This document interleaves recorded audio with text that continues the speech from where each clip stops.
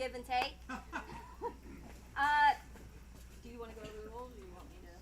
You good? I mean, you got 20 minutes, people. All right. If you're going to run slow, start in the back. If you're going to run fast, start in the front. Let people around, let people by. When you time out, come to me so I can cut your wristband off. That's the only way we know you're not out on the course. You'll see flags on the first downhill. They are marking a water bar and a steep drop-off on the other side of that water bar. So you're mostly going to want to veer left. You will not like the drop down from that. So take it easy, especially the first lap. There's plenty of time. Figure out where you need to be on the course. Figure out who you need to let by. Give and take. You're all in this together. If there's a situation, please let me know.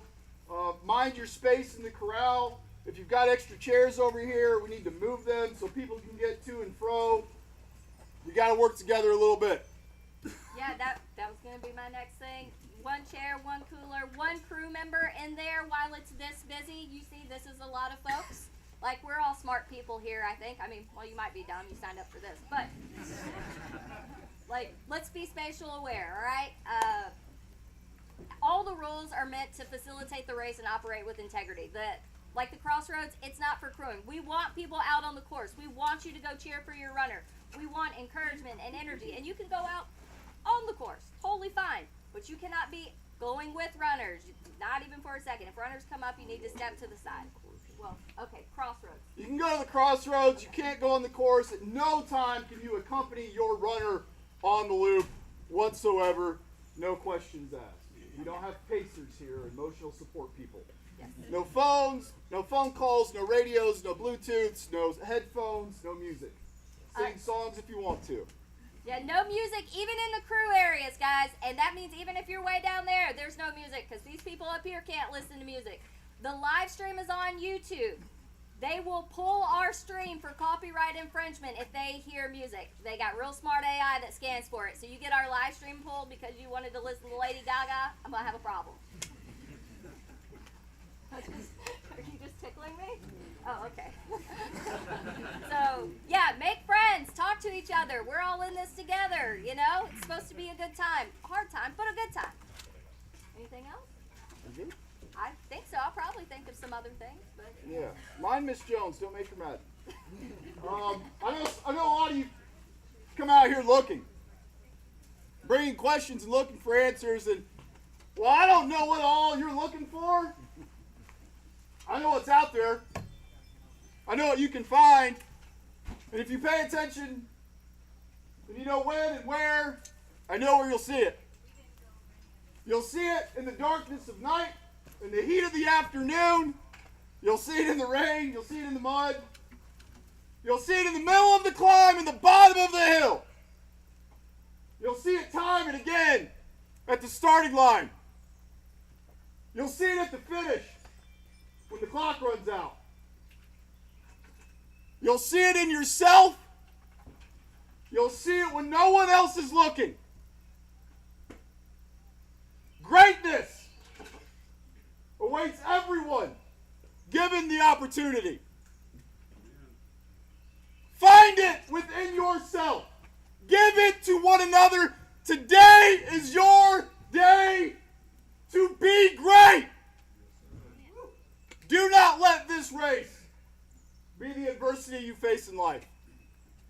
Let it be a reflection of your potential so that you know when the trials and hardships of life come your way, you know what you will be capable of. Chet, will you pray for us this morning? Take off your hats if you would like. Let us pray. Dear Lord, we are so thankful today for this opportunity to venture out into our version of the wilderness. We are here to test the weakness of our physical bodies and find within ourselves how to muster the intestinal fortitude and the will to do hard things that only you and the community around us that you have provided, like our crews, our parents, our fellow runners, let us all work together to find what we're looking for in the wilderness and not only do great for ourselves, but also to do great for you. We love you. Amen. Welcome, Mid-State!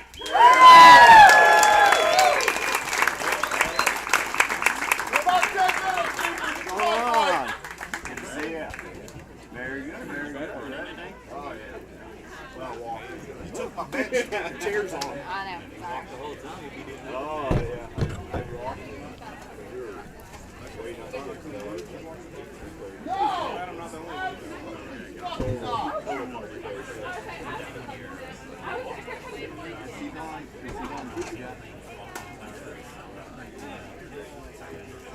Do I have to keep holding this? Do I have to keep holding this? No. That was just for me. I'm going to put the camera down. Hey, Lord. Which seats?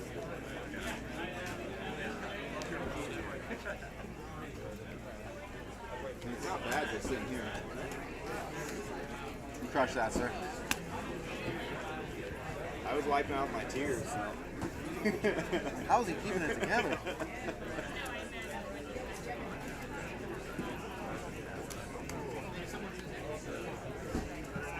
He crushed that one. Huh? Tag out. Is this camera not working here? Yeah, we got it working. Okay. We didn't have sound for half the speech, but we had to take off the stream and restart it and all that. We got it for John. Yeah, we got the good stuff.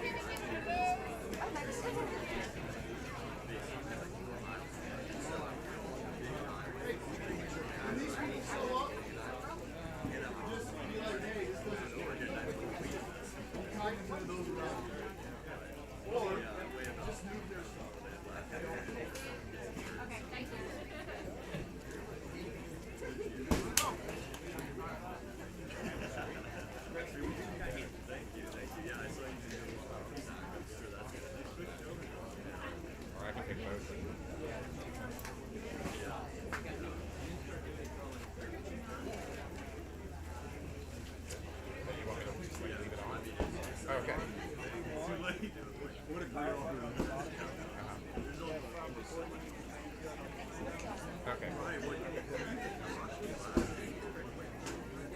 Just under this tent, just to the left? Or It'll be this one. Yeah. tripod?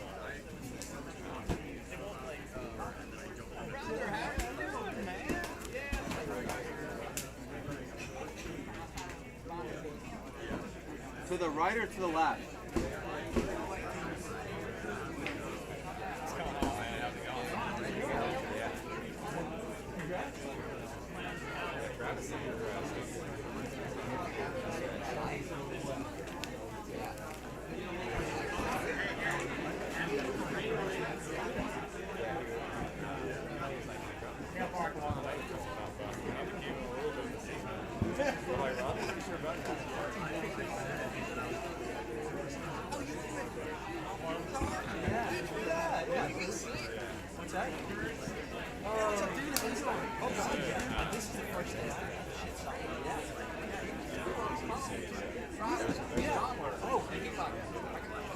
I know I've had the same issue, both of us, yeah.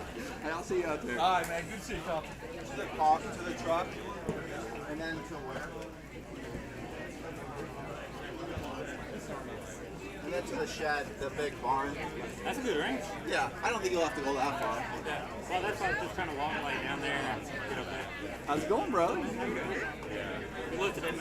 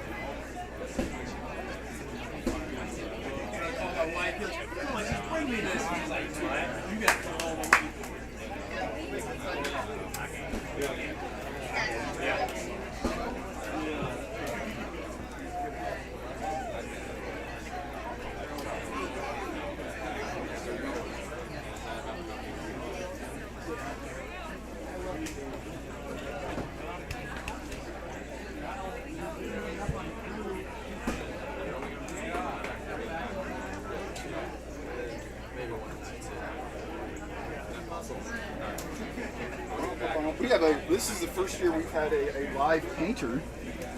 Somebody's down here doing watercolors.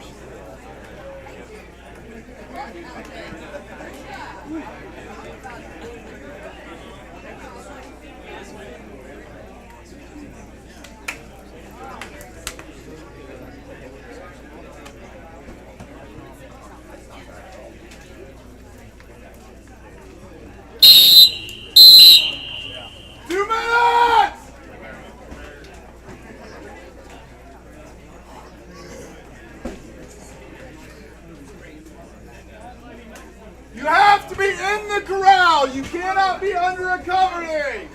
The corral is marked by tiny green cones. Runners only in the corral, please. Christmas is here. Christmas in June. See you guys soon.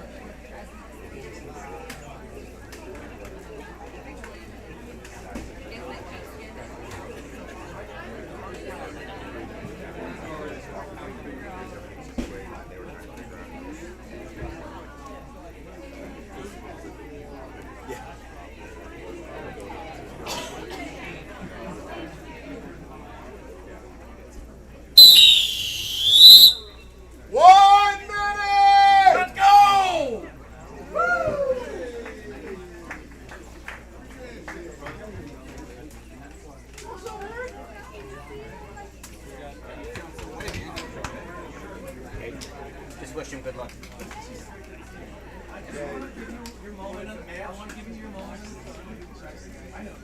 Love you, buddy. Love you guys. Love you.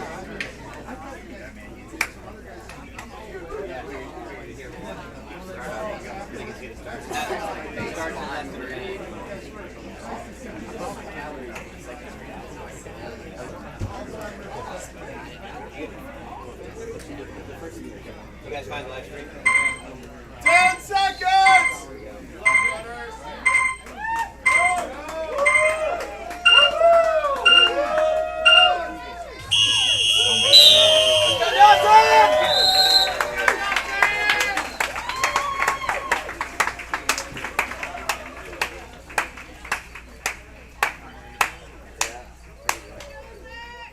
It's rice, people! Try running!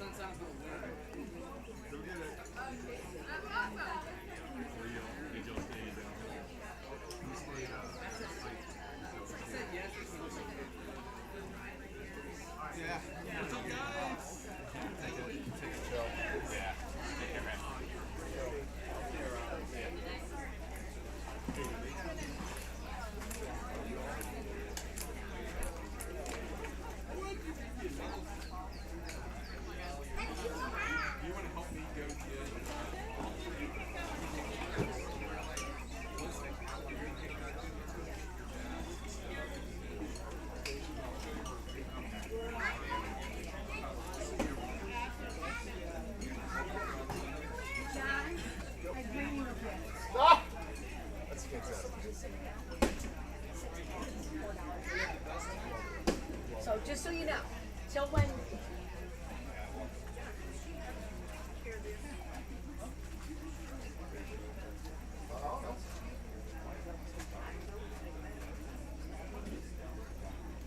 Yeah.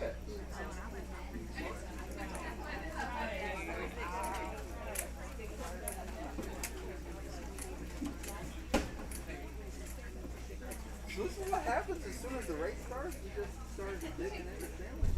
You know what to do for sure. Just not. I got energy on running.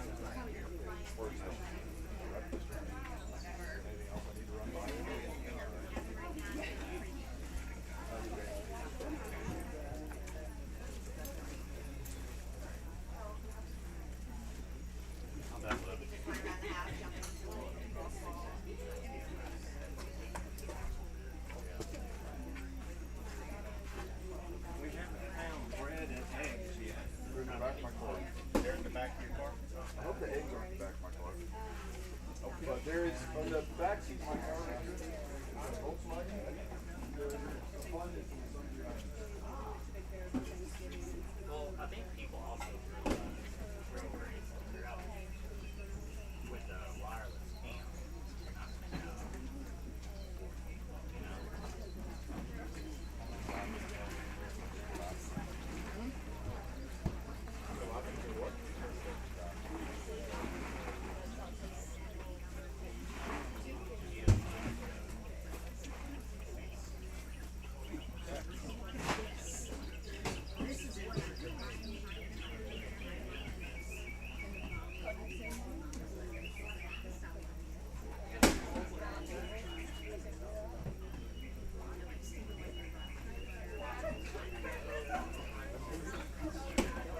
Oh, hold on, okay. Well, It zooms in pretty good, right? How about that?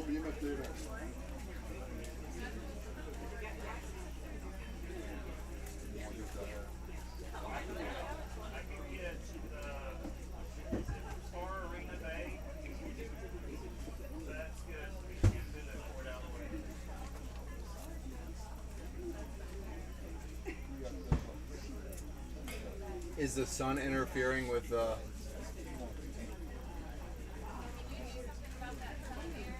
Is that what's interfering with the camera? It's like auto maybe. Well, probably have to adjust it as the day goes on too. That much.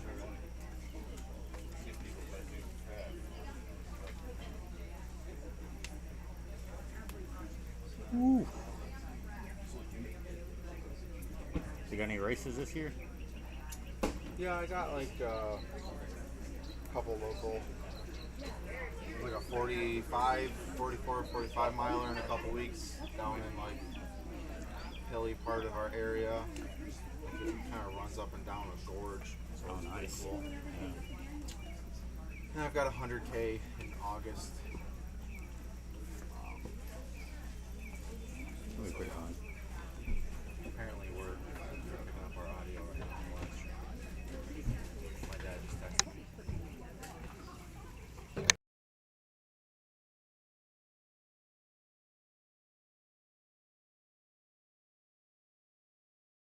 Okay. So if we're gonna talk, we'll move away.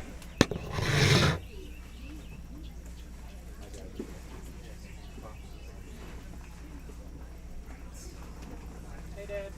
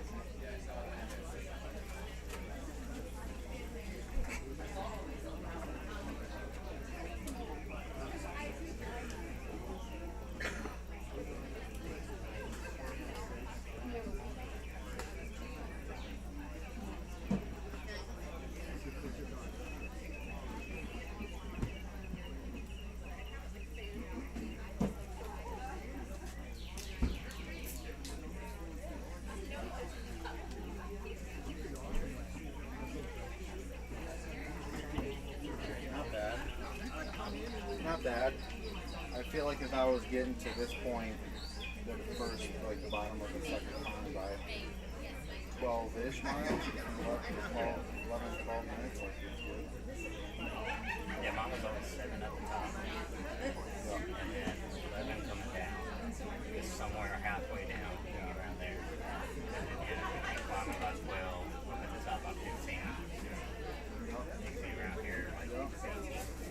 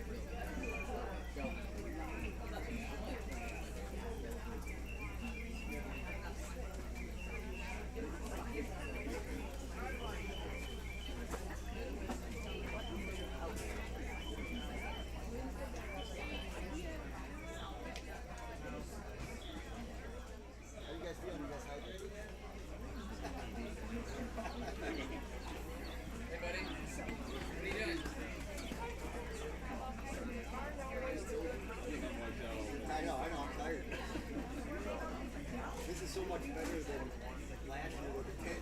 It was like a greenhouse back then. It was like, And it was also like 20 degrees hot. So we made sitting around with Whoa! They're so fast! Look at how fast they can run! that'll slow down. We got the fasties coming through!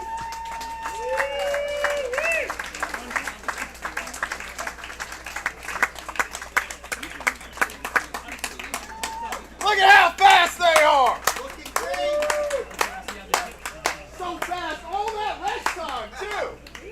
That's how you do it!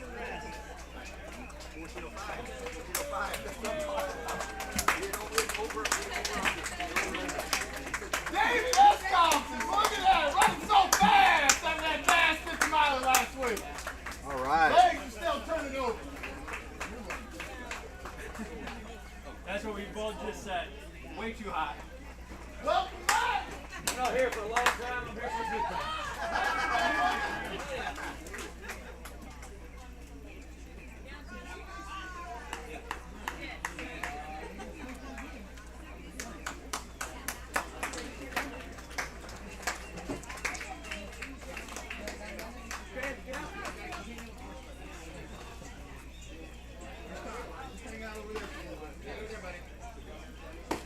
Is that fun? I thought faster.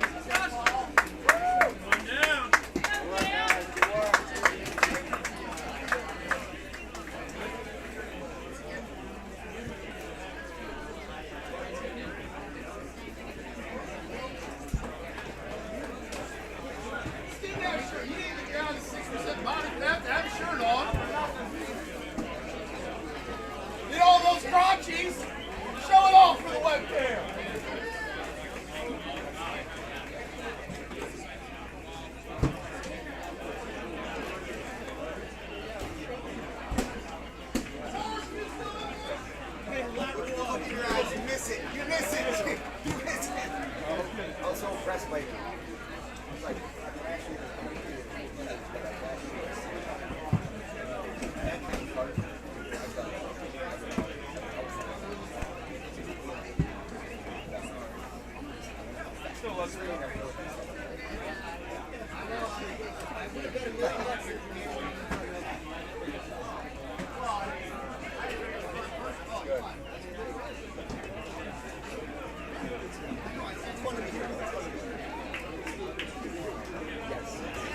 kind of fun to see from the other side.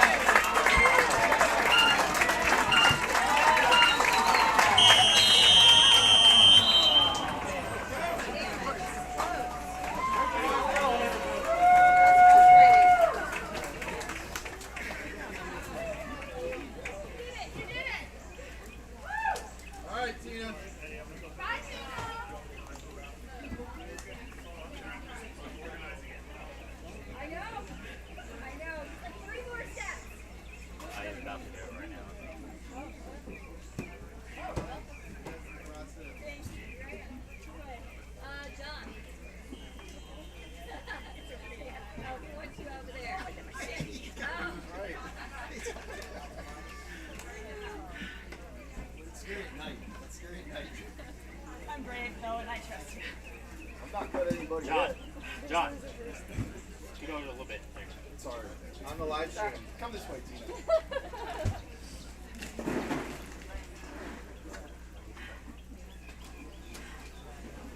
Good job. Get up, straight, ladies and gentlemen!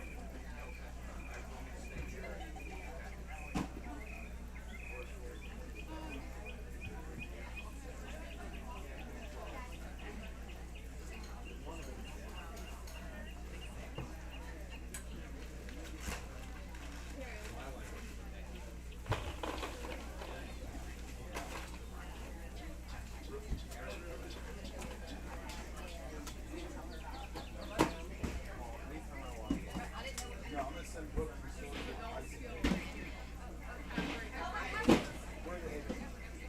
Check these, find the egg.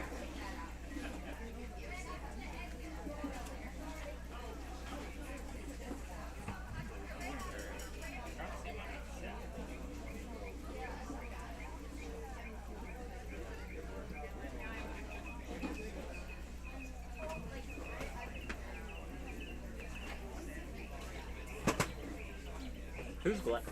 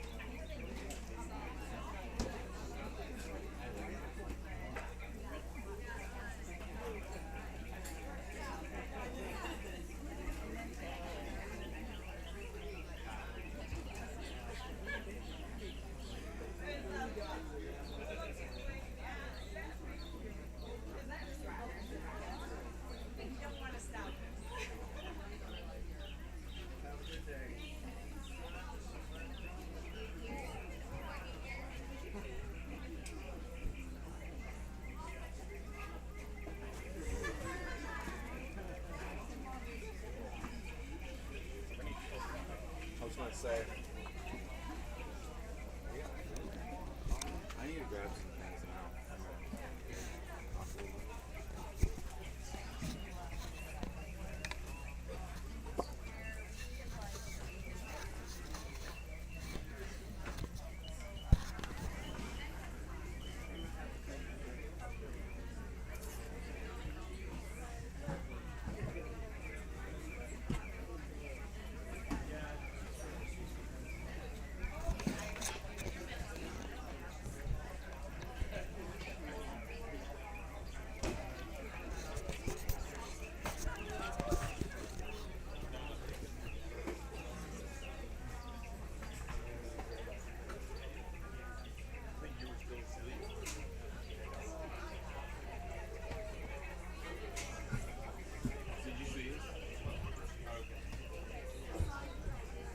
Well, the problem is they're both connected. Or they're connected to the hub, aren't they? They're connected to the hub.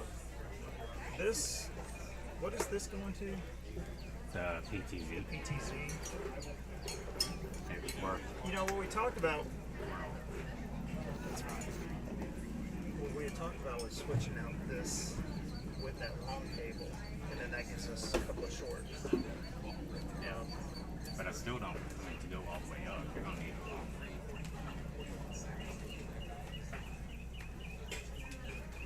I mean, I don't know.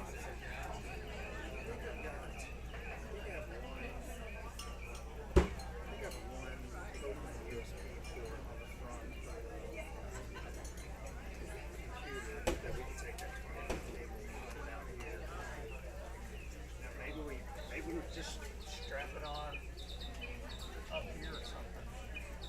I mean, I think we could do it now.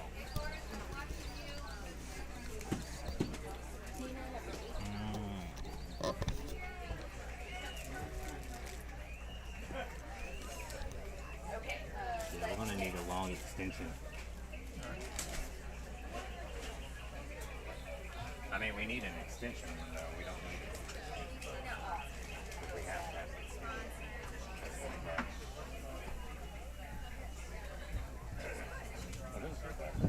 I have no idea. Zip, sorry.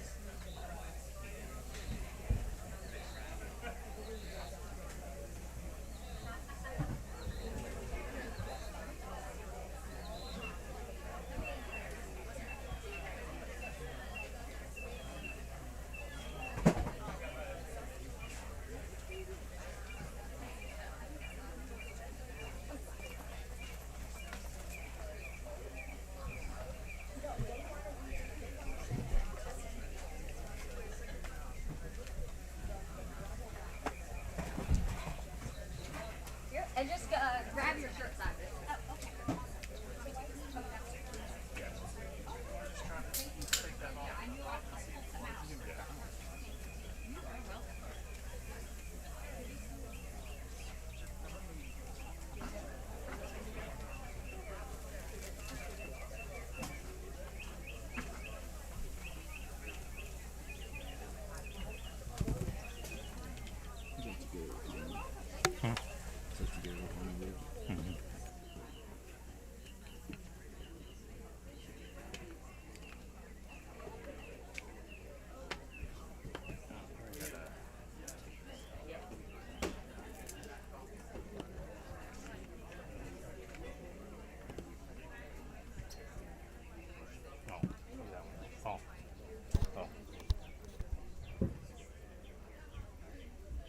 Okay, I did it right. I don't know what I'm doing.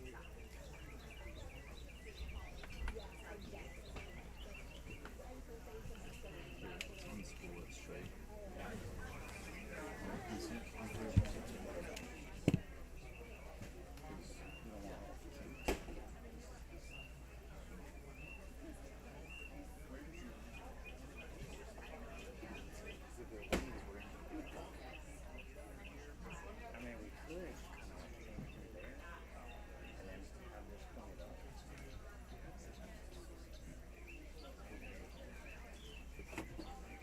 Let's get it and then we'll plug it in, just in case we're making all this extra racket.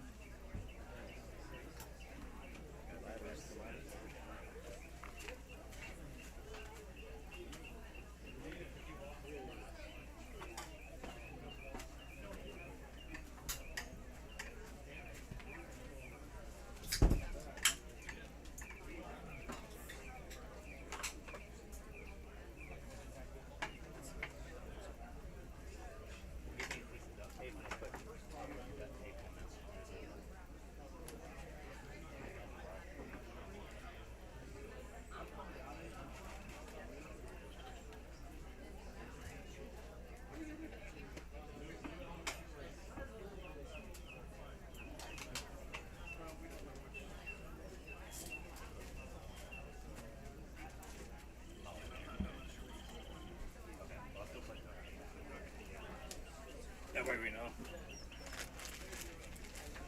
Here, put this on there real quick, just so we.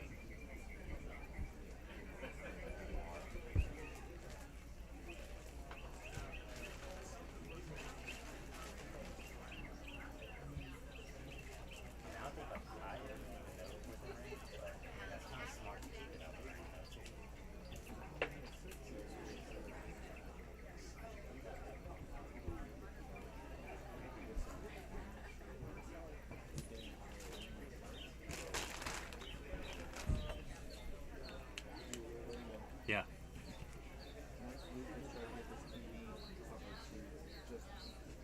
Okay.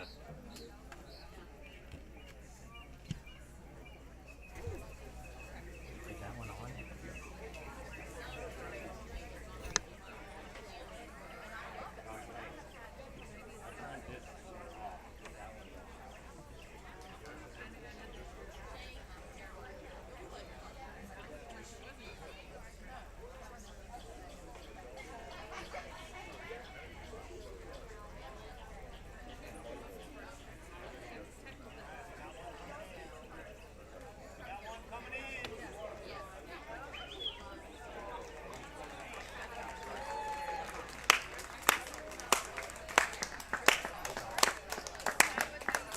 That's fast! Woo!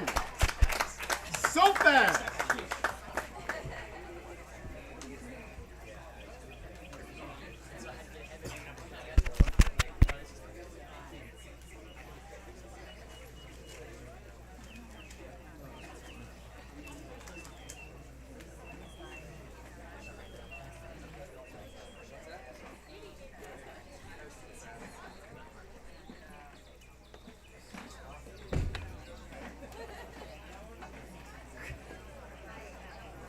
I'd run it faster. Why so slow?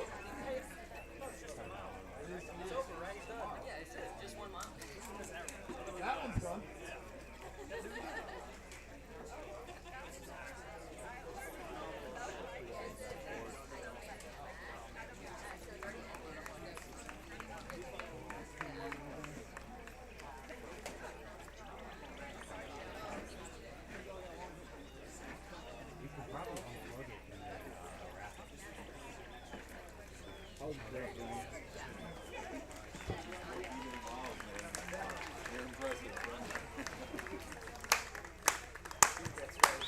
So fast!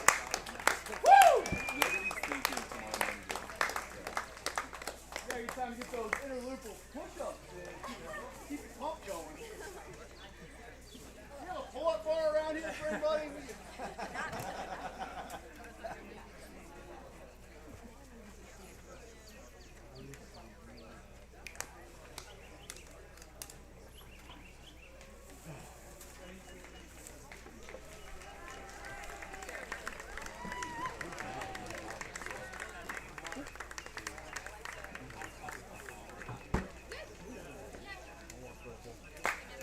Look at you guys! Woo! So fast! Man! It's a bold strategy. Alright.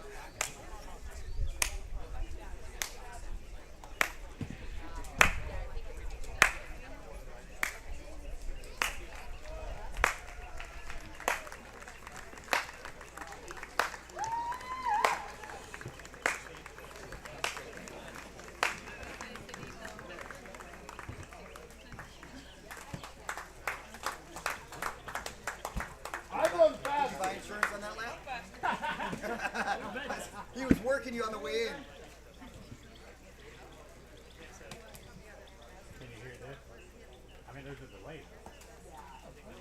It's on top of the key. Can you hear it?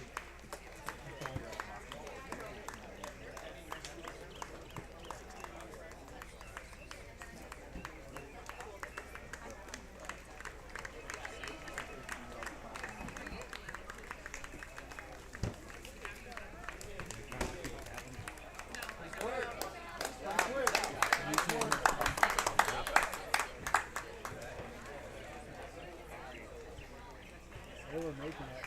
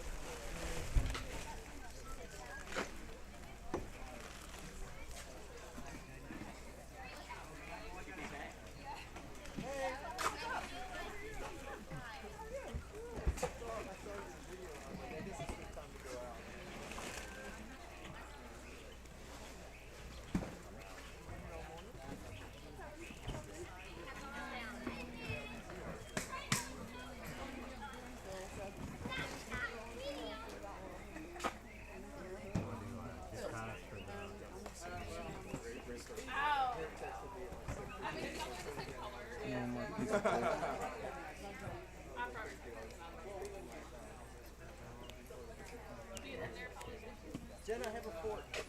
I don't know if this is helpful.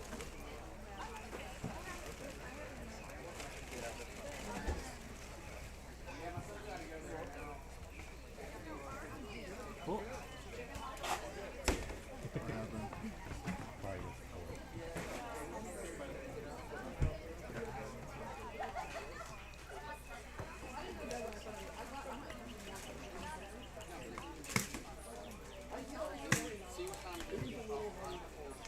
You want to zip that for the mic?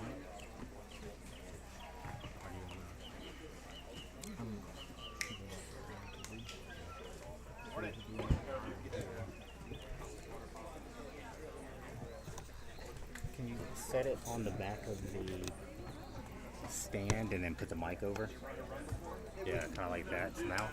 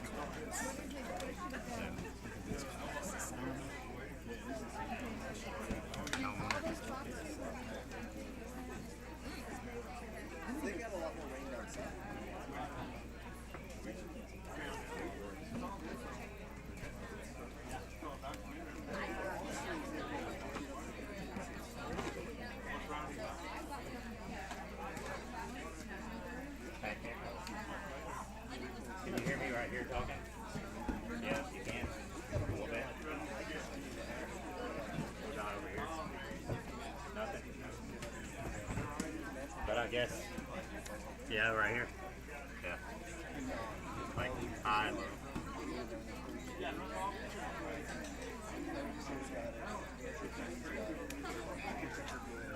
Right above with the three.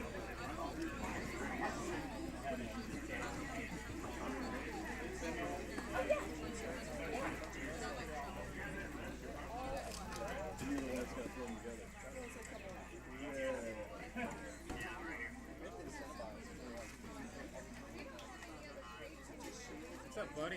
You gotta. Can you hear anything? You gotta give them a little bit of goodies. You gotta. Nothing? A little bit? Yeah, alright. Well, I heard this. Tennessee guys, they're built fast here. An officer tells you to back up. I mean, we could put.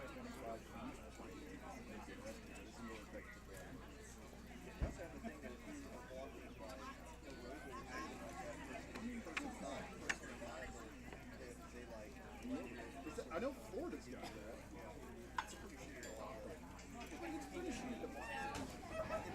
Yeah, it is. Well, it is. But it's always the guy who's like runs into a crowd.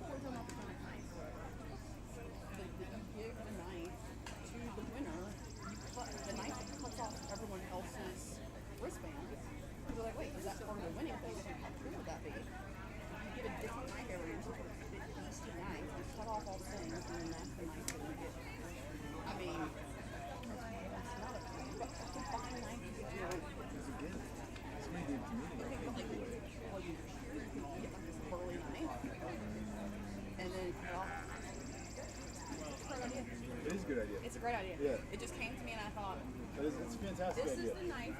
Everyone else's. Now I'm the winner. It's actually good. I do like it quite a lot.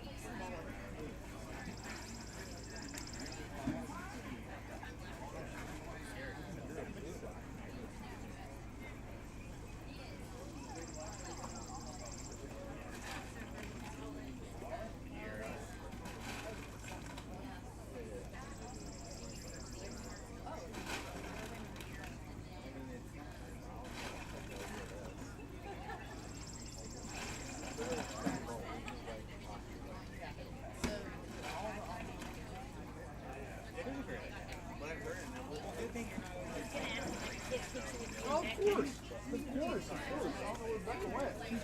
Miss Jones. Oh my God. I'm Jim. Jim, what? Good to meet you. So, this is Becca's French toast. Set it on the table right there. She'll love it. That's her favorite. You can all tell we watched the podcast. Exactly. That's where I said, okay, bye, So fast.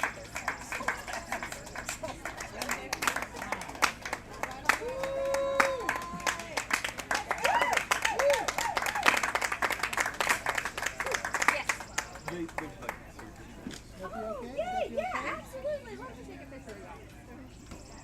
All right. Let's That's a good spot. I don't want to get away here. All right. Over here, yeah.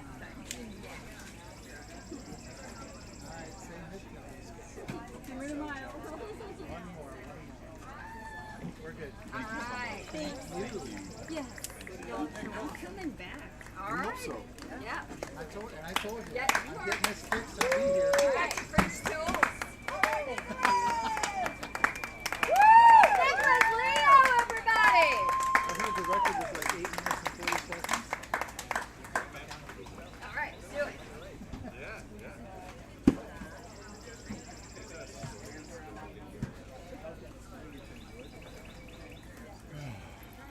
It's a cheer.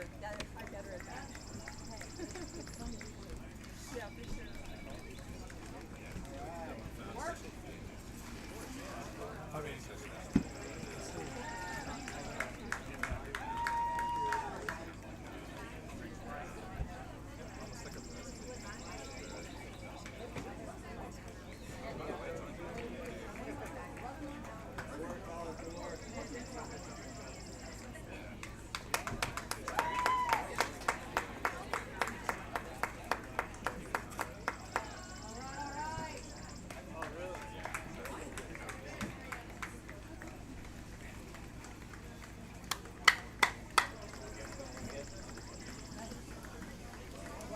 I'd run faster. All right, buddy.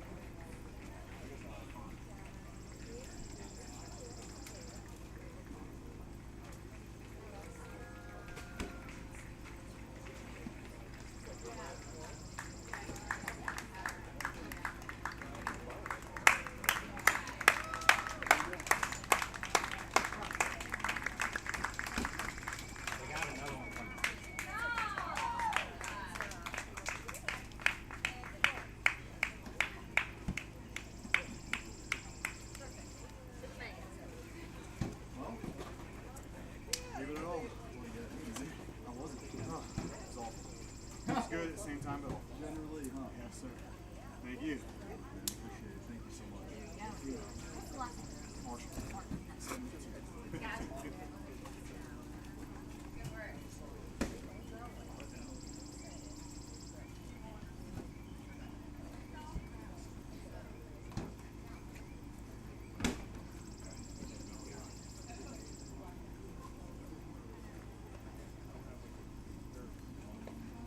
Hey, hey.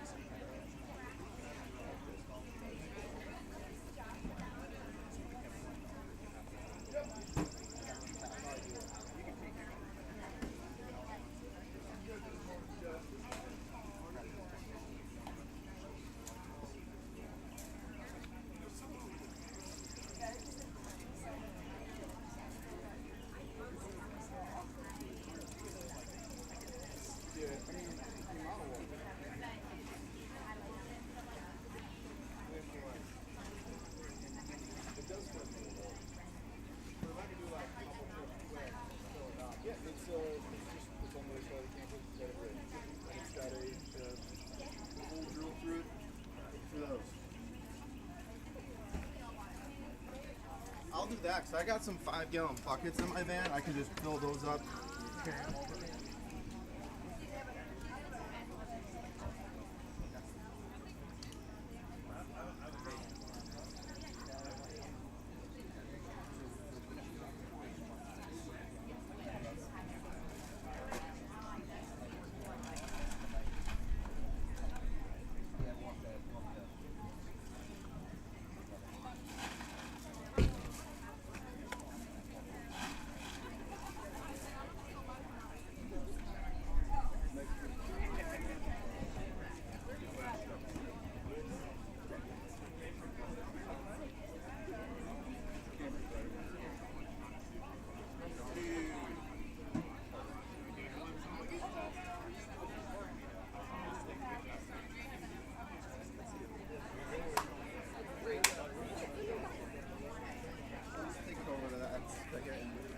Yeah, let me.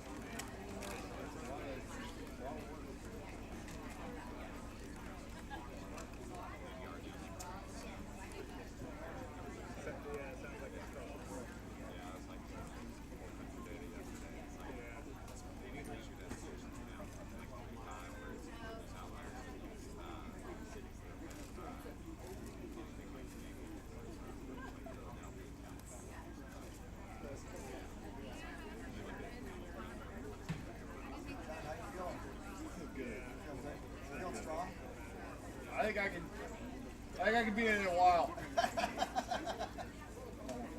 I mean,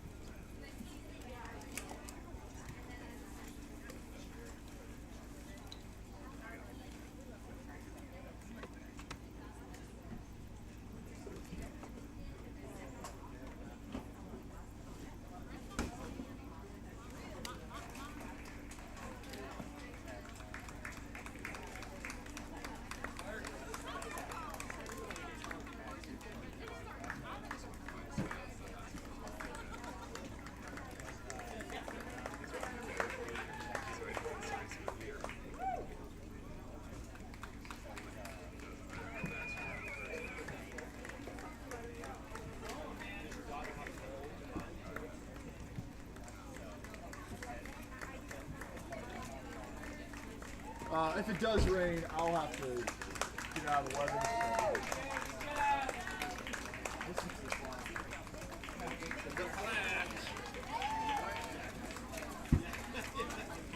Man, so fast. So fast.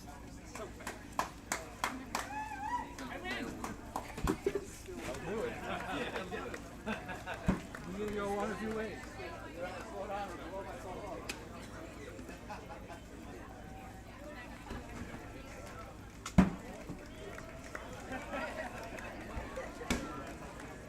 I get it now. I get it. You gotta run fast enough to do your hair between loops. That's a solid strategy. Oh, they come still running around. Get some push-ups. Get some push-ups in.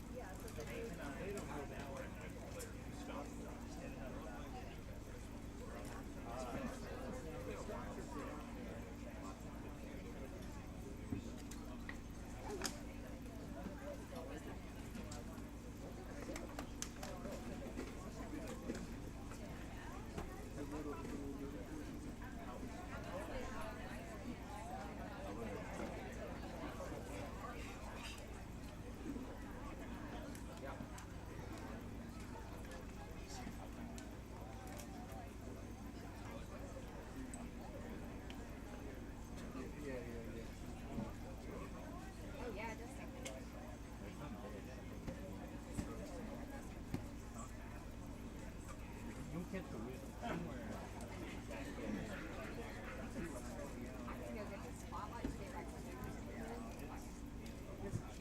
it's not terrible. It's way better right now.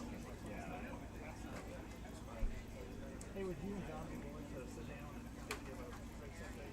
Yeah. It seems like, you know, you've been busy, but Yeah. Yeah, and if you, I mean, Eric's out now, so you know, if you ever just want to sit somebody down or have them do stuff like that for it. yeah, I mean, these pick up, so I think the voice goes over the cameras that you have going. So you can have it sit there and talk as they're running.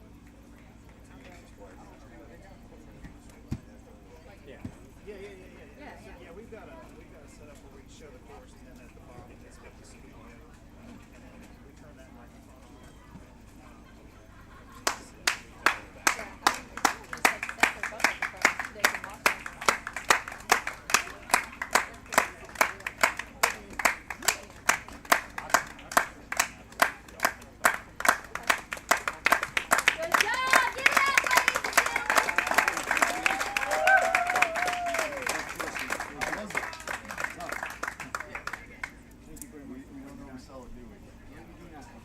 She's got wristband. Yeah. What was your last name? Thank you very much. Good job. Hendrick. Side there.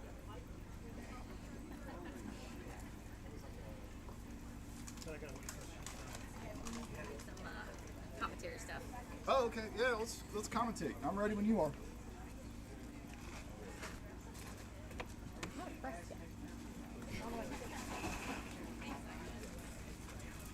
Hi, Forrest.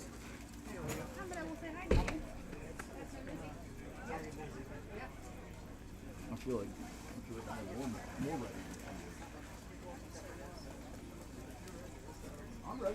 Oh, okay. Goodness gracious. Do you want me to turn this mic on? Oh.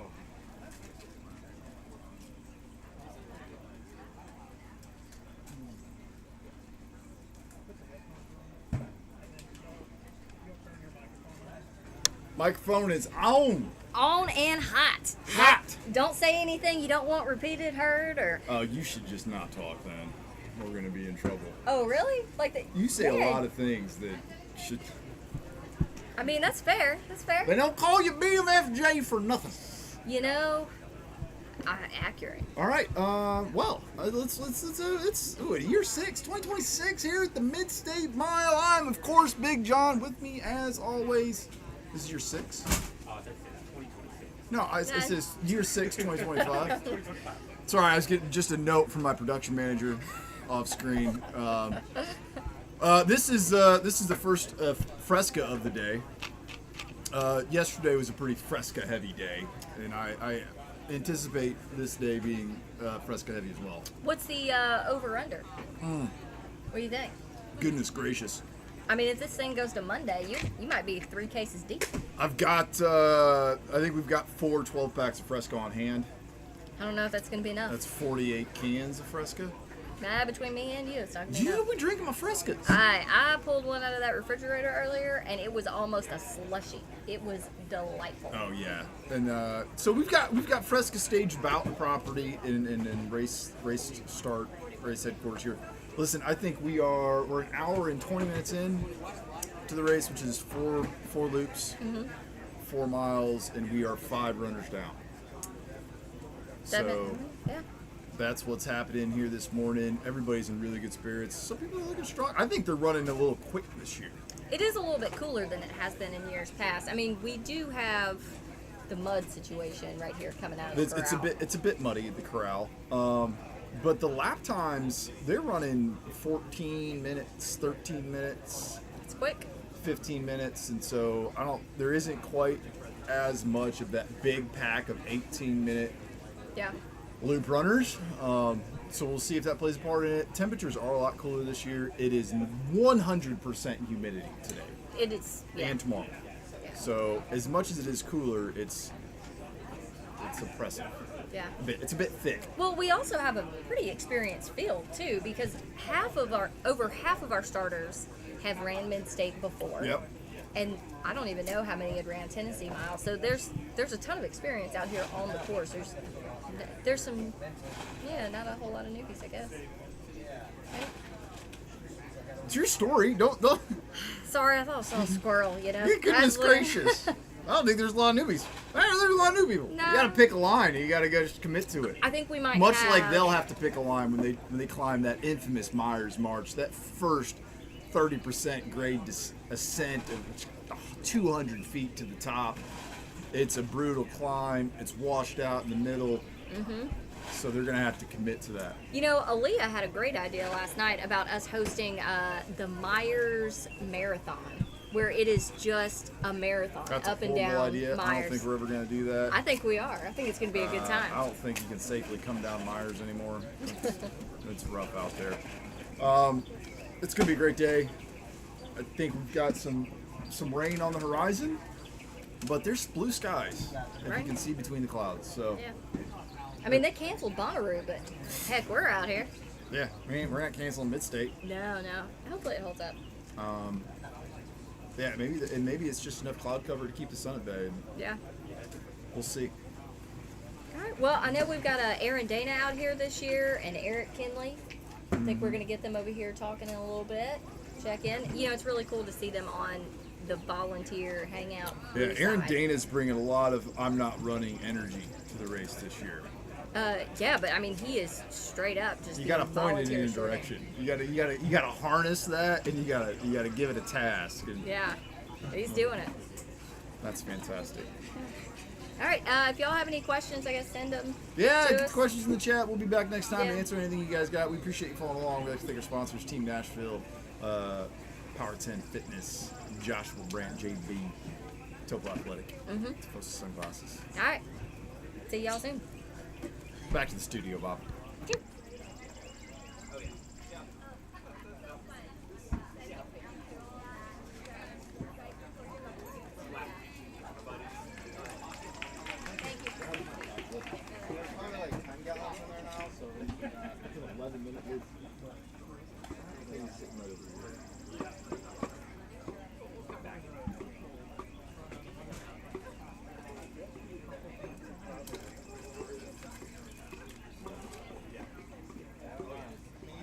Becky Jones.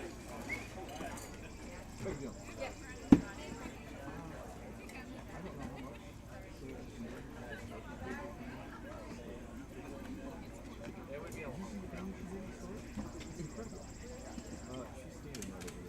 She's gonna paint all day, but like that one is really nice. I don't know how much it is. Ask her. She's over there behind the kitchen. The powder pot is right there. It's really cool. Somebody takes a picture of that.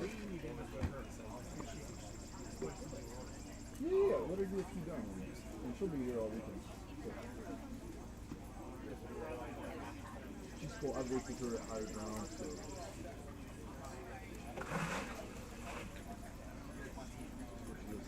There's a. What's that?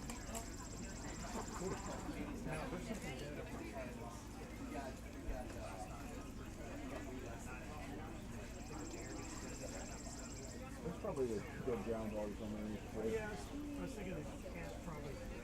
A lot of cats. Yeah, when I look here.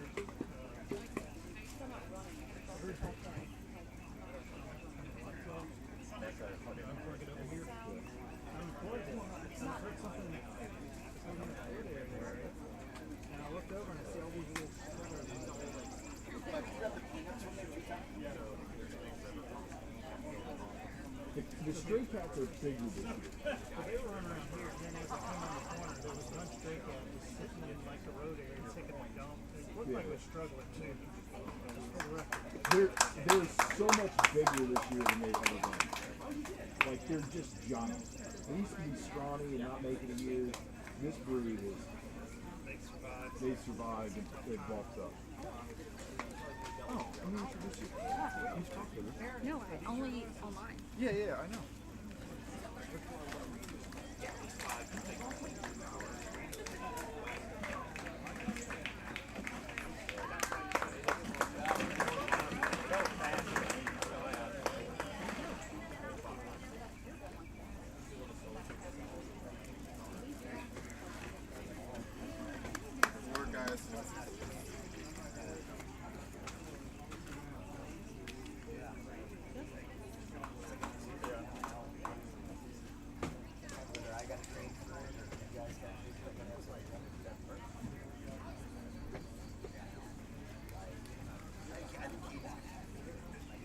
What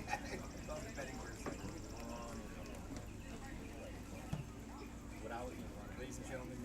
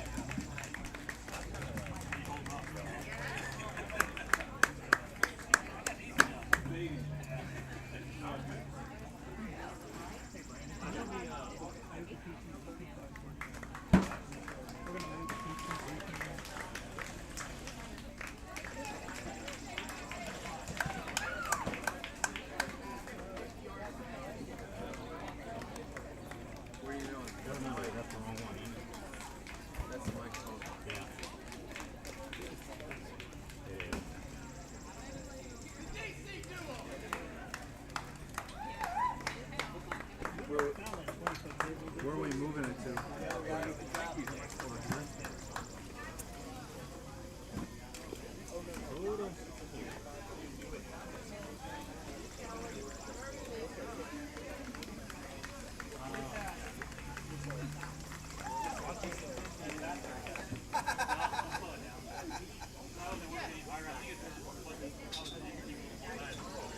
You got the collar, hanging by the collar. We're good there. Huh?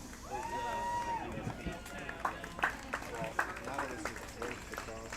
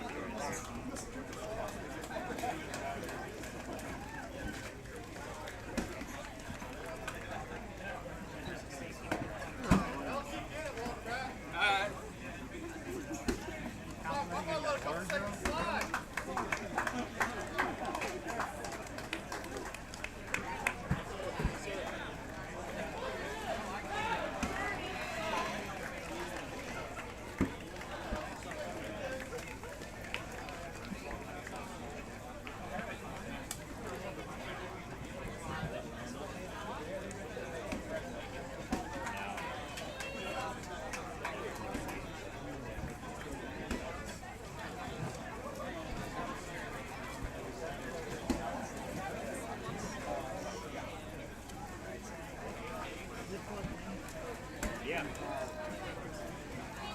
Could be, yeah. Take the shoes.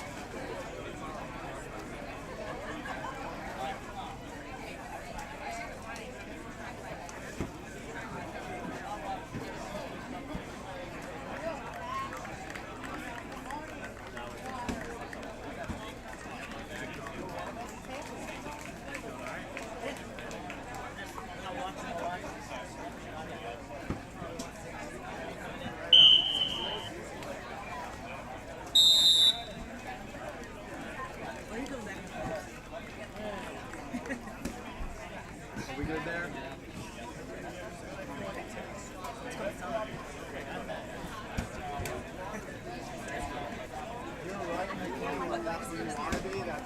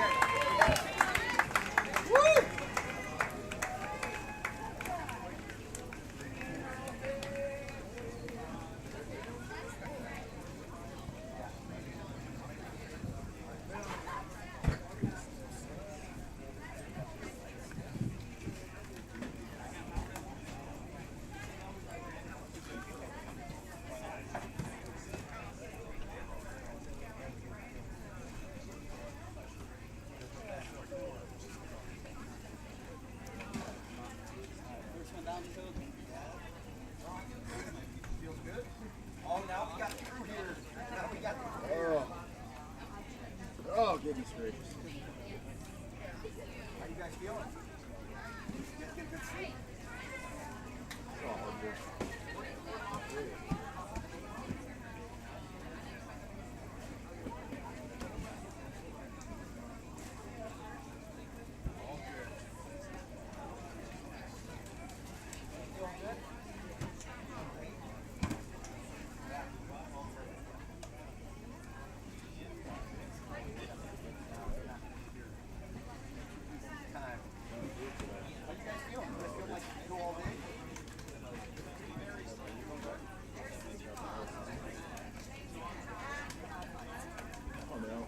In a lot of sense, there's only, you can't really, there's almost nothing you can do now.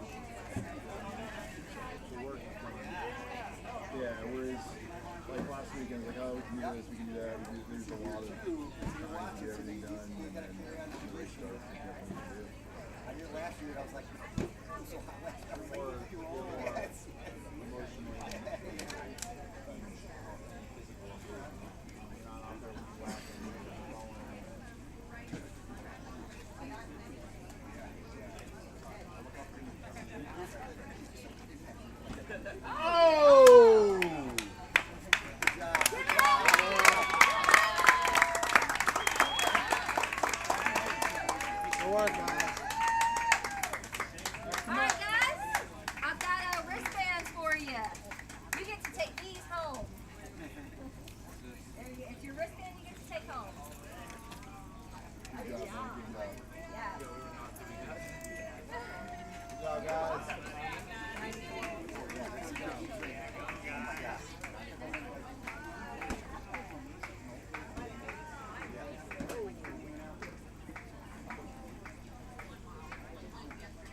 Well, gotta sit down again.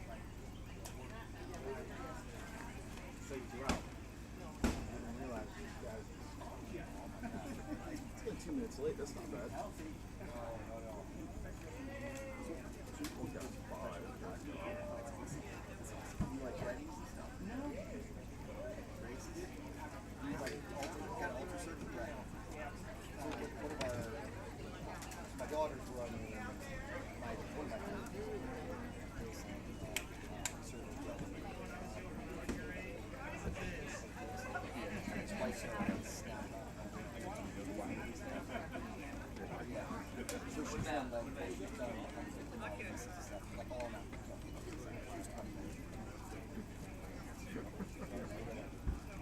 Hi, y'all. John, it's the 250th and y'all have anniversary of the back-to-back Army. events. You know that? Oh yeah. Today. It's the 250th anniversary of the Army. The birth of the Army. Yeah. September. Yes. Do y'all want to? In a minute, when my shift with you go to a management. All right. Give the people's entertainment, give them what they want. Champions and assists. I ran both.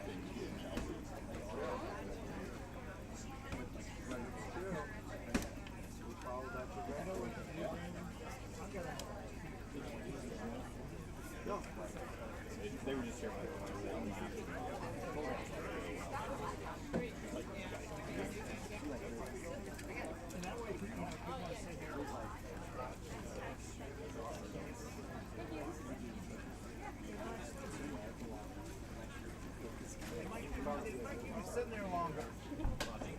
It's good. We can text me where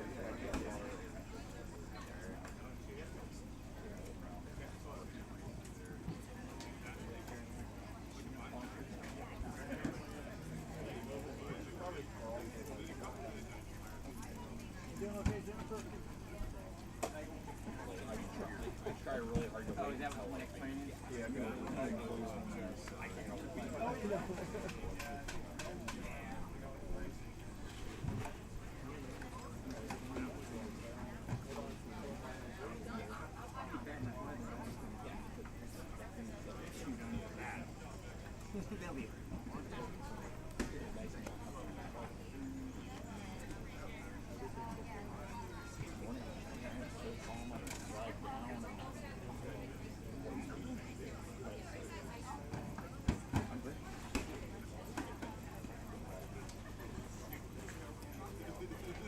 Have you been out there?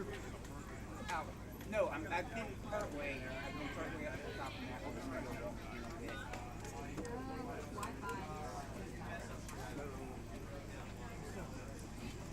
Mid-state mile.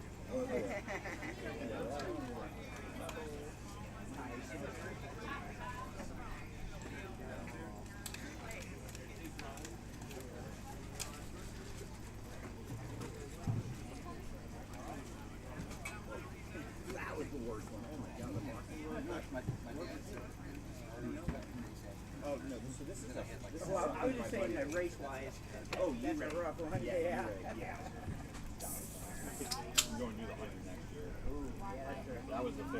Okay. I got one right there. I've always said, I'm like, you know, 50 is the hardest 100 mile I've ever raced. Until I ran Crazy Mountain, I'm like, okay, that's the hardest.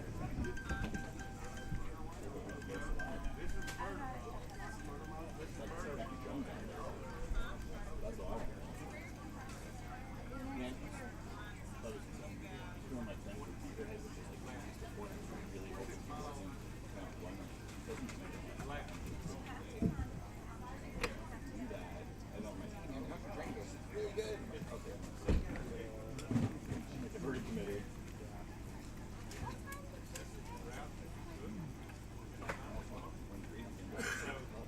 I'm excited about you today.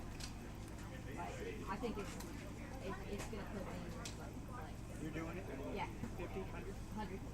I'm excited. And then that was like pulled a little wide. I didn't push. Like I was like I just want to do like between 33 and 36 hours. Like I figured somewhere around 33 would be like podium. I was like I'm close to that, but like with the whatever effort, fuck it, we'll send it. But if not, Did you listen to that podcast? I did. Thank you for sending that to me. It was very helpful. Yeah, just be out there. There was something, and that was like the thing. So like it has some even after triple, like I'm usually sore down in like my hip area and my kids. It's fucking nothing. Like usually it hurts to roll over.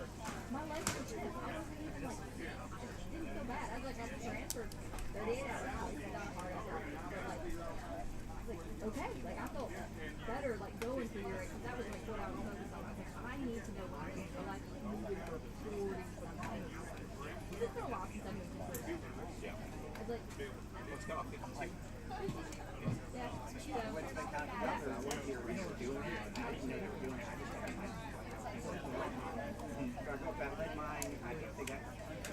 yeah, Yeah.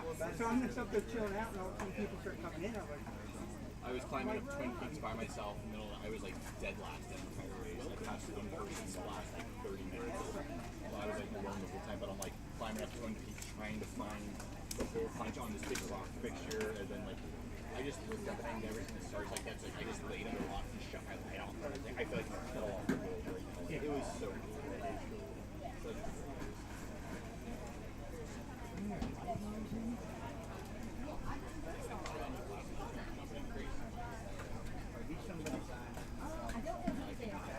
okay, and there I'm you're almost positive. They've been here all morning. Different shoes or mine. If they've been here all morning, They've been here. I do the drugstore one, and I've got pairs everywhere.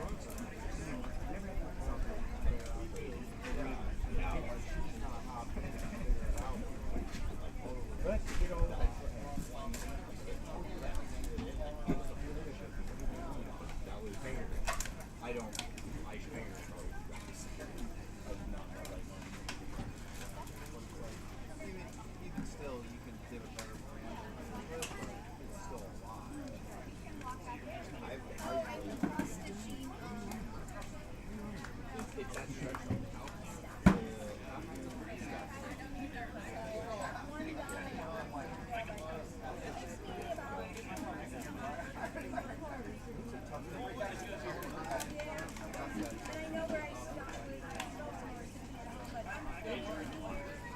I was just watching her on that. She goes, "You eating?" I'm like, "Eating." And then, yeah, I was like talking to her. The second half was talking about these spots. Just with and stuff, and I'm like, that's a big rolling snow. Not you adjust. It is never ending. And that was like, funny.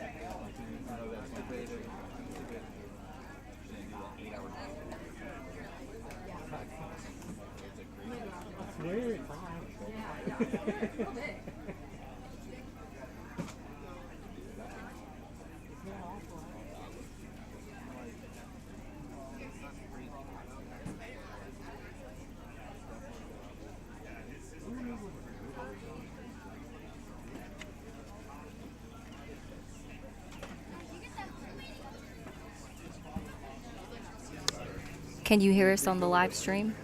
Can you hear us over the video? Oh, yeah. Okay. Well, all right then. That's what we're seeing. Yeah. All right. We're watching them start to go up Machete. I'm sitting here with Brandon Michael Clark. He was just saying how strong everybody's looking. What do you think of the field this year? Yeah, saying everyone's looking pretty good right now. I think the weather is really helping out.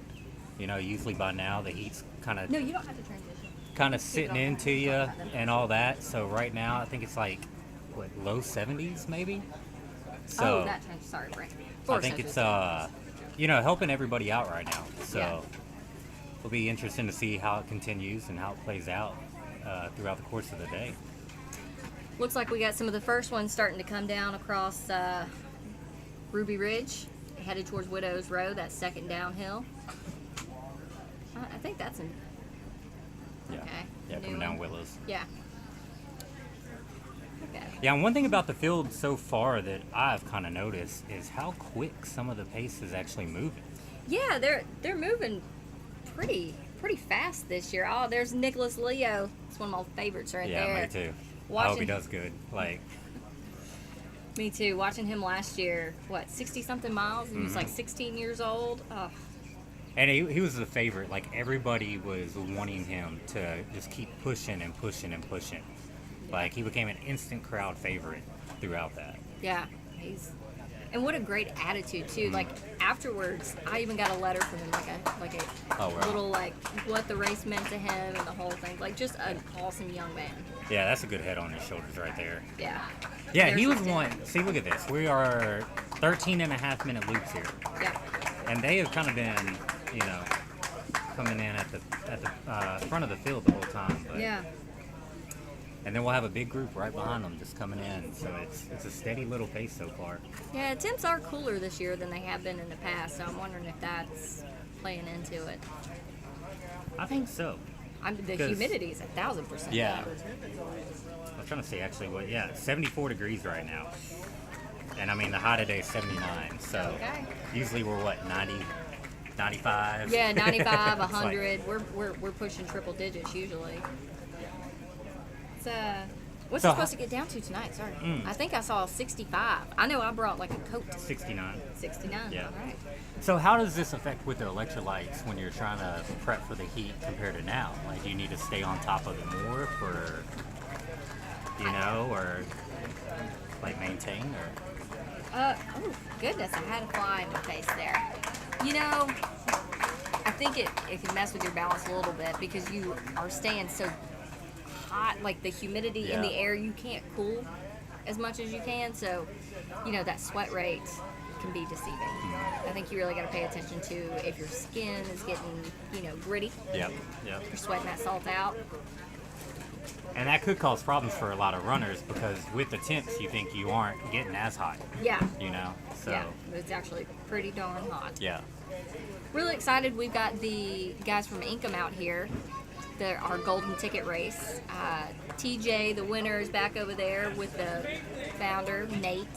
They're over there in that white tent in the first row. Awesome people. They were saying the difference in like the humidity because they don't have humidity out in Idaho. Yeah. Yeah, their course is dry heat. Yep. Their course is also fully exposed, so it's straight sun. It is beautiful. Phil, who's out here running today, was the assistant last year, and it's golden ticket. So if you hadn't got into mid-state yet and you're looking to Income, Idaho, last man standing. Good practice for this. You Yeah. know? Real good practice for this. Yeah. So we have about half the fields coming.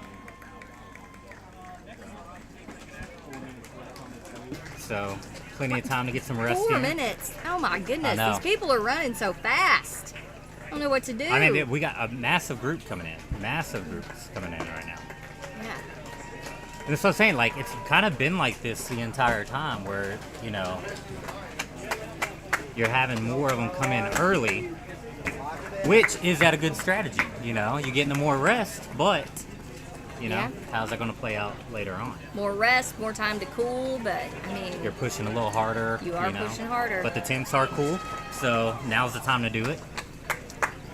there's a nice breeze. It was supposed to rain about an hour ago. The wind picked up a little bit, but It is calling for more, but okay.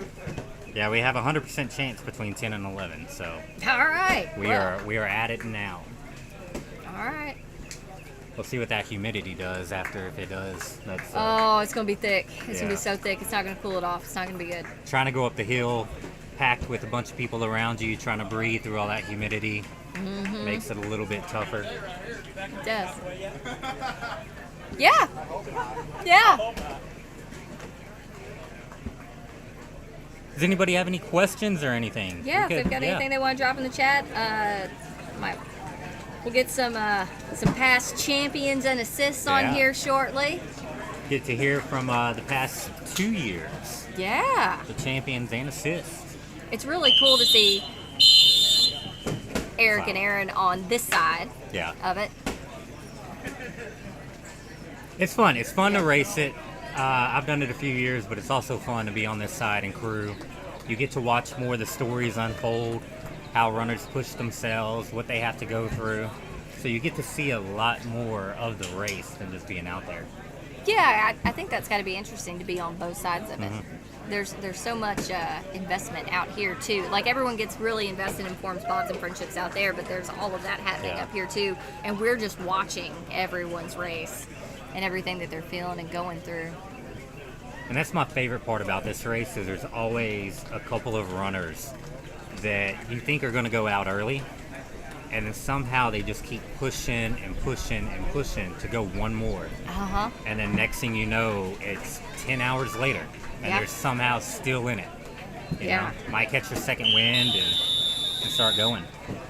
Yeah, 1 year, Evan Farrell. I mean, he kept Yeah. us hanging on for like 6 hours. Yeah, maybe even Just- longer. Yeah. Yeah. Bouncing back and forth, coming in with 10 seconds to spare, then 3 minutes, then 30 seconds, 3 seconds. It was wild. So wild. That one brought me to tears a little bit because that one was, yeah, just the way he was pushing and like never gave up. Never gave up and kept a great attitude there the whole time too. And that's a big part of it as well. Yeah. Once you get in your mind here, it's kind of a down slope. So, how long do we expect the race to go this year? It just you never know. You never know. Yeah. It's all on the runners. It's whoever the top two can just keep pushing. So, hopefully long. So. All right, we got the countdown. They're getting ready to head out. On to Loop 6. You have to be in the corral! Not on the way, not big One thing I have noticed about this year too is we haven't had as many drops early. No. Because usually I would say there's probably about 10 or more up there by now, maybe Yeah. even more. Give it up, ladies and gentlemen. I'm gonna hop off here and go do my race director stuff. Gotta do the RD stuff. Gotta do the RD stuff. Yeah, the cover building area this year is really good as well. You'll be able to see it, you know, as they move the cameras and stuff around. But I know John and them worked really, really hard on that this year. But people are loving it. So really keeping out of the elements and stuff like that. Don't have to worry about the rain, the wind, things like that. And there's a lot of room under there. And it makes whole corral actually look a lot bigger too, which is good. So, has there ever been a female winner? Not yet. We have had some close. And we're all wanting one, but not yet. So if you think you can, Megan, come on out. We'd love to have you out here. We would love to have you out there. But there are a lot of strong female runners. I've been a lot in the past as well. I think 3, like 3rd place might be the highest. Don't quote me on that though. So something like that.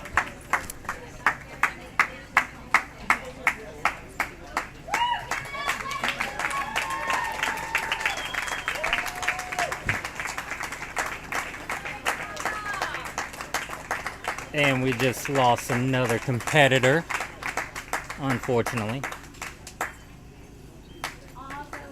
This is about the time people start kind of getting it. You know, the people that maybe come out here for the first time, not really used to it, don't know what to expect. They get out there, start getting on the climbs, start battling the heat, the humidity, nutrition, whatever else.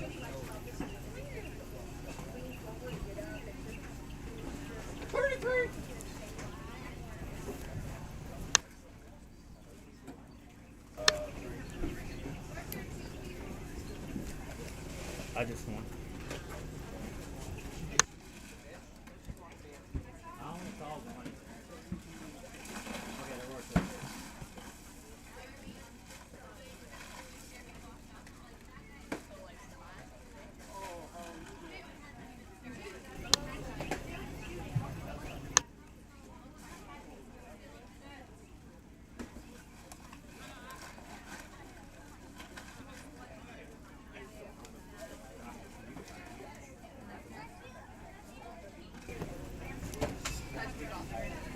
All right, y'all, we are still here, even though you can't see us.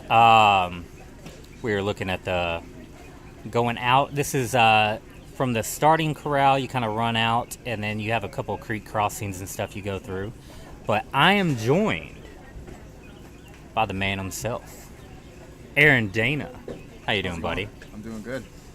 So he Excited to be out has, here. yeah. So he has a lot of miles on this course. Knows what it takes to win the thing. Which is awesome, you know. So if you want to give some people some insights of a champion's mindset out here and how that works. I mean, I think as far as this field goes, having experience out here will be valuable. I mean, obviously there's been some guys that have come and won their first year, which is difficult to do. But I think this year, the guys I'm looking at are the guys that have experience. Mm-hmm.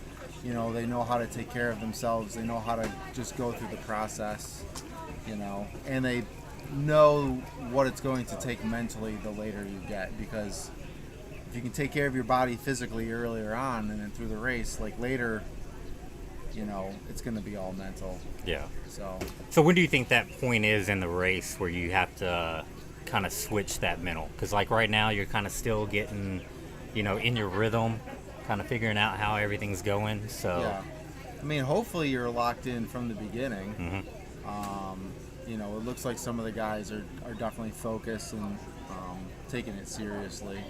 So, you know, you're not putting a lot of weight on yourself earlier on. You're feeling good, but it's the mental side when things start hurting and things start piling up that you really have to start digging deeper. So, but yeah, I would say after the 24-hour intermission is when things really, maybe like getting to sunrise. Yeah. Getting through that darkest part of the night, and then getting to that first their second intermission is going to be a huge, like feel like a good accomplishment. Yeah, yeah. You know? And then you prepare for that next phase of the race. I like to break it up with the intermission. So if you get to that first intermission, you get prepped for the evening. And then coming into that second intermission, you're preparing for another full day out there, hopefully.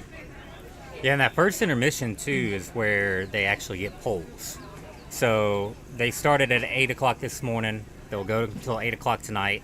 We'll have a 20-minute intermission then, which will allow the runners to get everything they need to get through the dark, get their headlamps, get their poles ready, stuff like that. It's the only scheduled break until the next one, which will be 12 hours later, 8 o'clock in the morning. And same thing, allow them to get rid of the stuff that they needed in the night, get ready for the day to hopefully go through a whole nother day again. So everyone has their certain kind of goals they want to hit. And like he said, everyone's trying to really make it to that first intermission. You know, there's kind of a mental relief, I guess, to get the poles for some. Some people don't like poles and still continue to use without them, but that's usually the first, you know, kind of accomplishment I think a lot of people have. And then, like you said, from there it's to make it to sunrise. I would say anything you can do to dangle a carrot in front of you. Mm-hmm. So the closer you get to that 12 hours, you got the sunrise coming up several hours before that. So sunrise is one little carrot that you're like, let's just get to sunrise.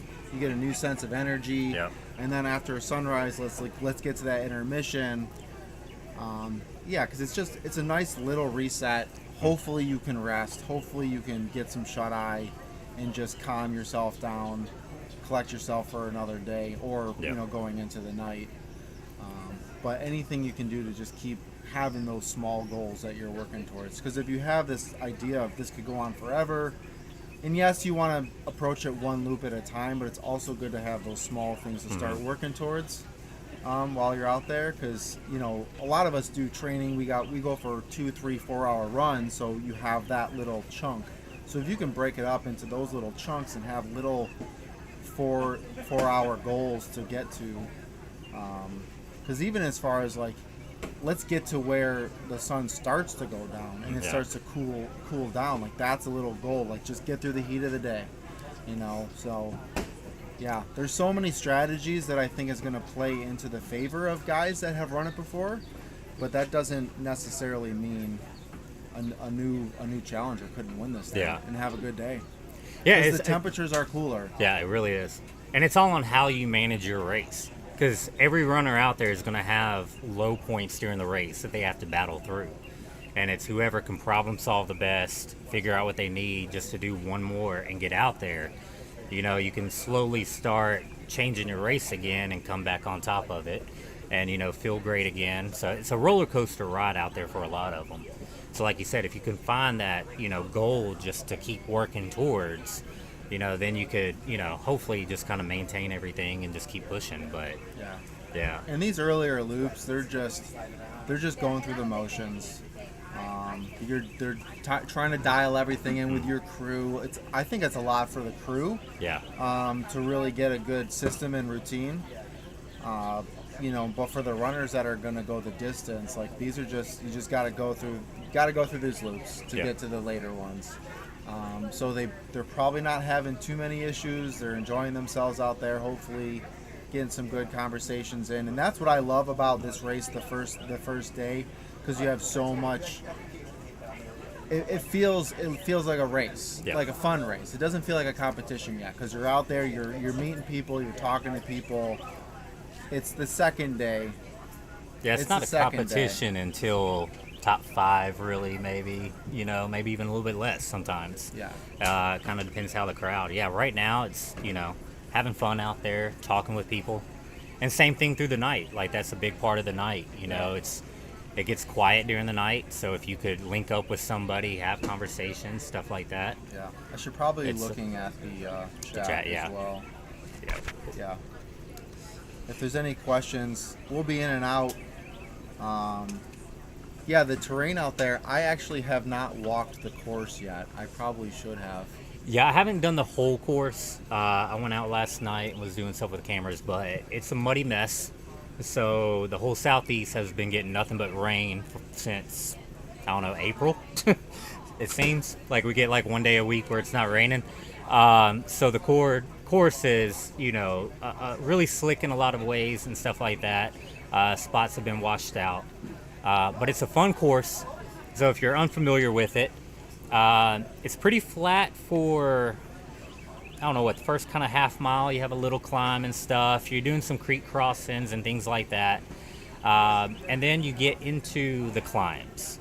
So there's a little crossroads section. You could just imagine like a little infinity symbol is kind of how the figure 8 is how the course kind of lays out. But you have the first big climb, Myers, which I'm trying to think about how much distance that is. I think like 0.3 of a mile, something like that.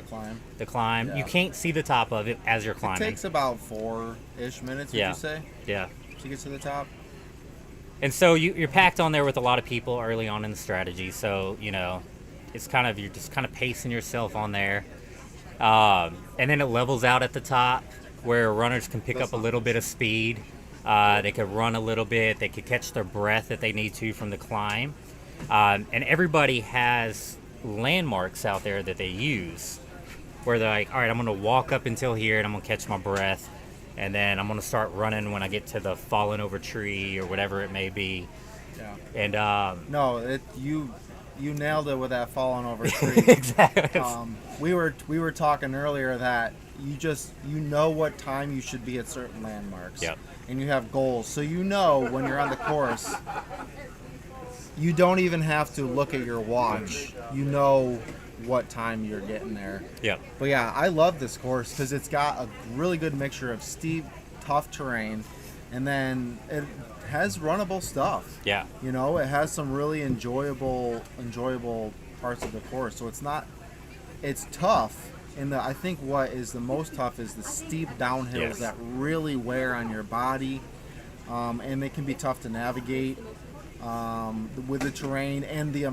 Right now, it's tough with so many people out there, getting around people. But you start to figure out where you fit in the pack, and you start to see some of the same people as they're locking in their paces. Yeah. But the course terrain is really nice. Yeah.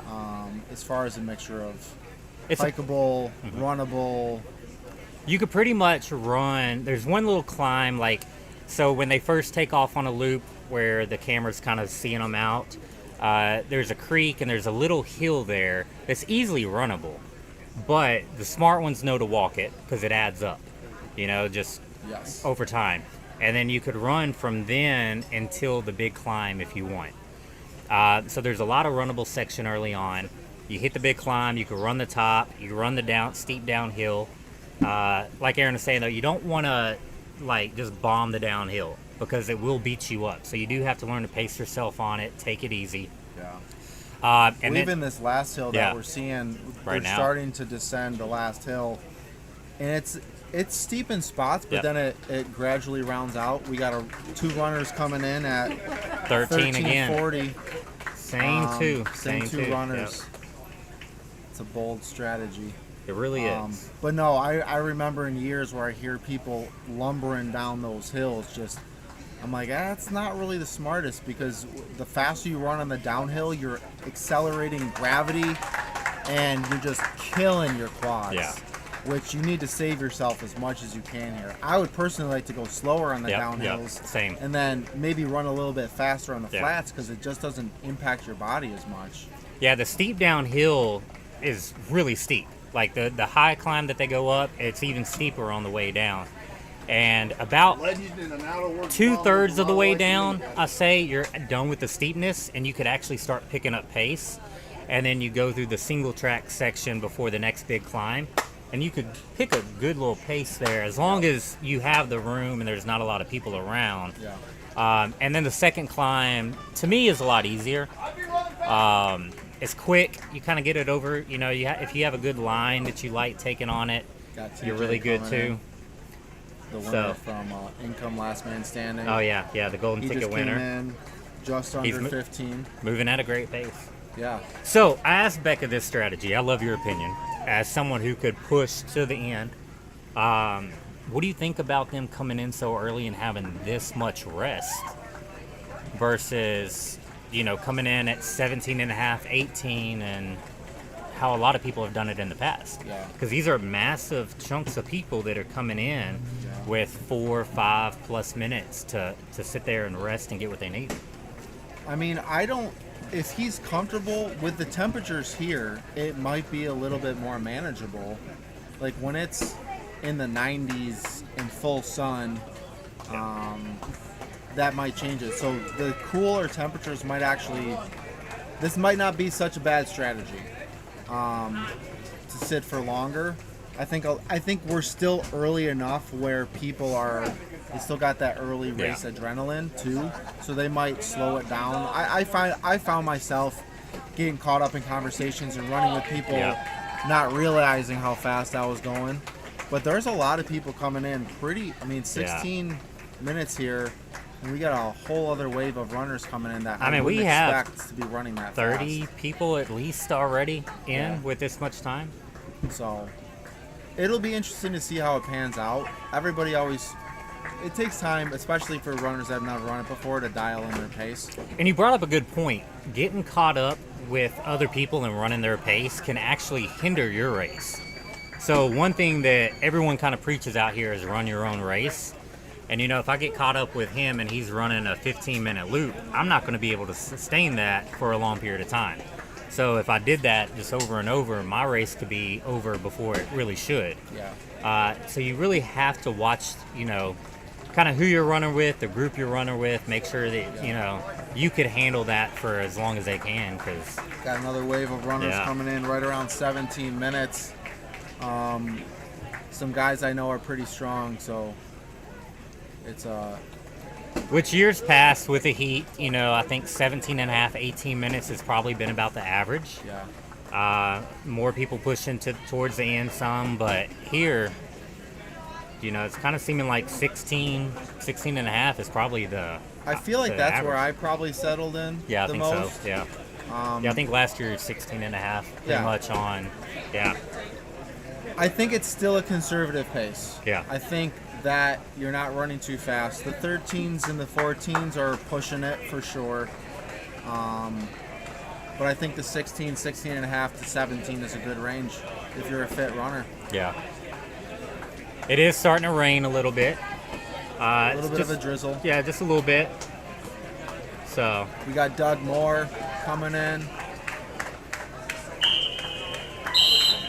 He seems mentally locked in right now. He's locked in. So I agree, Jacob. Anyone who enters definitely crushes it. If you run 1 mile out here or you run 100, it's an accomplishment. Yeah. This is a tough course. I've ran everything from a 5K to 200 out here, and they all count just as equal. So anybody who enters this race is crushing it in my book. Yeah. I mean, I go back to see the question of how long do you expect the race to go this year. Yeah. You never know. I mean, it's got to go over 24 hours, but how far will it go past the 36-hour mark? I'd love to see it. I'd love to see it break the course record, even though I helped get that assist to that course record. Well, you want it to push every year. Yeah, you want to see what people can do out here. I'd love to see that fourth intermission, right? Yeah. 48 hours. So we'll see. Let's go to Monday one year, maybe Tuesday. I think it can be done. I think if you have the right runners, the right weather, because that's a big factor in it. If it's raining like crazy, that course gets tore up. It's a lot harder on you. The heat, that plays a big factor in it. So I actually feel a cool breeze right now. I do too, yeah. It feels cool. I was about to say, this would be the year with the weather, how it's setting up for even next week to really push if the runners can sustain it. It just takes two. Yeah. It really just takes two. And we've seen it with other last man standings where, the rest of the field is out and then the last two push on for hours upon hours or days or however it is. Let's go, runners. Let's go, Nathan. Everybody looks strong. No one's really wavering. Sometimes you'll see like the faces, you know, the pain starting to sit in, the tiredness, but everyone looks strong right now, which is good. They're all sweating. Yeah. And the rain is starting to come down a little bit, but not too bad. I feel like you sweat on loop 1 though, no matter what. For sure. Like, as soon as you get out there, you're sweating. As soon as you start climbing, especially with this many people. The humidity, it just sticks Yeah. to your, like, Yeah. I mean, I'm even a little sweaty right now just sitting here. Yeah. We've got a runner coming in. Another female runner. Another female runner. Good work. I'll have to get a count on how many runners have dropped already. Not as, me and Becca were talking about this, not as many, because usually early on you have a good amount of wristbands up there. Yeah. I would say probably about 10 to 15 would be my guess, but a lot of first timers come out here and again they don't know what to expect. They're not used to the hill. Like, we could show you pictures and videos all day, but until you get out here and climb it, it does not do it justice. No matter, I've seen countless pictures of it and it never does it justice. And so I think a lot of people get out here and kind of underestimate it, not, you know, unsure what to expect. But that goes back to what we were saying, even if you do 1 loop, 2 loops, you're still crushing it out here with that. Well, the runner who came in didn't finish the first loop.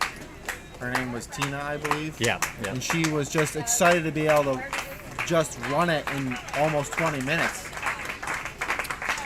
It's so tough. Another female runner is out. We'll try to get some names here. Yeah, we can get updates on the names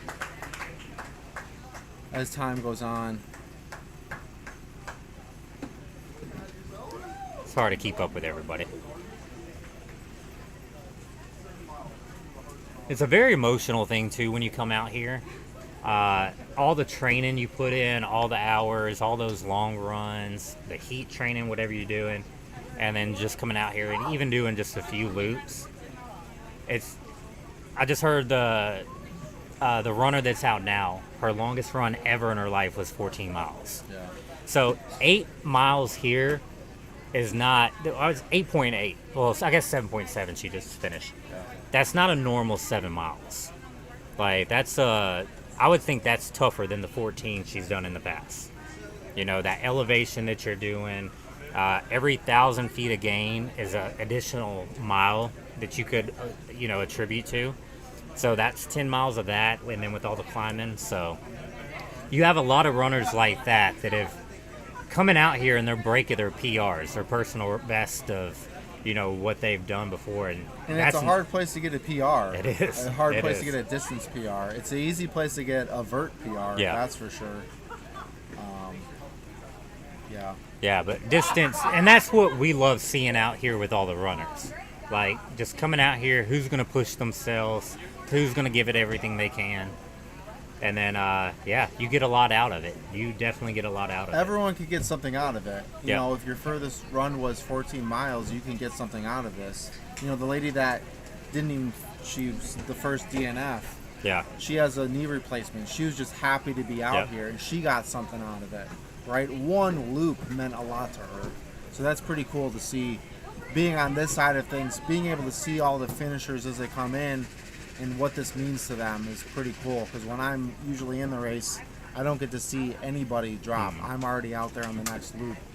And then maybe I look around and think, oh, that person's not here anymore. That sucks. Yeah. But it's cool. I like seeing all the faces come in and Hearing the stories. hear the like, stories. Because everybody has a story out here. You know, they're all doing something or coming back from something or, you know, trying something new. And it's always a great thing to see. The thing I would imagine everybody can resonate with, though, is they always feel like they could have done more. Yes. Even though they're testing their limits, there's always, it ignites a hunger in you Yeah, it because does. you know, I could have done more. What more could I have done if I have just taken care of these things or maybe trained a little bit more? So it's a pretty cool way to get you hungry for another opportunity next year or even in your next race. It just reminds you that more is possible. Yeah. Yeah, I remember this was my very first race ever. Like, before 5K, before anything.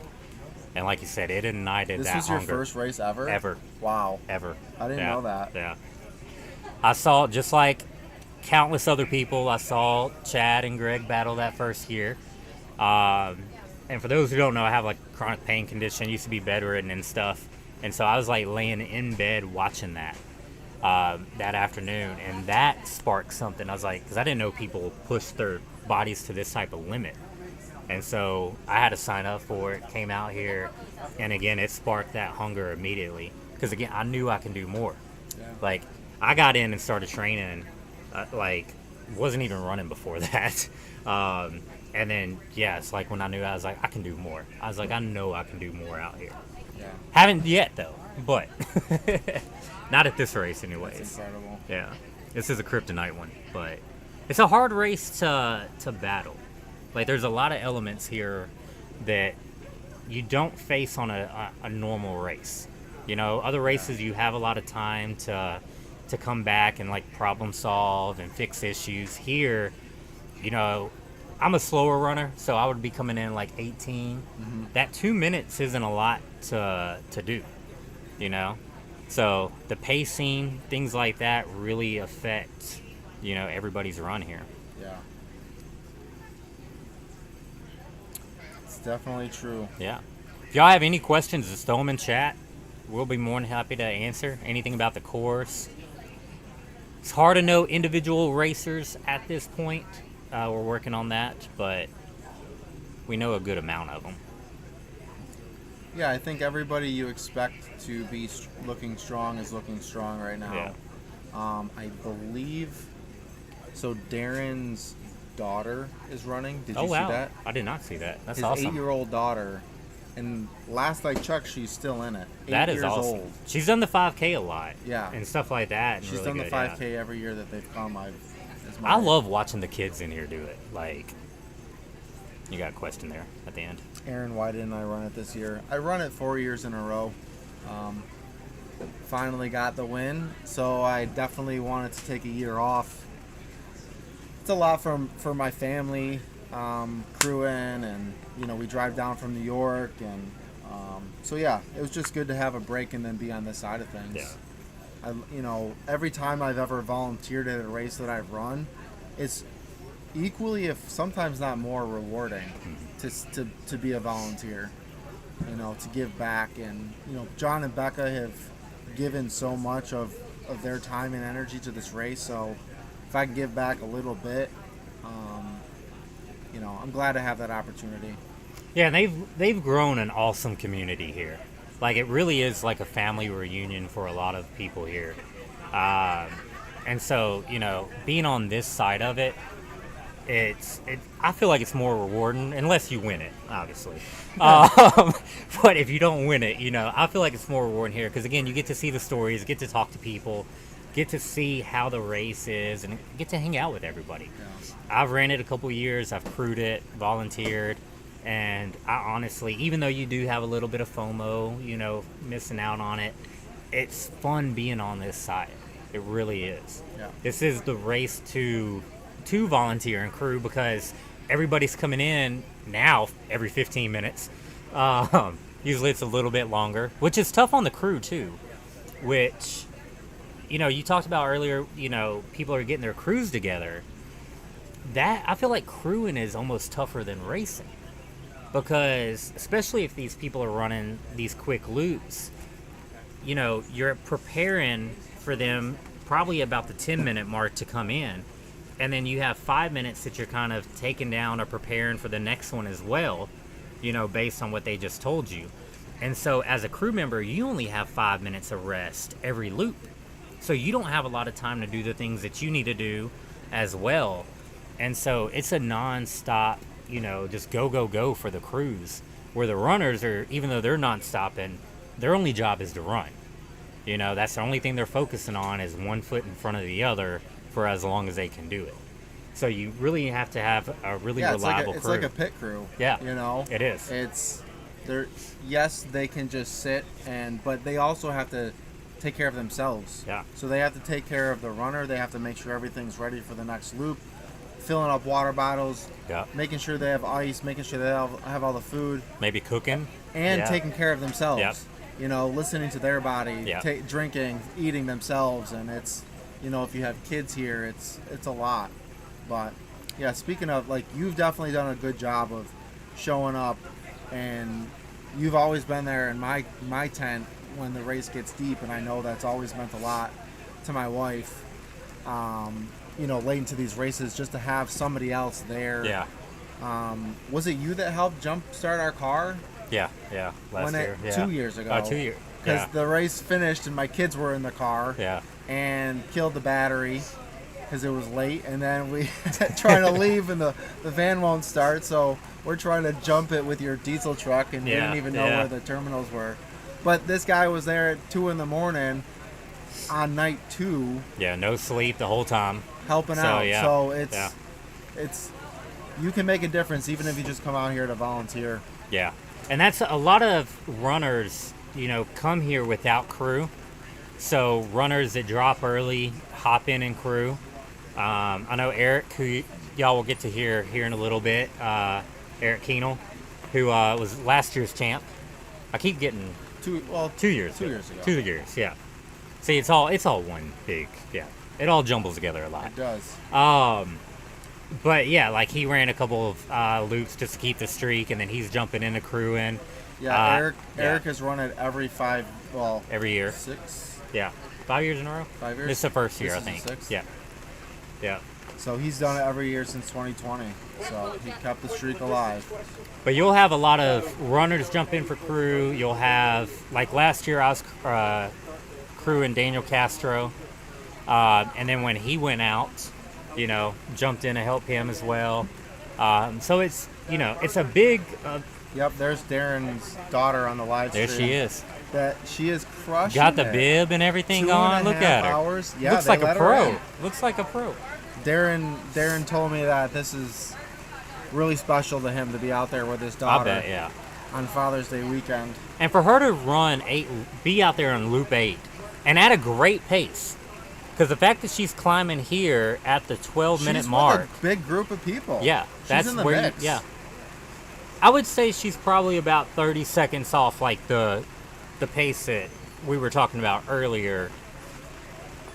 But the ideal pace. She might come in closer to what, 18 maybe? 17 and a half, 18, yeah. 18. Yeah. But again, that's still a great pace. Yeah. You know, Chad Wright, who everyone knows who won this a couple times, like, you know, 17 and a half to 18 was his pace. And that's what worked from him. For Aaron here, 16 and a half.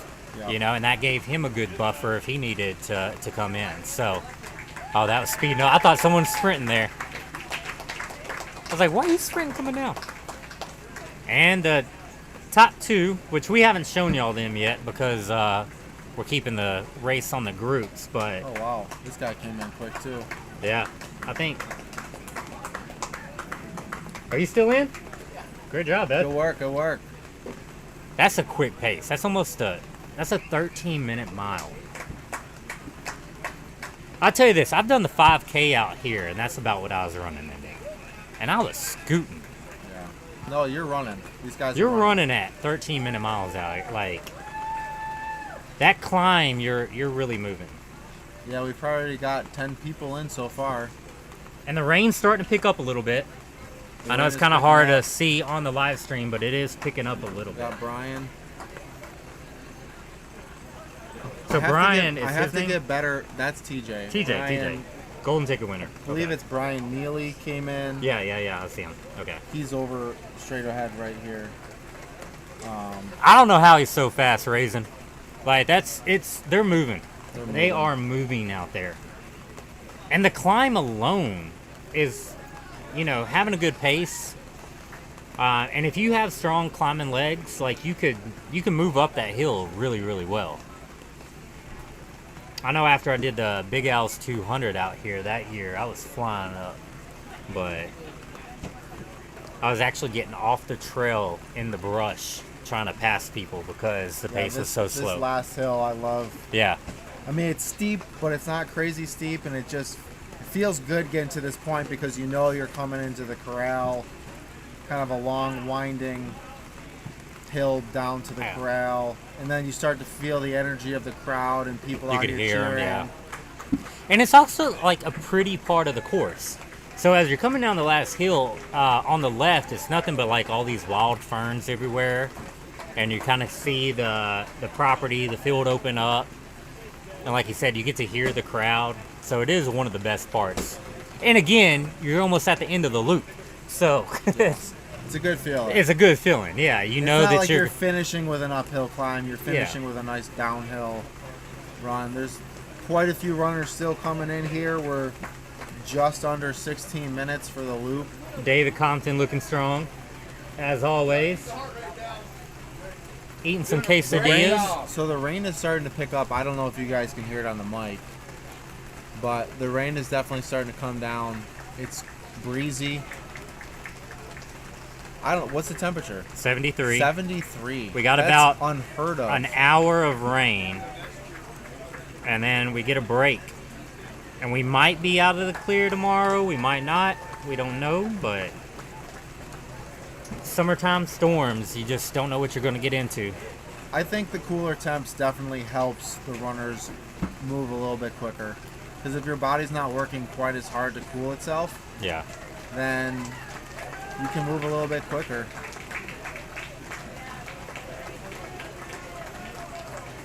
All right. I will say a lot of the kids are all smiling and happy. They are. To be young we've again. Got Nicholas, who's, I don't know if he's 14 or 15 at this point. I think he was. Is he 15? 15, might even be 16 now. Okay. He did a good job last year. Did he get Here top comes 10? Darren with his daughter just came through 17 minutes. Good job. She's looking good. She's looking good. She's looking strong for I mean, an 8-year-old kid. I mean, she honestly looks just as good as her dad. If That's not what I'm better. saying. That's what I'm saying. She looks good. She looks better than a lot of the other Matthew? runners out here. Same with Nicholas. Nicholas doesn't even look like he's breaking a sweat. No, he's probably wet from the rain. Yeah, yeah.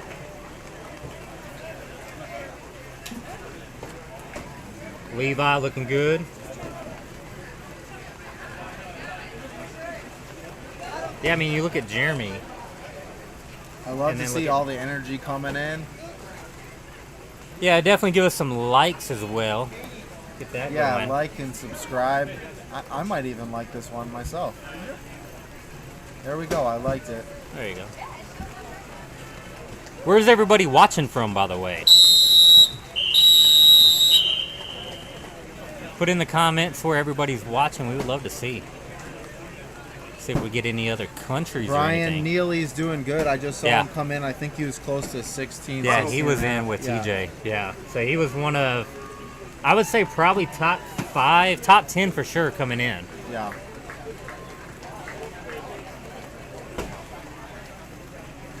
Don't know if that's a pace he's trying to do right now or if that's just what he's feeling comfortable with, you know. So. Seems like people are running pretty consistent though.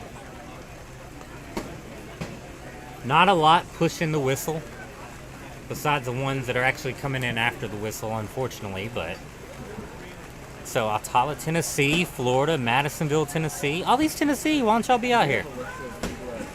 Come join us. Come join us. Northern Virginia, looking for Shane. See if we can get Shane. Chicago, Arizona, Florida, Virginia, another Florida.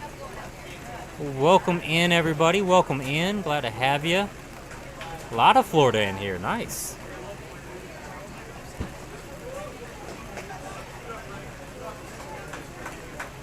Yeah, that rain's starting to pick up. It's starting to pick up. Which we'll see what that does to the course. You know, you got the downhills, makes it a lot slick. 30 seconds! I would say the first, until the creek crossings, just thick mud. Oh, we got another young guy coming in. How you doing, Nicholas? Good? Good. Good work. Yeah, Nicholas is looking good. Canada, Texas, New Jersey, Ohio, California, Key West. Nice. Oh, Dave Dana from Rochester, New York. Shout out to my dad. Another Father's Day where I'm not going to be with my dad, but I love you, Dad. One of the best crew around. They all just left for the. What loop are we on? Loop 8? Loop 9 just started. Loop 9 just started? All right, cool. Feels everything. Wichita, Kansas. Couple people came in just before the time cutoff. And we got some more coming. And we got some more runners coming in right now that are late.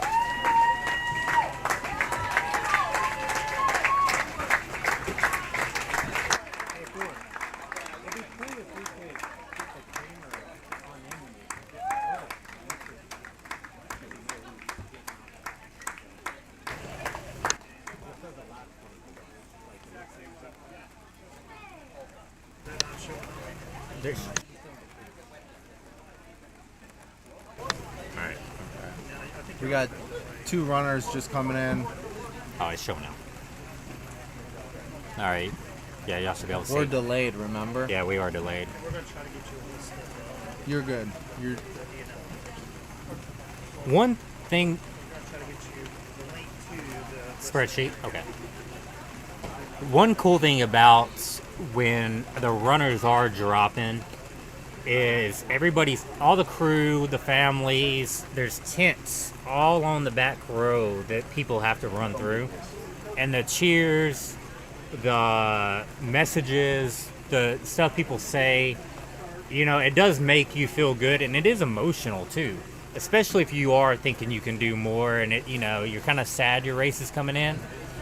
But it's not like just this lonely feeling. You get a massive round of applause and congratulations until you get to the corral. So it is really good. But what did we lose? 2 there? I think we lost 2. Yeah. 2 runners down. Not too shabby. So Matt set the course record at Three Sisters last weekend. It'll be pretty tough coming out here after that. Hopefully rested up. Myrtle Beach, Louisville, nice. How many runners out? I think we've lost like 15, maybe 20-ish. Not a lot. We'll have to take a gander at yeah. All the wristbands lining up. Yeah, they're working on getting us the spreadsheet of who's out, who's in, all that stuff still. So we'll have that shortly. I think we started, there's 110 people that were entered and they got accepted. I think 106 showed up. You always have a couple that, maybe injuries, other responsibilities, travel issues that don't show up. So we probably have a good 85, 90 still left in it, which is really good for Loop 9.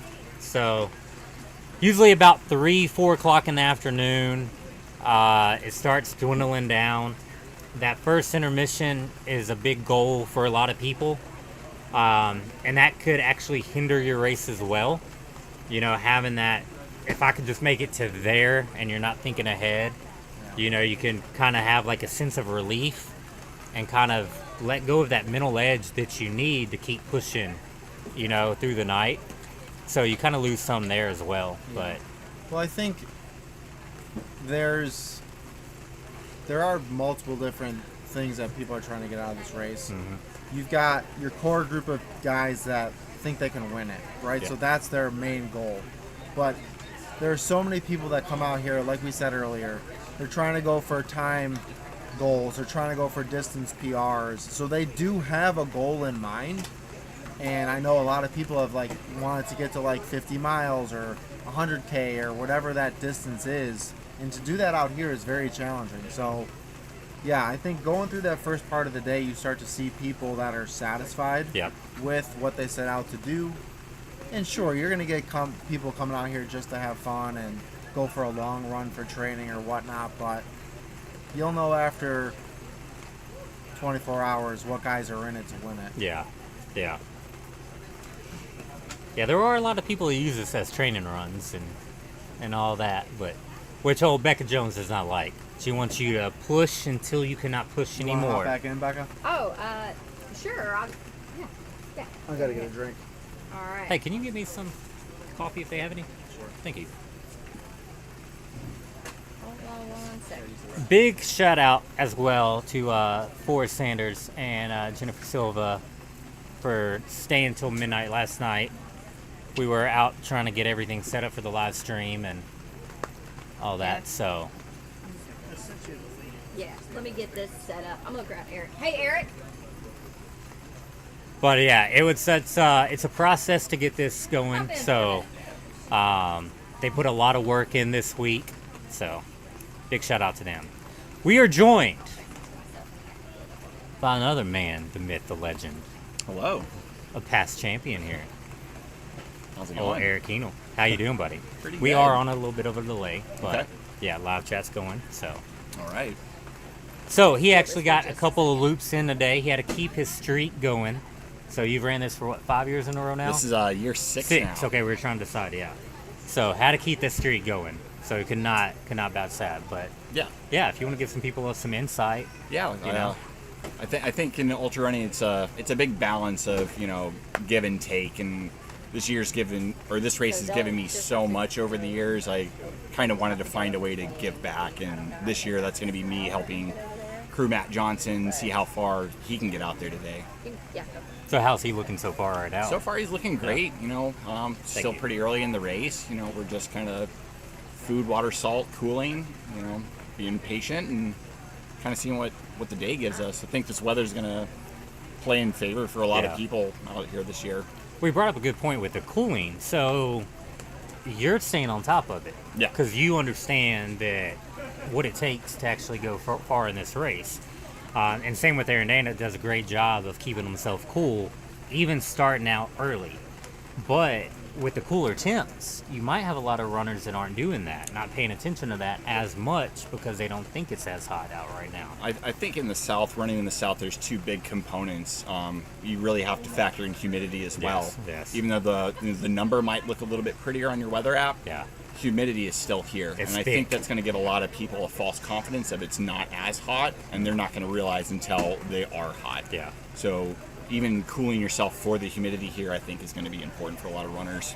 And what happens with the rain and these little storms that we get, that just amplifies it afterwards. Yeah, it's going to be cool right now while it's raining, but afterward it's gonna bump that humidity up. Yeah, and it's gonna be hard and thick to do that. So we do have our spreadsheet up of the people that have dropped out so far. So we'll be able to update everybody now. So we are. Looks like we've got about 15 people who have Yeah, had their 14 people have dropped.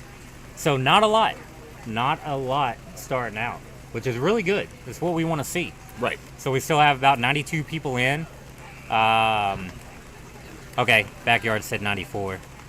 So I don't know, probably do better math. Let's see how many we had started. Okay, yeah, 109, so 108 started.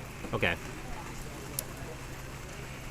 So yeah, so 94 runners still in, 8 loops on loop 9. Have some runners probably coming in here in about 5 minutes. Yeah, so what do you think about this pace? Where half the field seems to be coming in 15 to 16 minutes. I've noticed that. I think a lot of people over the years have kind of found what their sweet spot is here for a pace. Personally, I like to run kind of like a 15, 16. Some people are a little more comfortable with 18, but I've been noticing a lot of 14 minutes, a lot of 13 minutes out here today. And maybe people are excited. Maybe that's their comfortable sweet spot. I mean, kind of time will tell as that unfolds. I would die. And we'll see if that continues to work for them or not. But I think a lot of people, when this is their first time, they're trying to adjust to a slower pace, and even a 13-minute mile may seem slow to them. But that's a lightning speed murder mile out here. So I legit would have a heart attack out there on 5 loops in, trying to keep that pace. It's almost like Luke Bolschweiler doing his stress test, but Yeah. every loop is a stress test. That might be a little much, but you never know. I know that one girl, Whitney, she's a super talented runner from Florida, and she's a fast runner, so maybe that'll work for her out here today. So who would you think would be the leading candidates to go far? Not necessarily win, because you never know what could happen, Right. but to push. I've got a couple people I'm kind of got my eye on. One, Doug Moore. Yeah. Doug Moore's put in a lot of time out here. This is his 4th Mid-State Mile, and I think he's done 2 good Tennessee miles. So, and mentally though, he's kind of knows what it takes, and he knows how to get locked into. His training always push. looks good. Yeah. Doug really likes to work hard in his training, and that's something just watching him makes me want to train harder. Yeah. So when I see his level of commitment and just his attitude towards this race is just great, and it's changed over the years. Him finding his purpose and why he's out here to do what he's going to do. So from an experience standpoint, I think Doug could absolutely have a great day out here. Darren Jensen's another one. He's got the fight. He's got the experience. He can definitely go far. He's been the assist. He's been top 3 on the assist with a broken leg too. With a broken leg, which and is still kept going. Yeah, so still kept going. He's definitely a strong person as far as mental fortitude goes. I'm trying not to be biased with my picks. I think Matt Johnson. I think he's got the heart to go far out there. He doesn't have as much experience out here, but he did a killer performance last year, and I think he has the potential to go far out here if he can string it together. Well, last year was a good learning experience for him. Absolutely, too, right? and a very difficult year. Yeah, exactly. Horrible conditions, and Yeah. still had a good day. Better weather, some time to brew on from that growth from experience from that year. I think that's something that can help him go farther. And this year. course is very humbling. Like, it will show you immediately what you're weak on. And so, like, if you don't have the legs to climb, you're going to know it early, And so, having that experience, like you said, Aaron talked about it earlier, you've got to have the experience to really push it far because, like I said, it's going to show the weaknesses. You go back and you know what to work on. Is that Levi? Yeah. That's Levi jumping on the camera. So, having that for Matt, Doug, Darren come back, they know what they need, they know what to work on, they know how to problem solve, to get out there. So, and it's really good for returning runners to come back just with whatever their experience was. Everybody's experience out here is so profound, and the lessons you learn from Mid-State, they kind of unfold in time. So it's really cool to see each of these people all individually have that time away from this race and then to all come back here and kind of, show everybody what the lessons they learned were. And it's personal to each person, and it's very individual experience, but it's cool to have everybody collectively come back and push as a group of people out here. Yeah, I'd like to see what Daniel Castro does. I would love to see him go far out here. He's definitely got the potential. Yeah, and he wasn't taking electrolytes, which is a must out here, and still got top 10. Yeah, and so this year he knows to start getting on that early. Yeah. What to work on. So it'll be cool to see things like that. You have all these runners that have done this before. Last year, whatever their issue was, now they've understand it, right? So now they get to the next issue, whatever that may be, and it's just one thing after another, and it's just whoever can maintain that. And I think that's one of the wonderful things about this course just being so short is you really get to see what your weaknesses are, and they're amplified times 10 out here. So you can really hone in on things that you need to work on and correct to have a better result out there. 13-minute mile again. Same two coming in. All right, Whitney coming in fast. So she's looking strong. I mean, maybe that's a pace that works for her. Absolutely could. And it can, yeah. And I mean, a good thing about running a faster loop, at least from my experience, I'll get to the end of that second climb and I walk through this field that's completely exposed by sun. Not right now with the weather, but I like to get my heart rate down, so by the time I come into the corral, I'm already rested, I'm ready to take in calories, I'm ready to cool my body. So sometimes that extra time can definitely work to your advantage, but everybody's different, so you got to find if that's you or not. So one thing, since you actually got to go out there and do a couple of loops today, can you talk about the course conditions out there? Sure. And how they are right now? So every year I've come here, this is year 6 now, those 2 climbs, there's a lot of erosion with the storms leading in the week before the race. So it's always kind of changed a little bit, and I've definitely noticed there's a few more gaps from some washouts, there's more root and rock exposure. There's definitely a couple runs or lines you can take around, kind of find your path where you want to be on the trail going on those ups. The downhills have definitely had a little bit of washout. It looks like they've tried to pack them in so they're a little bit smoother, but it does look a little different out there. That first stretch leading to the walking hills pretty muddy. I only did 4 loops out there, but even then I can already see just the runners coming through have kind of helped pack that down. So the course is going to change a little bit just from people being on it and how much moisture we're going to get today, but I think it's going to be okay out there. It's just got to be some sure footing. All right, I'm going to jump back with Matt, and I'll come back out here in a little crew bit. Coming in, so he is. This is part of what I was talking about earlier with crew, right? So you got to get prepared. You got to know when your runner's coming in.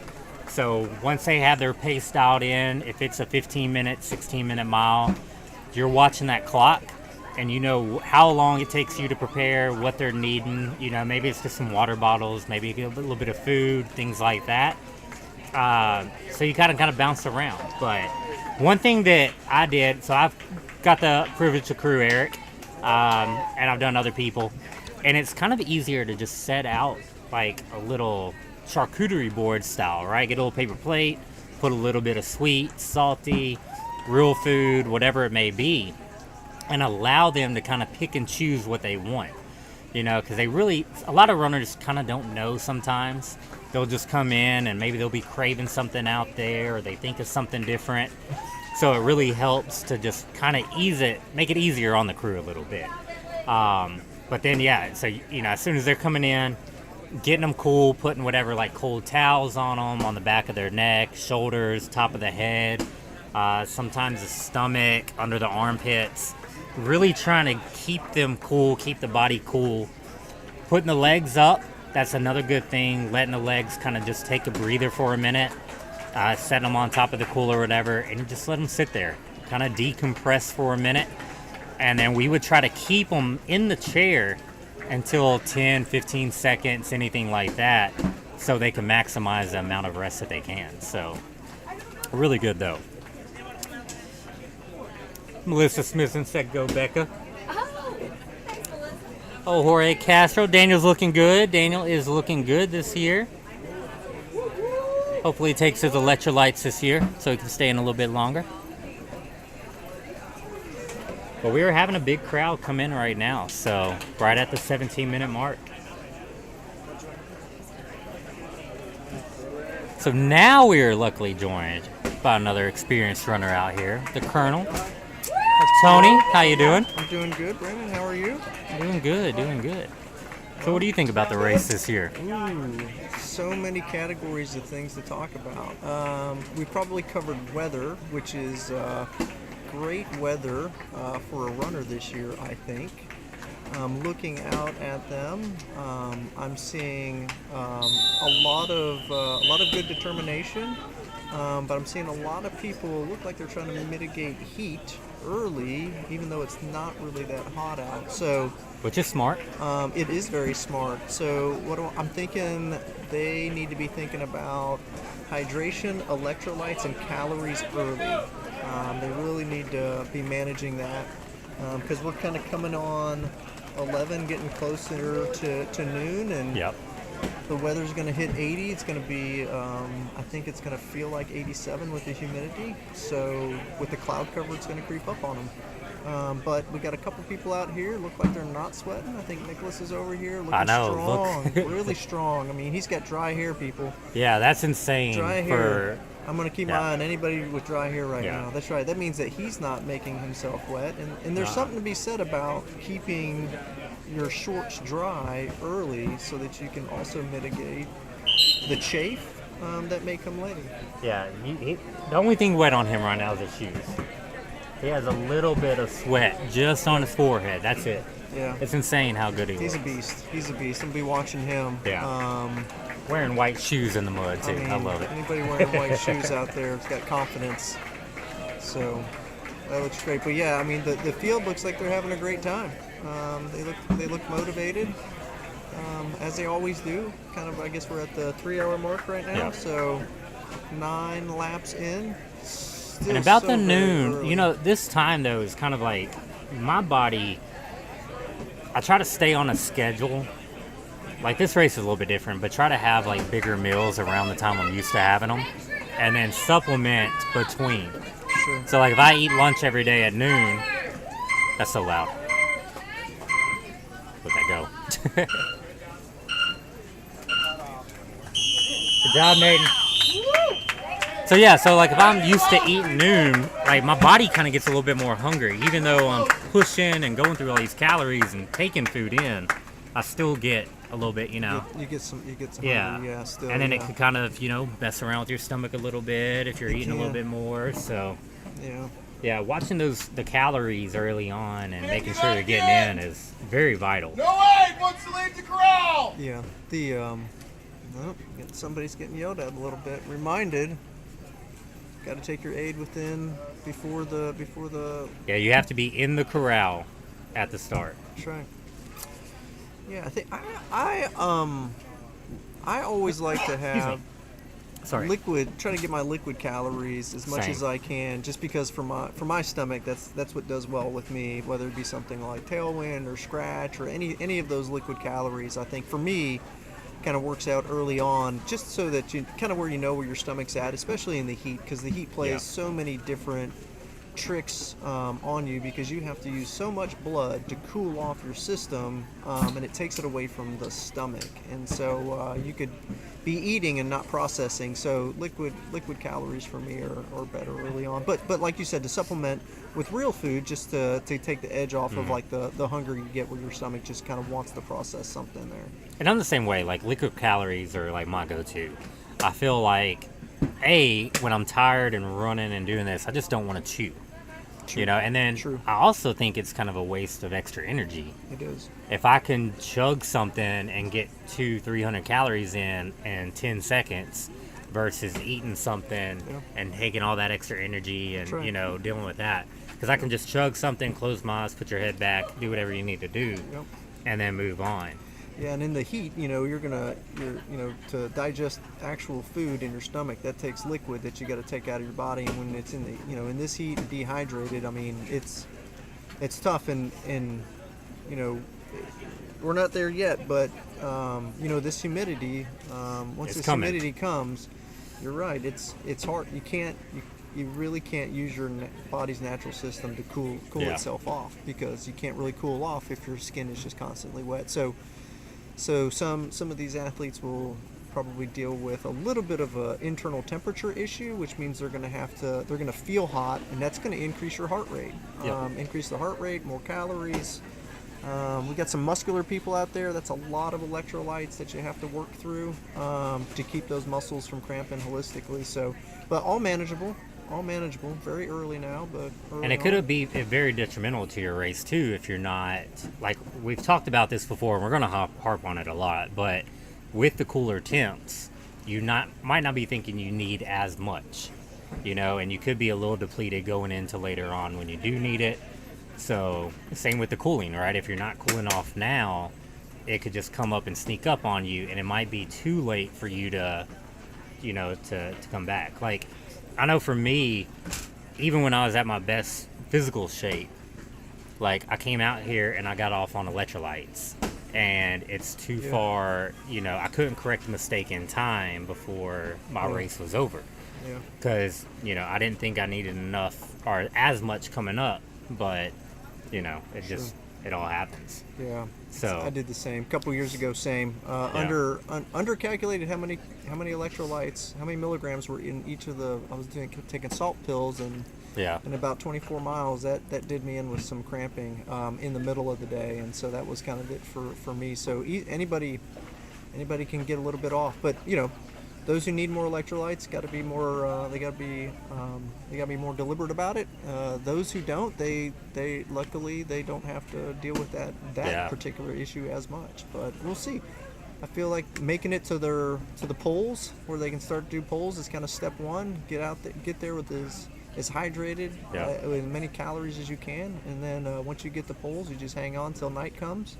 And when night gets here and the temperature's cool, you'll have a little bit of a break. You can kind of recover and catch up. Interesting. I'm not really sure if we're going to run into too cold tonight. No. I don't know. That Set could 69. happen. That could happen. Yeah. A couple years ago, they brought out the heaters. Yeah, we had heaters and jackets on in June at night. Yeah, if you're wet all day, sweating all day, and burning through those calories, you'll be surprised about how cold you can get, how quickly you can get cold.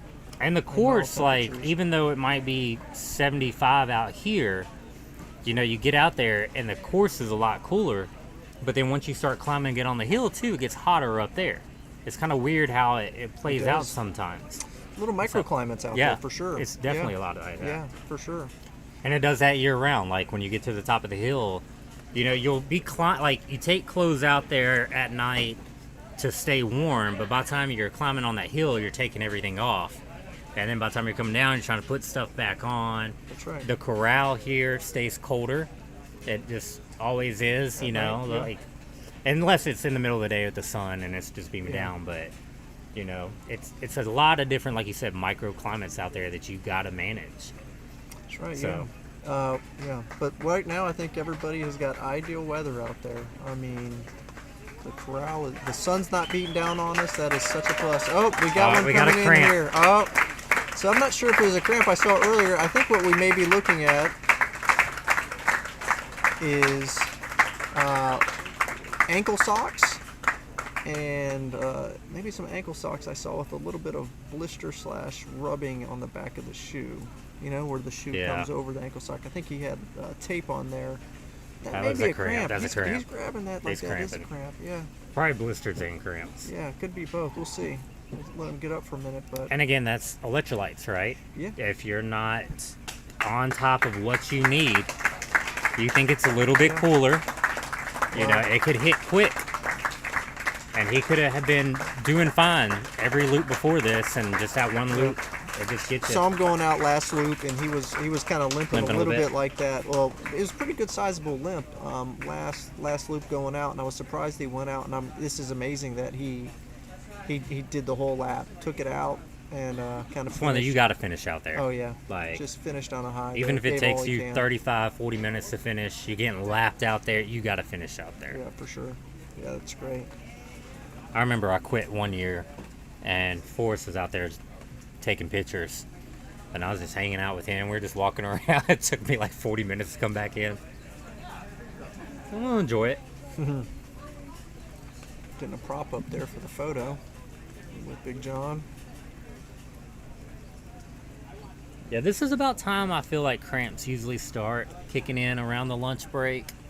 People start having a little bit of stomach issues or whatever. Sure. That adrenaline's wearing off. You're, 3 hours in right now, so. And this is a race that really, I mean, it speaks to a lot of different people with a lot of different backgrounds, running experiences, and so you'll get, you'll get racers who this is kind of sometimes it's the first time that they've kind of gone distance in the heat in the middle of the day in June. And for others, yeah, they're used to running like marathons in 3 hours, and they've run 10 miles, 11, right? So it's like, it's slow. It's a slow grind out there that adds up, and that can affect a lot of people too. They're used to just go, go, go, and these little breaks that you have to take and all that, they can affect you. So it is definitely a pacing strategy race. But you have to run your own race, so. Oh, yeah. I think Gabe and Jeremy's doing pretty good, John. I don't know how Jennifer, I haven't seen Jennifer.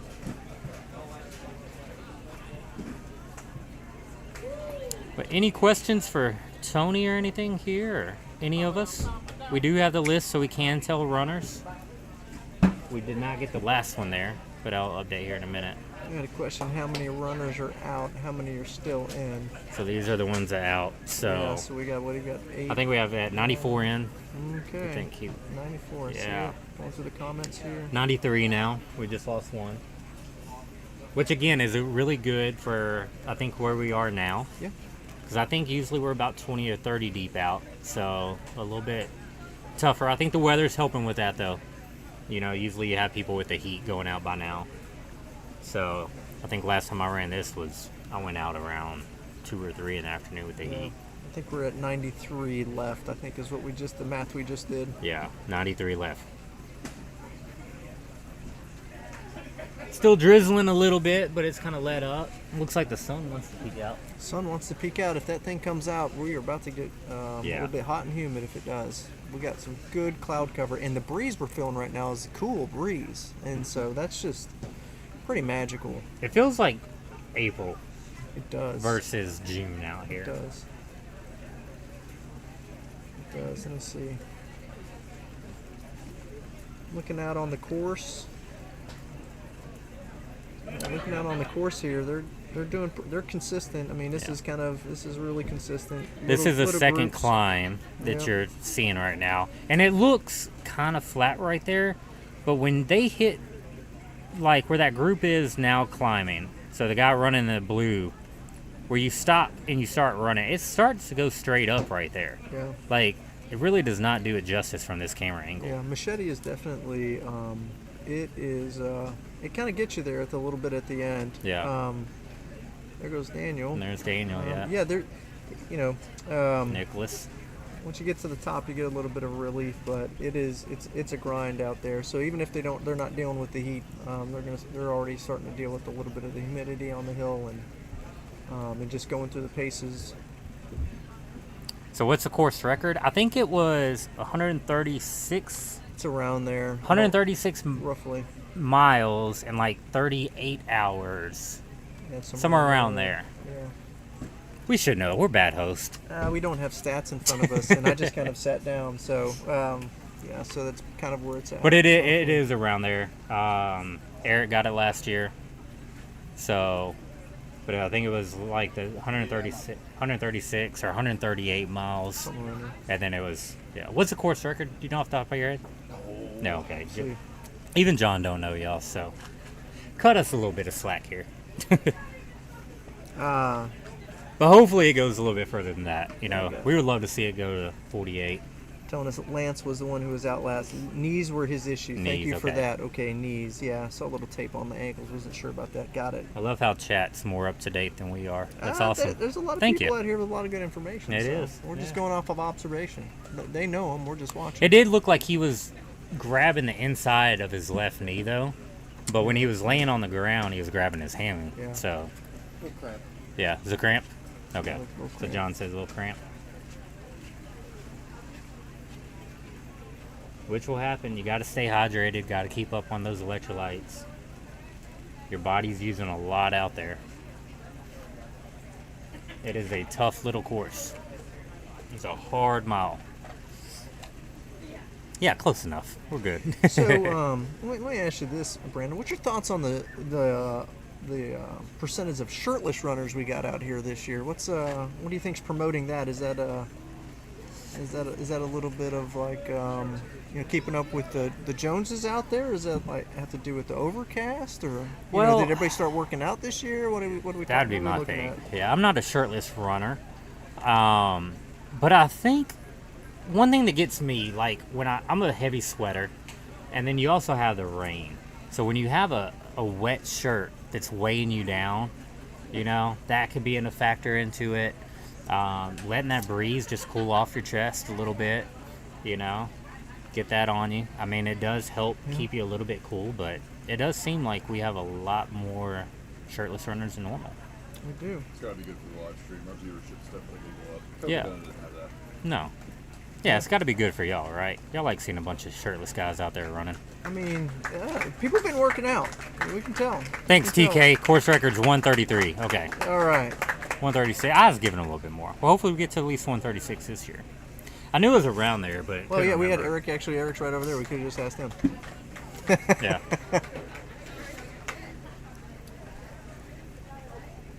A lot of fast sleeps this year. Lot of fast so loops. yeah, A we're lot of people what are we hitting there? Was Yeah. it 13 earlier on? What are on the button. Yeah. we're running at 13? That's I'm thinking the average is 15 minutes for the whole race. 13. So we're running. Let me see. 13. Let me see. We're. Yeah, it's pretty. They're going fast. Okay, so They're going fast. Tony here has ran the 5K as well, which that one, you're picking up speed out here. So what were you running your loops at? About 13, right? No, on the 5K. Yeah, No, I or just quicker. checked it. I just checked it earlier. It was at roughly 35 minutes. So it was like 10:59 laps. Okay. Was the 5K that they hold every year between January and February, which I would recommend anyone who wants to come out and test their mettle. when it's That's the toughest when 5K it's ever. near or below freezing, and usually snowing or sleeting on you at 8 in the morning in January or February, where most people here in Tennessee are going to be inside. So I would recommend anybody come out and give it a try. But it is as fast as you can run 3 laps out here, and it is the toughest 5K I've ever done. And continue to come back. So yeah, so that's really good perspective. So me running pretty much fast as I want to go on that thing at 11 minutes. They're coming in at 13. They are And they're trying to pace for. They are moving. Days, essentially, where you're just running 3 loops as quick as you can, and they're moving. It takes you out of you. Like, super impressive, yeah. Well, and they don't look over. They're not coming in just gassed out either. They're smiling. They're looking good. So everybody's got a strategy though. 13 minutes coming in. You got 7 minutes to wait. So you're about a third of the time of the 20 minutes. You're just resting and relaxing, and recouping. So we've seen a lot of different strategies over the years here, and so this is a pacing strategy. So we'll see how they're doing with that one. But they seem to be coming in together. You know, 1, 2. I wonder if there's any that are out there trying to push to keep up, that shouldn't be. Yeah. Because they do see that there's a big group pushing up that 13 to 15 minute range, where someone else might be more comfortable at 16 or something. But, you're just trying to, like you said, keep it up with the Joneses, trying to keep up with everybody. Yeah. Yeah, it happens. You can get lured into a group that you're hanging out with, talking with, and as time goes on, they speed up or they stay the same, you slow down. Yep. But everybody's got their own little pacing. Everybody's going to go through their lows while they're out here. Everybody's going to have it, so everybody's going to probably, slow down at some point in time and speed back up. So, but, luckily for this one, everybody's going to start and end at the same place. That sun's starting to peek out now, y'all. The sun is coming out. I've seen it. So they are going to start feeling a little bit of that heat on them, and if it stays out, it's going to start. I think the worst thing when after a little rainstorm or anything that you get and that humidity starts like ramping up. Yeah. It's just so thick to breathe, and then as you're trying to climb, and trying to take in all your breaths up there, like it just makes it a little bit more difficult. There is some, yeah. Darren's little 8-year-old daughter still looking strong. Doesn't even look sweaty. Not even sweaty. The young ones have the benefit of that really 220 beats per minute heart rate, that high heart rate that they can work with, so they don't have to worry. Is that what that is? Whatever the natural tendency is, you have a higher heart rate back then, so they don't have to work as much. So what's the typical advised range if you're going for 24 hours of running? So with your, the pace, is that what you mean, Mark? See, that's kind of an open-ended question, because for me, I'm a slower runner. So it's going to take, how I need the 17 and a half. But for Tony, he might be able to do 16 and be, fine. So we're talking about time per loop here. Yeah, I think so. I think that's what he's asking. Maybe if you're talking, Mark, if you're talking about the time per loop, I think so. When you start out, you really don't have much of a choice unless you're in the front because the pack's so thick, and so you're just kind of ending where it is between anywhere between 17 to 19 minute miles, just because of the it's just so packed out there. But we'll start thinning out. You do see I think the normal range is usually between, I feel like it's between 15 and a half and 18 and a half. I feel like that's that average gap in there. I'd say 17 would be the good average for most people. I think you need about 2 minutes to rest. I'm the 18 to 18 and a half minute person when I've kind of come out here and done it. That just works for my pace. Works for how much time I need just to kind of sit down, take a drink real quick, get a bite, relax, put some ice on, and then get up and go. But each one of these runners are also managing the restroom breaks. That's also calculated in here. Limited porta potties out here, so they've got to be quick in and out also. But I think this is the first lap where we've got the sun on them, so where it's direct sun. So now another kind of wrinkle that runners haven't had. I'll wait till the thing beeps.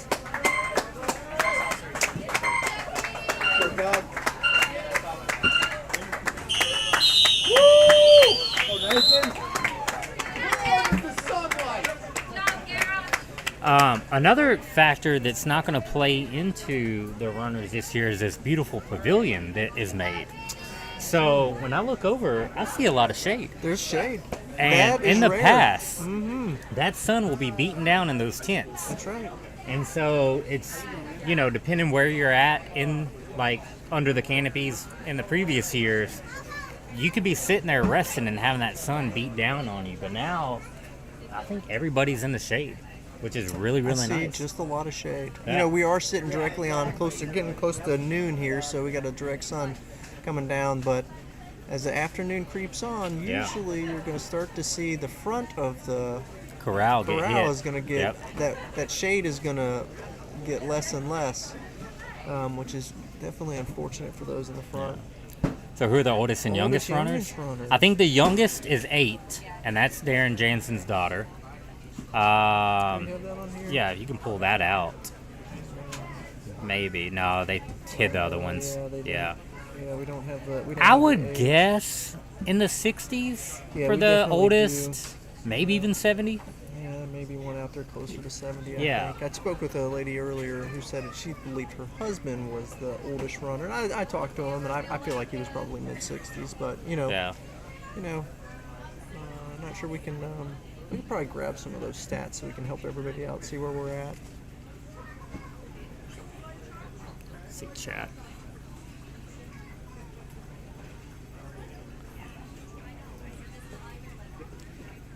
Yeah, they're all hiking up. You can see on the stream here, so they're all hiking together. So, What happened? oh no. Jeremy Kading's out. Kading decided to. It was like his last loop there, ladies and gentlemen. So maybe he's got to work later on, and he was just coming. Could be a up. training run for him too. Yeah, we all know Jeremy Kading. He has ability. He is he's consistently the winner of the Frosty 5K Yes. that we talked about Yes. earlier. I think he's won. I've seen him win at least 2 boots. He's won every so year but the first year with Kevin. Speed is his thing. Great runner. Amazing runner. But I know this is not like the race where, you know, this is like his A race. He just comes out here, supports, Sure. trains. Oh, look at him looking great out there. Yeah. He there could we have go. another Got some thing good- coming up. Got some good camera out there so everybody can see him now. Yeah. But he definitely, like, that's a runner that could definitely go far. And you can see, you know, loop 10, loop 11 going out.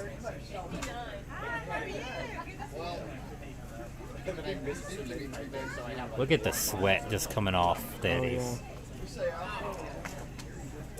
Looks like he's been swimming right now. Mm. And see, that's how I look when I'm running. Yeah. And that's like, you know, the shirtless. I'm saying. Like if you're. I'm saying, it depends. Usually I try to keep my shirt on just because of the fact that I try to let the sweat get on my shirt, and then in between the loops, I will wring out my shirt a little bit, and that keeps the water, for me, getting into my shorts, which get into my socks, which get on my feet. Yeah. Another runner here. Okay. We got one, decided this is going to be his last loop. Same. Looks like he's been swimming. Yeah. It gets you out there. That when you're climbing out there and you're in that big group of people, it's hot. It's hot. I always try to get on the outside of the big climb because then I'm not in the middle, I'm not surrounded by people, and I get a little bit of a breeze coming from the outside.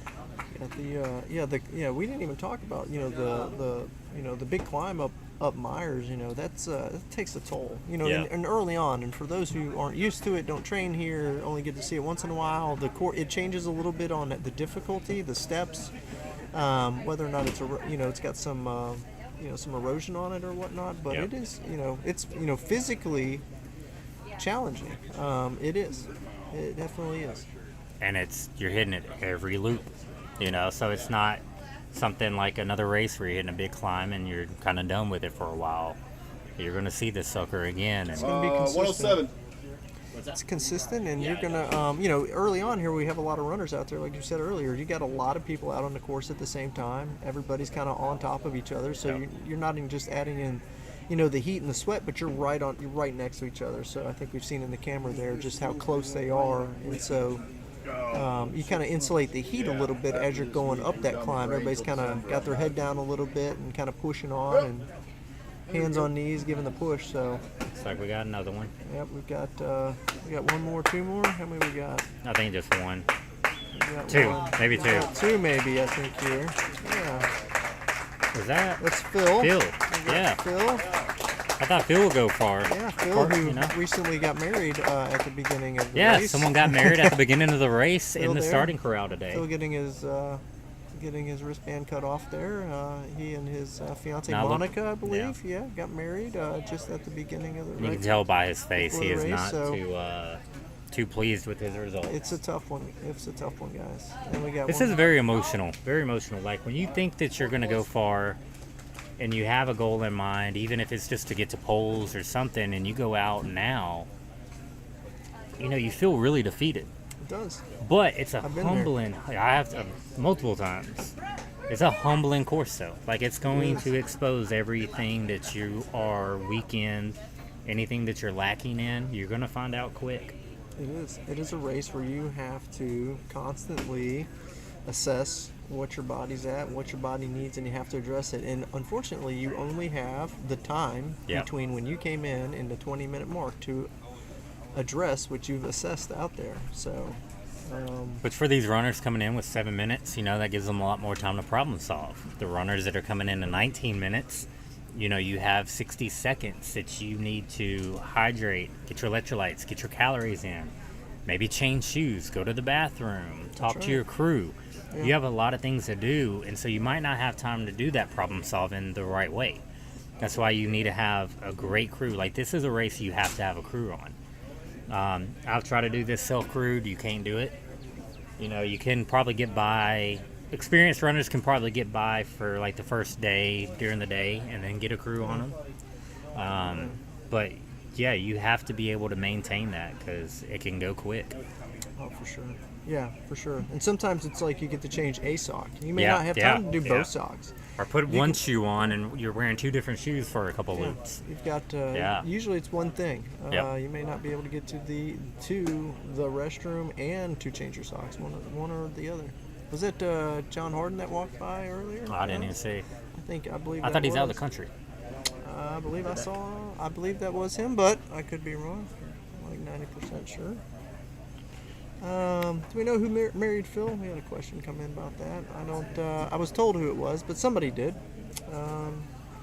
It was, as I understand it, it was an official officiant.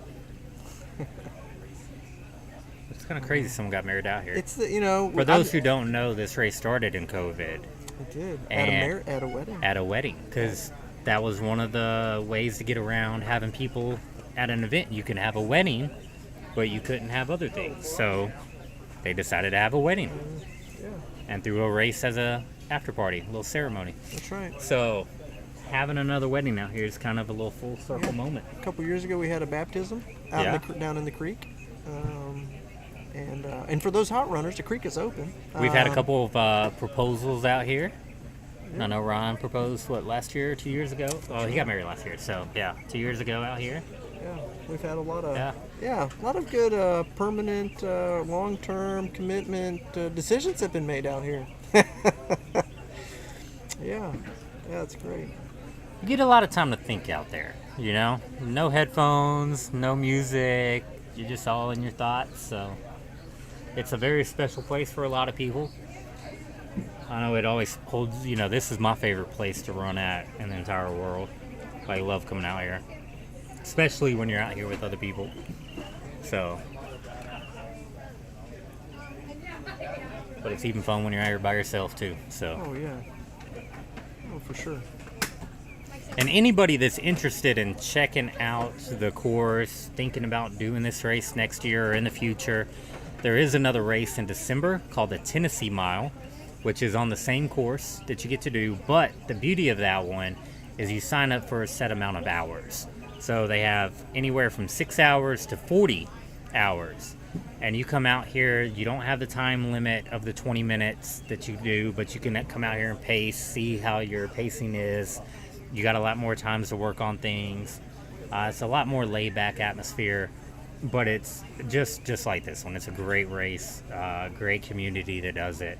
But it's a really good chance to check out the course without the pressure of the mid-state mile. Yeah, absolutely. Because that 20-minute time limit goes by quick. Yeah. Goes by quick. It's easier to commit when you can't think I clearly. see that, Exactly, exactly. What do we got? Okay, so Jennifer let us know that 19 people are out, and we lost 4 on loop 10. Thanks for that, Jennifer. That's the official count. We've been doing a little bit of there we go. calculating math. I see it right there. There it Oh, is. we got up it, there. yeah. That'll be great. Great. Okay. Yeah, so I think Jeremy and Phil are probably two of the biggest that are kind of shockers for going out so early. Yeah, and yeah, for sure. Jeremy might have been, we'll get him when we get past, see why he dropped out. But again, he could have just had a training run, you know. He could be prepping for something bigger. There's always like Ball State and stuff's around the corner, things like that people prep for, do long runs. So for sure. Yeah. Dave's still in it. No, yeah, Dave is still in it. No Daves are knocked out yet, so he's still in it, Ken. Yeah, I'm not sure what Dave we're talking about. Yeah, I don't see any Daves on the knocked out yet. Yeah, the only Dave I've seen out there earlier was Dave Compton. He's Yep. doing good. Looking strong. Yeah, Dave should be out there for a while. We have a David Everett's. He's still in it. Still in it. Yeah. Only 2 Daves. So yeah. Okay. Both Daves are still in it. So big group of people climbing up my Machete right now. Yeah, I should start seeing them in a few minutes here. Yeah. Some of the earlier ones. So when I would do this, I try to be climbing here about where they're at now. So between the 11-minute and 12-minute mark, you really want to be climbing Machete. And then that'll put you at the top, you know, anywhere between 13 to 14, which gives you a good 5 minutes to just come around the bend, come down the hill, and walk through the last little bit of the field. Yeah, and that gives you time to cool down, do what you need to do. You can walk it in if you want. So I would say they're going at a really good. They're doing a good pace right now. This is everybody kind of settling into that pace out there. And that view we're just looking at is the only single track section of the course until you get to that climb. So yeah, not much to get through, but everything else kind of wide open after that. So. Don't talk it up, Al. Excuse me. Well, you got that right now. It is starting to feel a little bit muggier out here. It's coming. The longer we can let that sun hit that ground, start burning off that. It's gonna Yeah. burn that humidity off. It's gonna be real humid right about eye level. The ground to eye level is where that humidity is gonna be setting. So. But luckily it is mostly shaded on the course out there, so they do get a reprieve until you actually come up part of. Here we go again, 13-minute loops. Here we go. TJ in first.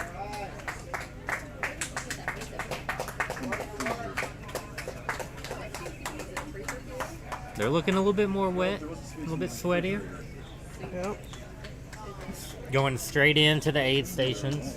Some people go straight in and get on their chair immediately. Yeah, see, they got some people. They're picking out fruit. Fruit's been popular. Yeah, fruit's always a popular thing. There's a little cooler with some sponges right next to the aid station when you come in that people grab and pour that over the back of their neck, the top of their head. Always interested in those who use the sponge off their chest and back, and the next person they use the sponge off their face. So yeah, always interested me. The yellow sponges are crotch sponges. I see. Yeah. So good choices, people. We gotta make good choices. The pink sponges are head sponges.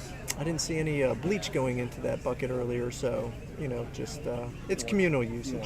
Bleach in your eyes. You don't want to get bleach in your eyes. You don't want to get bleach in a lot of places. Well, it's good for the body to mix all of this. Yeah, you I know. mean, right now it's probably not bad, but it'll get that nice little silvery film over the top of the water. Yeah. Next couple hours. Yeah. Oh, it's not the sponge. It's really kind of maybe like what you're putting into it after. What you got on your body? Was that like body grease? Maybe some sunblock.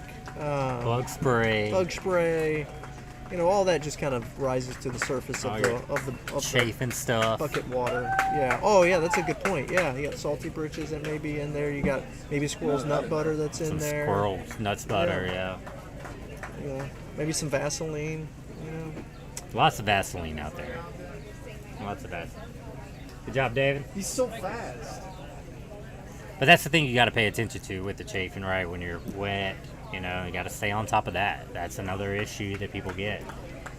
Your feet being wet. You have multiple creek crossings out there that you're dealing with. You guys are like those two guys from the Muppets. Oh, yeah.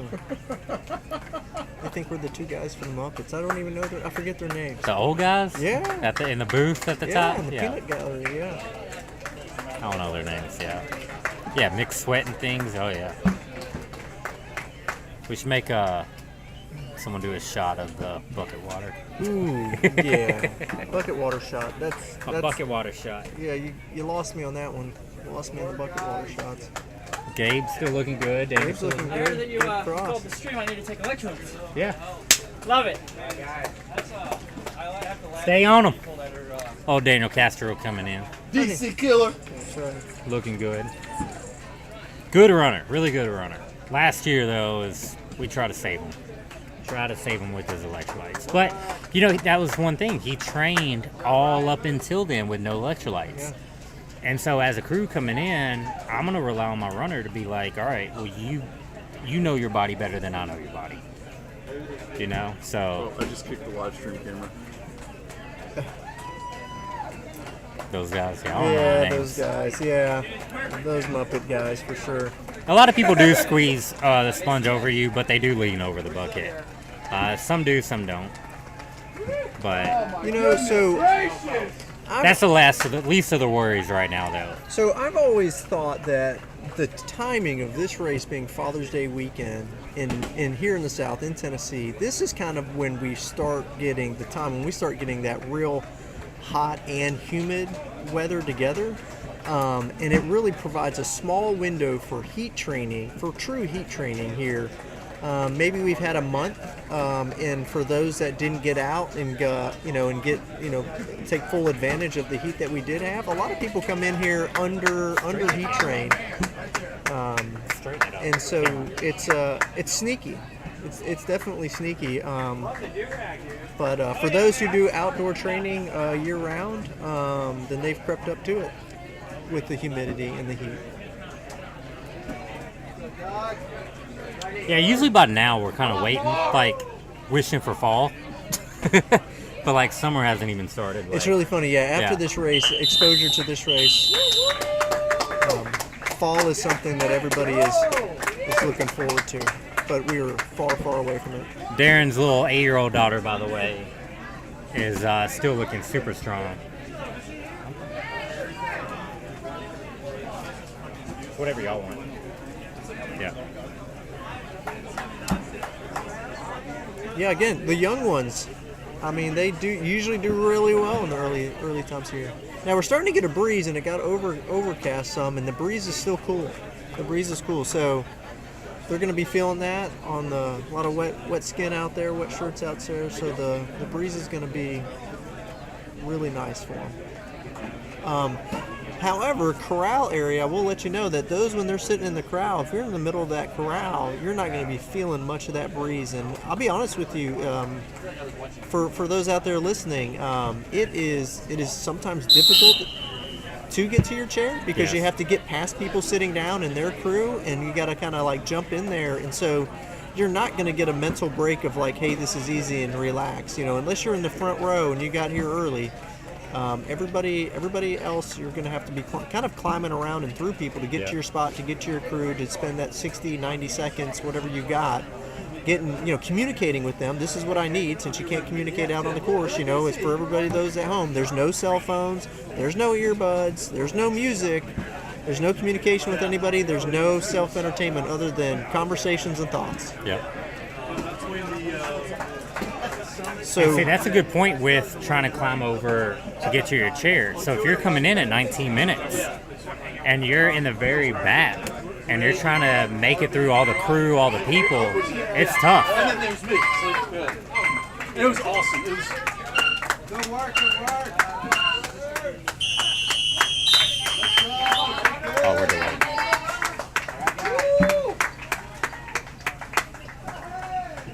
Off to Loop 12. Loop 12. Yeah, and as the course, as the number of runners thins out, they'll move chairs and crew chairs out, and so you'll have more space. They will, but right now it is just packed full of people, and it's great because everybody's in the same boat. Now, one thing I did notice there, just looking at all the runners, there were a lot that had some just blank stare faces. Oh, yeah. And that's not a good sign. I will tell you that from experience. When you get that look in your face and you're not like talking, you're just staring off, Yeah. either you're completely locked in. That's right. Or you are completely locked out, essentially. That like is- you are that is starting the to struggle. That is the survival mode. You're trying Yep. to figure out what it is, and so You are hurting. this is the time where some individuals will think they need calories, but it's hard to take in calories. Yeah. And so how do I take in calories if I need them but I can't withstand them? It's a tough thing to do. Legs are getting tired. You're Legs feeling are it from getting those tired. downhills. You're beat up. Yeah. And again, you're only 12 miles in. 12.1 miles in. And you're beat up. Beat up. Starker and Waldorf are the Muppets, we've been told. You could have paid me $1 million if I would have guessed that, and I would have never guessed that. I would have never guessed it either. That's all. Good to know, though. That would have bothered me. Is there a place to see the current list of those still in live? Not right now, Justin. If you have someone that you're looking for, we do have the spreadsheet up, and we can tell you. But yeah, there's not a link where you can just go check. Not this year. Baby steps on the live stream, though. I'm down about 20 runners. Yeah. Only down about 20 right now. So I think that's based on previous years. I think we're doing better than we have. So Yeah. Doug Moore is still looking good. Doug is doing good. So looking strong. I think he's mentally locked in right now, which is good. Doug knows what it takes to go far in this race. So right now for Doug, it's just all about pacing and trying to figure out, everything he needs, just kind of getting his little groove. So I think he'll be doing good. Hopefully he'll be, hanging around next or tomorrow. I was about to say next time, but that ain't right. Well, most of you runners running this is running in years past, and you know what to expect. Yep. The first few years, people come out here didn't know what to expect. That's Yeah, there's a lot of people here this year that actually know what to expect and know what to do. They've hung around and watched the end of the race. That's another big thing. Yeah. A lot of runners they get out and then they leave. But to me, like when you could hang around, you get a master class on what it takes to finish. Especially if you could come out here and crew somebody, help out. Yeah. Like, Unfortunately for those just listening, you don't get to see those last 15, 20 runners and hear what their crew is telling them in their times in between laps, and Yep. kind of how their process works and kind of what they're doing, because it definitely takes a meld of the runner and the crew to kind of make that happen. Hard to completely pull off by yourself, especially if you don't have a crew that you're not jiving with, because it is a team effort to get to be some of the last ones. And for those that have seen the years past, the mind games that start to come in there with the last few runners is because you're not you're not, at the end of the day, you're racing yourself, but the length of the race is determined by the last person who quits. Yep. The last person who quits decides the overall length of the race, and so Last man standing, the second place, the person who gets that assist is the most important person out there. That's right. Because they can make that race go forever. or they can make that race quit right then and there. That's right. And so you can see that time and time again in different last man standing formats where the last two runners are just going for, heck, I know some of the big ones have gone for like 100 miles after. You know, like some of the ones that do the bigs and stuff like that. So, yeah, you could, you know, I think, what, Eric and Aaron went like 10, 12 hours by themselves or something crazy? Some crowd, I don't know. Yeah. We were all tired trying to figure out that math in, but yeah. So the longest someone got out here, I mean, it was 133 miles and went like 36, 38 hours, somewhere around there. In the mid to high 30s for the hours. Josh Brandt's still looking good too, so he's out there.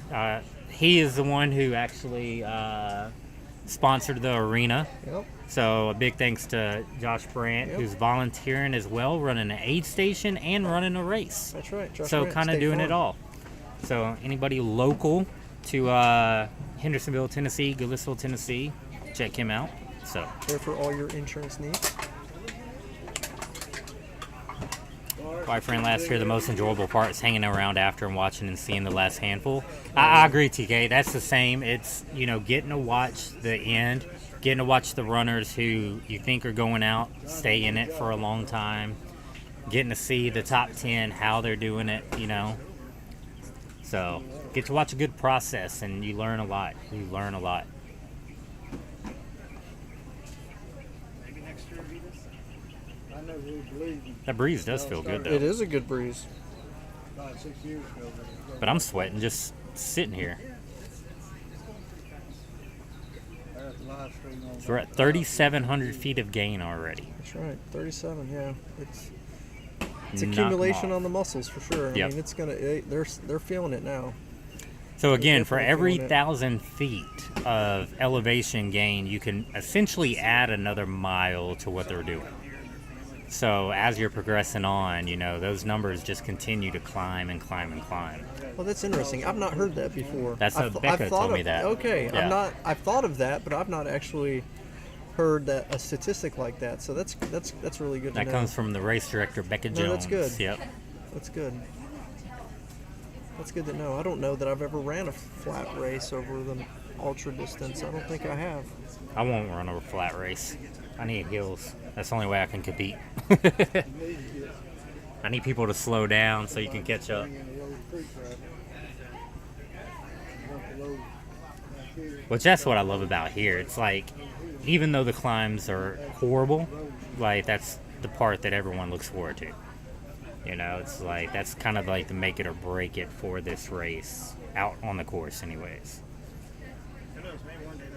Out here, it's still with everything we've been talking about, managing the heat, the electrolytes, calories, all that stuff. Mindset, that's another big one. Because sometimes that's all it takes, just, you know, go have a pep talk with somebody. I know we were talking about Doug Moore earlier, I think last year or 2 years ago, how to give like a quick little pep talk, just to keep going for a little bit, so. Yeah, because, you know, that's a good point, because at some point in time, it'll be in the monotony of it, right? So it's the repetitive nature of you'll lose track of time, you won't remember, you know, you'll lose track of time. You would have just been out here is what's in your memory, and all the laps will kind of join together, you know, kind of in your memory. And so there's the idea of like, oh, I'm just doing this thing, and so you know, a lot of people's minds just kind of zones out, and they're just in this thing, and the idea is like, well, how much longer am I going to be here, not really knowing how long you've been out, you know, how long you've been out doing it. So there is that also. A lot of people just want the mental break of not visually seeing the same thing for 30 plus hours. Which You do get tired of doing it. Yeah. Like, you get tired of hitting the same loop over and over and over. As opposed to seeing other the races same where you things, have yeah. different sceneries, Yeah. it breaks it up, you know. This is going to be same Yeah. until they're done. And we're on, you know, just the farm here, a little property. So it's a 1 mile loop. So it's the same, like, there's not a lot to look at, you know. So it's important to have those conversations with people out there if you can. Because they'll just make the time pass easier, you know, just go through that. But yeah, when you get deep in it, you just get tired of being out there. And that's one of the things that you have to battle through. Like if you really want to be out there to win it, you know, you might be out there for God knows how long to do that. So you got to learn how to put that in the back of your mind and just put one foot in front of the other and just keep going. That's right. Coming on, getting close to the 12 o'clock hour here. Yeah. We're about halfway through, getting close to the halfway through the time. So there's the first group of people that keep coming in at the 13-minute mark. There's Pete the photographer, who's an amazing photographer, by the way. And runner, by the way. With a camera. Yeah. I was talking to Pete earlier, and he was mentioning how it just never ends for the photographer because it's loop after loop, same spots, and so he was getting his plan together as how he's going to capture some really good photos here of everybody, and always appreciative. And they'll come back. All the runners will come back next week, be looking for those photos of themselves. And you can see he's now climbing up the hill. So he is. A great thing about Pete, and one thing I love about him, he will get deep off in the woods. Like you don't even know he's out there taking pictures of you. So like he won't just be on the course taking basic pictures. Like he'll be out there climbing and getting in some weird stuff, getting in the poison ivy, whatever it takes, just to get that perfect shot. So when the pictures come out, probably next week or something, the week after, definitely check them out. I think it's Shiner Photography, if I'm not mistaken. Don't get me lying. Yeah, Shriner Trail Photography on Instagram. But yeah, so he'll post a link up and all that on there, and take some amazing pictures. So he's always one of my favorite photographers to get races. He does a lot of good black and white stuff and captures really good emotions. So let's talk about maybe a controversial topic here. Oh. What do you think is the most successful type of training block to get ready for a race like Mid-State? What do you think that it consists of primarily? So heat training is going to be a factor. Like, I definitely think that. There's the people that get up and run at 5 o'clock in the morning to beat it, I think it's kind of a no-no. Yeah, we talked a little bit about heat earlier. Like, I would get in there and, hot part of the day if you can, doing the sauna, stuff like that. I think the vert training is probably the most impactful thing, in my opinion, for this course. You got to be able to climb those hills at a good speed. You ain't got to be able to crush them and all that, but your body has to be able to handle them. But the downhills are more important. If your body can't handle just the constant impact after impact that you're doing, loop after loop, I think that's the, what's going to take people out. I think you could come across everything else, like pacing's not a big deal. I remember Justin Ford walked 75 miles out here. Never ran one bit out there. I walked a lot of loops with him on that. Yeah. So we know the 20-minute time loop is because of Becca's daughter came out here at she was 11 at the time? Roughly around 11. Is that she could hike it in 20 minutes. Yep. And so that's where the 20-minute cutoff came from, where she said, if my daughter can hike it in 20 minutes, you can elite, run it. Big, yep. Big athletes can come out here and get 20 minutes to run each lap. So I'll give you that. Yeah. Yeah, I think we had talked about the heat training, earlier. That's, I agree, definitely key. And then, that uphill training, you talked about the time, to be able to climb. And so my experience is that there's a difference in, at least for me, the time it takes you to climb Myers from lap 2 as opposed to lap 22, 22 and then 52 and then 60. Is that there's a difference in the time, and so at least in my experience, the longer it takes you to climb Myers, which could take, it's going to take between 4 and 5 minutes for some people, maybe a little bit longer, and so it's taking you more time. That's time you don't have. Now you have to speed up on other parts of the course if you want to be in it, quote, 18 minutes, 18 and a half minutes. And so that means that some parts that you may have been hiking, taking a little break, now you're actually jogging those. Yeah. You're running a little bit more. And so I found that later on in the miles, is that if it takes you longer to climb but the same amount of time to go down, you're actually you're actually having to go faster for other parts of the course, and so you start to feel like you're consistently moving at a greater speed, which means higher heart rate. Yep. So now we're not hiking this part, we actually have to run part of this part. Now we have a higher heart rate. So yeah, I think being able to hike efficiently and as quickly as you can is definitely key. So you bring up a good point with that. So with like my back issues and stuff, when I'm climbing up that hill, Myers, big hill, and I don't have poles, so the first 12 hours of the race, or I've done other races, and if I don't have the pole, like there comes to a point where maybe it's loop 10 or loop 12 now or whatever, where my back is like really feeling it, and so I have to stop and like stretch out my back, even for like 5-10 seconds at a time, and I might have to do it like 2 or 3 times up on that hill, or stop halfway at the chair and catch my breath and stretch out. But that 15 seconds, 30 seconds, whatever I'm taking, is actually slowing me down, and then I have to start making up that time other places. Yes. And then so it's putting more strain on my body, and then it's also affecting me mentally, because now I know in the back of my mind that, hey, I'm starting to lose a little bit of time every loop because I'm having to stop and stretch, or having to do this, or even if it's just you're not stopping at all, but you are slowing down on those climbs. And so that can start triggering a lot of different emotions and stuff like that to get in your head with that. But yeah, that's where the pacing really comes into play. Yeah. For these people that have 13-minute loops right now, yeah, they get all the time. They can sit down on that chair for a minute if they really wanted to, and really catch their breath halfway through the race, and then get up and go. Yeah, and you also mentioned the downhill, and so I think that issue normally has to do with your quads, and your quads of being able to take that impact, that pounding, over time, and so I think that's true. Is quads are always the key player. So in that your feet. So depending on how you run downhill and how you position your feet and toes, you start to get a lot of blisters on the ends in between your toes, because they're hitting the toe box going down that hill. So there are some tricks that some people use. Which you don't want. Yeah, you could kind of curl your toes ever so slightly to make it so that you're not impacting the same part of your toe at the front of the shoe box if you're doing that. Some will just tighten their shoes a little bit more. I tighten and I go bigger shoe. So I don't, and wide toe box, that way I've never hit the top.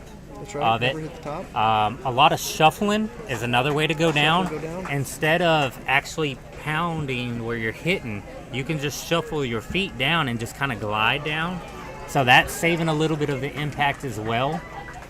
So there's a lot of strategies like that. But yeah, feet are a big thing, because they have wet feet right now, just from running through all the water, all the rain, the sweat coming down. Yeah. That's even if it's no rain, no water, just the sweat getting down in your shoes. We talked about that earlier. That's why I like to wear a shirt, is because I'd let the sweat collect on my shirt. I'd wring out my shirt in between loops. That way water didn't get into my shorts. That got into my socks. That got into my shoes, which made my feet slide. Yeah. So but that's me. Others will rather take not a lot of gators out here either. Yeah, not a lot of gators. Which is kind of crazy. Let me see. We do have a question over here. I think if I can understand it here. And we've been had on the longest year. I think we're saying Six Bear Please Justin Hamilton 2022. No, because the course record was done by Eric. So that got beat. So, I don't have the stats in front of me, so we're gonna but I think Rachel's asking, discuss the different options for the race to help. So we're talking about to help with their gear, different options that they may have for gear, like what we're seeing out here, maybe, so Rachel, we'll talk about what we're seeing, maybe that's your question. So and elaborate if not. So. Yeah, so most runners not carrying a lot of gear with them on the course. We are seeing some that have maybe a belt with a handheld in it, like a small handheld, or because we're not doing pulls yet and you have your hands that are free, we are seeing some that are carrying out handhelds, soft flasks on the loop with them. I always think that's very smart. I don't do it. You don't? Because you can use your quads, and you can still do it with a soft handheld, but push off of your your quads as you're climbing up if you So you're need that using little your hands, bit. yeah. Yeah, if you want a little bit extra just momentum to carry you up. But at the same time, you know, it's hot. Yeah, So I'm seeing soft flasks in shorts, in side pockets of shorts. So that's a good place to store them. I think I saw somebody earlier, maybe with a fanny pack. yeah, a few. There's a few vests, not many, but Yep. What else we got? So we are seeing some ice bandanas. Kara Rourke over there, looking consistent. Has an ice bandana. That's always good for that's going to definitely cool you down. We are seeing some gaiters. There's some head gaiters I'm starting to see. People are covering their head. Hats are coming out for the sun. Not a lot of sunglasses. I'm kind of surprised about that. Let me see. one runner just got in One time. runner barely got in on time. Let's see what he's going to do. He's got the sponge. His sponge pulled off, and he's going. And he's going to do it again. Keep going. He's going. He's Great. going. He's out. He's great. Is he going? He might not make it back, but he's out. But it He's can definitely change. moving. So that's the gear that we're seeing right now. Okay. So in the pavilion, real quick on the gear, Sure. you're only allowed to have a cooler and a chair. Now your crew can be in there, but they can't. They can sit in your chair. They can't have their own chair. You can't have a lot of tables or anything else out with anything else right now. As the race progresses and more people drop, you know, especially like when we get into the top 10 and things like that, we'll allow, you know, more coolers and stuff from their tents to come over. You'll start seeing like, you know, tables around them and stuff like that. But right now you're only limited to your one cooler and your chair. So all the runners really have to have everything there. And then if they need anything else, the crew has to run all the way to their tent, their car, wherever it may be, to get everything else and bring it over. So they are kind of limited what they have here, but most of them, they're going to have their electrolytes, they're going to have all their hydration needs, and they're going to have all their caloric needs. They'll have some towels. You'll occasionally see maybe like a little small cooler with some water in it where they can cool off. Some Like- fans. You may see a yeah, fan fans, on top fans of the cooler. are- So some people put a fan. Yeah. No, we're getting a nice breeze right now. Yeah. Nice Which breeze. fans have just recently started becoming popular over the last 2 years. But it makes a world of difference being able to come in, have that cool, you know, fan on, get that breeze on you, cool off a little bit. It's really nice. So Saw one runner with a vest on earlier that had water bottles. You know, little. It depends on the person. That, you know, a vest can trap heat, anything. Yeah, because it can trap heat out there. And add a little weight. Adds a weight. Yep. So usually what we're seeing is, at least on the course, you're seeing a lot of minimalist gear. So far as clothing, it looks like the men are wearing we have a mixture between compression shorts and longer dark shorts for men, maybe with some compression underneath or built in. Not a lot of racer split shorts that I'm seeing out there for the men. Women, I've seen the mixture of both, split shorts and compression. So a lot of sports bras. Just a lot of trying sports bras. Not keep a lot of body- calf sleeves this year. Not a lot of calf compressions that I've seen in the years past. There is also the whole issue of whether or not that's going to make you hot, as opposed to help stabilize your muscles, you know, as you're going. So. And again, it's only a one mile loop, 1.1 miles. So, if you know, you got what you need in 15 minutes. True. So you really, you know, you're okay. So like, you don't need a lot to push through. You just really just need to keep moving. Anything you need is going to be here when you come back. You know, so it's easy to take stuff on, take stuff off, get what you need, do all that. So. You see, we had a question. How many runners we have left now? I think 93. It's 93. Yeah, we have 19 out for sure. I'll just 19 now. refresh. We may have had one. Okay, yeah, you're Yeah. refreshing it on our feed there. Yeah. Yeah. So it's been since, we haven't had any out since loop 10. We lost one on every loop except for loop 2, 11, and 12. So we had one go out on the first loop, which, you know, we have that every year. Some people just want to come do one loop and have a streak and then leave. Sure. And then we had a couple on 3, 4, 5. So it looks like we've been averaging 2, you know, at least 2 every time someone goes out. So 16 minutes left on this one, yeah. But yeah, any questions y'all have, just fire away. We'll be more than happy to answer away any questions, anything about running the race, anything we can. So we were talking before the end of that loop. We were talking about what we thought a successful training block would be, and I'm kind of primarily talking about maybe some of the last blocks if you wanted to do the race, coming into it.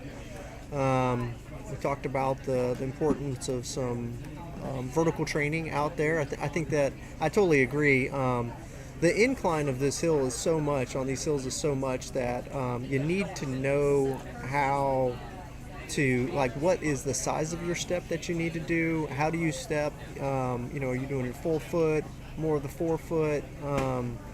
So if you're not used to vertical, if you live in a flat area, if you're out there from Florida or somewhere like that and you're trying to figure it out, definitely got to get some vertical training in there. How much? That's really gonna, that's gonna really depend on where you're at as an athlete, what your experience is. I always try to shoot for what your race is though. So if you're doing 340 a loop, try to get as close as you can. Even if you're on just one little hill and you're hitting that hill over and over and over and over, and that's all you're doing, getting that. I've done it on treadmills. When I was training for Big Al's 200 here, that was 60,000 feet of elevation, gain and loss, and I did a lot of that on my treadmill. Yeah. And so it's whatever you can find to get that, incline training in is going to help you, and the decline training in. Yeah. Like, that's just as important to beat up those quads during it. So yeah. So you brought up also, I think we were talking about maybe not to have an emphasis on. Here we've got one more out. Maybe two. Maybe two.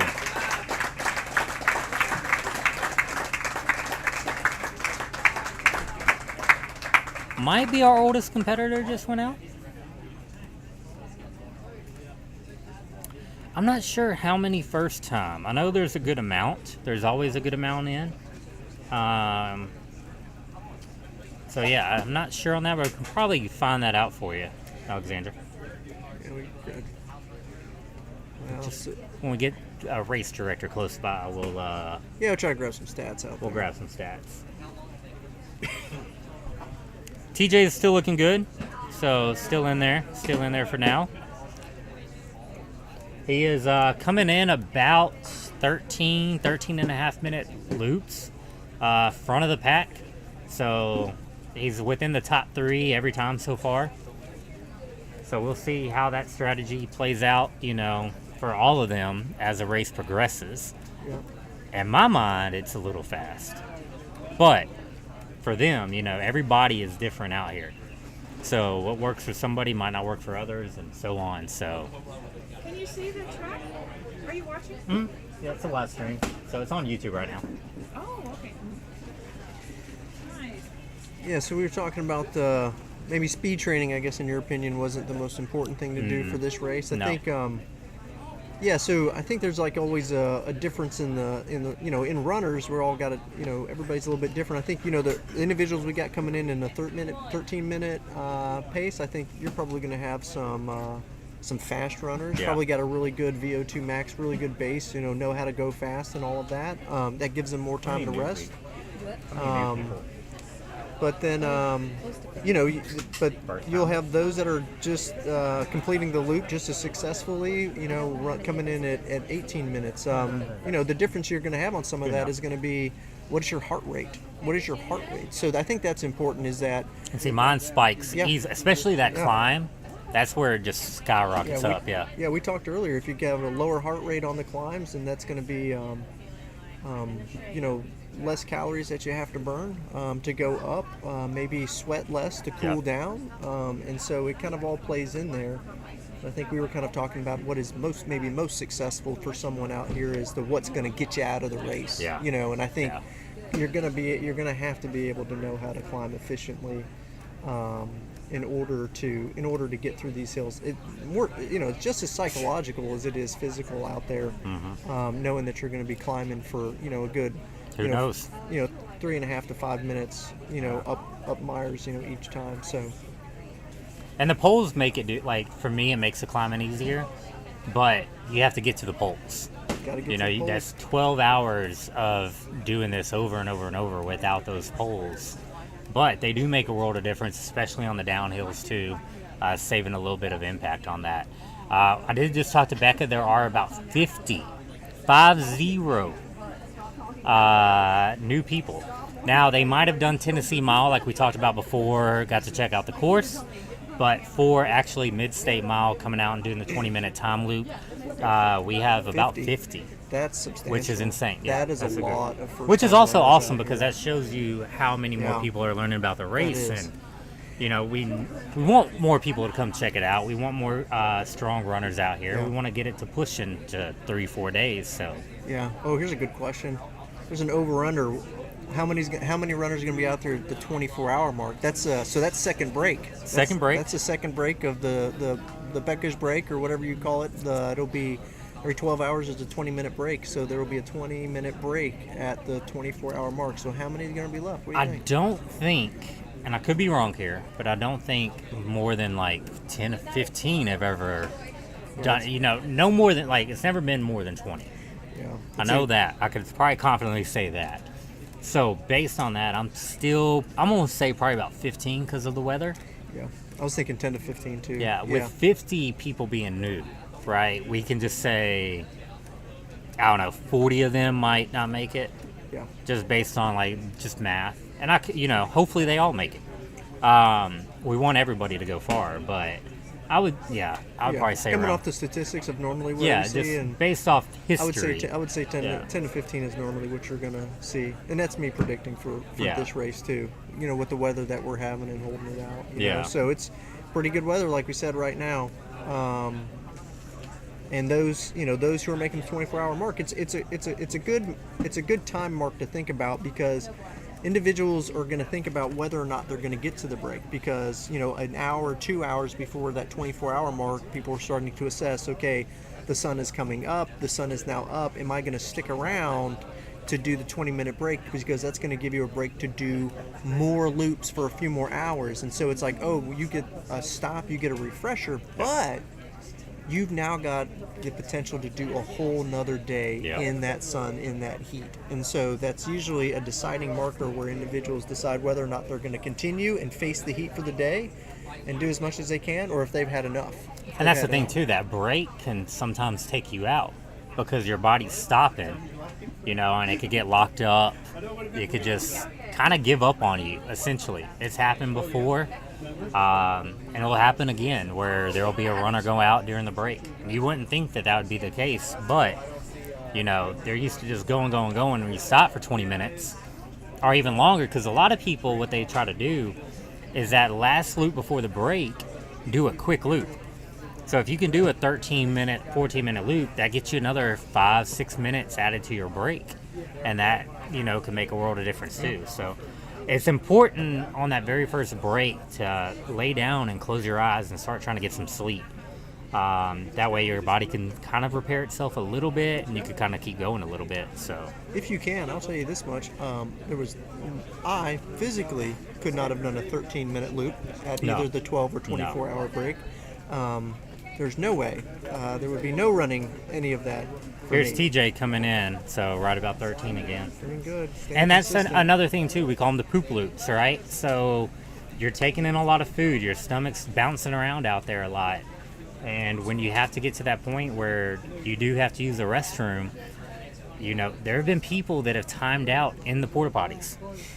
They couldn't get up. They locked up on there, or they were just not finished and stuff like that. So you have to be able to sometimes run those quick loops when you need them. And it's things like that you don't pay attention to. You're not really thinking about during the race, but when you gotta go, you gotta go. Do they have the porta potties at the beginning of the race again? Yeah, there is one so we have porta potties when you come into the corral. So we have runners coming in now. Porta potties are only open to them, so no crew or nothing, until after they leave. And then as soon as they cross the start line, there's another one right there where if they didn't have time, they could hopefully make it and then hopefully make up time on the course. So even pee breaks, everything you got to think about. I mean, that's time taken away from your 20 minutes. So every little thing adds up here. There's not a list of runners in their loops to track them. I mean, everybody's on loop 13 right now, and we do, if there's a particular runner you're looking for, we do have a list if they're out. So only 20 people have dropped so far. So there's still a lot of people left in there. Yeah, you got to face your demons in that 20 minutes.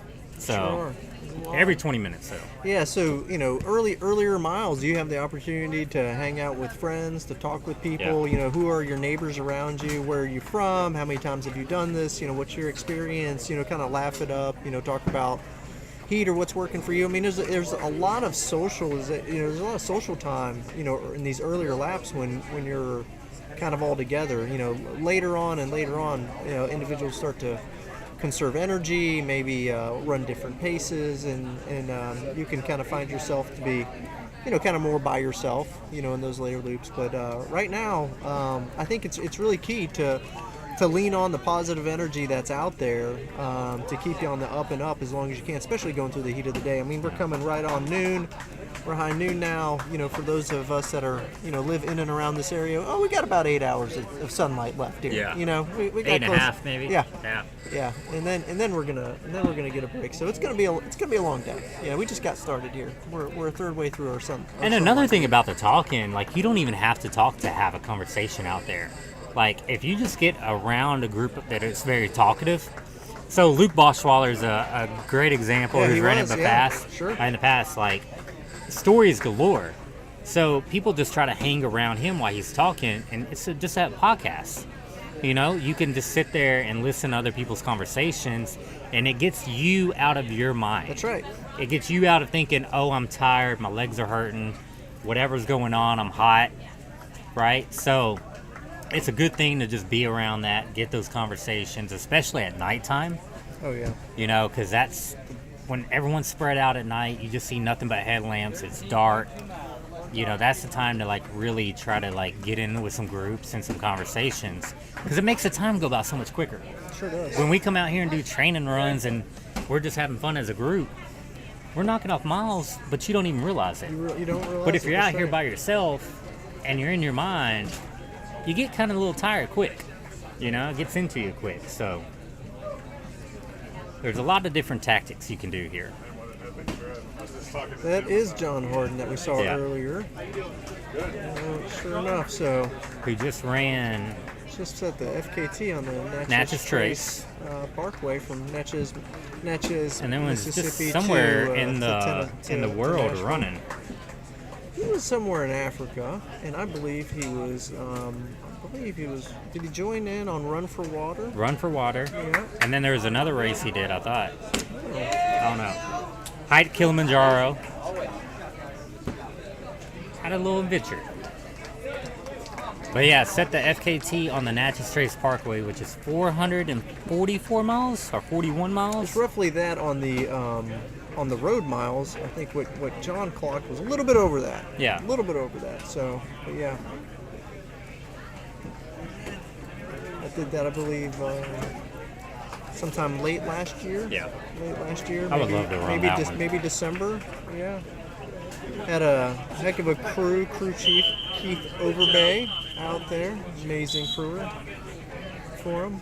Which the Natchez Trace, for anyone that doesn't know, goes from Mississippi, Natchez, Mississippi, all the way into Franklin, Tennessee, which it's really just right down the road from where we're at. That's right. But there's only, I think, one gas station on the trace that you can stop at. There's no other way, like nothing. So like you have to get off the trace and go a ways just to get anything. Hardly any cell service.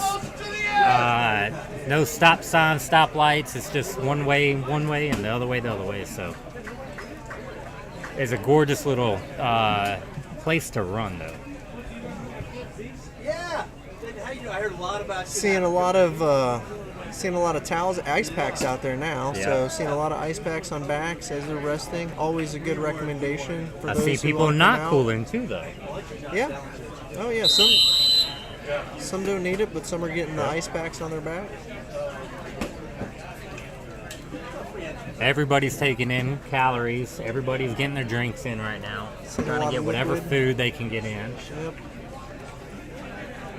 Seeing some fans out there that we were talking about. So a lot of fans with battery packs on them. I think the heat is definitely starting to get to people based on faces, body language, how they're sitting in their chairs, things like that. I've seen a couple people that are not sweating yet. Yeah. So believe it or not really sweating. Me, and I'm taking that going off of dry hair and kind of dry body. So Nicholas is still dry. Yeah, one to watch for the day. I'm not going to miss that.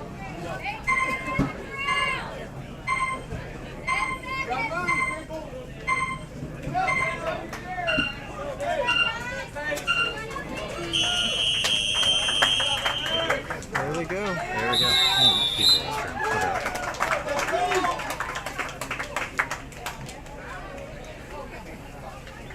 All right. Brandon's going to take a quick break there.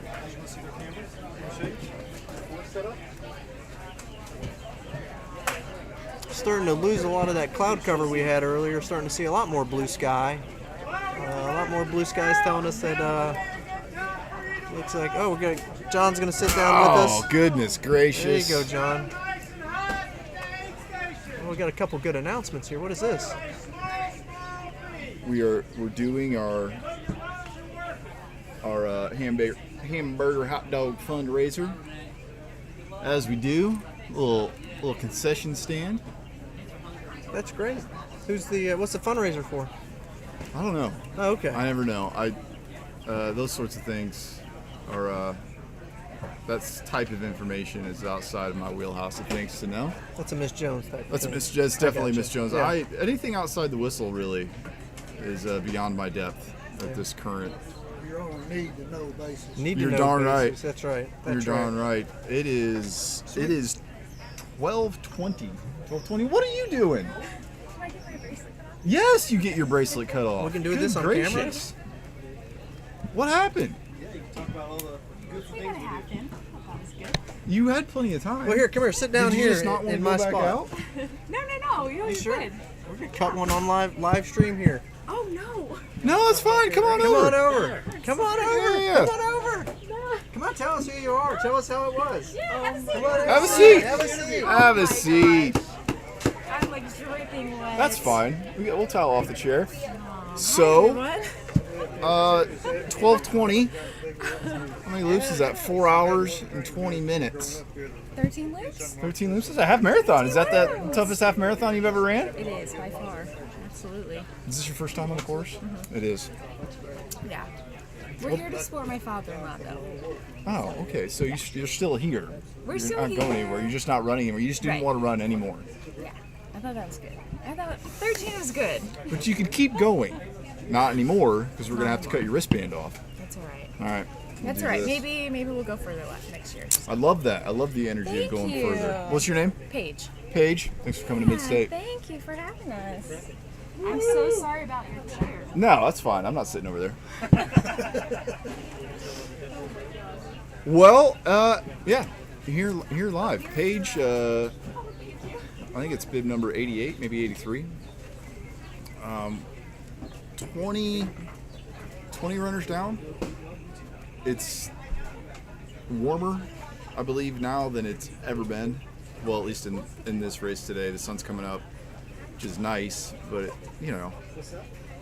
it's certainly a point where it's going to have an effect on runners as they heat up and they start to drop. 13 miles is typically that breakover point. It's the first soft goal to have. We're joined by John Harden, ladies and This is a gentlemen. very wet chair. Of Hardwood Adventures. Yeah, that's why I'm not sitting there. Oh, man. Act like that's the first time your shorts have been wet. Oh, well, I mean, okay. Yeah, Yep. exactly. Fresh off the Kilimanjaro Run for Water trip. Yeah, man, that was awesome. Hobnobbing. I was hobnobbing up Yeah. on the roof of Yeah, Africa. Greg Armstrong. Yep. Magatrons. Yep. Harvey Lewis. Yep. Tim Forbes was out there too. We had a Canadian runner named Anthony. He was out there. Yeah, was he did awesome. the Trans-America, Canada to Mexico. Yeah, he ran the path of the monarch butterfly. At the speed of butterflies? I I don't know. I don't know his speed. How fast does a butterfly migrate? I would think that you could probably be a butterfly. Maybe not me, but I think you could. we're saying Well, like, 'cause, butterflies. like, what- Their I mean- endurance though is phenomenal. How much do you think a butterfly can travel in a day? A monarch butterfly specifically. Yeah. Maybe people in the chat know. I would give it like, oh No. no, how Maybe somebody will. maybe somebody could tell us how far one How- could travel. how far a But then monarch does it have to butterfly- recover? I think it's got a very efficient skeletal System? structure. Yeah. Because they seem like they just kind of fly around and do whatever. But they catch the winds. Okay. I mean, I don't know that 30, 40 miles a day is unheard of. 30, But you figure you're on the breeze. We could do it. We could take them. We could take Well, them. Johnny Longlegs. We could walk that. We'll be all right. I mean, you did cover the Natchez Trace this year. Yep. Yep. Or just last year. Yep. In December, we got another one coming in. I got to cut another wristband. But I know this is another. yeah, we've got another drop. Another drop. Did the big guys Timed always drop out. first? Like the bigger muscular guys? It's a lot of bulk to carry around. That's It is. for It's darn sure. a lot of bulk cotton. Yeah. You want to get this guy in here? Yeah, we'll just back. Come on over. Come on over. Come and sit down. Have a seat. Hey, John, thanks for having me. I appreciate it. Thank you. Appreciate it. Yeah. Have a seat. Okay. Seat is exactly what I need. Yeah, have a seat. Welcome to the studio here at the Mid-State Mile. 13 miles. How'd that feel? It went downhill quick. So the first 10 laps felt Solid. pretty good. Yeah. And then nausea hit. Ooh. So nausea was the biggest thing. I felt like I couldn't get down calories, and so the energy just got zapped. Yeah, that'll do it. What were you doing calorie-wise? Was it just straight whey protein? Yeah, that's right. Creatine mix? I learned long ago to stick to mainly liquid calories. Okay. So lots of Gatorade, Tailwind, Coke, whatever, and try to stay away from solid foods because it'll just sit in my gut and not clear out. But I ate probably more solids than I should have. Yeah. Well, overall, how'd it go? I mean, for what I put into it, the training wise and coming out here, solid effort. I got 2 more laps than I thought I was going to get. That's what it's all about. Coming in, I Yeah. was like, there's no way coming up that hill because that's when the nausea is the worst. And somebody was up there cheering me on saying, like, you got 2 minutes, you can do it. You can do it. So I just started sprinting. It's a good and bad decision because coming across that was, when you yelled at me to go out again, I was like, no. You had time. If you're back, you got to keep going. I know. That's what it's all about. Yeah, but awesome race. Well, we appreciate you coming out. We appreciate you having me cut this off. Yeah. You don't need this anymore. There are so many savages out here. It's cool to Well, see. you're one of them. And you can keep I'm this trying. one. Thank you. We appreciate it. Thank you so much. Great Enjoy race. This has been awesome. Thanks for coming, and we'll see you next year at the Mid-State Mile. Yeah, sounds great. More training next time. I got your seat so wet. I'm not sitting over there. 37, bib 37. All right, well, that's another one. Thank you so much. They continue to drop, and we expect to have even more runners fall as miles add up and temperatures increase, at least until we can get to a cool down in the evening hours. We're going to eat some lunch. We're going to have a great day. Thanks for following along. We appreciate everybody. Let's see if there's anything going on. All right, we'll see you next time.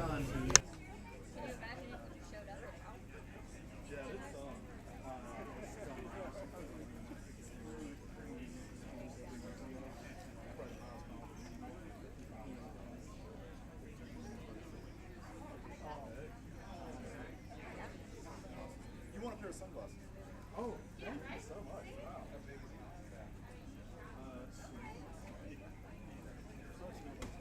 Okay.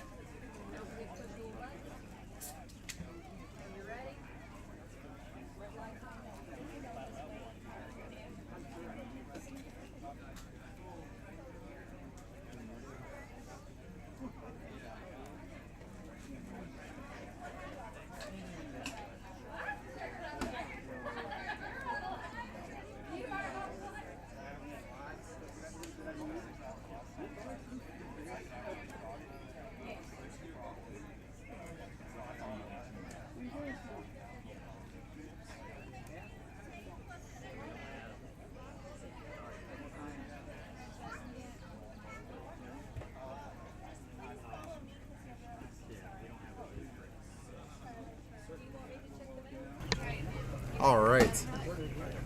We're live at the Murder Mile. I'm Aaron Dana. Eric Keenley. Winner of the 2023. And winner of 2024. Yeah. So, two guys who spent a lot of time out here being on the other side of things. So it's nice for us to both be here. Yeah. It's kind of refreshing to see this course unfold and see how the day goes, but from different set of eyes on different side of the course.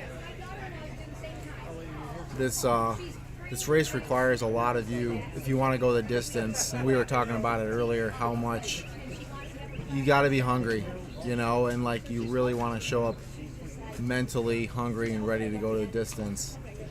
So we're eager to both get inspired this year. Right. You know, and I think that's what's so special about this race is like how inspiring it is. Yes, we've been the ones inspiring, but we still need to be inspired ourselves too. You know what I mean? Absolutely. Keep that flame burning.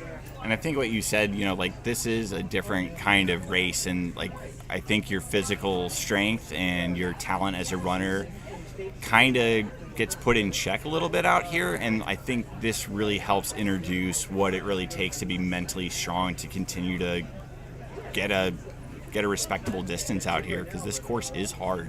Yeah. It's an interesting temperature today. It's been a little bit cooler this morning. The sun's been out a little bit here. The rain's holding off, which is nice. So yeah, had a couple little bits of showers, little dose of humidity here or there right after the rain. It's pretty comfortable right now for the runners. Could be interesting. It's definitely a lot more comfortable than last year. Like that was the hottest it's ever been since this race has been on, and I think the results showed for the finishing distances last year, and it just took a lot of people out who definitely had the potential to go a lot further.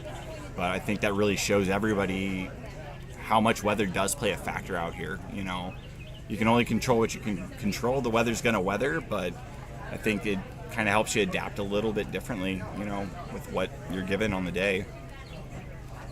I don't know if they gave any updates on the drops. They just interviewed Brent Jackson, who dropped this last. So only had one drop the last loop. So I got first people coming in right now. We've got still 6.5 minutes remaining on the clock, and running 13 and change. That's Whitney from Florida, super strong runner, but she's been holding that pace the whole time. Yeah. TJ came in at 13 minutes. Let me see if I can see his last name. I should know it. I see Jason Bear there in the TJ comments. Solomon. And you coming up here, man? What's up? Yeah, so we've had about 20 people from the race cut so far, had their day end early. Still got about 80 runners out there. Everyone's looking pretty strong. I think everyone's kind of settling into their rhythm and finding out what's working for them out here. And definitely see a lot of returning people, but also a lot of new faces, and they seem to be kind of holding it down. Still pretty early. It's still pretty early. Still pretty early. These are what some people have called the process loops. You know, we've got to kind of just get through them and see where people kind of fall. You know, it kind of sets the tone for the rest of the race, and you'll kind of see who those people are. You know, we're a couple hours in now. We're about almost 5 hours in. It's fun watching the live stream. I like the live stream. I know. I like the commentary. I think a lot of downtime with the watching the people run around in loops. I think we can spice it up a little bit, having different people on here talking.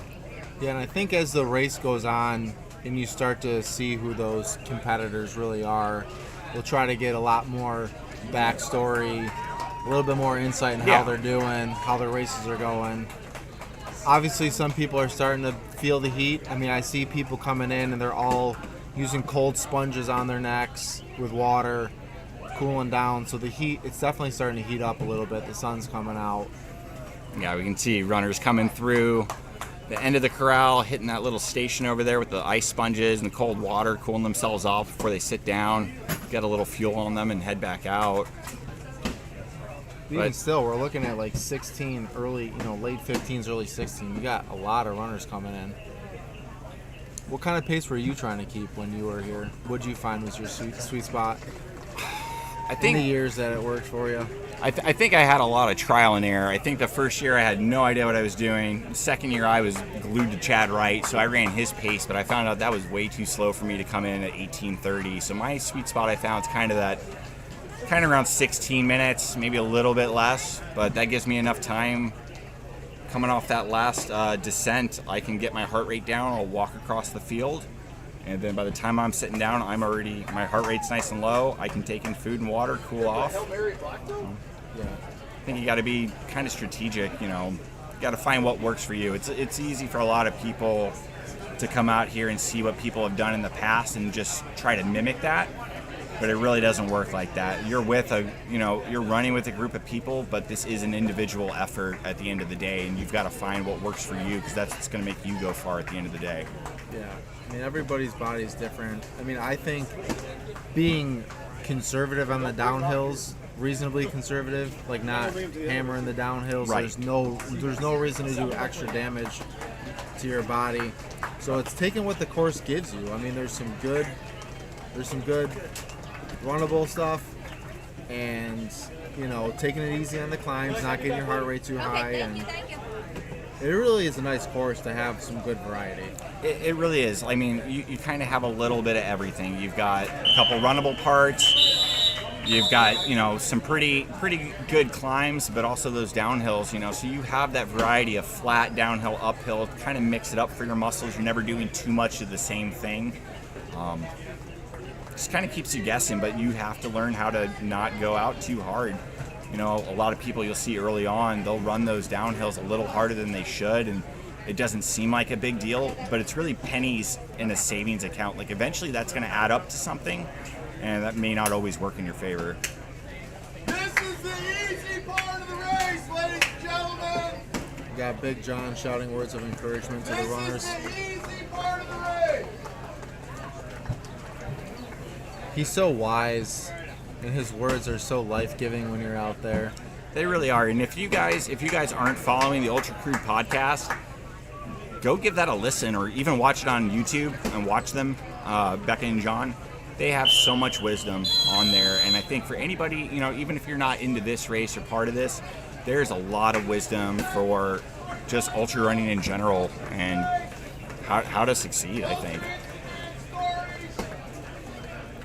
I was being a little sarcastic, though. I learned to tune John out. Well, I wasn't. I listen to everything John says.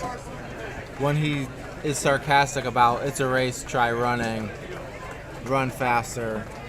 Yeah, don't listen to those parts about John, but the other things he's saying. Beck and John, they've been my coach for almost 4 years now. How long have they been coaching you? 3, I think. I always seek out those phone calls, just kind of have that one-on-one time with them, kind of get their individual views. Beck and John, they say the same message, just different word choice.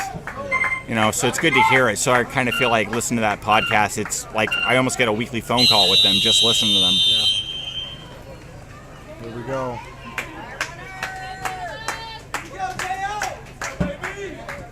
Loop 14. All right, loop 14 is starting right now. Gonna have to run faster than that.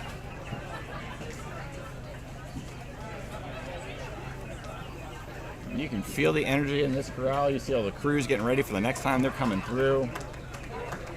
It's a very, very much a reunion out here at this race. For the runners, but also the crews who come here year after year. Like, this crew's family remembers this crew's family, and everybody's it's a huge reunion for everyone.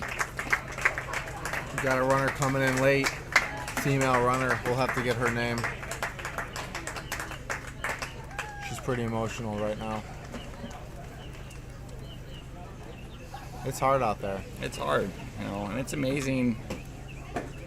Wish we could get a camera on her, but just the raw emotion that comes out of people here. I feel like this race does a wonderful job of really kind of stripping away our hardened exterior shell of who we can be in the real world, and I think this race, just lap after lap, just kind of strips that away, and I think you get to really see people in their rawest form and the emotions of what makes us a human. that whole spectrum of emotions, and you can see it on the people, and especially when somebody's race ends early, or they time out, and like, you know, like sometimes there's an outletting of tears, and like that's real. And I think it's hard to find that in some other races, but it's always here at Mid-State, and I think that's one of the things that makes this race so special.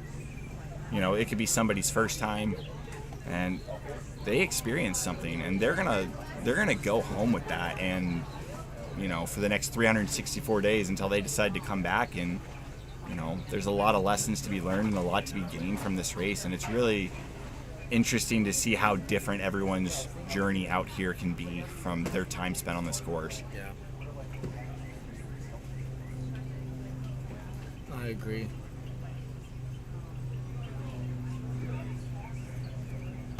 Well, there's a Yeah, and that's our runner we were just talking about there, and you know, it looks like her race has ended for the day, but like a lot of emotion. It's powerful. It's a powerful way to learn about yourself out here. Like we're physical beings, you know, and like you want to take your body as far as it'll go out here, and your body will start to have issues. It'll start to slow down, and it's how long can you keep pushing and enduring past that. Like, just even if it's a couple more loops, right, when you know your time is ending, but you keep pushing just one more further and one more further. And I think you start to see what you're made of internally. Externally, everyone's bodies are different. The heat affects people differently. The hills. But it's what you have to do to dig deep. It really is special. Now, when you've been out there on the course and you've over the years, and you know your time at Tennessee Mile, and like you get to those lows, what are things that have like helped you to get through to that other side when you've been out here? Just keep moving, you know, if I can, right? It's like, obviously my race has come to an end multiple times, and I wasn't the last man standing. I think you just have to keep believing that you can keep pushing. And I mean, in regards to Tennessee Mile, it was all about the effort, right? It's recognizing the effort that you're putting in and being mindful of like giving it your all. And I think everybody here has that opportunity to give it their all, whatever that is. Your body will tell you when it's done, but you have to make sure that you're not quitting mentally or emotionally, and you're staying locked into who you want to be. And that's what I think honestly gets tested. It's your maybe your integrity to who you want to be, you know, because we know that like it's very easy to just back off the gas a little bit and then oops, I timed out. But that's not, you know, that's not the way we want to go. Right. You know. So it's finding what you're made of, that you have that integrity to, even when things are hard, to be happy with the effort and happy with what you're putting into it, regardless of what your body does.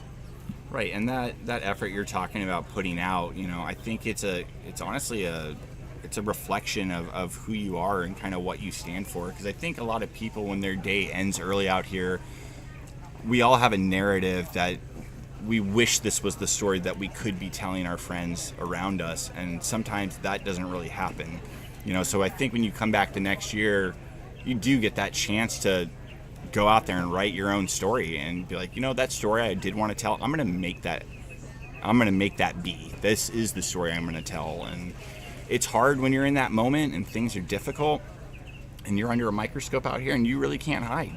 You know, we will see you in 20 minutes when you come back through the corral. You know, it's hard to stay in it, because sometimes out here running this loop over and over, it can seem like an eternity. It can seem like you're stuck on this treadmill and you're not going anywhere. But it's very difficult to remember that this setting is temporary and this will be over before you know it. But sometimes when you're in it and it's difficult, it does seem like it's lasting forever. So I think it can be challenging to stay in that mindset where you are telling that story that you want to tell. But that's what you really, I think a lot of people with experience who come out here, that's what they're going back for, is to tap into that mental part, because the physical part's here. You've done it enough. You know what to do. How do you keep that physical fitness and that mental fortitude in check? I think that's the challenge, and that's what makes people out here at Midstate. Yeah. Do you think having your first name start with a vowel increases your chance of winning the race? I definitely think having a name that starts with a vowel, or leads with a vowel, I think that's a recipe for success, you know. Especially in the last couple of years. In the last couple of years, a vowel definitely helps. Consonants If you have a rule. consonant, Tennessee Mile might be for you. Was that little was that jokes Alyssa? aside. Was that Alyssa, John? That just timed out. So we had Alyssa keep, like, Clausen. refreshing that. Alyssa Clausen was one of the runners that timed out in that last loop. It's important to know that these are all just faceless numbers to me. They're just wristbands. They are. They matter to somebody out there watching. People that they know are proud of them, and that's important. Yeah, we had a couple on that one. We had a couple go out in the last one. Looks like Gabe crossed as well. Gabe Cross is out? I mean, it shows up here. I've not cut Gabe Cross's wristband off. I know him. I mean, that's what it's popping up as. Let me know if I'm wrong. 'Cause I think that's the loop number.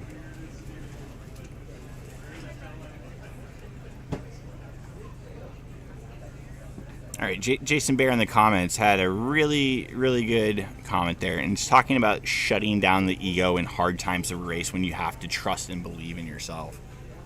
I think that's really true. You know, I think you learn a lot about yourself in the training, and you kind of, you know, especially having like Becca and John coach both of us for the last few years, we're being tuned to be that person here, and we're running at a pace most of the time in our training, which is going to be directly reflected in the races that we run, you know, so making our bodies strong enough for that. But like a lot of that is trusting the process. You know, there's been lots of times over the years that with Becca's style of training, I feel like, hey, maybe I'm not running the volume I want, maybe I don't have this, and I've always just trusted what they've provided for me with a training plan, and it's always produced a result. It's always helped keep me strong, keep me durable, and keep me coming back for races, you know. So yeah, I definitely think what you just said, Jason, with you have to shut down the ego a little bit. You kind of have to believe and trust yourself a little bit more. Any other questions out there in the chat, just leave them in the chat. We'll try to answer them as best we can. Yeah, it's definitely still early in the race. I know we got people timing out, but this race can go for days, so people are just getting warmed up. Their crews are getting tuned in to what their runners' needs are, and yeah, we're starting to kind of approach the heat of the day, so I mean, not too bad here for weather, but you know, it is warm. You know, I'm sure if you're running, you're feeling that heat a little bit more, and it can get pretty humid, and there's that canopy of trees there. Be interested to see what it does tonight. I know last year for sure, all that heat from the day when that sun went down, I know everyone was looking really excited for it cooling down, and it just didn't. Not until maybe a couple hours before the sun came up. You know, it was hot and humid in those trees at night. So sun going down doesn't necessarily mean it's cooler out. I know last year I had to cool for hours into the dark, and I'm pretty sure you did the same thing. You did cooling treatment every loop when you came in and took salt. oh yeah. This is a good race to figure out what your body needs on a 20-minute basis.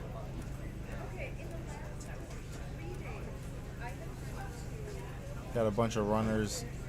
Coming through here is Johnny making their climb up Machete. They're making good time.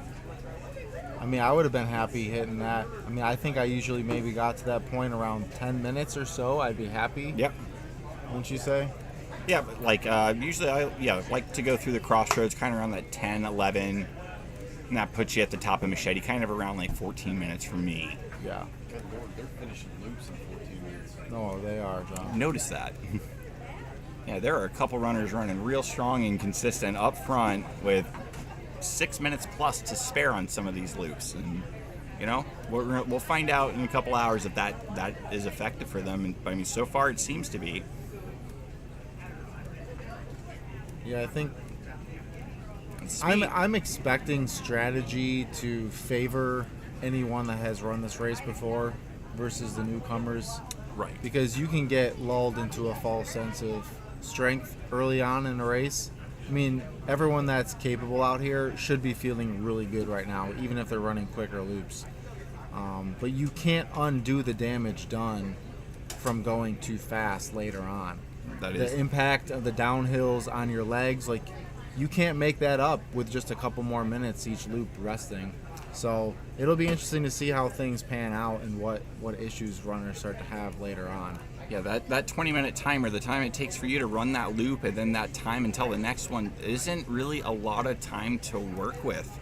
You have to be very strategic and mindful of what you're putting in your body and how you're correcting the problems that you're facing on that previous loop and what you're going to do different for that next one. You know, we were talking about runners coming in, like this is their first time at mid-state. We got a runner and 12:50. That's insane. That's TJ. That is TJ TJ from Income Last Man Standing. That was Mid-State Miles' first golden ticket race out in Idaho. And yeah, he's coming through strong. Fast loops for my personal preference, but you know, he seems to be doing well with it. So that's leaving him about 7 minutes. That's 7.5 minutes for this loop for some downtime, you know, and that's plenty of time to take care of stuff, but could be too much. We'll see. Yeah. You could start sleeping potentially. That is very true. If you had 7 minutes. Yeah, and this is TJ's first mid-state mile. You know, at least he ran a similar format coming in, but I've definitely seen a lot of people who, you know, may have been successful at other races, but that's hard to directly translate that to your first mid-state. You can't always just run these things. We've seen in years past where people ran it so fast and didn't want to adjust their style of running and chose to run fast the whole entire time, and then, you know, they were bear crawling on all fours going up some of those climbs for a couple loops until they timed out. I got a question. Is Gabe still in it, John, or did he timed out? Oh, Gabe is out. Voluntary withdrew. Gabe withdrew. DOR. Dropped on request. Dropped on request. So Gabe Cross is out. My spreadsheet is accurate. I'm sure we'll have another one or two. I mean, it seems like we're trending almost every loop. A couple people are dropping. And there have been some runners coming in late, so you start to see them getting slower and slower, and then I mean, some of these runners are going from running a 20-minute loop to like 25, 26, but I know as well as anybody else, if you know your time is up, you just hike it in a lot of times. So that's why they're taking so long to get back.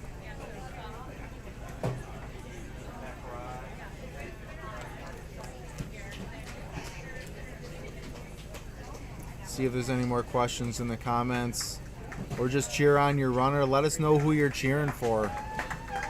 Yeah, let us know in the comments where you're watching this from. I'm kind of curious to see how many people and what you're up to today while you're watching it. You get Joshua Brandt coming in. JB. Dave Compton's coming in. I don't know everyone's names, but who I do know, I will call them out. Yeah, so just saw in the comments, so that Income Last Man Standing race, that's going to be in August this year in Idaho. So if you're interested in running mid-state and you haven't ran mid-state before or Tennessee Mile, you know, trying your luck at that race and, you know, seeing what you can do there, that'd be an awesome option. And it's also a golden ticket race, if you win it, that you get into mid-state. Yeah, and very similar format, a little bit less climbing than mid-state, but we still have that 20-minute timer, that 1.1 mile loop.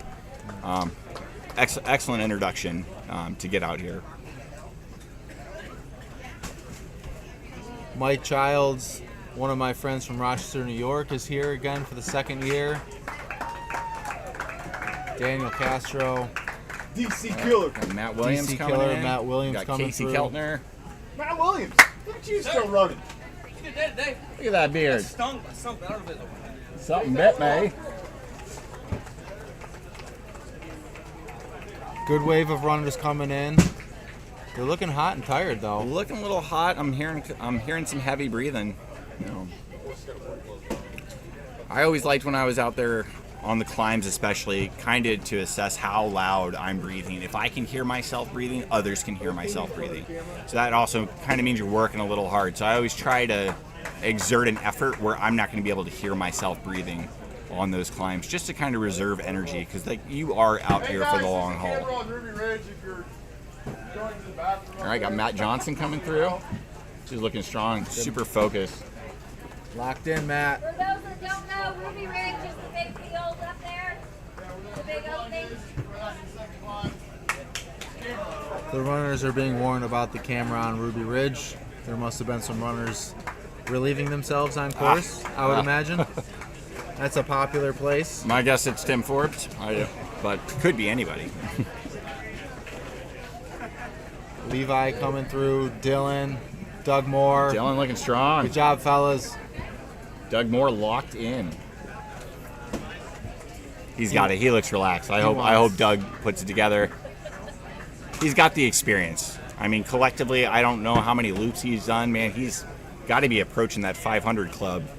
Just between his efforts at Tennessee Mile, 4 years at Mid-State. This is his senior year at Mid-State.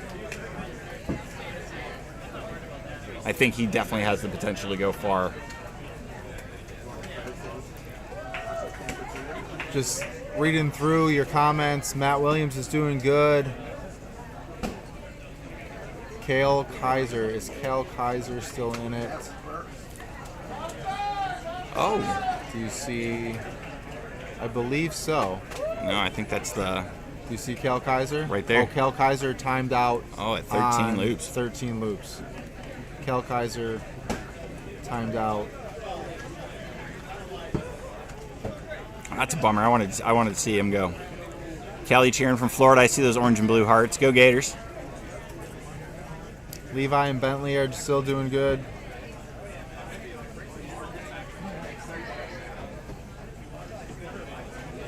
Still got a lot of runners in it. We've had 26 people drop, I believe. Yeah, and I want to give a shout out to this kid, Nicholas. Nicholas was 16 last year and did 60-something miles out there, and he's looking super strong. That kid put all his heart into it last year, so I'm really excited to see what he does out here this year. I want to see him go far.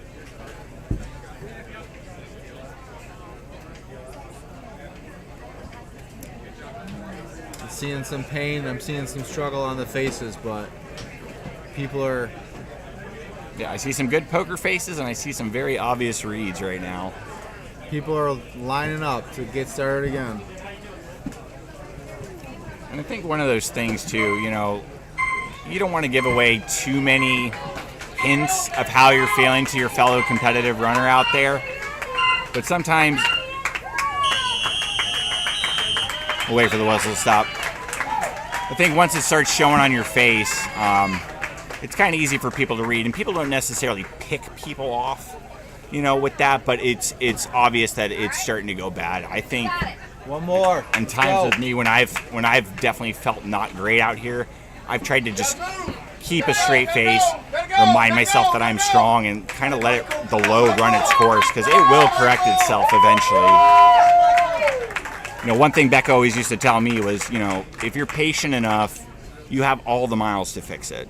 You know, you may not have that downtime in the corral to fix it, but you can keep yourself mentally in check while you're out on that loop. And I think there's a lot of correction that can be done just as far as if you feel yourself going south mentally out on the loop. That's also your time for you to kind of correct how you're thinking, how you're approaching things. Well, I feel like we have some people waiting for runners that didn't make it. So we will see who those runners are. Looks like the Jansen family is waiting. I didn't see Darren come in with his daughter. Yeah, when I was speaking to Darren earlier, you know, he's going to be running the race with his daughter today. I think, how old is she? 8. She's 8 years old. And she is going for a half marathon finish on the Murder Mile. And Darren is being an awesome dad and running with her. And it's awesome to see her kind of following the footsteps of her dad, who's a super awesome person, very talented runner, and to see like the next generation out there getting it, it's really inspiring to watch.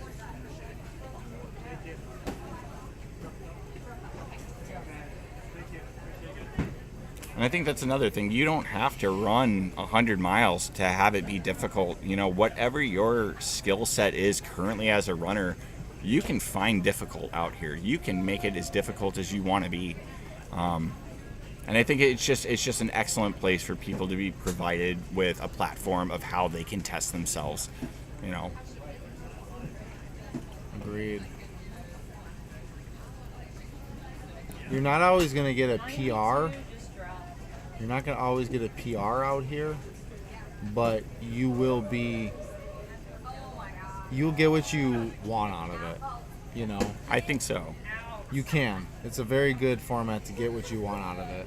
I think if you truly push yourself and you don't allow yourself to mentally time out, you don't stay out on the course to time out, you don't die here in the chair and get pulled from the race. If you actually physically push yourself and get everything out of it, I think that's a success. No matter what your finishing place is, how many miles you accrued for the day, if you push yourself within the realm of your capability on that day, I think you can get everything you want out of this race.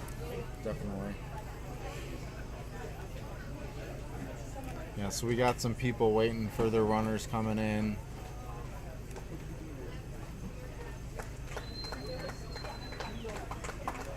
See who we have. Here's some cheers. We'll see who that is coming through.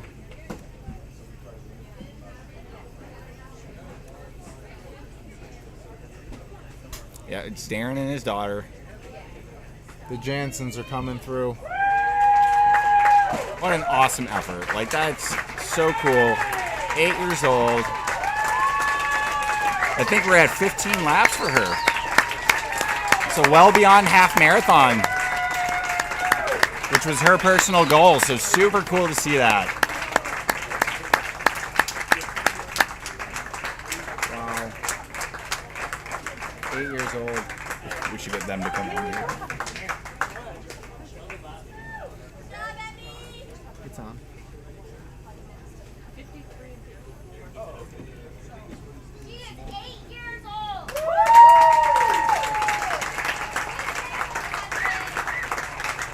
Oh, so cool to see that. You know, and I,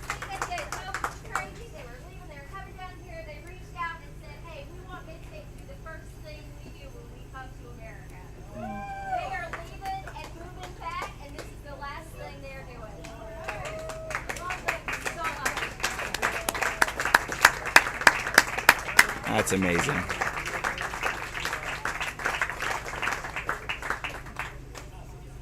That's just great to see.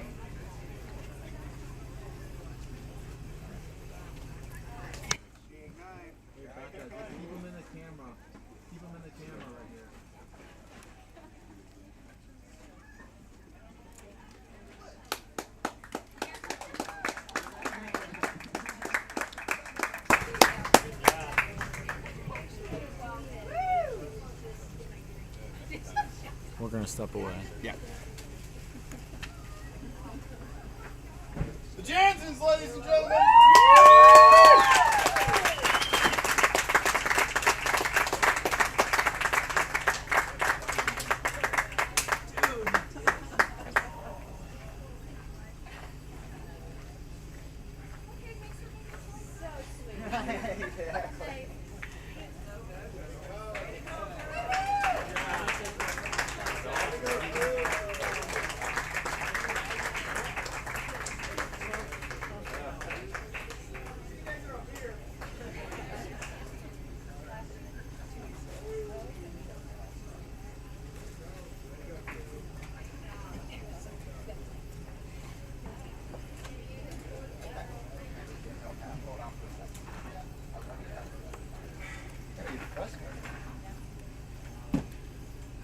So we just had Darren Jansen and his daughter time out together. Very special moment for them and their family. Becca was saying how back in 2021 they moved from Canada to Tennessee, and one of the first things they did as a family was he ran the 2021 Mid-State Mile, and now they're leaving the States to move back to Canada in a couple weeks, and this was one of the last things they did as a family. So very, very cool moment. The Jansens are special in the Mid-State family. Darren got me the assist last year and spent a lot of miles with him, and he's such a good man. I'm excited to see what they have in store back in Canada and where they land, but they're just amazing people, amazing family, and very cool to see just the next generation starting to follow in the footsteps of the parents. So it's pretty cool.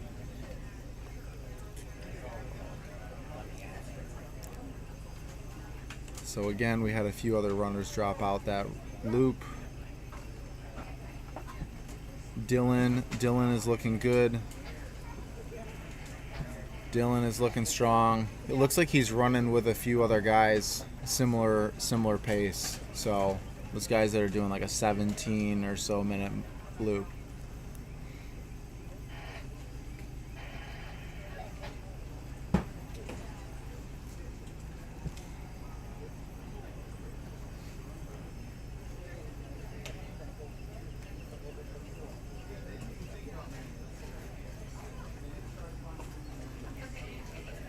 Very, very cool being on this side of things, though. It's a lot different pace. I can tell you that much.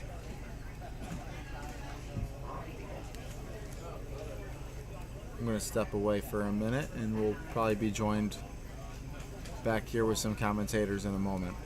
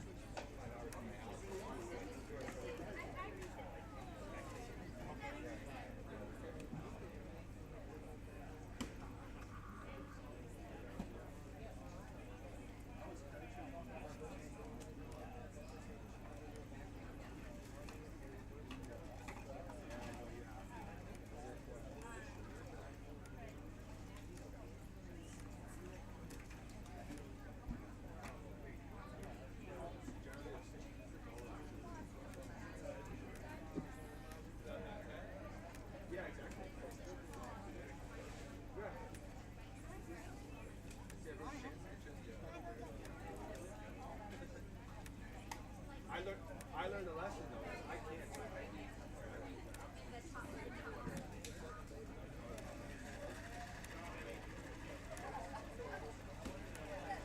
That's it. I love downstairs. I love the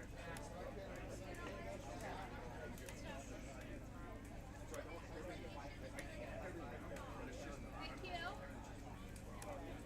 Sweet. Bring it back to your towels, please.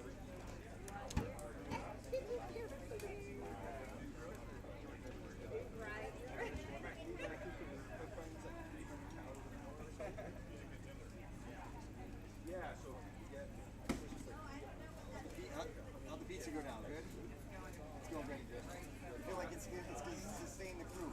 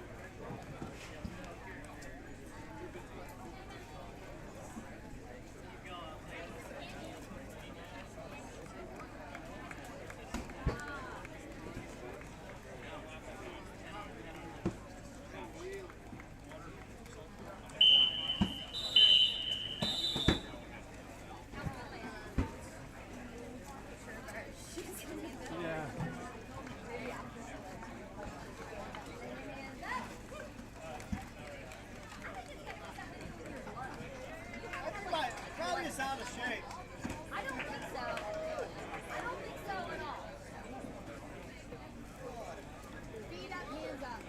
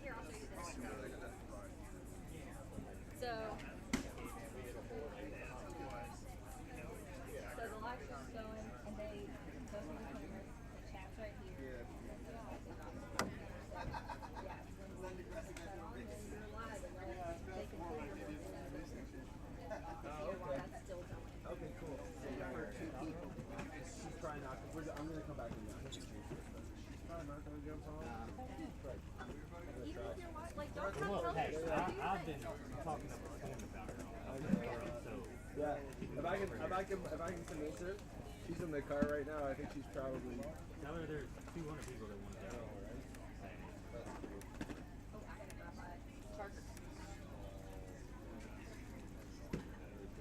Okay, I'll be back. Yes, someone, yeah. Someone will be back. I'm gonna change my shorts. Hey, how you doing, boys? Yeah, we're moving back. Yeah. Well,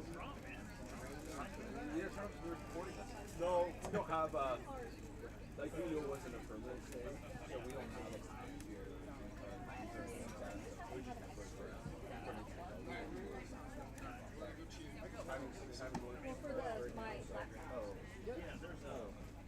There's one down there.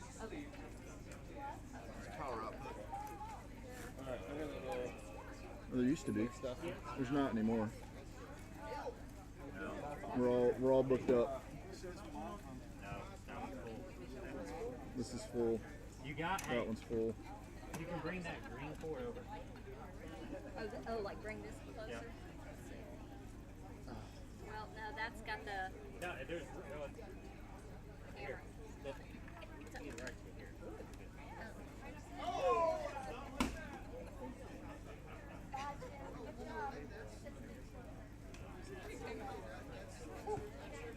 Here we go.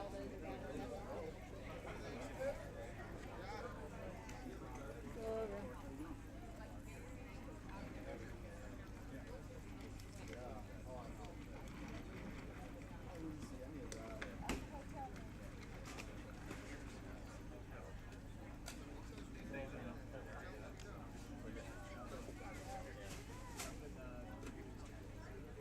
Here, we can move this over a little. You're out. Watch the level now. Why'd you go out? Why'd you go out?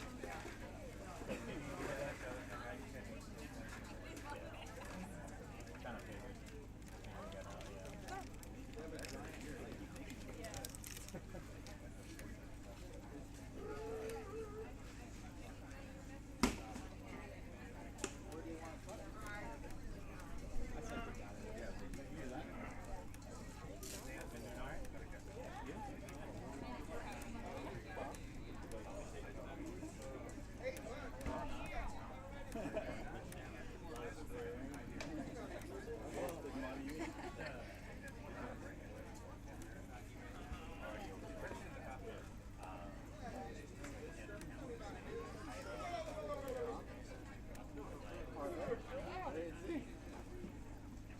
It's like looking at the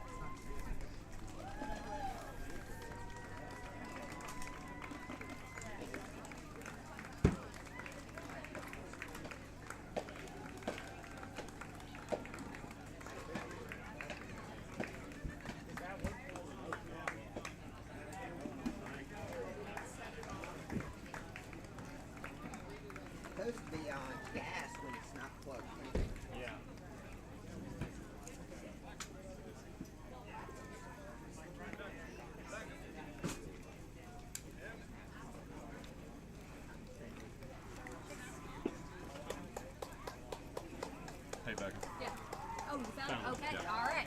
I was like, I got like a thing that we're had... down to our last 50.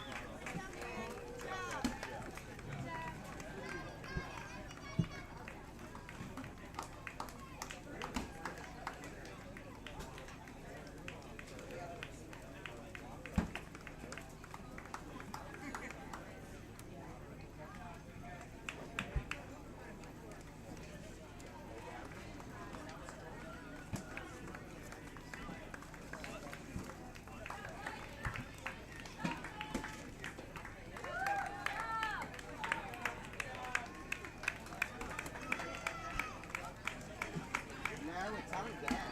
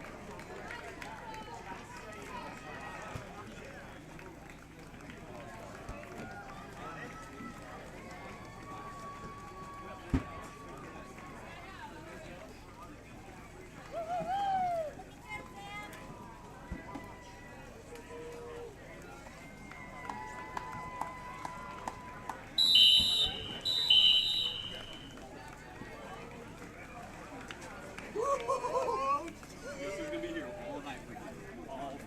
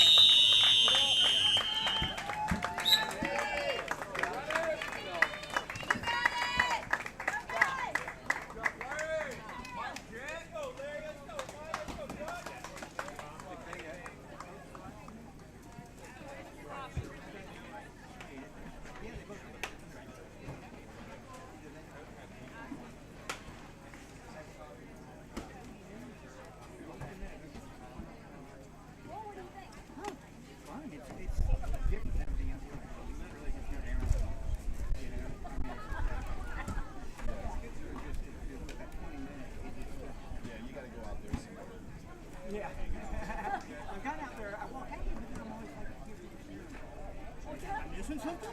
So I walked back. And the nice thing is, it is relatively easy to get to. You know, they're always going through that thing. Yeah, then all day. close to the all the way up there. Did you go up to the skeleton and the deer? No, I didn't see the skeleton share. Oh, on that So the first hill is actually down there. Okay. Yeah, you keep going past that first run left. And you Yeah, get yeah, to the yeah, crossroads. yeah, They yeah. go up the second hill, yeah, skeletons. Okay, I started to go up that and then they all came, so I just decided. Little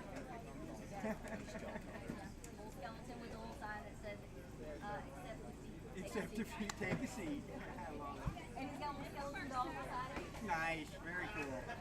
Sometimes their eyes light up at night because they've got like the batteries on there. And I always thought they were dead. And some nights they're They're dead. just there, you're Some like, nights they're not. I'm like, I had one of the land trust murals running. Nice to meet y'all. Thank Hey, you. you too. bye guys. Thank y'all. Thank you so much. And anyway, so it's, I don't know, sometimes you just get weird things. Yeah. Anyway, the running.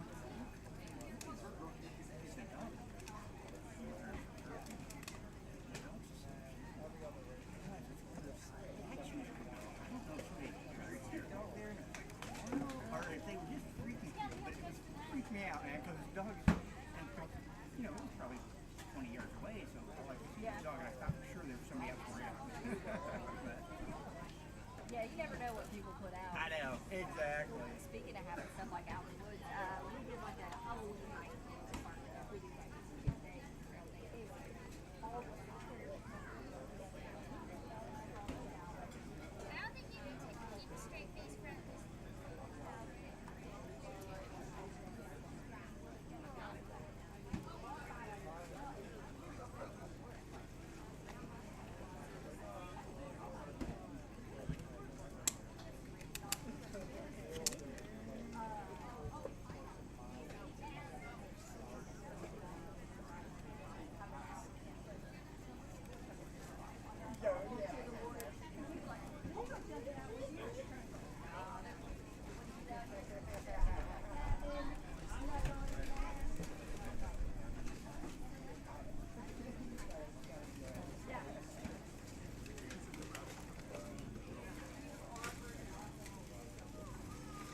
Hey, baby. Are we out of toilet paper?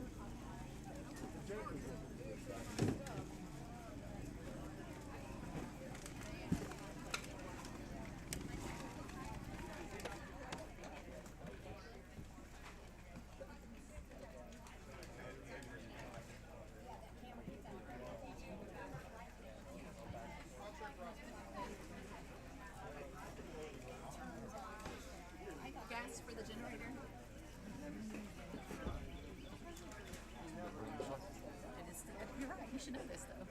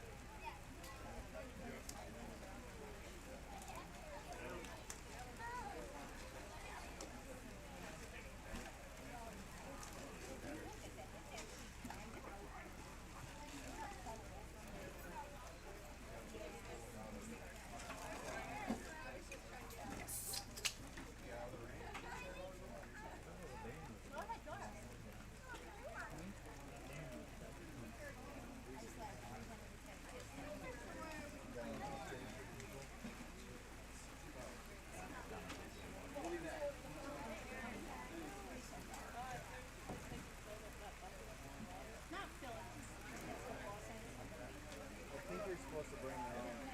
Oh. I mean, there's house water, but they weren't letting people use it.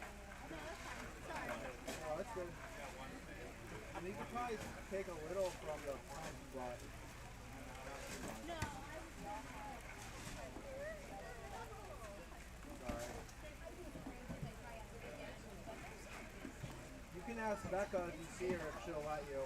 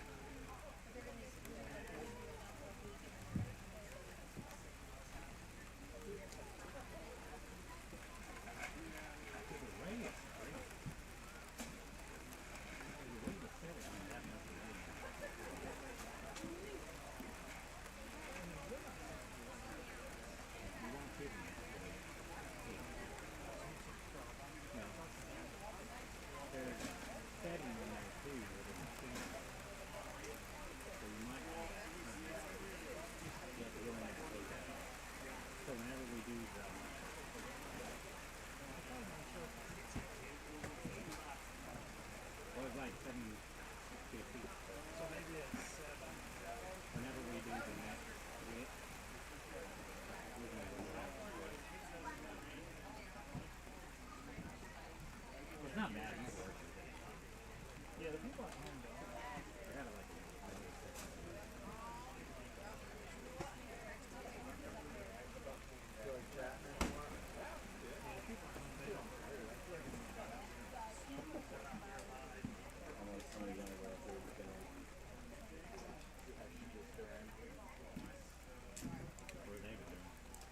They're hanging out up the house. It's like a bit of a tree.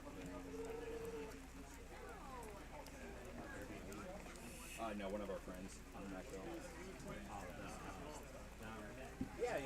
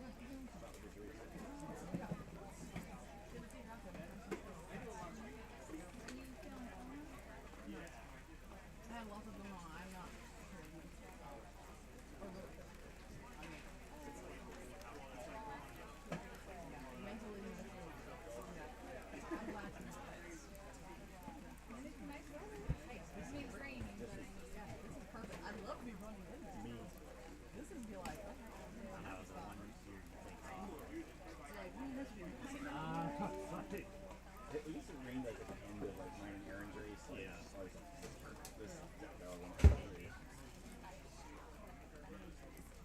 Do you have blow room yet? We'll see when he gets like that. Yeah. You see the competition for hours. Like, I mean, I'll have a little bit of, like, if they break, like, your course record, I'll be like, I want them to, but I also... 132. How many hours? People 36, like 41 hours and change. That's 41. It's hard. Like I can't remember. Like I haven't written down. Well, when we were coming in, like it was jump the year to come together. Like they really did. Right. I mean, it goes Chad, Justin, Eric, Aaron.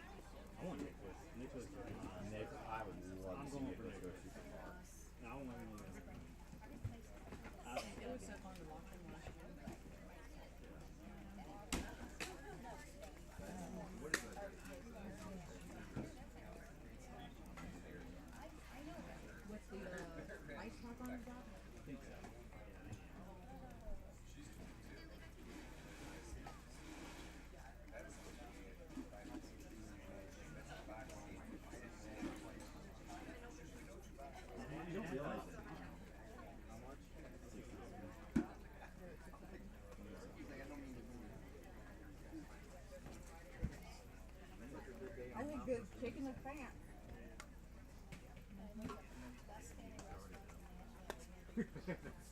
Yeah, there's a lot. Have a good day. Only 18 miles in. We've only just begun.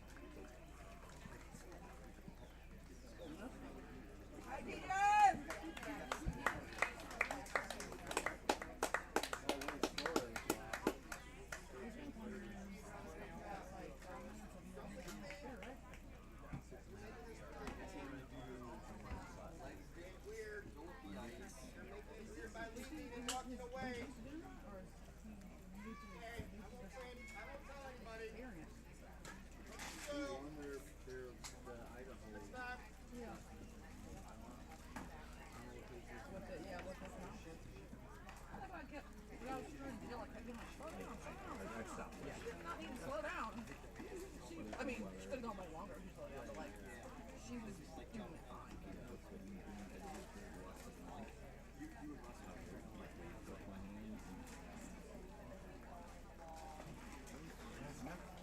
You can only put it out once. Right, yeah. You said that stuff is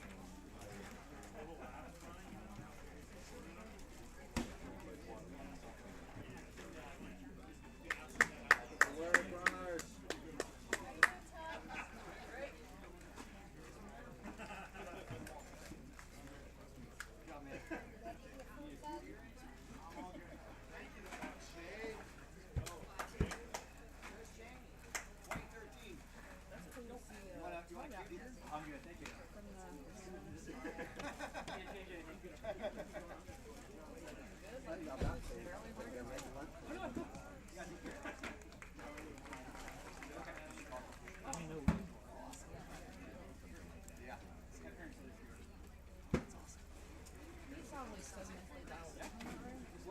It's local.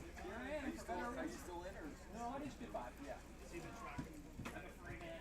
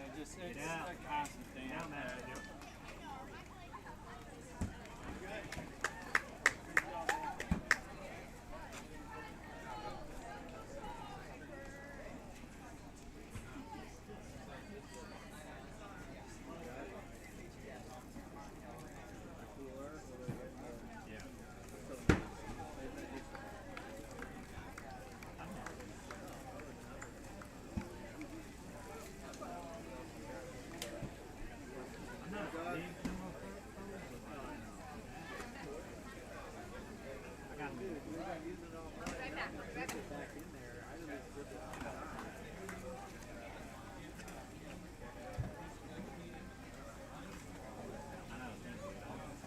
work, Brian.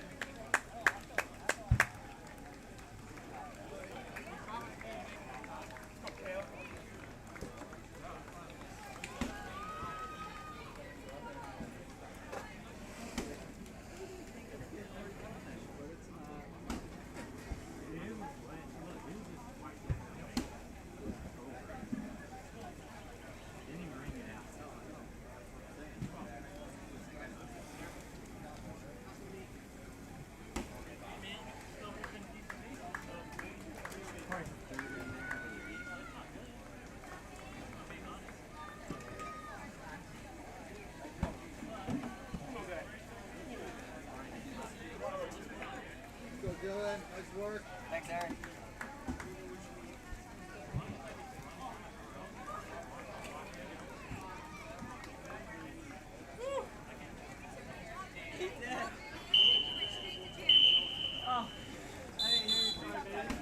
That's it.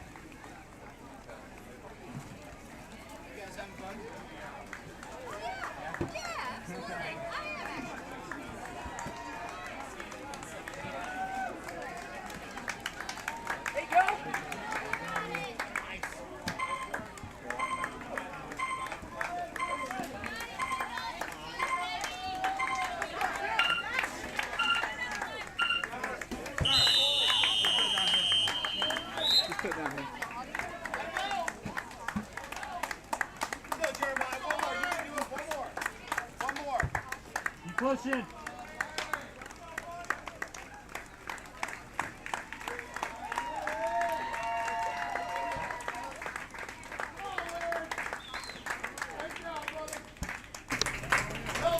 All right, everybody, we have just started loop 20.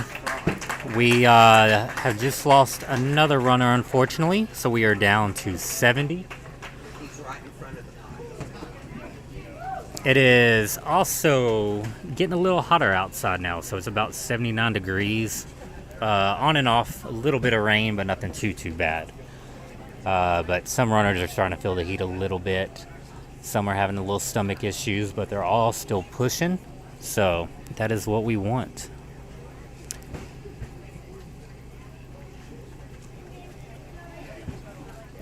All right, Katie, you got it, Katie.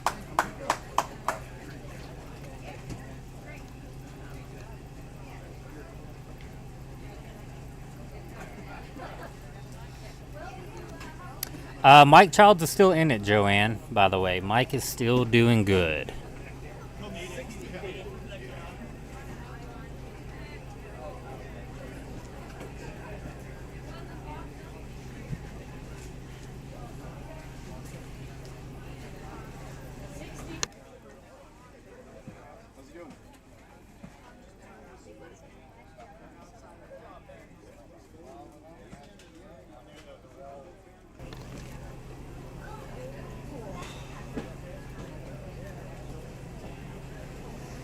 So we have about 5.5 hours before the intermission.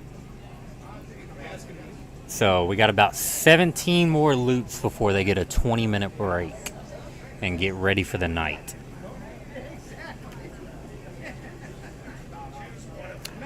Welcome in, Colin. Glad to hear you're listening while we're working.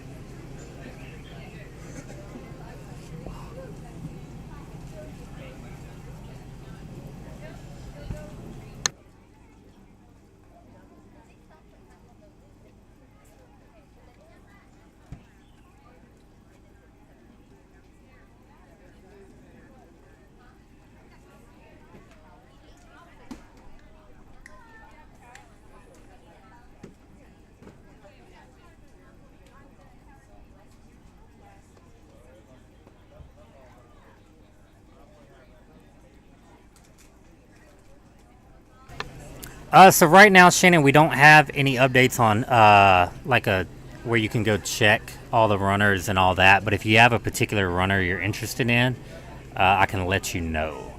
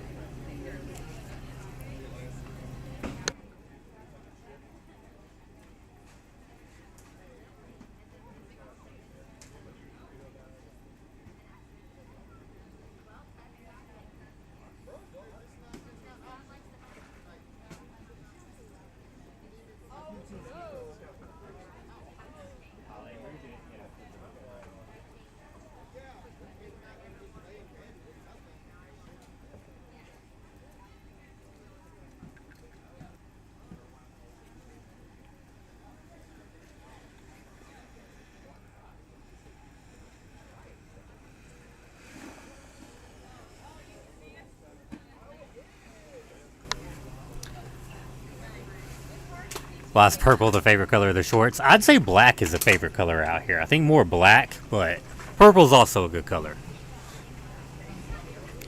Represents power, so any kind of little strategic advantage you can get, even mentally, it works. Yeah, 70 is a strong number. Still in it, yep. Is it possible to hear from the finishers? Yeah, we're trying to get a few to come on camera and talk. A lot are a little camera shy, so the more that we can get, we will.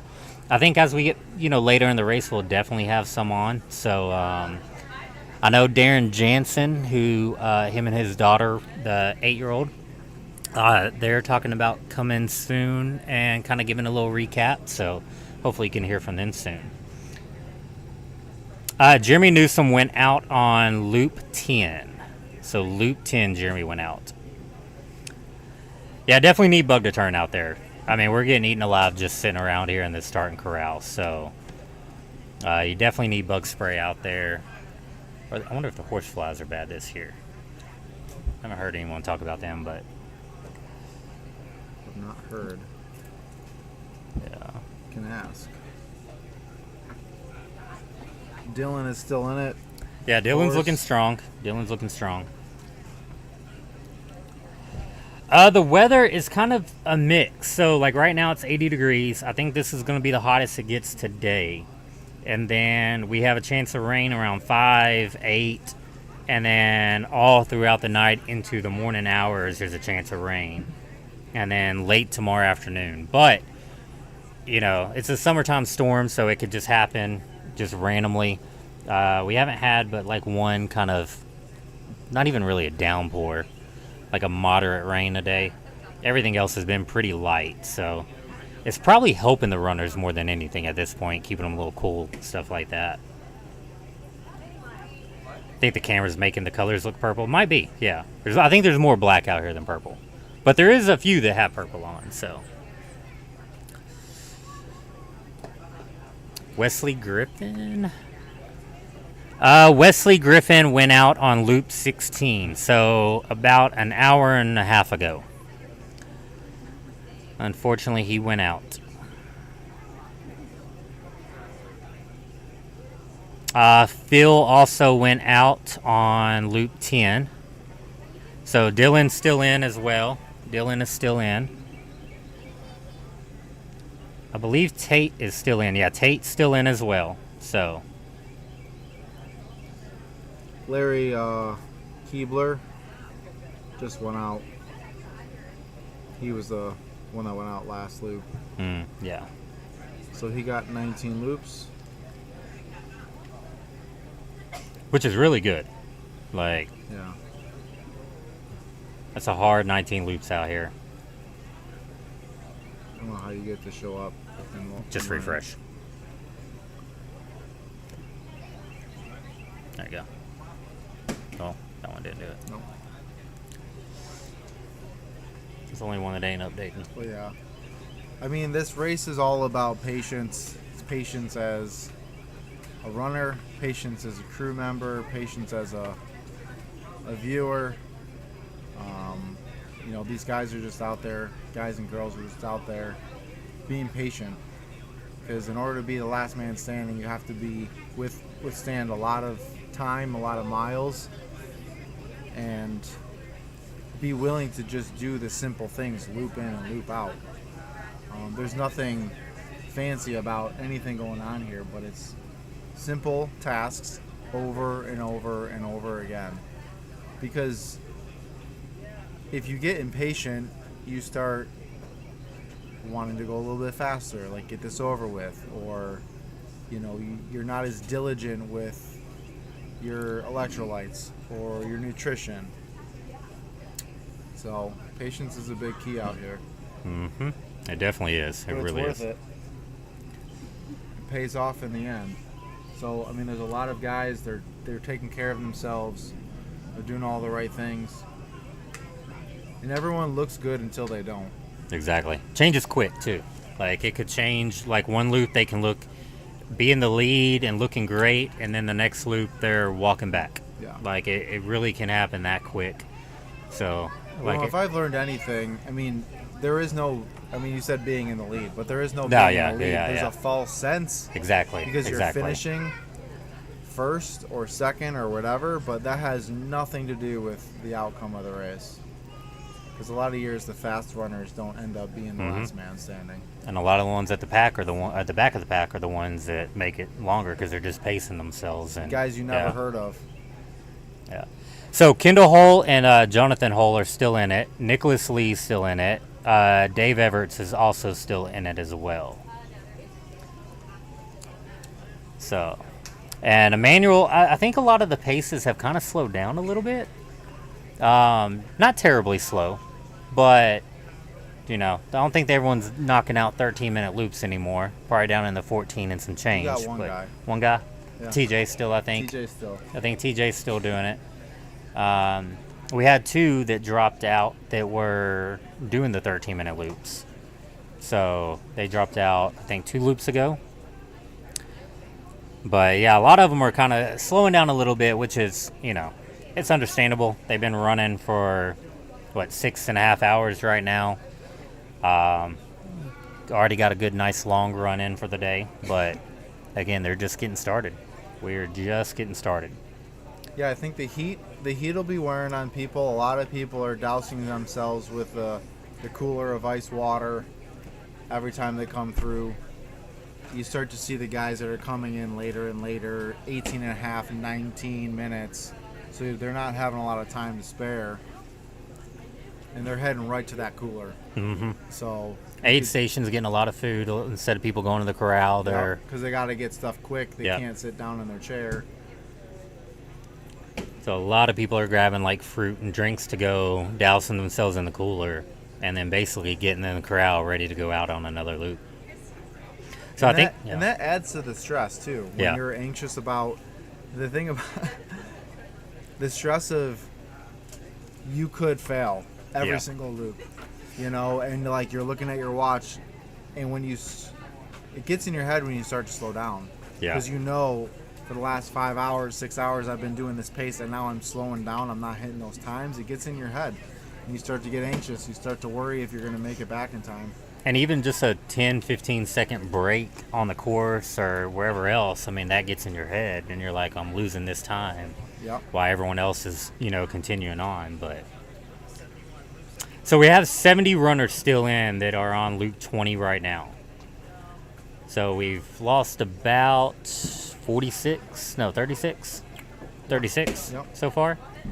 So I still kind of feel like we're a little bit on the under number there. Like I feel like in past years we've been a little bit more, maybe in the 40-50 range. Now again, we don't have the heat like we've had in the past years, but you know, they all still have their own battles that they have to deal with. Yeah. So no one's looking like a heavy favorite. Like you really don't see a heavy favorite until really there's 2 left to me, because you know, everybody's just kind of in that zone, and until there are 2 left, I mean, the game really doesn't even start. Once you get to the 24, yeah. Once you get to the 24-hour mark, you'll know who the competitors are, for sure. Yeah, because there's already been a few that I thought would be in longer. Yeah. That are already out. Like really strong runners, really good runners, fast runners. So Jeremy Oatsville, Jeremiah's still in it. Jeremiah is definitely still in it. How many loops last year, do you remember? It wasn't 107. Might have been 107. No. It was 133 miles, so I don't know. Last year was only 101 miles. Last year. Oh, okay. So yeah, 100 loops last year. 101. Yeah, pacing is definitely a key. It is. And finding your own pace out there. Not trying to get caught up running everyone else's. TJ just come in with 13:30. He's definitely cooling. He's definitely cooling though.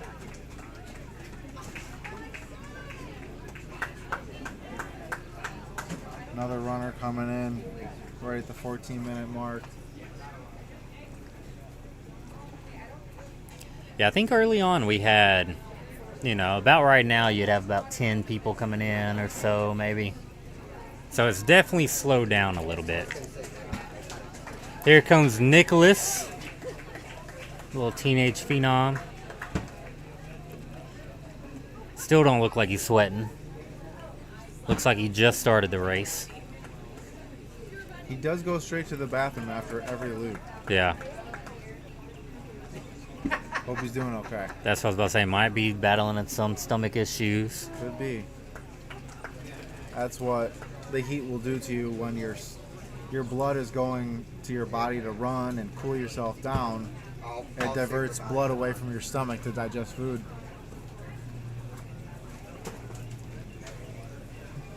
Again, runners are coming in, they're dousing themselves with ice water. Well, he was out of the bathroom pretty quick. Yeah.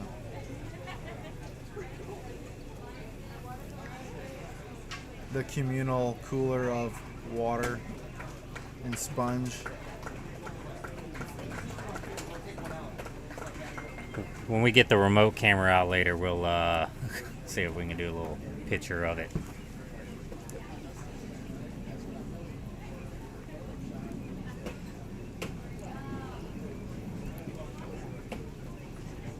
I think the legs are definitely heavy. Seeing more people kind of, you know, limp around and stumble around, not walking as straight.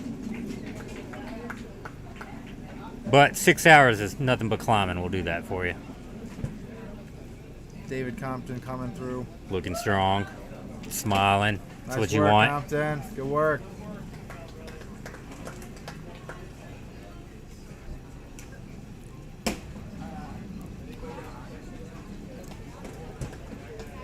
It's interesting to watch all the faces as they roll in, though. Some people are happy, smiling, making jokes, having a good time.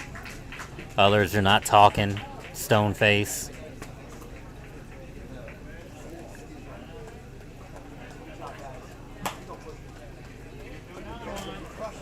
You can tell the heat is wearing on people. Yeah, big time.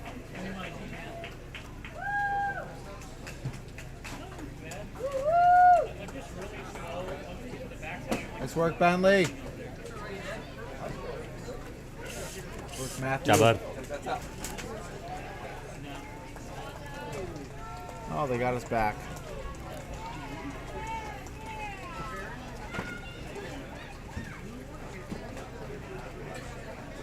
So you got a big wave of people coming in around the 17-minute mark. 17 to 18 is where I feel like a lot of the guys are landing. A lot of the guys I see are top competitors. Yeah.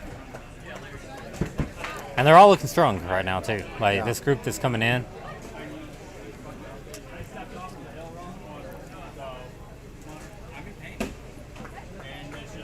It slowly wears on them, but it's still early.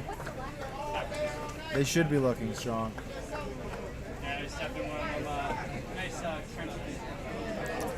Looks like David Everts is might be dropping. And the wristband is off. So David Everts is out. Shit happens. It's called trail running. If I wanted to be gay, I'd go road run. So it's about 80 degrees right now. Not too bad. Nice little breeze. Battling some on and off rain. It is getting a little humid.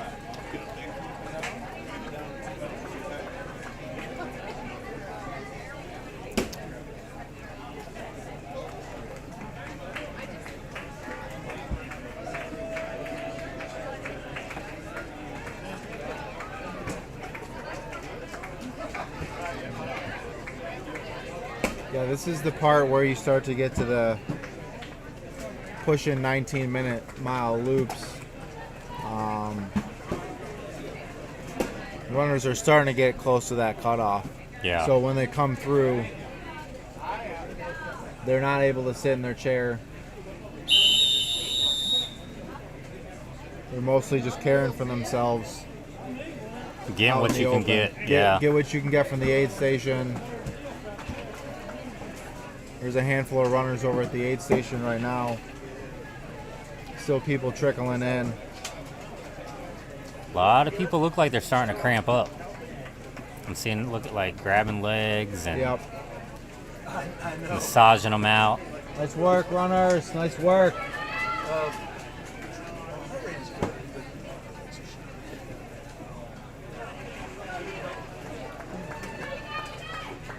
And then we got TJ who's been sitting there for 7 minutes just chilling. Yeah. Go, Mike. Which that's a lot of time to rest. Keep digging. Dig deep. Dig deep. You got it. Hey, go, go.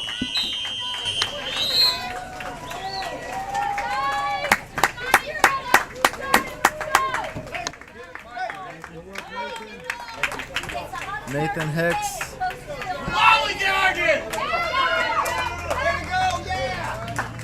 Nathan Hicks still in it.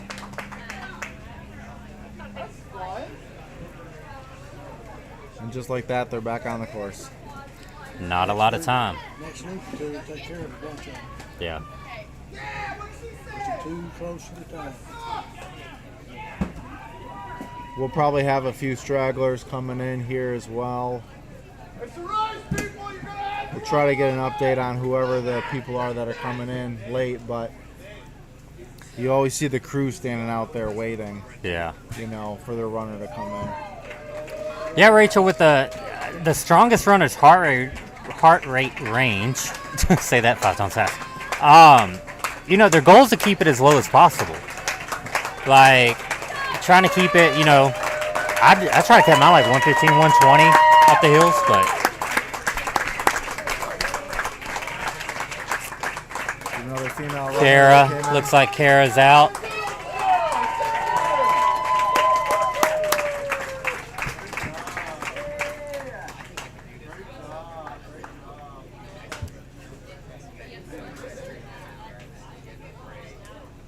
So Kara Rourke.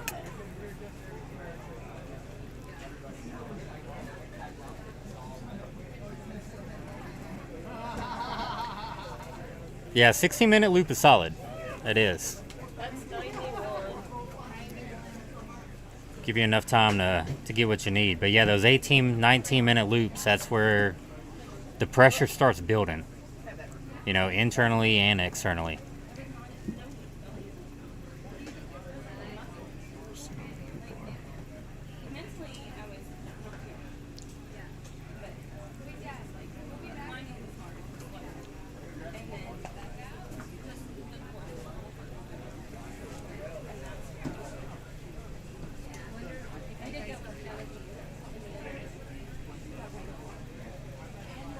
I'm trying to get some people, but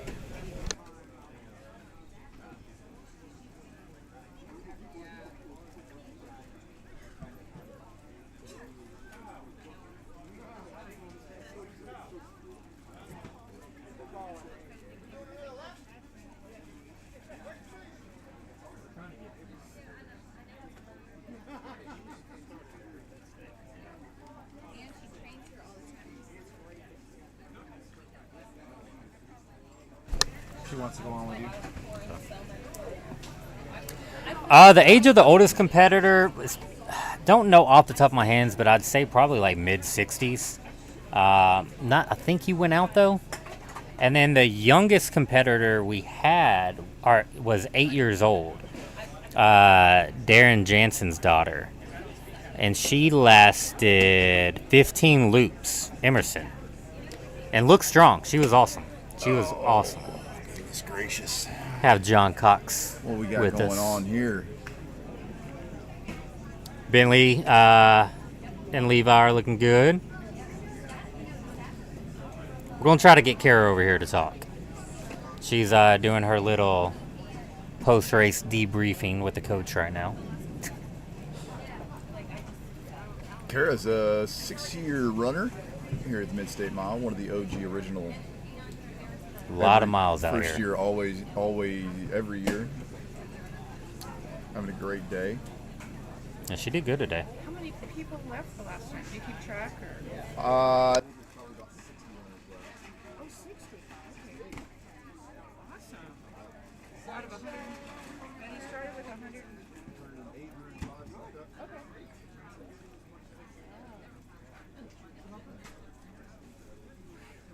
a lot of runners left. We got 20 miles, 21 miles. Yep. Just getting started. Getting into the hottest part of the day. There is a They get that breeze, though. You get that good comes breeze. and goes. And that is just fantastic. This is the best weather, I think, in the Corral we've ever had.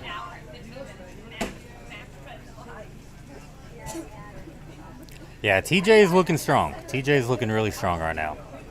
Making it look super easy. He is. He's coming in around 13 and a half per loop, which to me is crazy, but for him, it's probably normal. So It's a long day. Mm-hmm. There's a lot of day left. A lot of night left.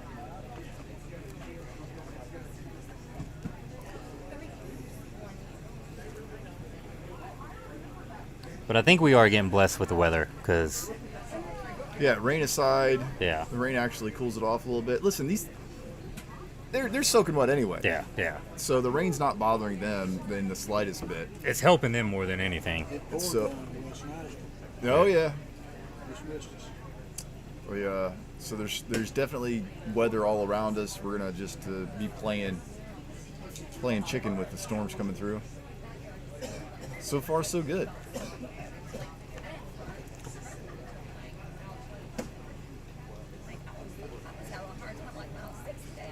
We're going to try to get Kara to come talk on camera here in a minute. So she's still sitting in the corral. Debriefing. So as soon as she gets over, we're going to try to get her over. Try to get some more runners over here to start talking about the race, talking about the conditions out there, what they thought of it, all that good stuff.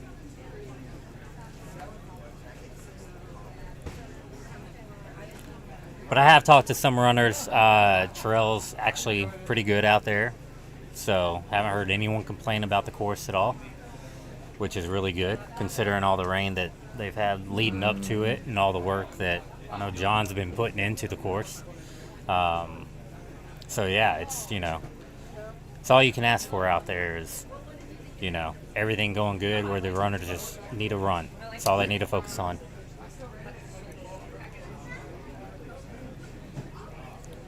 Kara.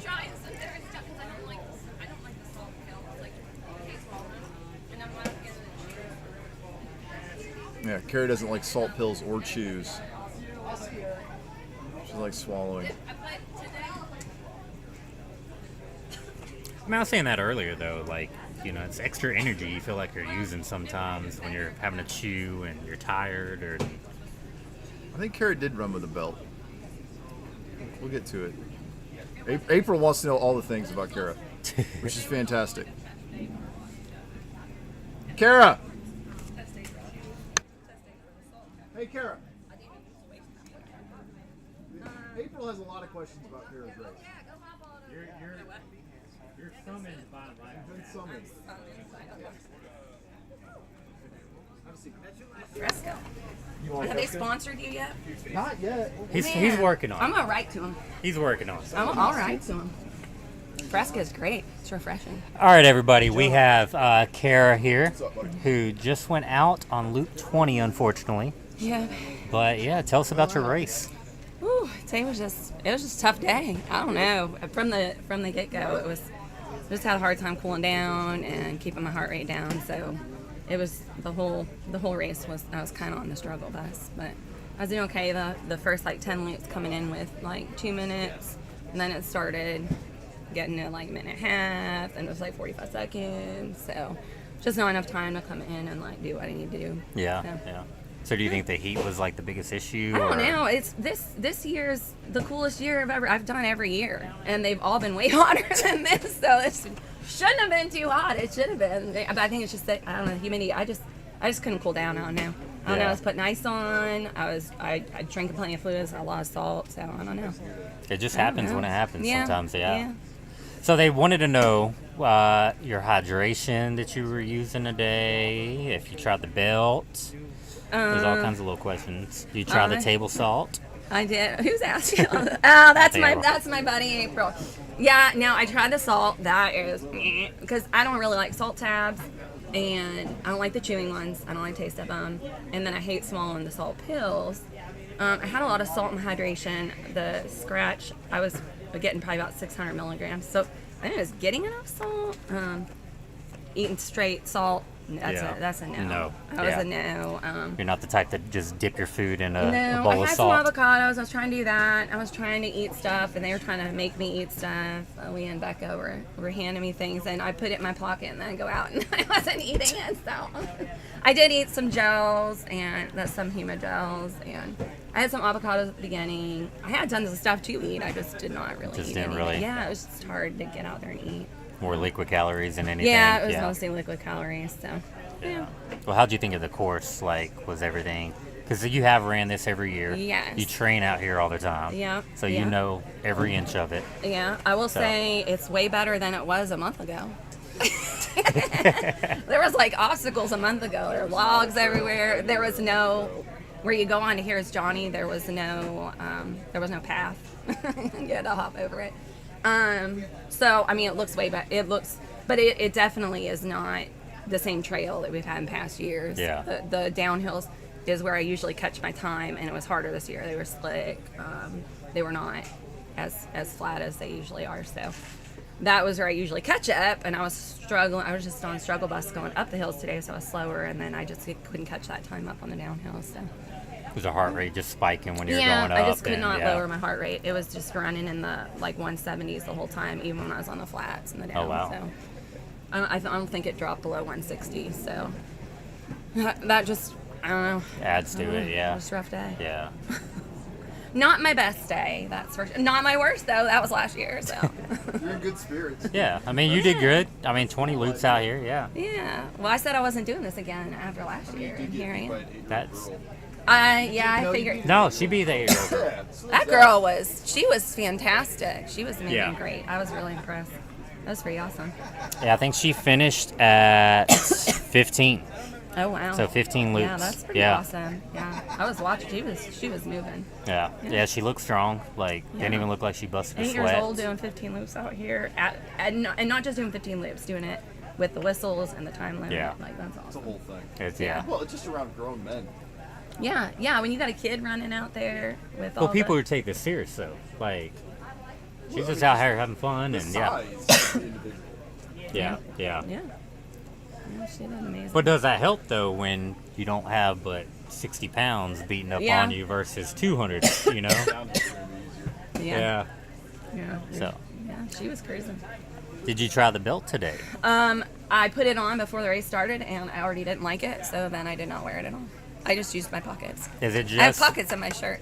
Is it just running with extra weight on it, or is it the actual I belt? don't like. I thought maybe having that would be better, and I could stash my Flask, bottle. yeah. But I didn't like the way it sat, and it was bouncing around, and I just didn't like it even on me, so I took it Yeah. off. I was like, this is gonna make me mad, and then it's gonna be too hard to take off once I get started, so I just didn't use it. Yeah. So. Anything that messes with your head like that, you know. Yeah, no, It's I not didn't fun use to it. really try like new things in a race like this. Oh, I tried all kinds of new stuff today. Did you? I was trying all kinds of new stuff because I'm running Cherokee in July, and I thought Okay. this would be a great race to try stuff because Yeah. I can drop it at the aid station every mile. Shout out So- Cherokee Ultra. Great race. Like Yeah, they're pretty awesome. I saw all the people suffering terribly at the halfway point last year as I worked at the aid station. I thought It's a "Hmm, fun race. No one I would suffers." love to do this. Everybody says they want to quit right now. This looks like a great idea. She's lying. No one suffers. It's a great race. You should come out. It is a Check great it out. race, but it's a hard race. So, but yeah, I tried new shorts today. I tried new shoes today. New socks today. Tried the salt today. Anything you're That's- keeping for the next race? I like the shorts. I like the socks. I That's like the good. scratch. So I like Scratch a lot better. yeah, Yeah. I gave up Tailwind a couple years ago. Yeah. I can do Tailwind for No offense to the Tailwind people. a but- couple of hours, and then it's, I got to get off of it for a while. Yeah. The Scratch and the Scratch Super Fuel are the two that I like. Yeah. Yeah. Yeah. So she wants to know, did you ever smile at the camera, and how'd you like the button shirt? I did smile at the camera, and on my last loop, when I knew I wasn't making the time, I even gave a little. But yeah, and I love these shirts. They have pockets. Pockets are great. Yeah, the button-up shirts are very popular. It's a vibe. Yeah, Yeah. it's definitely a vibe. Yeah, I like them. Brings a little class. Yeah. And then, you could undo a button or two here and there and get a little bit of air, get that breeze coming in if you Yep. need. So, Yeah, and there was a nice breeze at the beginning, and that sprinkle at the beginning. so how we were talking earlier on the stream about how the course basically has like a little microclimates all over. Yeah. So how was it compared to like down here compared to like the top of the hill where like was it When you're cooler, climbing, hotter? you're hot. You're climbing, you're hot, and then you get to the top, and there's a nice breeze at the top of Myers. And then when you're coming through this area by the creeks, it's pretty cool. Yeah. Like, there's a nice cool breeze there too. It's all shaded over, Yeah, the climbing is the hot, and then you do not. I don't think you really feel cool up at this last climb when you go down Widows. At the top of that's kind of high, but that's in the sun. So Yeah. But, And then at night it'll change again. It'll Yeah. be kind of different. So, yeah. What socks were you wearing today? Socks and shoes, I guess. Exoskin socks and Topo. Topo, yeah. What? I don't remember what these ones are. Topo.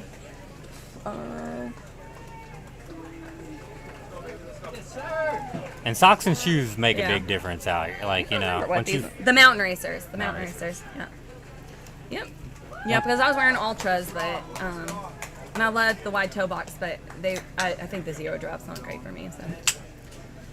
What ultras were you wearing? I was wearing Lone Peaks. They also Okay. have like no See, cushion. that I can't do the Lone Peaks. Yeah, I'm wearing them love now. them. Like I could wear them as an everyday shoe, but out here, like there's, you feel everything. I think for the climbing, they're hard. I've worn them in no business. I ran the whole race in the ultra Lone Peaks, but not Yeah. for all this climbing. So. Yeah, I do the Olympus just for the extra cushion on it because it makes a difference to me. But yeah, the trail is rough in a lot of spots, so Yeah. having a little bit of cushion makes a big deal, especially when you're running for as long as these runners are running. So Yeah, some of them will be out here for quite some time. yeah. Well, anything else you want to leave with them or tell? It's a great race. Love doing it. I'm gonna keep coming back. I was about to say, you're gonna be back next year now. Yeah. I can't break the streak now. Can't break the streak now. 6 years in a row. You can't. No. Well, we appreciate you doing it. You had a great race. So Thank you. if you want to come back and chat some more, they'd love to hear you. Sounds good. So Thank you. thank you. I'm sorry you got your chair all sweaty. I know, it's all like that. Like, Becca's been over here, like, watching them. Good job. Good job. So we have all the runners coming in. We have 3 minutes to go on loop 21. Everybody's still looking good. The heat is definitely getting people. You might want to get that.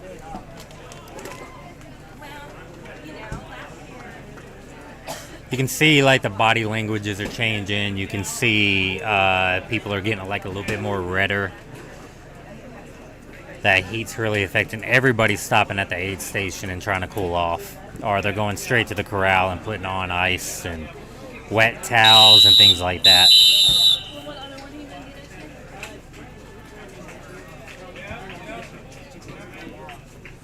She has these body lights.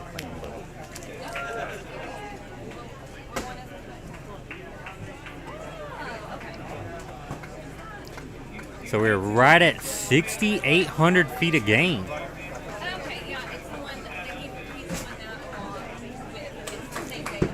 Yeah, Nathan Hicks is looking good. Excited to see what he can do today. Hopefully he can keep pushing and pushing for a while. He's in good spirits. That's what you need. So we know his physical traits are there. We just, got to keep the mental side of it. So, but I think he'll be doing pretty good.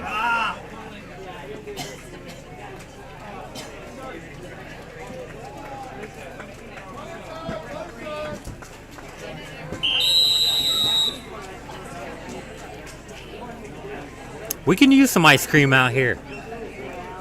Some little electrolyte popsicles or something. Anything.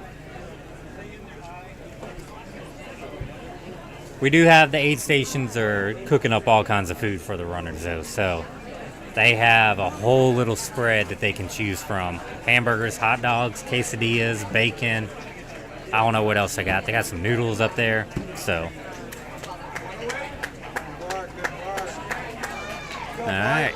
Less than a minute. People are still coming in. So now's where it's kind of getting to that point. You're coming in a little after 19. It's, grab what you can and just line up and get ready to go back out. You really don't have time to do much else. So.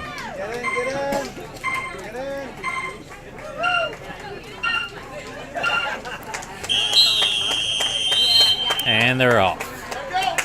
Forgot we're on a little bit of a delay. I was looking at the wrong clock.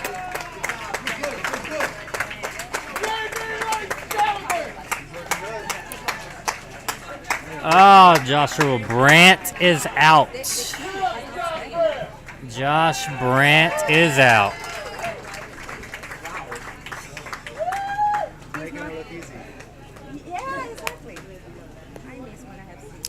And now he goes into volunteer mode. He is also running an aid station here.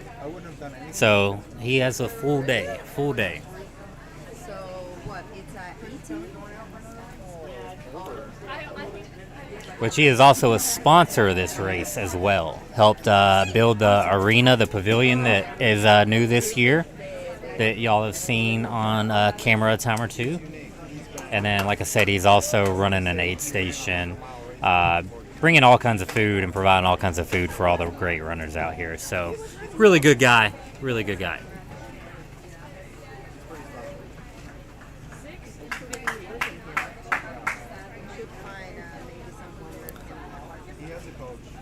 So it looks like we also had Kendall Hull go out, if I'm not mistaken.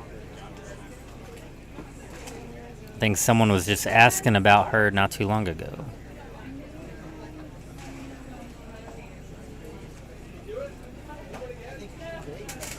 So we're probably down to about 65 runners, somewhere around there. You ran a mile? 16 miles here.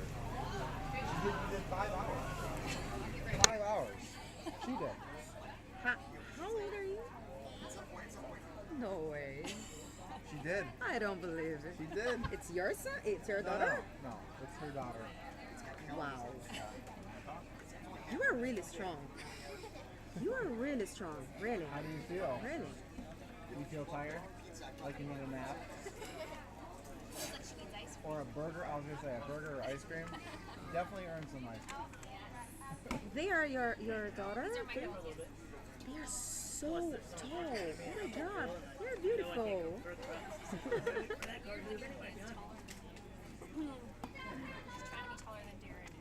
Yeah. Pretty close. How tall are you? 5'11". I You are a model. I'm 5'11", and I feel like you're taller than me, so you're probably like 5'11" and a half.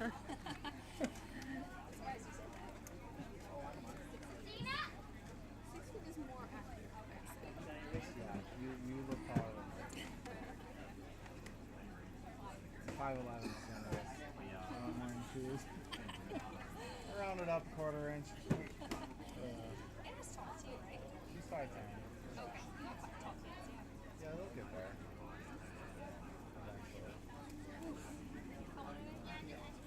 9, 12, 14.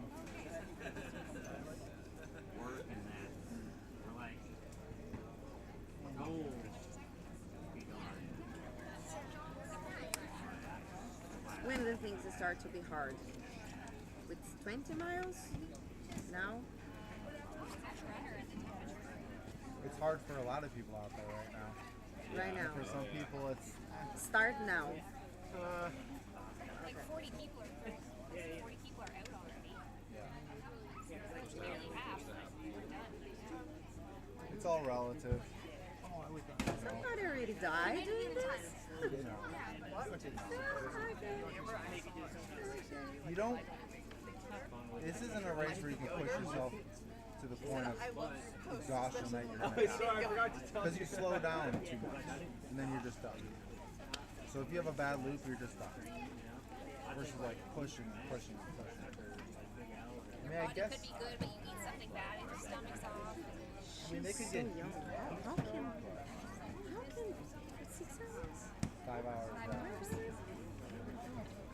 Were you surprised? Or you think? It's a good long run. She's more strong than you think. It's crazy. You should be so proud.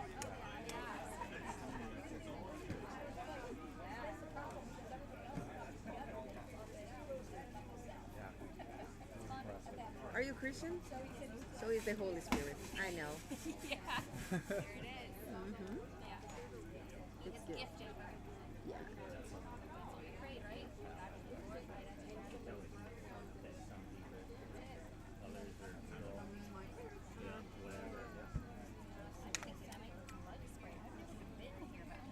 Really? Well, I will wait. Yes. That's They don't what have this Wi-Fi race is. here, right?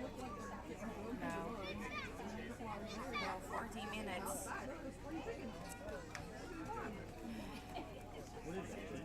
Yes. And I got pistachios.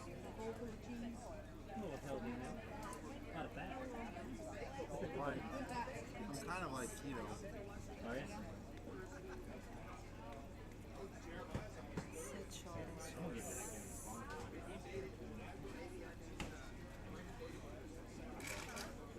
That's a lot of weight. I didn't realize how much weight it is. Well, I bring my Bible and I go board it. So I have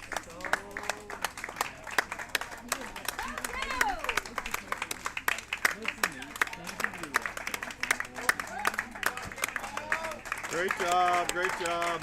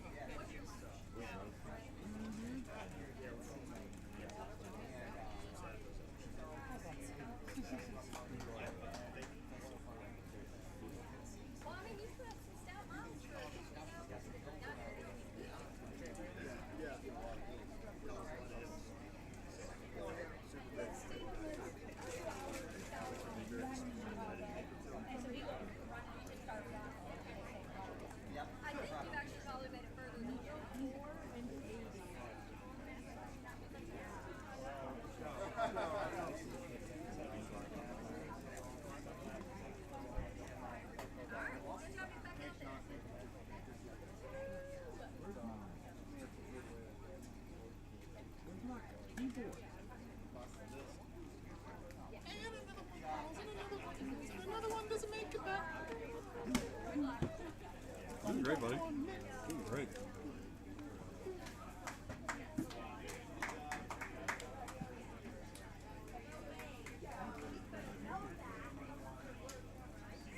Oh, Aaliyah gonna do some live streaming? Yeah. I mean, I'll say something. You should. Yeah, just do it. Beat Mark is really good. Yeah.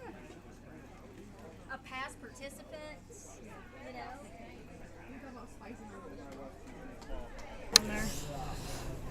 So big thanks to Chet Kip as well. He is running an aid station, cooking food. He's been cooking actually since I think like 7 this morning. Camped out, got it all set up last night, and I think he'll probably be cooking all through the night. So I think he'll probably go until they won't, no one else goes. So he loves his community, loves being out here, loves helping, which is really good. He's got so a nice menu. yeah, he really Garlic does. noodles, some Yeah, he has these infamous garlic noodles or ginger noodles, ginger noodles that runners just love. You know, ginger helps. I'm not a big ginger fan though. I'm sitting here, by the way, with Aaliyah, as you can see on the camera. The cameras Now. are going on too. They just turned it on. Oh, I didn't okay. know. So how you doing? Where is the camera? So right there. So yeah, those ginger noodles apparently runners just love because it helps the stomach and all. Are you a big ginger? I don't eat a lot of ginger when I'm not running, but I'll have a little ginger chew while I'm running.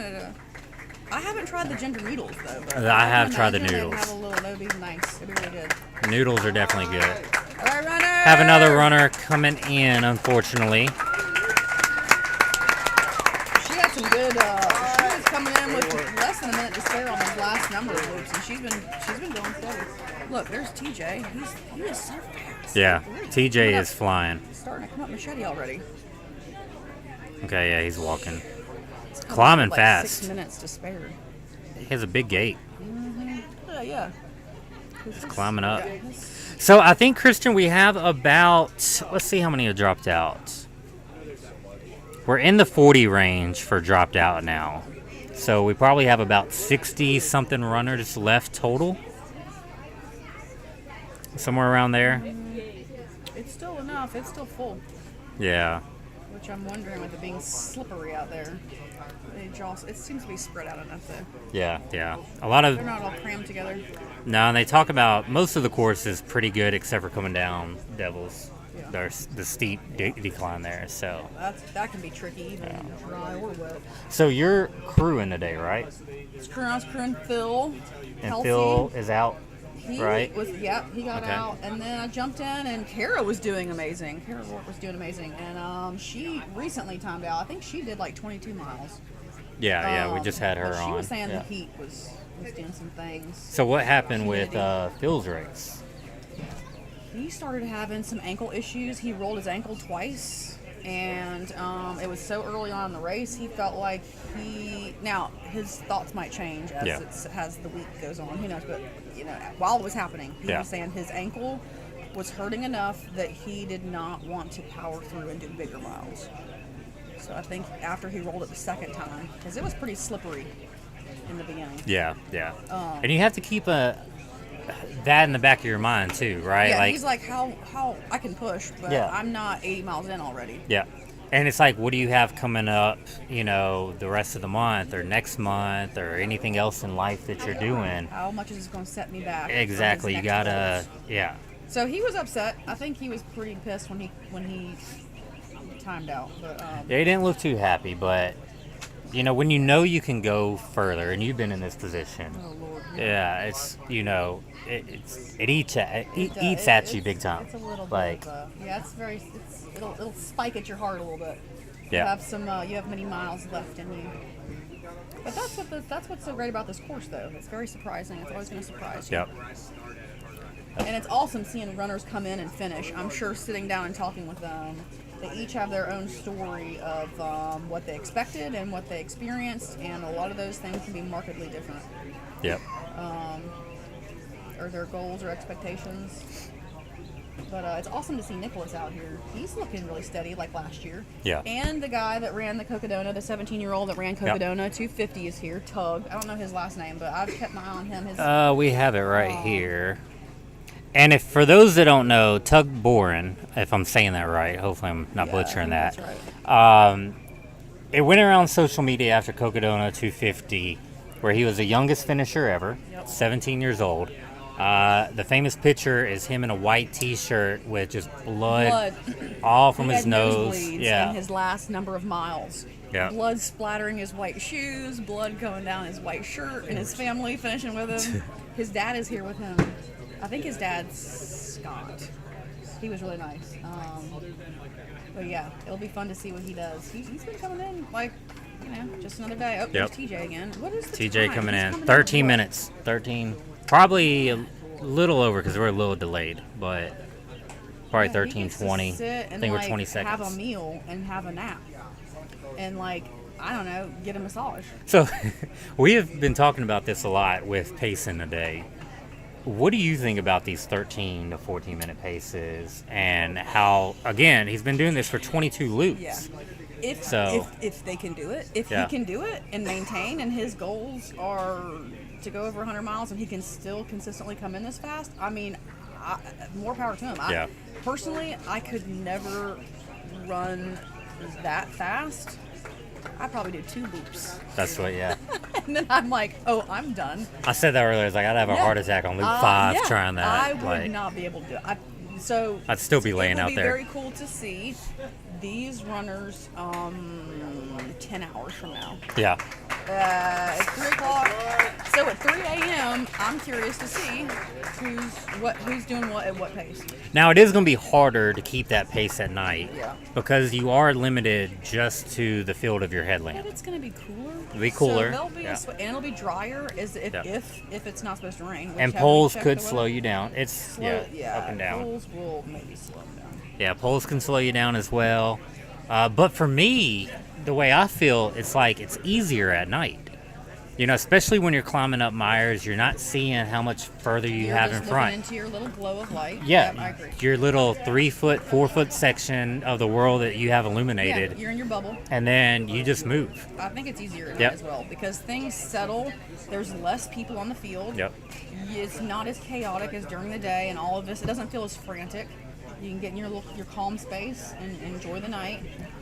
People are quieter at night, and so it feels like you're just in a little bubble.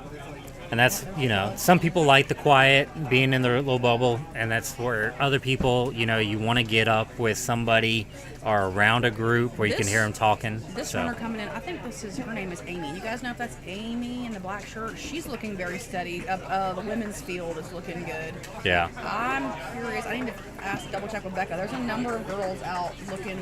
Yeah, there's still. Tonight. Yeah. She's gonna be going. I have my eye on her, and there's another. The girl from last year. Is doing really good. She's holding really steady. Her family's here. Yeah, the night is always interesting because either you love it and you hate it. If you hate it, you're out pretty quick. I would rather run at night during the day on anything. Oh, yeah. Anything. Given the choice to run any miles, give me some night miles. Yeah. It's calm. Everything's calm. Everything quiets down. Daniel's looking good. Yeah, Daniel Casper's looking good. Yep. He says he's taking salt pills this year. For those that remember last year, he dropped prematurely shortly after I did. He was having issues. He had kidney issues. Yes. So and he wasn't taking any salt last year. He hadn't taken much salt before, but this year he said he brought the salt pills because that is very important in this race. Good grief. He trained without them, thought he can do it, but you get out here, you push your body to this limit. The amount of sweat at the rate. It's a lot different than doing an all-day long run on the weekend and not taking salt. And then coming home and sitting in the cool of your living room. Yeah. Other than sitting in this. And I think Daniel made it. It was over. Was it 24 hours? Or right? Yeah. I thought it was shorter than that. Short. It might have been shorter. Yeah. Because it might have been like nighttime. 12. Yeah. Because I turned around, I was like, "What are you doing sitting here?" And he was Which like, is still a long time for. Yeah, it was right after you. Yeah. It was into the night, but it was way shorter than what he was. Yeah. Expecting. So, Mark, I think your math is kind of close to it, right? 23 miles run, 7,100 feet of gain. You could basically say every 1,000 feet is an additional mile. So, technically, they're kind of, even though it's only 23, they've ran about 30, maybe a little bit more. But it's a hard 30. It's a different 30 than, what a normal would have been. So, and yeah, 13 minutes a loop is insane. Is insane. Sounds nauseating. Yeah. Sounds quite nauseating. But yeah, it's cool to see the people who can maintain that. And I remember, was it 2 years ago or 3 years ago when Jill was doing it? She was coming in 15-minute miles. And I was thinking, oh man, that might hurt later on. And she was very steady. Yeah. Really steady throughout her entire race, both years. Yeah. Yeah, Matt's actually looking pretty good. I haven't seen him come in this loop, but a loop or two ago I saw him and he was still looking really good. So, Matt Williams. So, feel like he should be good for a while unless something crazy happens, which, can, but hopefully don't. Super steady. She's got a routine down with her dad, grabbing stuff for her, getting her ice. Yeah, she's looking good. Looking strong. Yeah, everybody's in the groove now. Like, they know what they're doing. They know what they want. Yeah. They're saying, you can see them coming in, telling their crew people exactly what they want, which is good. They're dialed in. Yeah, when you're in I feel like that with the 20-mile mark. You're kind of like, okay, your body's like, oh, we're doing this for a while, and just settles in. Which is nice. Yeah, I mean, once the adrenaline kind of fades, and the field starts kind of thinning out a little bit, and you can it's a lot tell easier. This time of day, it's not the coolest, but you can feel it shift. We have someone sprinting in. How much time is left? Made it. Does it have a counter on here? Oh, I see. But we're like seconds. 20 Okay. seconds Okay. delayed. Oh, okay. Hey. They're coming in. People are coming, making it. All right. She made it. You got it!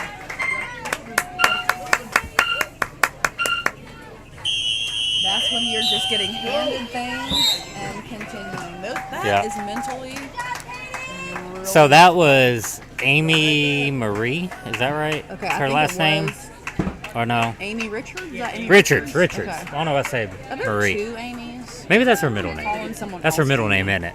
So Amy just basically came in right at the cutoff. And she was and handed her nutrition or whatever. handed was in her that, water and bottle, then- which probably had some tailwind or Hopefully. something in it. Something, yeah, hopefully some calories. And she's back in. Sent So on she her had way. no time to even stop and catch a breath, no time to use the restroom, no time to do anything. Those are intense laps. And those are the ones that, Ugh. yeah. But on the flip side of that, that's also where the greatness comes out of this. Because you can see people do that, and she might battle like that for 4, 5, 6 loops. And then all of a sudden she hits a 17-minute loop. And then another 17, and then she's back into it. Yep. And then it could just, roll from there. So, Yeah, that's cool to see. yeah, the They magic can potion, hopefully. Exactly, Just yeah. stay in long enough to when that fuel hits you, your Yep. calories finally hit, and Yep. you're like, oh, my legs don't feel like lead as much. And it can change quick. Like, each loop is a new race, essentially. Yeah. So, Yeah. we got about 60 left, Evan, somewhere around there. So, Who's pulling off these? Is it automatically when they cut and they just put it? The names just disappear. yeah, so they'll tell the wristband when they cut it, they'll go let them know and they update it, and we just come in and refresh. So, and then it'll just be added here. And it puts it in order, except for Emerson's there. Yeah, we hope all these runners, this magic potion, hopefully, yes, exactly. These sometimes is what they need. Some salt. Salt, You do yeah. a lap and then you get some salt in you and you do another lap, it can be like a magic. Sometimes when I'm down on salt and I take enough salt, 15 minutes later I feel like Yeah. the sparkle return. I'm like, oh, I can see color again and I can like actually focus my eyes. And sometimes it's like That's a exactly what you need. treat, like a food that, you might be saving for like when you're down low. Like I got candy that I'll bring, like if I'm feeling bad, you know. Oh, It's I got like my honey buns. yeah. Oh, honey buns Oh are Lord, got my magic honey buns. But things are going really bad. always got to have the honey buns. Well, it doesn't have to be going bad to eat a honey bun. I'll always eat a honey bun. But especially if things are going south, I'm like, all right, I need to inhale a honey bun. Oatsval. Is Oatsval the last name? Jeremiah's out. Mason, Jeremiah is out. Went out on loop 21, so 2 loops ago. 4.2 miles. So not had a good race. We are coming on a marathon, the slowest marathon in the land. Yep. 24.2 miles. So 2 more laps. And An boy, 8-hour marathon. Hey everybody, you have completed. Someone needs to make an announcement. You have completed your 8-hour marathon, and then watch their souls like crumple a tiny bit. Like Yeah. Not qualifying for no, you qualified for nothing. So come get you. You got it. Yeah, you don't come out here for the speed records. No. For anything. Come out here for a little bit of little pain handed to you. A little pain, torture. Little pain pockets. A little church. Yeah, Yeah. exactly. Come to your sanctuary and suffer. Oh, she's flying back? So they want to know when your next big event is. Well, that's undecided. I was going to sign up for Pinhoti. Hey, if you're the race director of Pinhoti and you want to let a poor person in, I'm telling you, once the price went up after April, Yeah. me justifying whatever it was, the price for Pinhoti, I still might sign up for Pinhoti. I have some friends who are running it, and that would be really cool to come and go and experience it. I'm not, I'm going to sprinkle in some 100-mile run. I don't know. I might go out and do a self-supported 100-mile out here on my home trail. So that's probably my next. Here? No, Or- not mid-state here, but like Where- Highland yeah. Run Trail.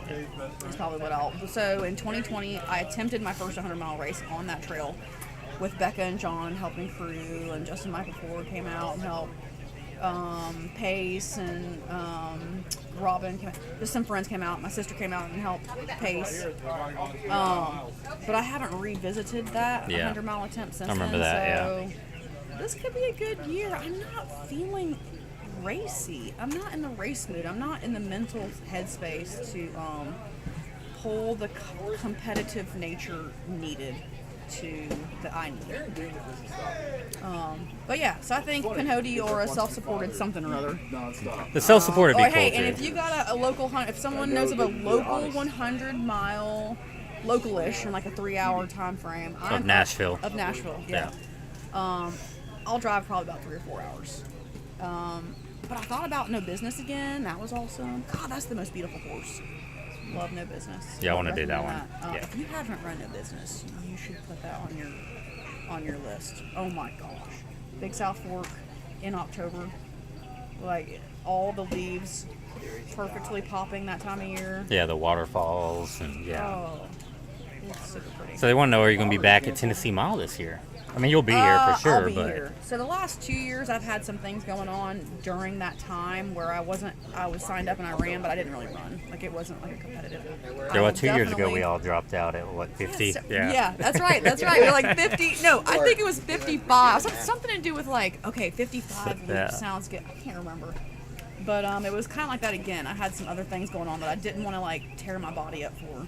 But I think 2 years in a row I signed up for the 40-hour, which was perfect because I got both of those nights I camped out and I slept like 6 hours. Yeah. And just got up and ran and did like, fun stuff. So we'll see. We'll see if I want to be competitive this year or. And that's the great thing about Tennessee Mile that we were talking about earlier. For anyone interested in checking out the course, thinking about doing Mid-State Mile, Tennessee Mile is a great opportunity to do that because, like she said, you can just sleep all night long. You can do like what you want to do. Yeah, you have. If you sign up for like the 40-hour, like we do, you got all weekend to just do whatever you want. Yeah, and if that is nonstop running, nonstop run. Yeah. Yeah, if you want to come out. We've for done 24 that, hours, and then so, we've done it where it's like we're just gonna hang out and enjoy it and have good company. To practice for a mid-state running Tennessee Mile for 24 hours, and so I timed it where I was like trying to do the 20-minute, which consistently was pretty much. Yep. I hit 20 minutes, but yeah, it was nice to be able to do a practice mid-state in a less intense Yep. feeling field. Of course, the heat, in December, it's really, it's comfortable. It's not comfortable, hot. yeah. It's a whole different Yeah. race, You're Yep. not, it's not like out here. The having vibe is heat different. stroke. But yeah, I like it. So Yeah. yeah, Bentley and Levi are still looking pretty dang good. They are looking good. Just kind of expected that from both of them. Yeah, Levi. I remember So Bowling last Green, year. 24-hour called the Hot Rod. You can do the 100. Let's see. In Bowling Green, Kentucky, there's a 24-hour ultra called the Hot Rod Ultra. You can make that. Ooh, okay, Dustin, I will check that out. Bowling Green is not too far. Mm-mm. Yeah. About an hour and a half. I have to look up if that's like, is it small loops? We're talking point to point? Yeah. I'll probably think a loop with 24 hours being an hour race. Yeah.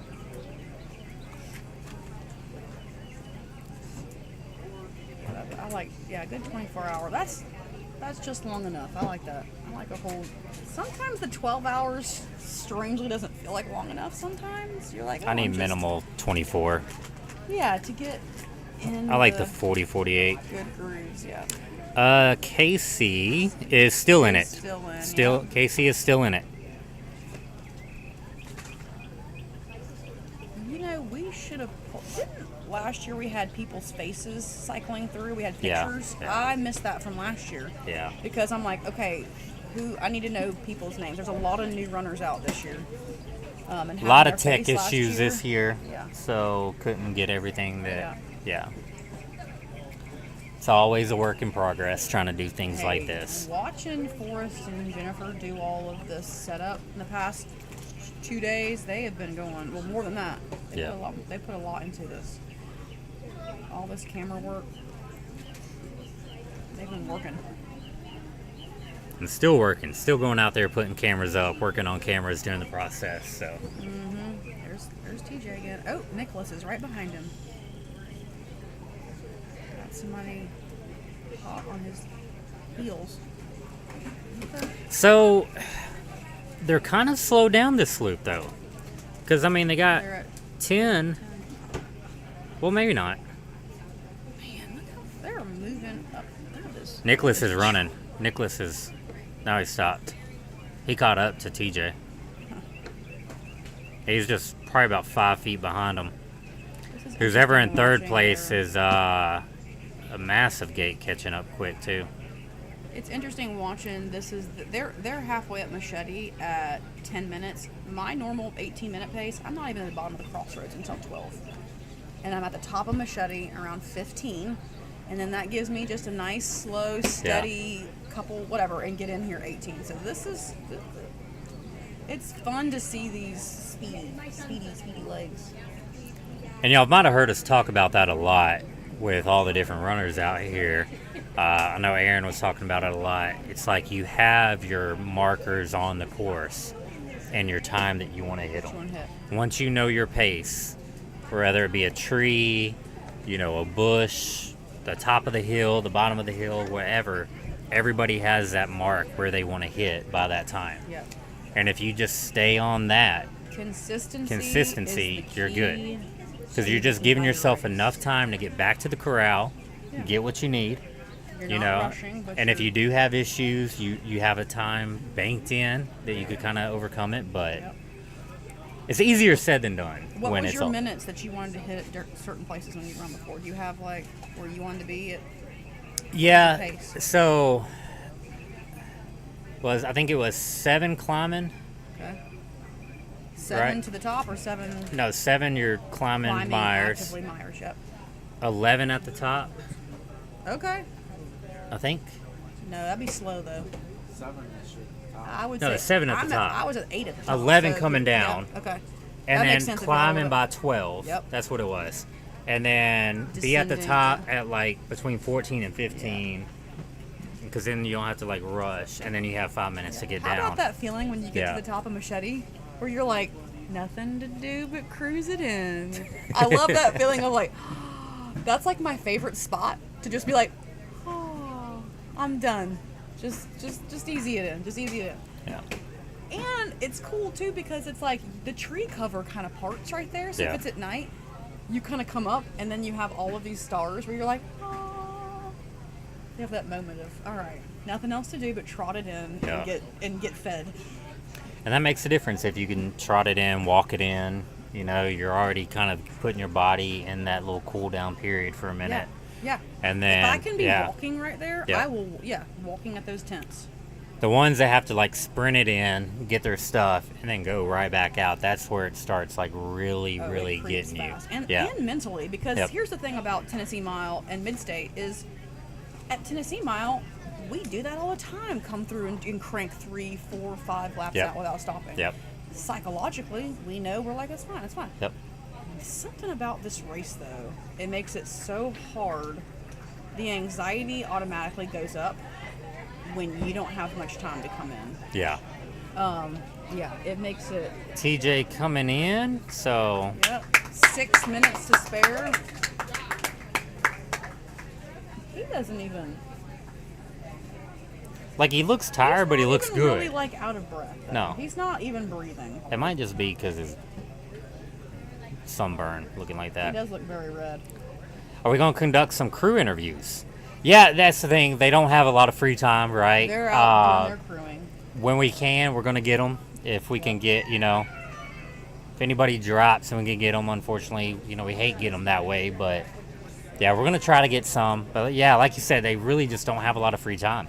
Especially if you're someone like TJ's crew, right? He's going out. You probably got a couple minutes at packing up stuff, cleaning up, taking care of yourself. And then you got to start They prepping. only have 15 minutes, whereas somebody else has got 18 minutes to. He's only got 13.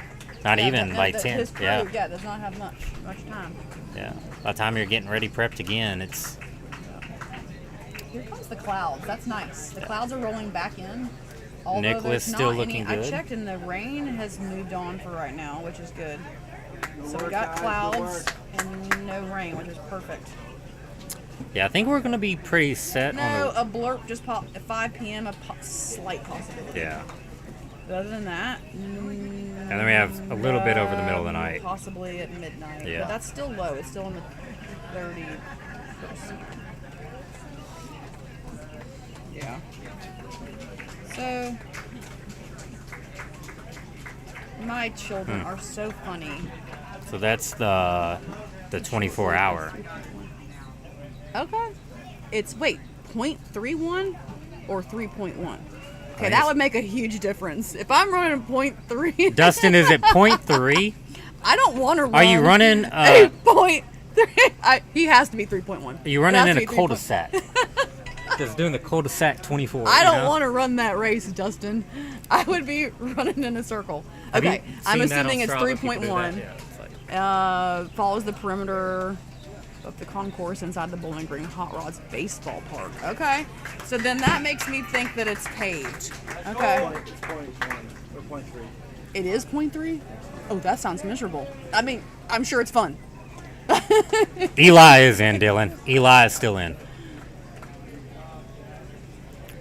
Yeah, 0.3. That's. My kids, I guess, hear that I'm talking and they're like, Mom's looking like she doesn't want to be there. I totally want to be here, kids. I'm having a great time. Oh my God, lots of hand gestures that look a lot like someone's flexing her arms. Sun's out, guns out. Sun's out, guns out. What did you say? I don't know. Daniel. Oh.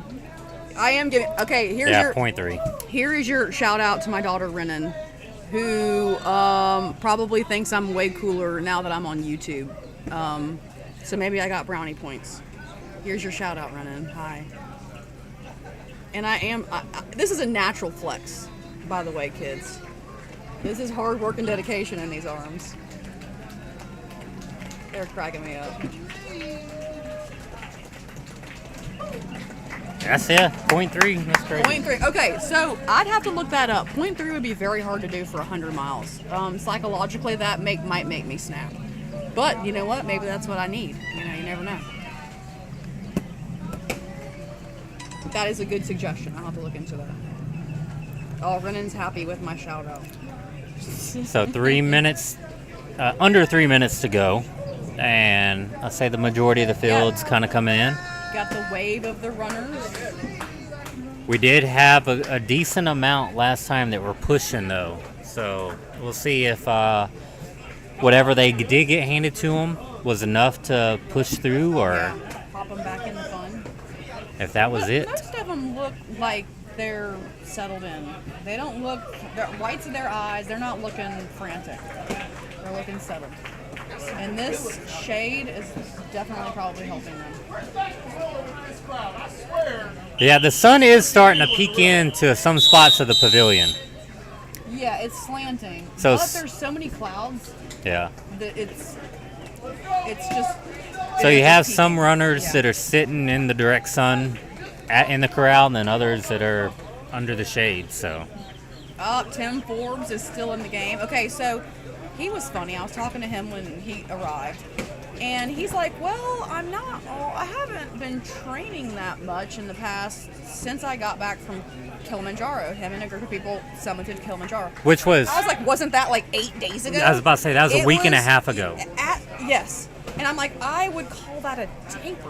They They summited summited on like a Saturday. Mount Kilimanjaro. They ran a race the next day. 12-hour race the next day, which didn't John Harden place podium in that race? Yeah, and that was against like Harvey Lewis and Yes, people like some that. of the Like, best yeah, literal top it was runners of the world. a tough race. Yeah, and And then they did a bunch of other stuff while they're out yeah, there. physically So doing things every day. to come out here a week later after and be doing like- that is impressive. Very impressive. Very impressive. Yeah, and no one's. So I was popping over there, like, you need anything? No one's crewing Forbes. He's just, his normal, happy, chill self. Which again, Just that's like, hard to do here, to go crewless and be on loop 23. Yep. Can Get still your go own further. things. Yeah. With So. it's less than 50 seconds. Yeah. He's grabbing his things. But he's been taking advantage of the aid station a lot, coming in, He's like, sitting really quick. yeah. He's a calm dude. He's just like, yep, Yeah. I'm doing good. Nope, no anything. Katie's looking good. Doing good, Katie. Looking great. And he has enough hours out here, enough miles that he knows, yeah, what he's doing, what he's, what he needs, all that stuff.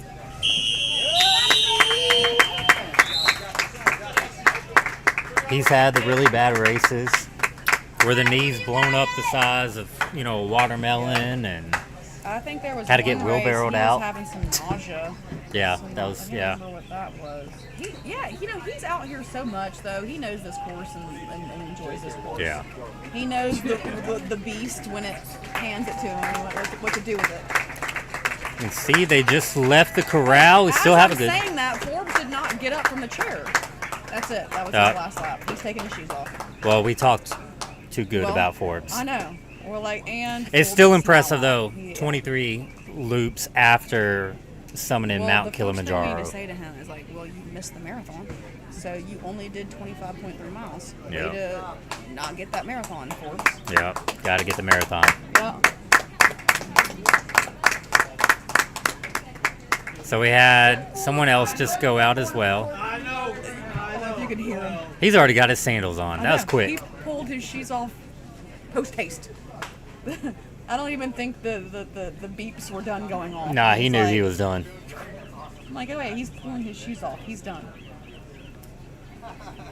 That's just one of the competitors that are out here that's just coming to run, He probably knew he wasn't going to try to be out here for No, however long it took. He was like, I'm yeah. just gonna come out here and Yeah. see what the day brings me. Which Keep is the streak best, going and- which is the best yeah. way, man.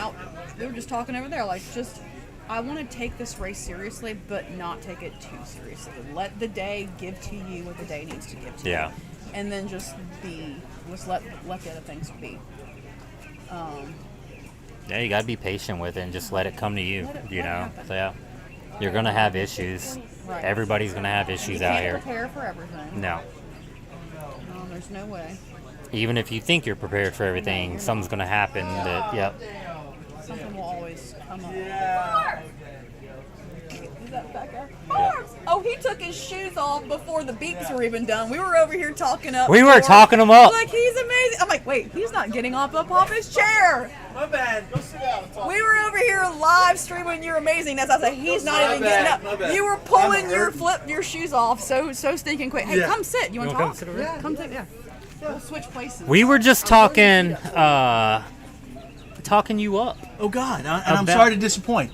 About how your trip that you just did, and then coming out here and doing this. So yeah, my legs were a little sore, a little tired, and then one of the gifts of Tanzania was 4 days of azithromycin. So yeah, and it made me feel a little bit better. I saw John Harden earlier today, and he looked rough. So. He was not racing. No, he had the same thing. He and I struggled with the same thing. We shared a tent together for about 8 days, and when you share that much time together, you share a lot of things, and we shared bacterial illnesses. So, yeah. But man, what a great day!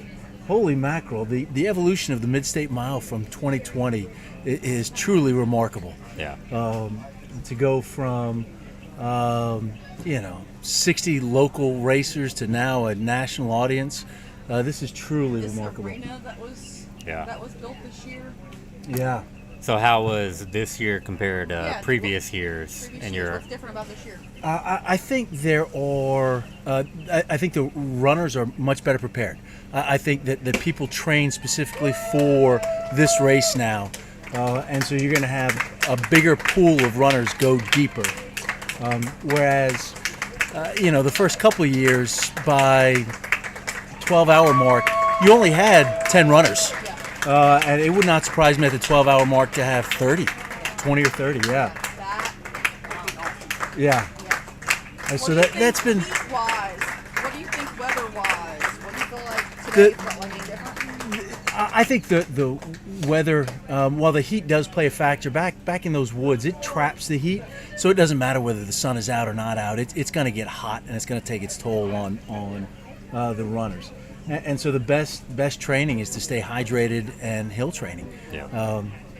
It's tough to get acclimated this time in June because you only have a couple of weeks of summer to really get. It really hits hard. Yeah. And it hasn't even been that hot this year. No. Like it's yeah, we've had a mild, probably like 1 week of like solid heat. Yeah. But everything else has been. Oh shoot! I was watching her. It's been nothing but So Amy Richards is just out. So you were doing this without a crew. Yes. Yeah. So can you, that we've talked about the importance of having a crew here. And, well, and I was not. I wanted to come out, have fun, challenge myself, and push my body, but also knowing that it was going to be a shorter day than I wanted. So my legs are, like I said, a little bit of jello. Yeah. We just landed on Tuesday morning from Tanzania. That's incredible to be out here doing this for as long as you did, but you didn't get a marathon, so. I know. I know. The first thing we need to say is that he was one loop shy of a marathon. One loop. So I don't get. Screw that one. The great thing is there's no marathon medal, there's no 50K T-shirt, there's no 50-mile T-shirt. There's one winner, and that's the beautiful thing about this race, is there are no points for second place, which is also a quote from one of my favorite movies, Top Gun.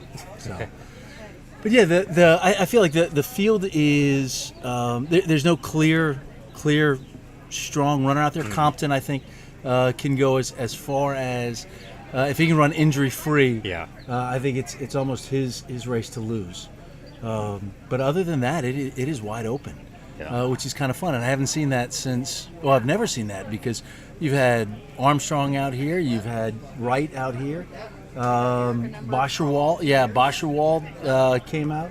Well, the difference to me with all of those runners to this year is the time difference in pacing. So since Loop 1, we've been watching people come in at 13-minute loops. Really? Consistent groups of them. And now it's just TJ who's still doing it, and there's a few behind, like Nicholas and stuff are coming in like 13 and a half to 14. Yeah. But early on, the first 15 loops, I think probably 10 to 15 people are coming in a little over 13. Wow. The pace has picked up big time this year overall compared to the race previous. is still young. It is. Yeah. I was gonna say, But it's been young in the past, and it's done that too, though. You know, it's like where it's in the past, like 15 was the quick ones. You know, and this year it's 13, so it's The only person who I've witnessed who's been able to sustain that is Noah. Cochran. Cochran. Yeah. Noah Cochran Yeah. did about Chili. Well, I think Luke could sustain it for a long while too. Yeah, but Chili did like 72 miles of 14-minute loops, which was crazy. Yeah. Good adjective. Yes. Downright crazy. He was bear crawling up the hills at He one was point, bear though. crawling. Yeah. He put the flashlight in his mouth or something, or like had a headlamp in his mouth and was just like. Yeah. But again, to win, I think you've got to be able to manage your lap and manage the pace a little bit better. You know, looking at what Eric and Aaron have done over the years, it's been about managing the mile and not racing the mile. Yeah. And whoever can manage it the longest seems to be the winner. And heck, even Chad would be one of the last ones in the Corral for 100 miles. So, yeah. Yep, that's true. Yeah. So what do you think attributes, like, when training to this? Like you said, just heat training and hill training the most, or is there anything else? Or? Just miles. Just miles, getting out and getting miles in. Yeah. I know I listened to Eric on a podcast last year talk about cross training. Diet's important. Not carrying excess pounds, which is always a problem for me. That always seems to help. So yeah, and everybody's race strategy is a little bit different, but it seems to be that heat training, hill training, miles, but then also throwing in cross training. I know, like I say, Eric talked about that last year. He did a lot of cross training going into the mid-state mile, and other previous successful runners have done very well with cross training. And then you've got guys like Greg Armstrong and Luke Boscherweiler who've just run miles. Yeah. Lots and lots of miles. So, yeah. Well, guys, thank y'all for being out here. Yeah, thanks for giving us a little bit of insight. So, yeah, I'm looking forward to the Tennessee Mile. Hopefully they'll have me back out. So what's your next big event, big race?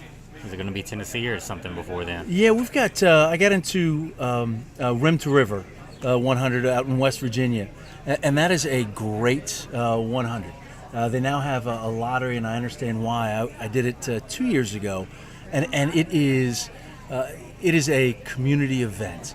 So it's ultra runners are not running the aid station. It is the lady from the cookie store. The pizza guy at mile 45. You've got the barista there, and you put in your order.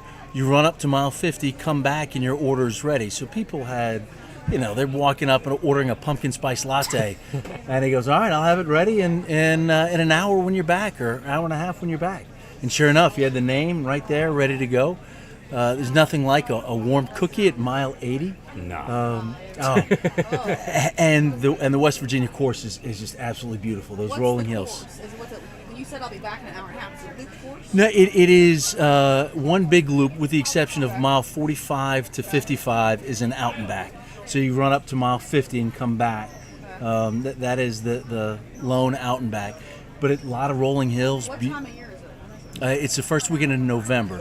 So I'm gonna look this up. So it's also the same time as Pinhoti. It's right after No Business. So it's thrown itself right there in the mix, but it's also a Western States qualifier. So, yeah, it's been a big. Look at that. I was just saying I was going to sign up for Pinhoti and missed the sign up time, and I was going back and forth about what to sign up for. So I'm gonna look that up. Yeah, Rim to River is a great race, well organized, and a lot of fun. But we're getting to the point now with 100-mile races that there's not a poorly organized 100-miler. Like, people are really figuring it out. Yeah.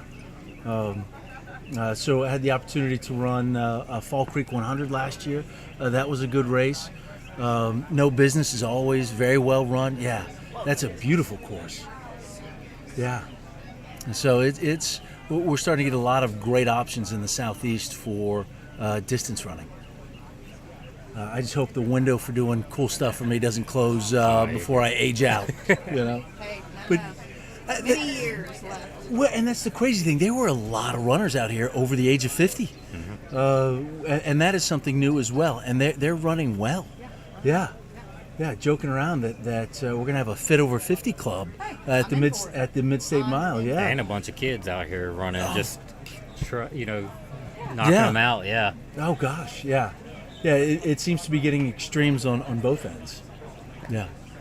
And they're doing well on it both too. Like, it's crazy. Like, the kids are really blowing my mind with how good they're doing. Yeah. I wasn't doing this at their age. No. I wasn't even thinking about doing anything like this at their age. No, So didn't. to come out here and compete like they are is, Emerson, the little 8-year-old girl. Yeah, Darren's girl. She did a half marathon. She did 15 loops. That's Like awesome. 15 loops. Yeah. No, beyond a half marathon. Her goal was a half marathon, and she went like 2 loops past that. And Nicholas has been coming in top 3 Yeah. the last couple. Like, he's still looking. See, TJ, look at this. Oh my goodness. We're about 20-second delayed there. So 13 and a half loop. He's just now started slowing down to that. Yeah. Which And then watch, you'll have a couple more coming in right behind. Like, they're starting to slow down just a hair, but yeah. Yeah. And again, as long as they can manage it, Yep. they'll be okay. But you get worried when they start slowing down and start showing the signs that they can't maintain that pace and the desire to keep that pace. They've got to be able to adjust mid-race. So what do you think is the perfect pace here? It depends on each person. I'm watching Aaliyah a couple years ago. Her and I ran 2 different races. I was coming in at about 16 minutes, 17 minutes, and she was coming in at 19:30, and I didn't see her for 14 hours. So it just depends upon the person. But I also think that you've got to be smart and be able to adjust when things start going awry. Yeah. To be able to know what to do. And that's what I think is unusual about this course, is it takes so much out of you that to balance hydration, nutrition, and pace is all part of the game. Yeah. A lot to it. Yeah. A lot to it. Well, guys, thank you all very much. Looking in, tell that guy to put a shirt on. Wayman, don't hate on sexy, man. Don't hate on sexy. That was like my kids were texting me like, "Are you flexing your arms?" Heck yes. Without guns out. Yeah, absolutely. I was absolutely. like, that's you, me when I was Yeah, in there. yeah. I was like, these are just Yeah. tapes. These pop out. That's right. That's right. Look, it's hot out there. They need to take the shirts off. Well, we appreciate it, bud. All right. Well, thank you guys. Thank you. All right, y'all take care, man. Yes, sir, man. So loop 24, we have a little over 4 minutes left. Yeah, that one ain't bad. Karis was soaked it. But yeah, same runners coming in, so everybody looking pretty good. Strong well into the Yeah, David Compton looks really good right now. He does have pants on, Tim. He does have pants on. That's all he has on, but he has pants on. Yes, at least has pants on. We are in The public. night is young. But yeah, I mean, runners, I think everyone's being pretty consistent right now. It's the same group at the top. You might have, a couple of people switching spots here and there, but it's still pretty consistent for everybody. Daniel's looking steady. Daniel's without a crew right now, too. Is he? Yeah.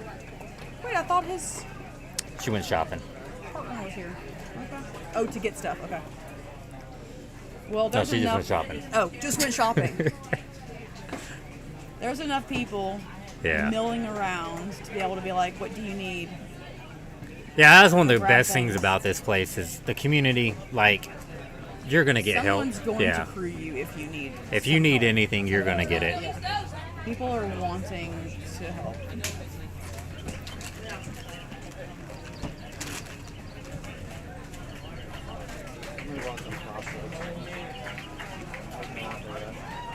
You what? Crossroads. To hang out there? Yeah. So the last loop we lost Tim Forbes, Paul Hanges, Amy Richards, and Michael Jett. I'm probably butchering a lot of these names, No, but I think he's they look pretty. so we have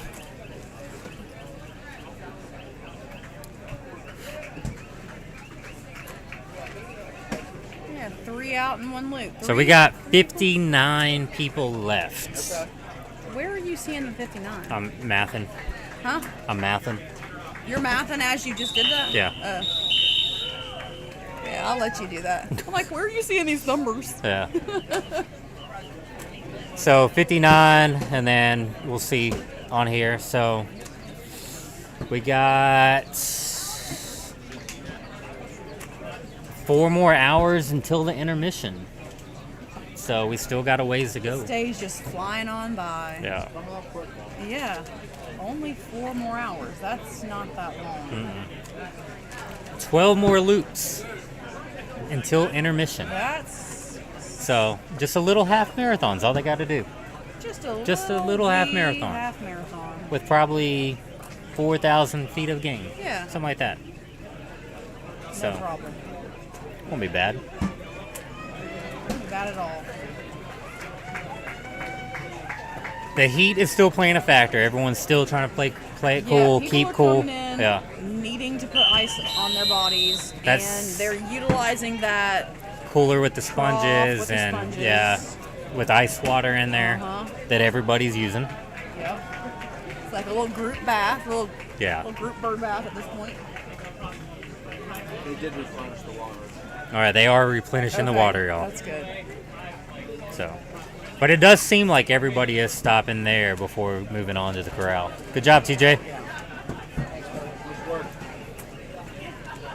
What's it, like 30 seconds left?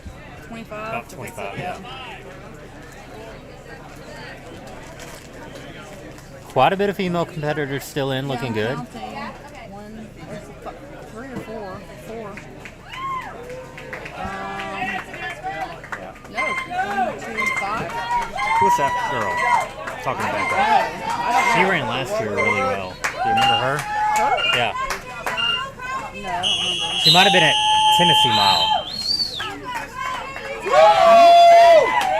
It might have been Tennessee Mile she did that. Oh, was she running with someone at Tennessee Mall? I think so. Okay, because She- that does look familiar if they were running as a pair. She either ran here last year or Tennessee Mile last year, but was crushing it. So, is it intermission 20-minute rest after every 12 hours? Yeah, it is. No, yeah, there's no dumb questions here. So, the every 12 hours they get a break. So, we started at 8 in the morning, so 8 o'clock at night, 8 in the morning, however long it goes. You get 20 minutes to do whatever you want to do. But the most important thing to do is actually lay down and close your eyes. Because if you planning on being here for a while, you planning on seeing Sunday night, maybe even Monday, you want to try to get as much sleep as you can when you can.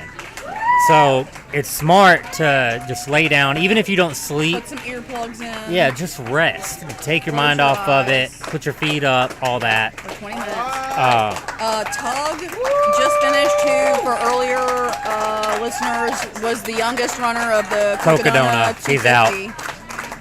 And what's his last name? Tug Boren. Tug Boren. Tug 17 Boren, years unfortunately. old. 17 years old, yeah. Finished. I'd be interested to see what he thinks of the. Yeah, we'll get him over here Yeah, he doesn't because, look tired. yeah, I mean, he looks like he can keep going right now. A couple other people just dropped as well, so I'm going to say we're down to like 56. We are at the official marathon. Yep. At 8,160 feet gain. Yep. Oh. But yeah, that intermission, the first intermission here, they'll be able to get their headlamps, get their poles, anything else that they want to do at night, change their shoes, change clothes.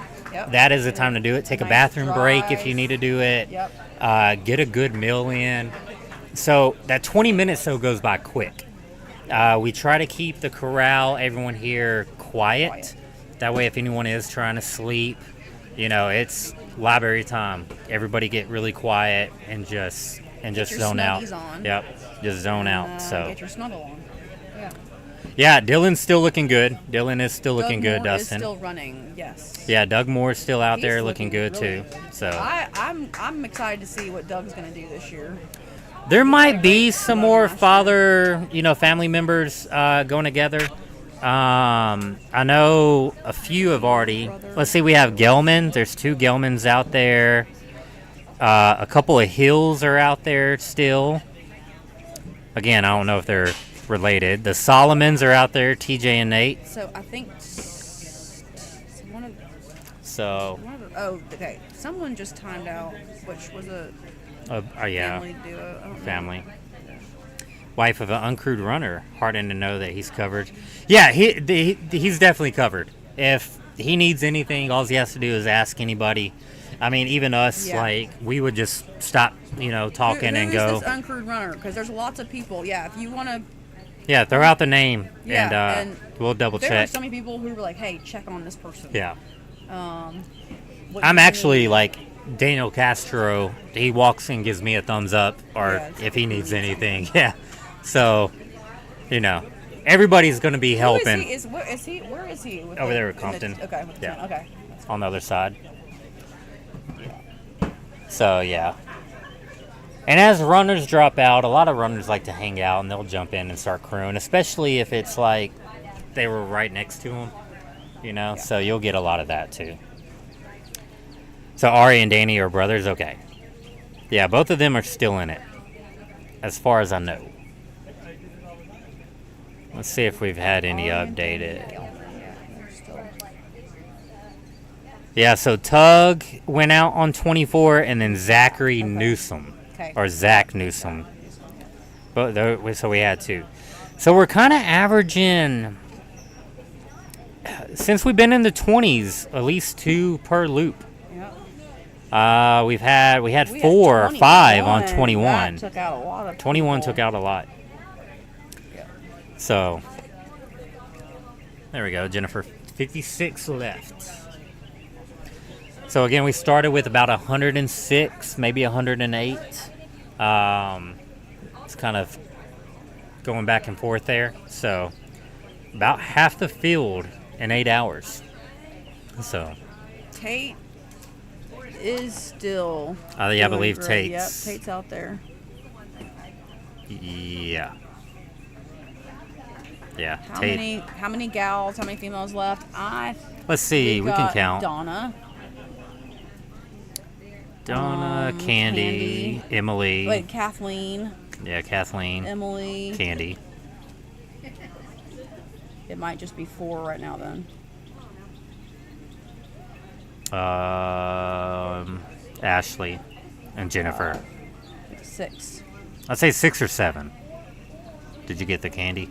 I got Candy. Okay, so 6. 6 females are left. But a couple of them are looking really good. Yeah, So- there's a number who will be going well into the night. Yeah. It's good. Oh, Nathan Hicks. Oh, yeah, Nathan's covered here. Nathan? Oh. Yeah, Nathan is covered. We got Nathan. Yeah. Nathan's actually posted up next to the aid station where he's at. So Yeah, he's getting. he's close to Chet and all of them. So he's taken care He's of. getting like the fresh hamburgers. Yeah, he's probably getting more Yeah, than extra. more than others. I was thinking about going to check out their hamburgers earlier. Yeah, I they're got good. demotivated when the sun started coming out.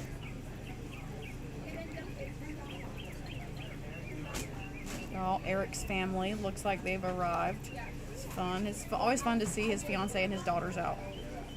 They're engaged? I think he said fiance.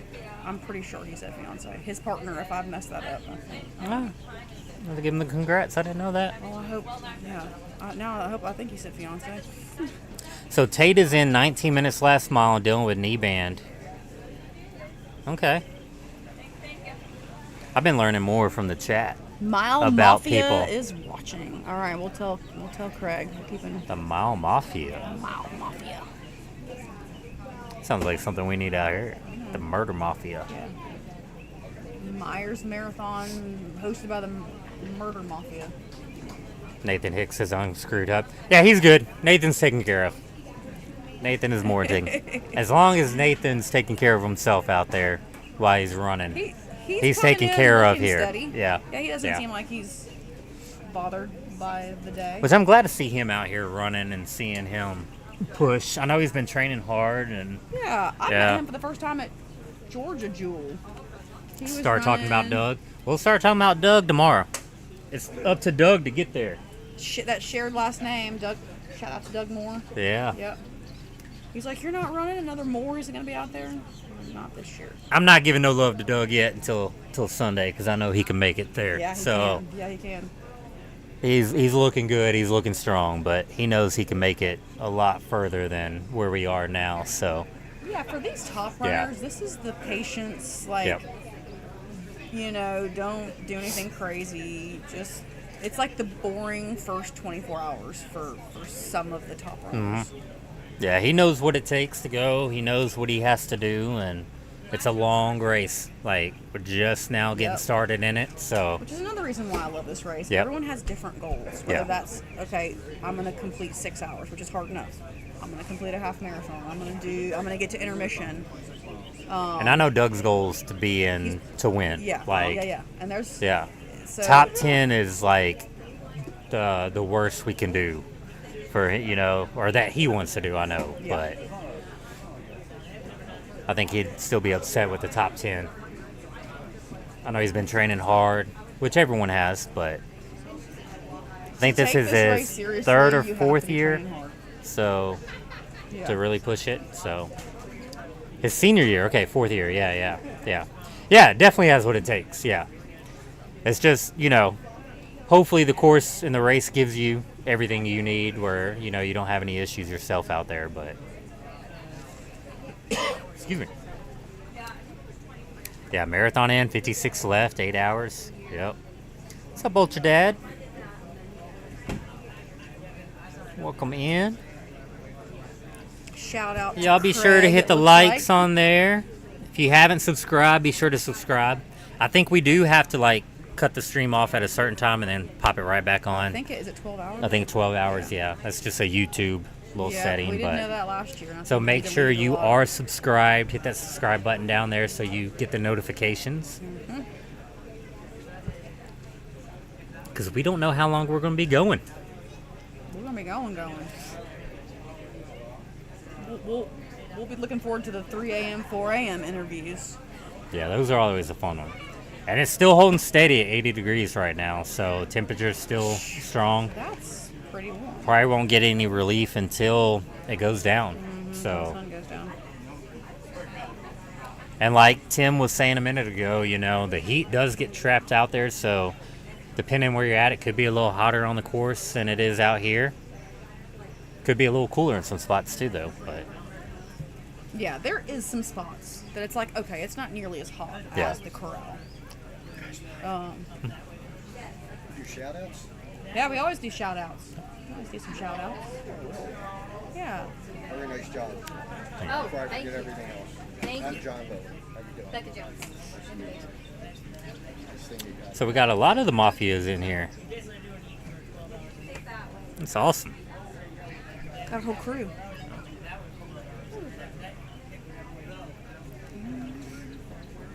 Climbing up Machete again. We got a whole group climbing there. They're starting to clump together a little bit more. So that's about the 11-minute range where we were talking about earlier. You want to be, climbing. Starting Yeah. to climb. Because then that'll give you about 3 to 4 minutes to get the top of the hill, and then it's just coasting out from there. Yeah. So, but you can see they go around that bend, and then it starts hitting a little climb. It's interesting seeing that camera. Yeah. It doesn't show the sharpness Mhm. of Machete, and I guess at night you can probably see the angle a little bit better because you can see the headlamps and the Yeah. arc of the headlamps. The angle. These hills is are straight up illuminated and a little down. bit better, but yeah, yeah. Like, straight up and For down. the viewers, it is not as steep as Myers. It's very steep though. I would love to have a camera, but I say that for 1 second. I would love to have a camera on Myers, and then the next second I want to take those words and like smash it back into my mouth. Could you imagine like having a camera and you're just like huffing up Myers and it just sees your face just melting off your body? Well, the every year lap? that we were in the Oh. documentary, he was doing that. Remember? And it was I must not have gotten very many shots of that, thank goodness. But yeah, but he had some good angles of us hiking up Myers, but like pointing down, seeing faces, like misery up Myers. The 2 to 3 a.m. interviews or hallucination interviews. Yeah. Yes. Fun fact Oh, about they are. hallucinations: most are caused by electrolyte imbalance. So, if their electrolytes are off, they might be hallucinating. If they're on and they don't have any issues, they should be kind of clear-headed. Yeah. Besides being tired. What has been your fun? Have you had any fun hallucinations? My best one was out here, my first year doing Tennessee Mile. It was my first year running, and I tried to push through the whole 40 hours. Yep. And it was about my hour, like 33, 34, that second night. Was I hiking up Myers?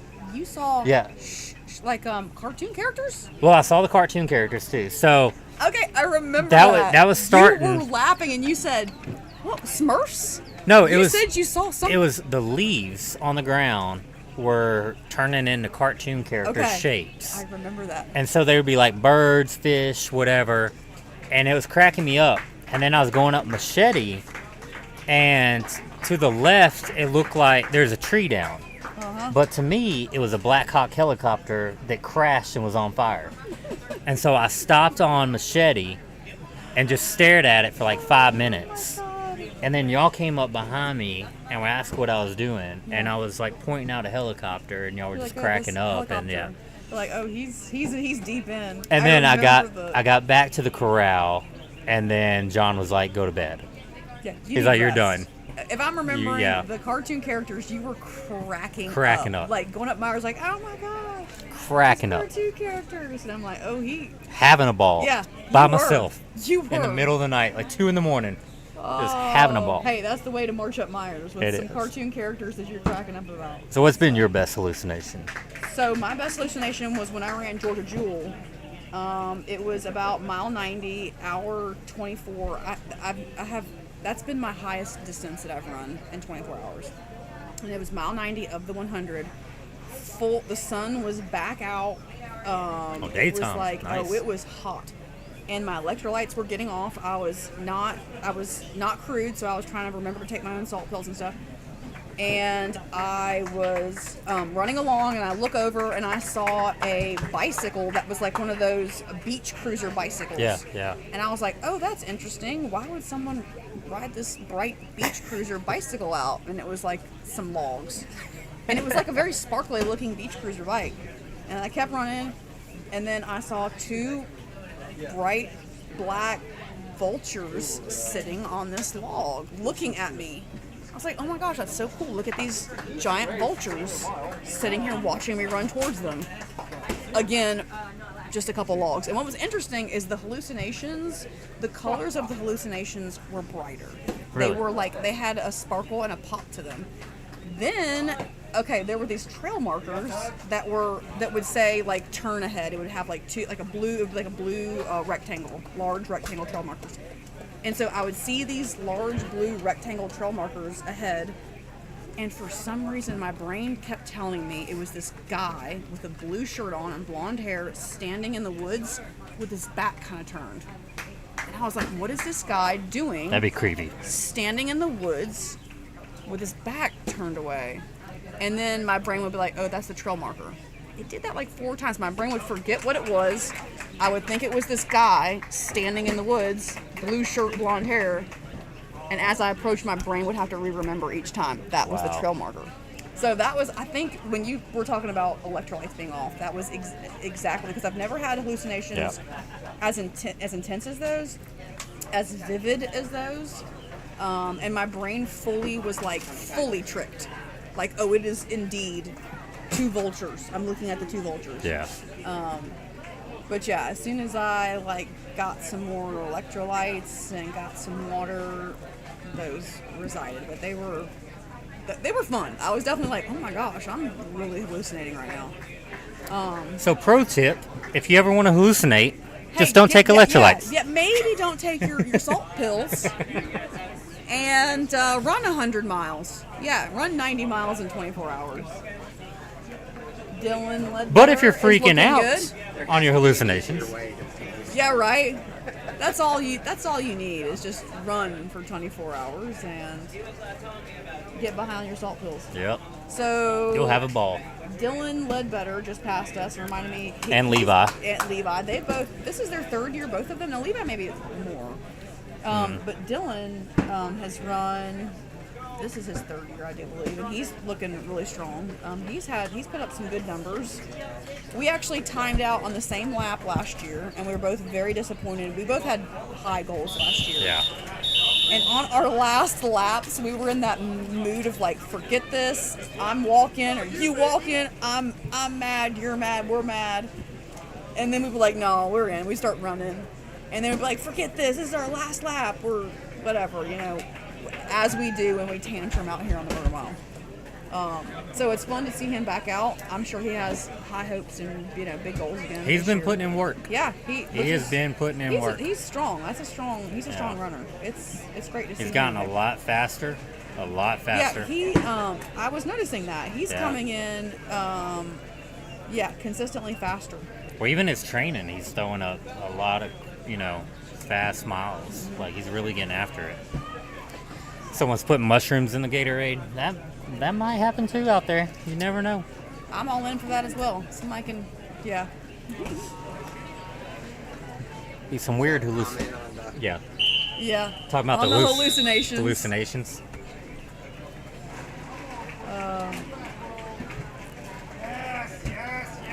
All right, less than a minute. Gotta stretch real quick. Katie's doing good.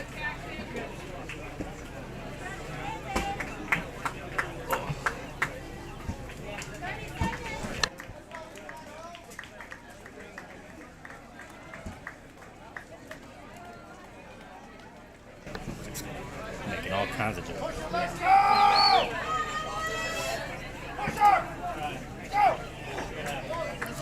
I know I've said this multiple times a day, but it still amazes me how people are dry. Yeah. Like, does not even look like they've been running. Yeah. That's, it's impressive to see.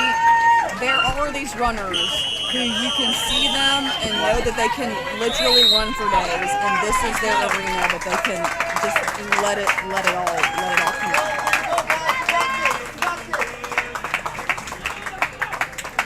There's some big cheering going on. Yeah. There's a lot of people struggling on that loop. There are some people who are coming in with seconds to spare on Yeah. that one. So. Left it up there for it. A lot Katie of looked like Winston's. she came in with about 40 seconds left and was aided while she was in the corral. I don't think that she sat down. And it looks like there's another gal. Noah Richards got engaged last week. Nice. Congratulations, Noah. We had a wedding at the start of the race We today. did, yes. For those who are just now tuning in. And that was your... No, Yes, yeah, that was your Monica guy. and Phil. Monica and Phil. So congrats to them. Hope they have a long, happy marriage. Dawson and Kale. Let's see. So Kel Jackson is still doing good. Still in it. Dawson is still in it as well. Not sure if anyone's going to be out on this loop or not. So As if someone's coming in this loop. yeah. So we'll kind of see, but I feel like as close as some runners came in just now, we might have some drops on this next loop. We'll see if they rally back. yeah, like now everybody's kind of starting to get in the mindset of like, all right, we're almost to intermission. Like if we can just make it to intermission, if you're struggling, you're hurting, that's a good little break and a good goal to just try to get to. And, like I said earlier, making the poles makes a big difference for a lot of people. I know with me, if I can have my poles, I'm a night and day different runner out there because I can the hills are easy then, you know. I wish I could say that. But Poles do not make it easier for me. I love them. If I can start with them, I'll be happy. But and then doing the downhill, you know, it helps brace a little bit as well. So Where is this camera? The first little hill? that's a new one, I think. Where? I was like, where's that angle? That So must. she was one of the last Okay, ones that must be out. that first little miniature hill like that I laugh about at night because I'm like, oh, this thing grows before the river That's crossing. it. That's it, because that's Yep. the creek crossing right there. Yep. So that's a new camera out. Yep. That's cool. Okay. See, y'all were getting real time Changes going on, changes, yeah. and they're still working on this. So Yep. we try to have one at the crossroads this year, but all the rain ruined a lot of equipment and stuff. But The sun's starting to slant on this camera. This is dark now. yeah, we'll have a lot of lights out at night. It gets bright out here, so you'll still be able to see good.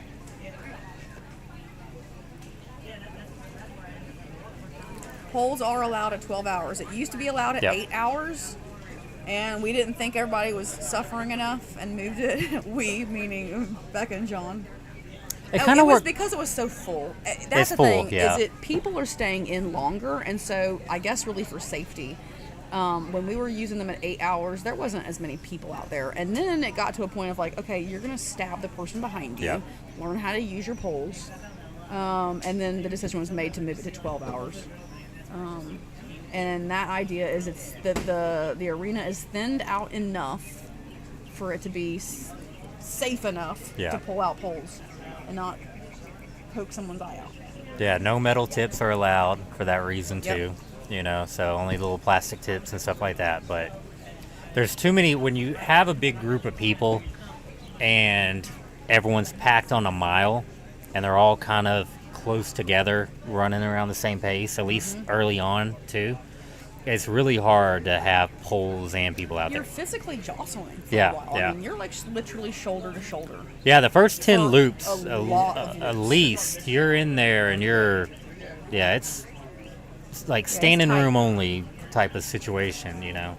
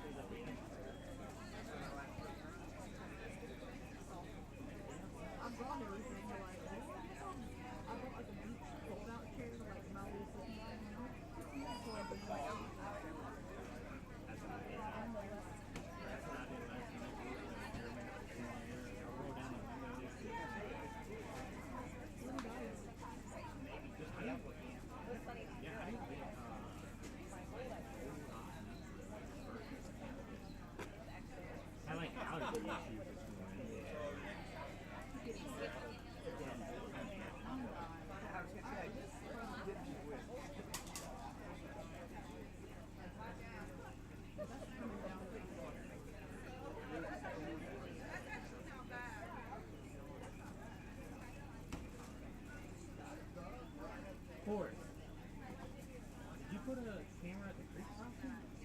New? Is there a new camera?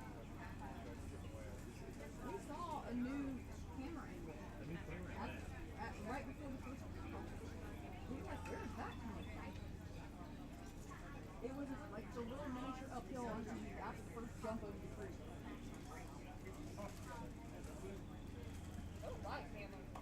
Huh?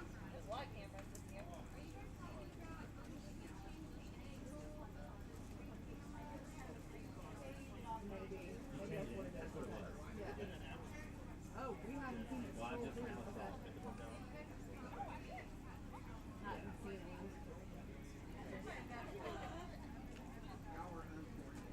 We just missed it. I'm like, I haven't seen this angle before. Coming up, yeah. He had a good idea. We can do one of the top and lasters to It would be miserable. Like, people's faces, like, puffing up Myers. Should have a hidden one in the skeleton. Nobody would notice it. like, no, that's a terrible idea. You would all look like that would be manatees dying in death throes. I feel like I look like that. Send someone up there with a phone. Try to get like someone's phone.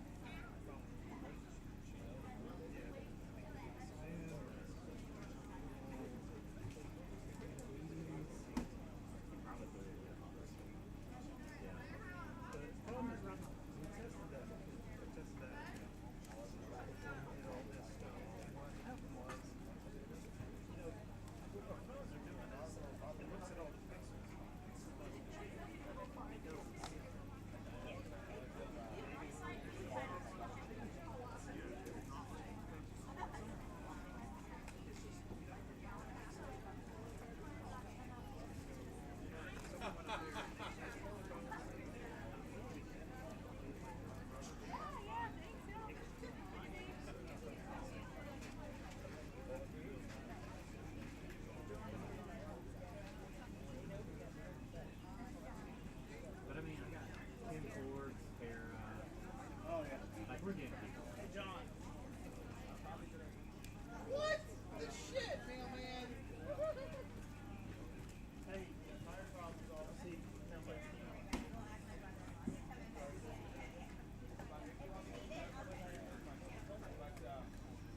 no, he's inside. I like that. I think there should be a camera on mine.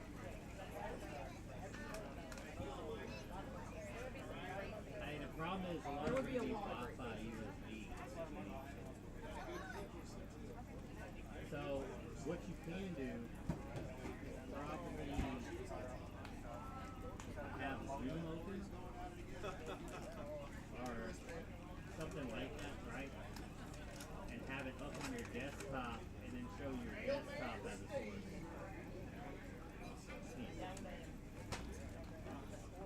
How's it going, sir? Thank you. Thank you.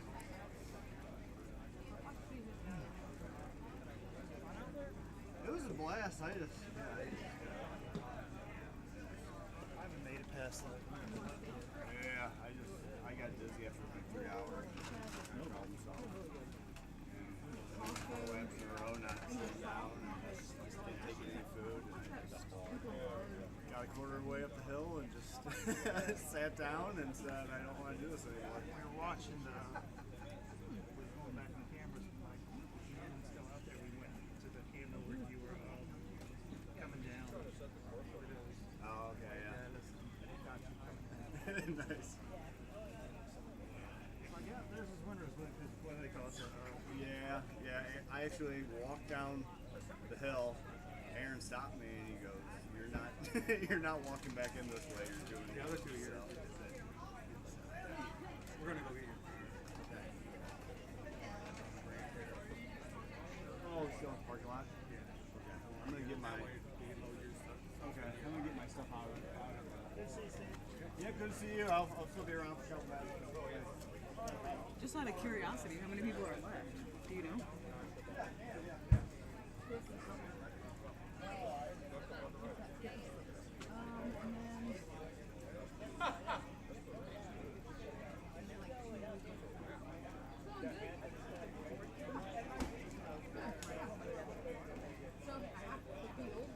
Yeah. Yeah.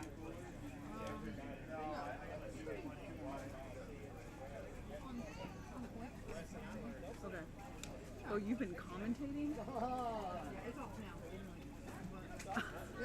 Girl, I thought you meant just randomly in front of the camera. No, you're intentional. I've been with somebody, not do it together. Yeah, not yeah. just me right Yeah, now. no, I knew.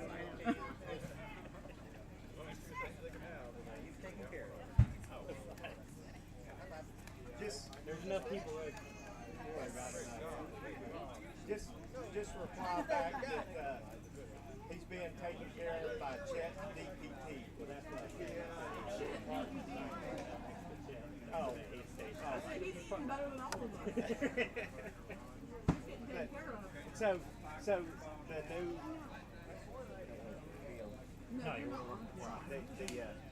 The new fake intelligence race is called Chet DPT. The reason why it's DPT is because it's degenerative as opposed to generative. You know, so one called Rock, that one has a DPT and it'll cut you out. It'll do whatever you want. Like it's a degenerate. It has a degenerate. Like, what do you do?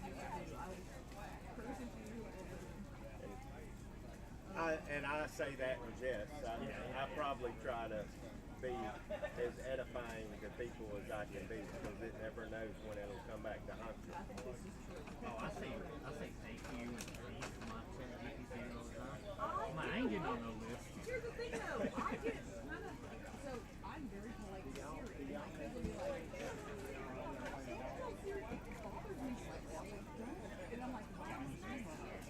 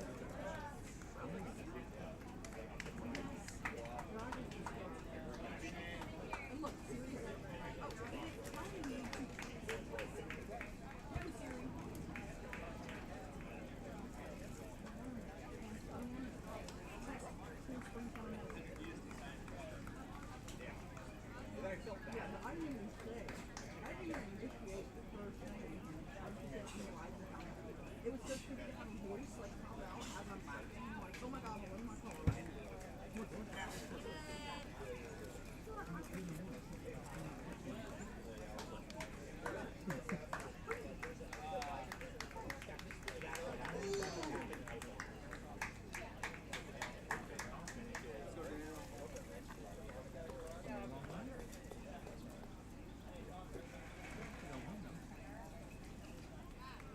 Where's Becky? I'm not gonna go home. You don't sleep in the shed?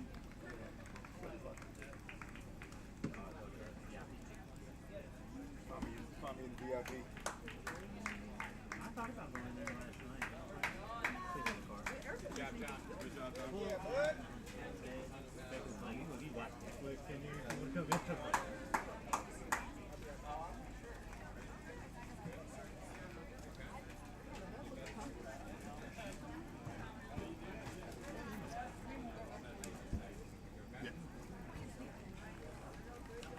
Sleep in there.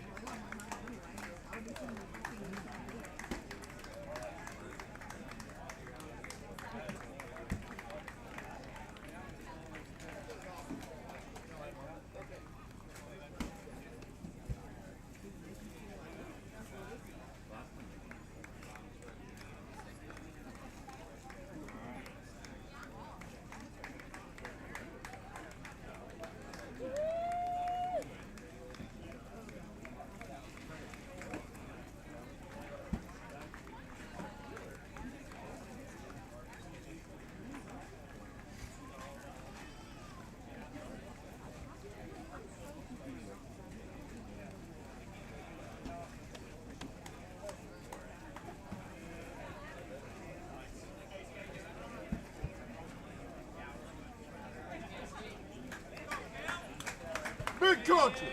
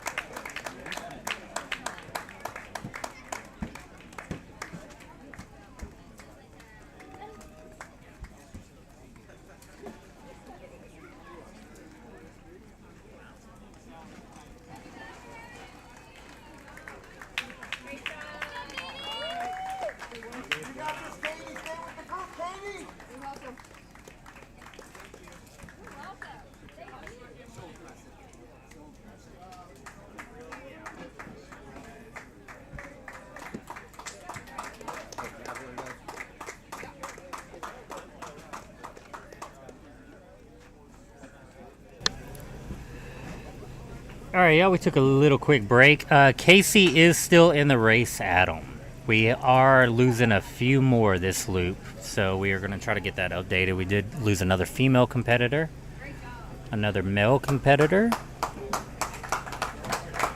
and maybe more, I don't know. There's a group of people around. So we'll try to get that updated here in a second for everybody.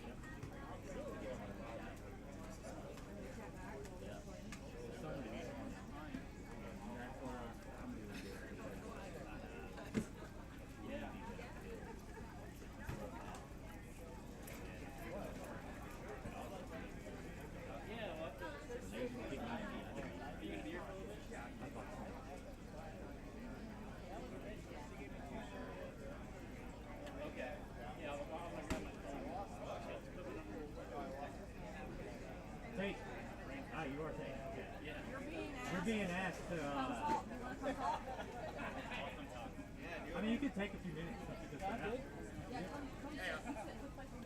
I'll be here for a while. What do I talk about? What is it? Yeah, you just.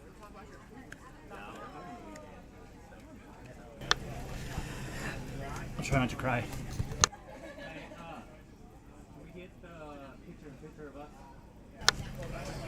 All right, everybody. We had a few more just unfortunately drop out. And one of them with us here is Tate, who y'all are asking for. So we'll get the picture up here in a minute of both of us. But yeah, tell us about your race. Was this your first time doing it, or have you been here before? No, or? this is my first time out here and first time doing a last man standing type race. So, what are your thoughts? Man, that is like, I was pretty confident coming in, being honest, but like this is like respect to these guys because it is insane. Like I got to mile 15 and I was like, my IT band is done. Yeah. Like I told the crew chief, I'm like my knee's 10 out of 10. He's like, oh, that's great. I'm like, no, 10 out of 10 is gonna fall off. So I ripped another 15-ish or 14 miles, which is good. Yeah. So the most pain I've ever ran in, for sure. Yeah. So what'd you think of the course being out here the first time? Think of the hills? We've been trying to tell them the pictures don't do it justice, but you know. Yeah, like I was really nervous for going up the hill, and it's really steep, but that's not the bad part. It is when you're coming down, like you feel pretty good at first, but then you start to realize like the pounding is so bad, and you feel like you're gonna fall once your legs are done. Like you feel like I'm gonna tumble down this hill. So what were you doing kind of like leading up to your training? Were you doing a lot of like elevation training, stuff like that? Or was that kind of where your IT band issues come from, you know? So I live in Florida. Okay, there you so go. So I spent 4 out of 5 runs on a treadmill. Yep. So 0 downhill. Yep. And then we probably should have flew here because I drove 14 hours. Yeah. So that probably didn't help. Yeah. So what kind of treadmill do you have? Like just like a basic like Reebok, like it's a decent one, but it would go to like 15% grade, so I would just. Does it have any decline at all on it? None. So I just put that thing wide open and just would do as much vert as I could. Oh, nice. Yeah, mine actually has 6% decline on it. As well, it goes up to 40% incline. It's like 40. Yeah, the NordiTrack, the incline trainer. Yeah, it goes 40%, and you're falling off. But a trick you can do, since you are from Florida, is you can put like a 2x4 under the back of it. Yeah, and right, just and raise it up, and then that will get you a decent amount if you're training on that. So yeah. So what was like your PR before? Like, did you come out here and set one, or is this? So I've never been out here, but I raced a 50 miler in Georgia in January. Okay. Nice. And we had 18 people start, 2 finished. I was able to win that. Nice. But like, this is like different. This is. That seems so easy compared to what I just did. Yeah. This 20-minute time loop it kind of gets you too. So what was your pace like throughout the race? Were you trying to keep a specific pace? Were you just kind of going by feel? I was trying to do like 17s, but when my leg felt good, I was doing like 16s. Yeah. And that felt pretty good. But once it started to hurt, then I was kind of like 17, and then I started running really fast on the flats.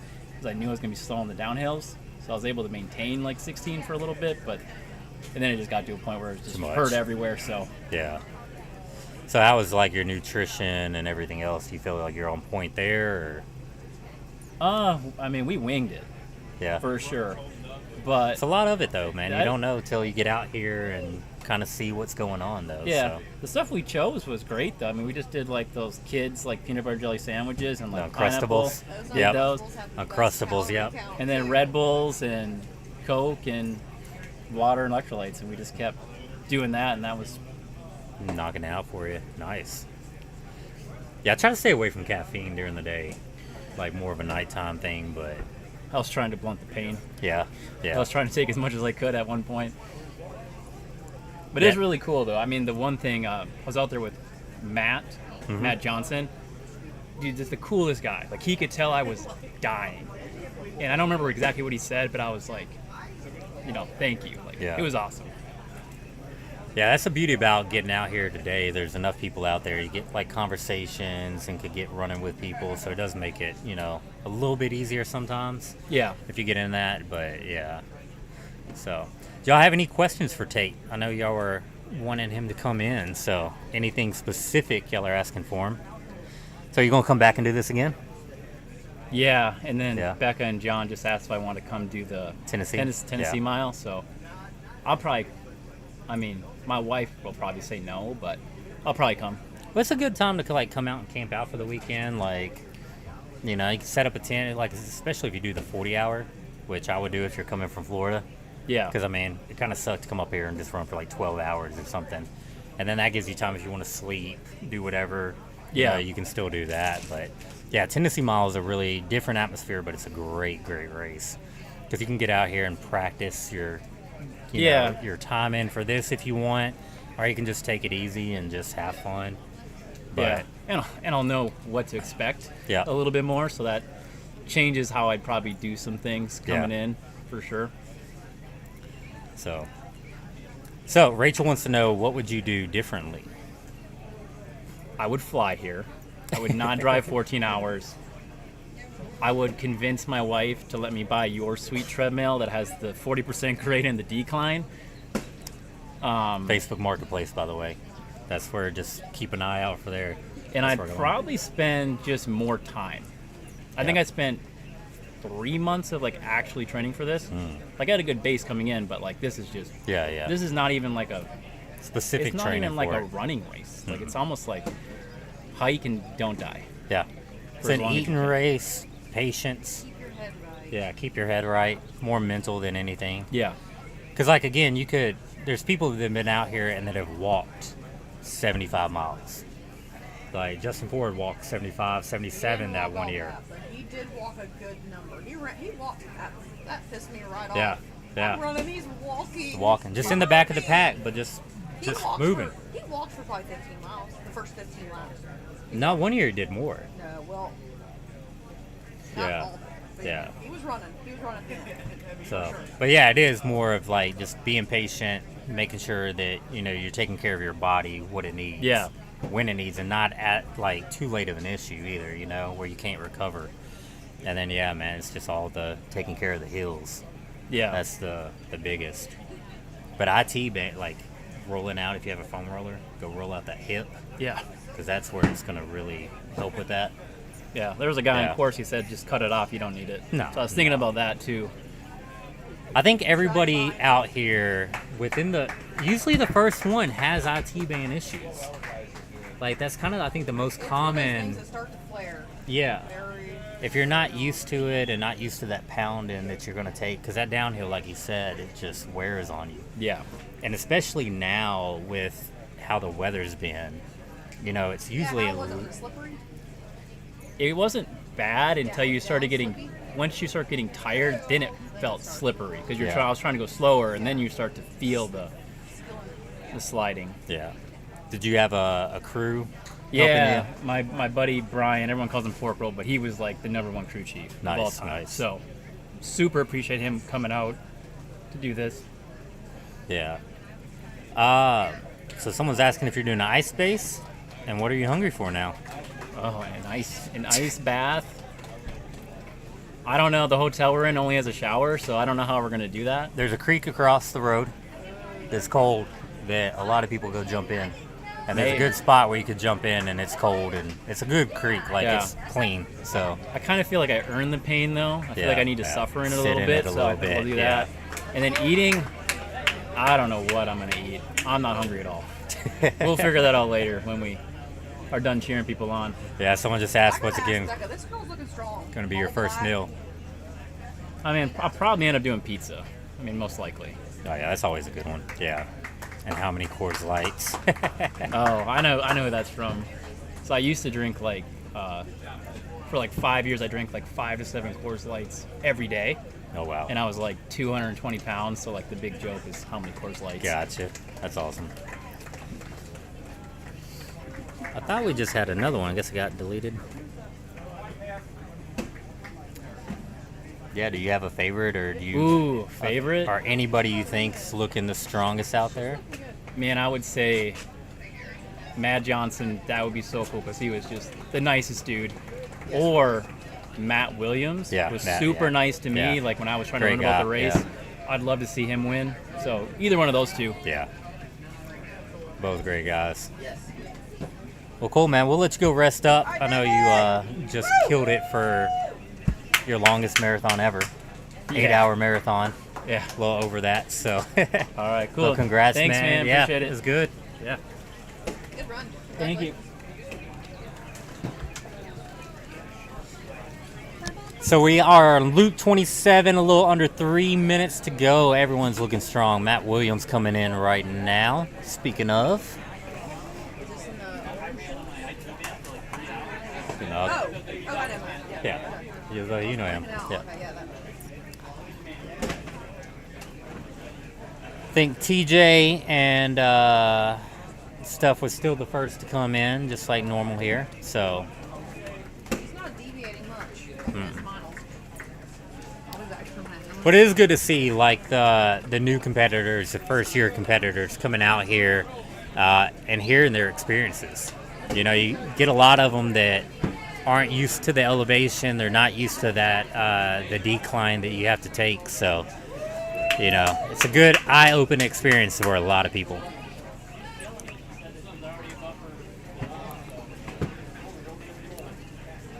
So what we're at like 51 remaining right now.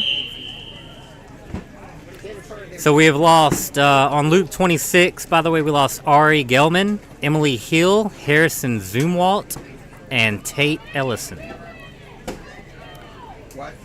So, we lost 4 on that loop, which is kind of big. So it's like every loop in the 20s, we have been losing at least 1, if not multiple. And we've had a couple where like 4 or 5 have gone out, so. It is starting to dwindle down a little bit.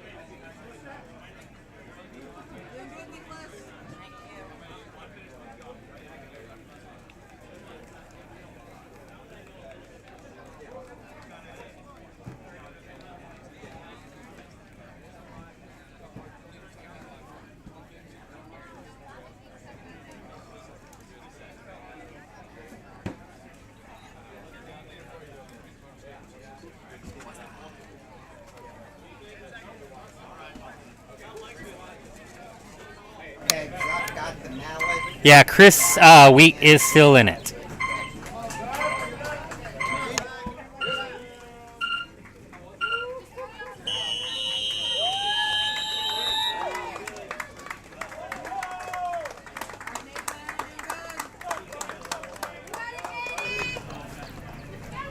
It looks like we are right at 50 left.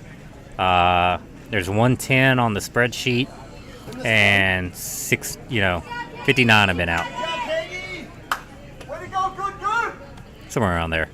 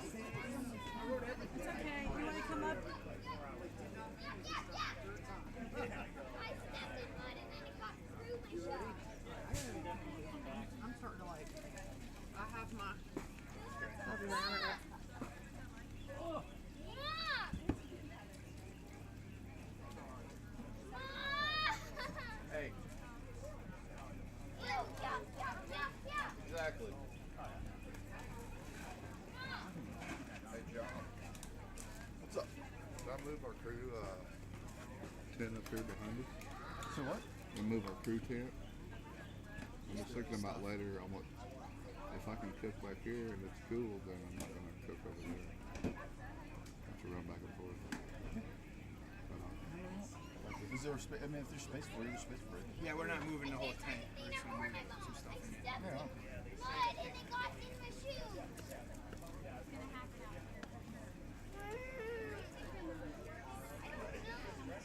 It's like Aaron Dana's chair with the pistachio shells and your drinks and the ants. Question for you? What's up? The progress completed, the 29.7, was that leading into this one, or? It's the lap completed. I see. So this will go over 30 then on this one. Yeah. That's our son's objective, is to do 30. Cool. Very nice setup.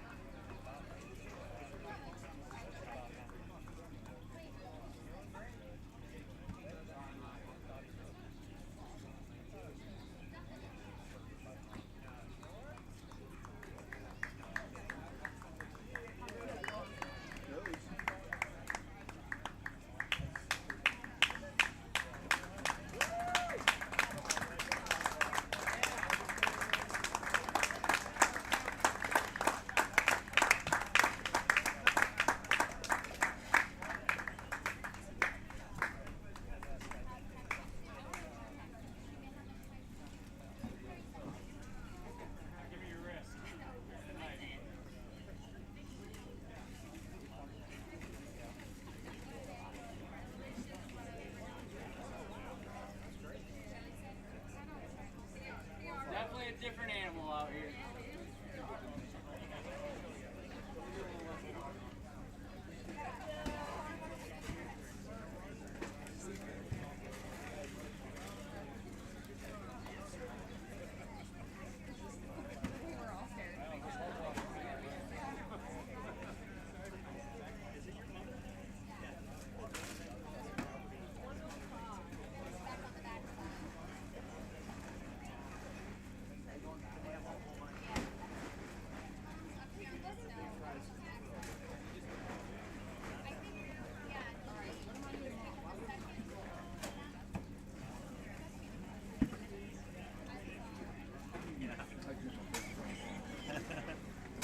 No, this is a mind over matter right here.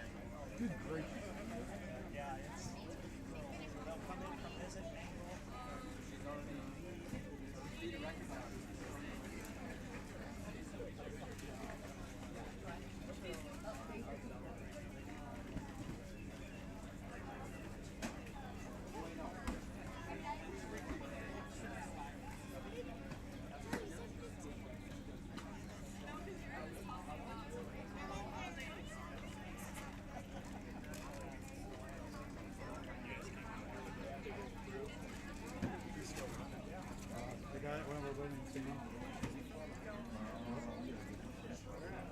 We're both in. Oh, thank you. We were looking at it from the side and we saw there. Oh, we gotta find him at some point. That's him. Yeah, nice. Cool.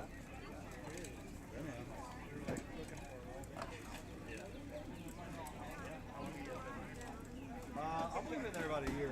Okay. He's been there for exactly. But I mean, I lived in Nashville for 12 years.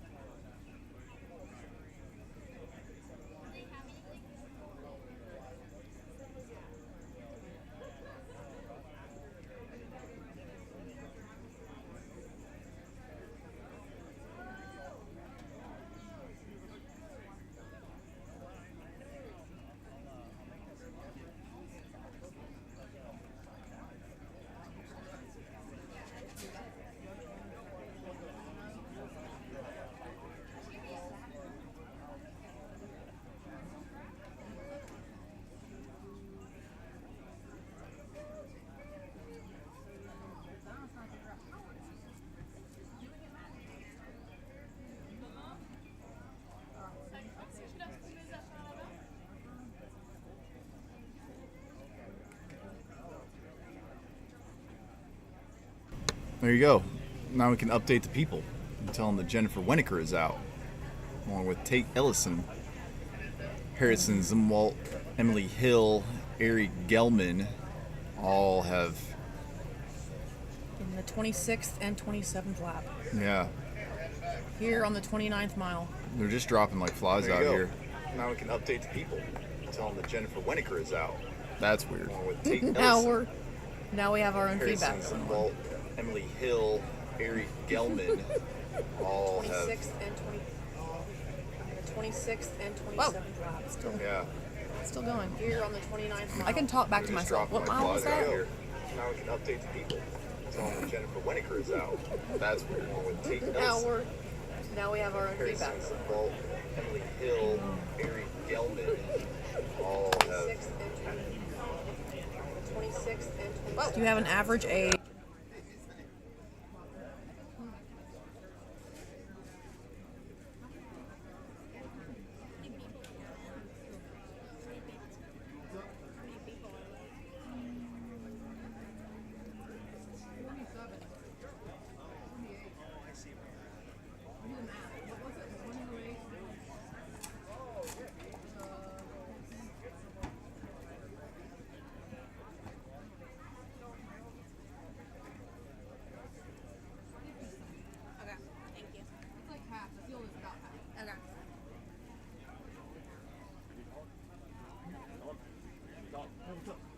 There's 3 gallons of electrolytes left here.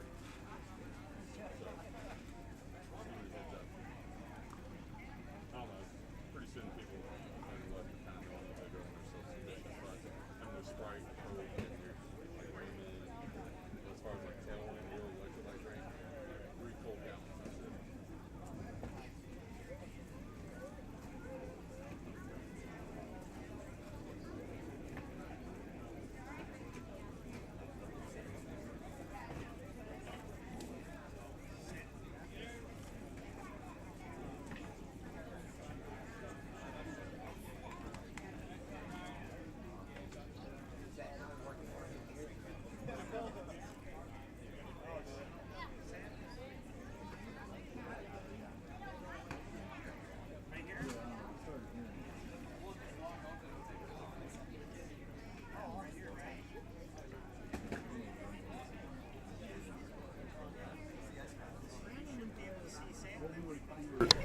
I was trying to figure out how to scroll down, and I did something, and I flipped it side.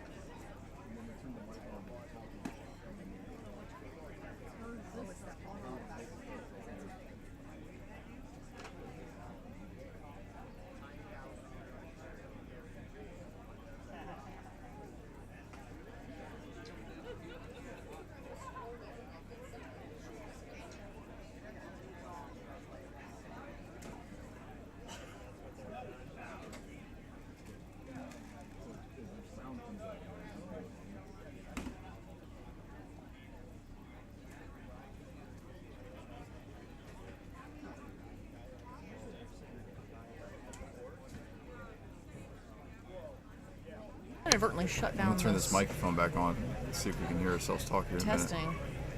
We're just testing out the mics. We're just getting this technology down. Yeah, the sound did cut out. We don't have an average age of the runners.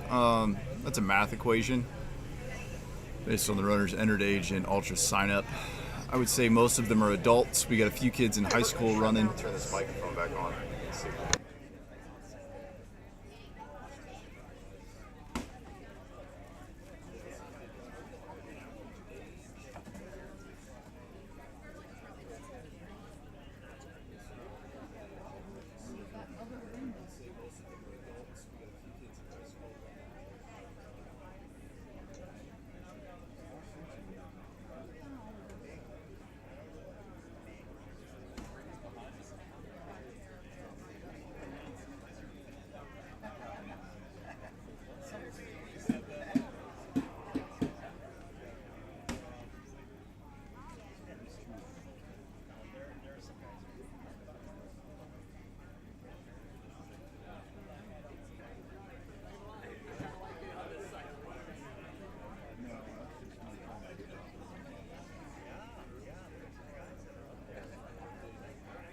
All right, we're back. We're gonna test some audio again, see if we've gone through our technical difficulties. Obviously, this is not my strong suit. Who is the youngest and oldest runner? I'm still running. Well, I don't know about that, but there was an 8-year-old running who did over a half marathon out here, which is no small feat.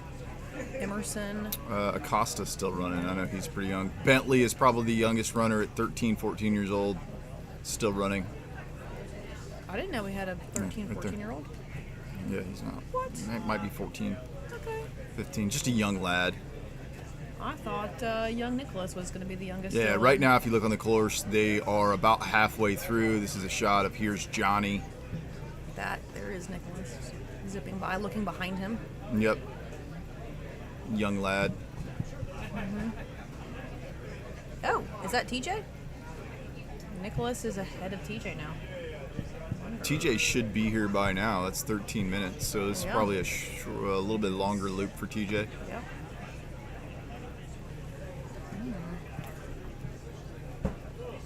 Sorry, we didn't hear your response on average age. We did not have an answer to average age. We did have to turn off our mic for a second because we were having technical difficulties. But we really don't know the average age. I mean, it's hard to tell.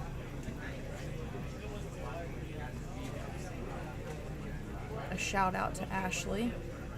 She's doing great. Brian Baker.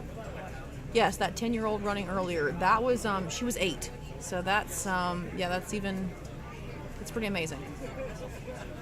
Anyone who's been out here on the mile knows how hard one loop is, much less, I think she did 15 loops because she wanted to do a half marathon, so she went over that. Ashley Swift predicted to place for women. There is a girl out here who is looking super strong. I would like to know her name. She has a black shirt and black pants on, and I do believe her hair is braided in the back, and she's looking real steady. I don't know her name. Maybe that's Ashley, but she's looking really good. Can you see where a runner is on the course? Yes, you can. The camera's pan through, so depending on what camera is coming through on the live feed, yeah, you sure can. This is who I'm wanting to know her name. Coming down the final hill right now. She's really steady. Baker from Colorado, the dark horse.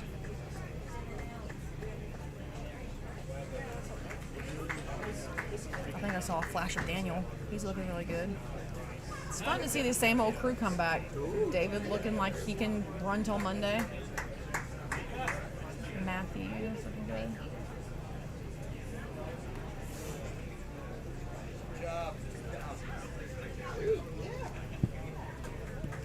What is your plan for this evening?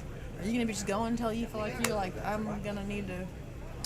Bethany should be out here about 9 or so. She'll take over the whistle for a while and cutting the wristbands and doing the things. Mm-hmm. Pulling out the big knife. Yep. Slicing and dicing. Interesting development. Oh, TJ's over there. He snuck in. That makes sense.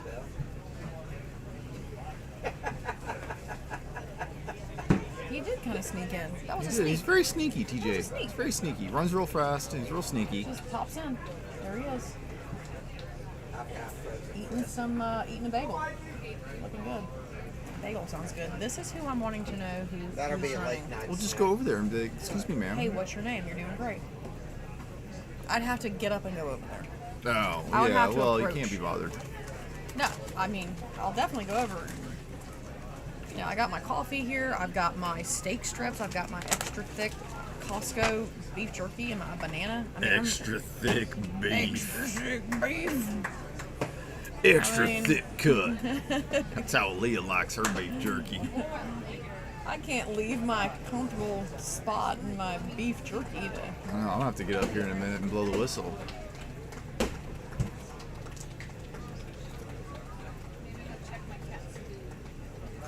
Well, I will ask her name at some point.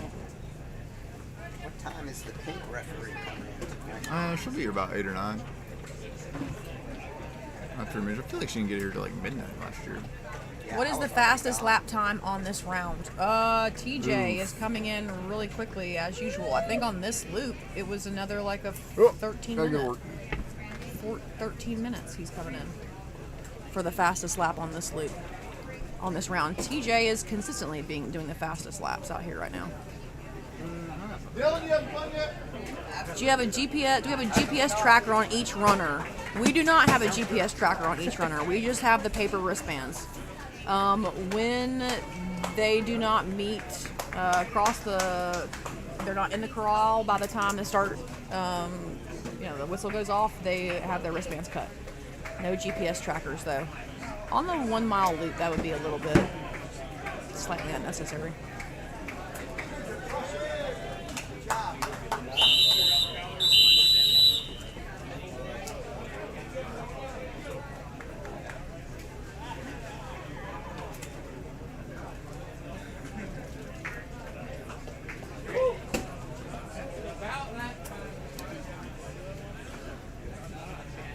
Once Brandon gets back over here, we can figure out how to have the runners' names all on the side, refreshing who is out.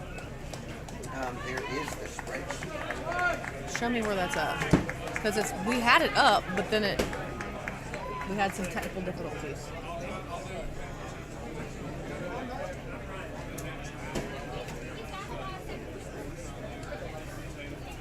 Because we would have the spreadsheet over on the side. Well, that might have.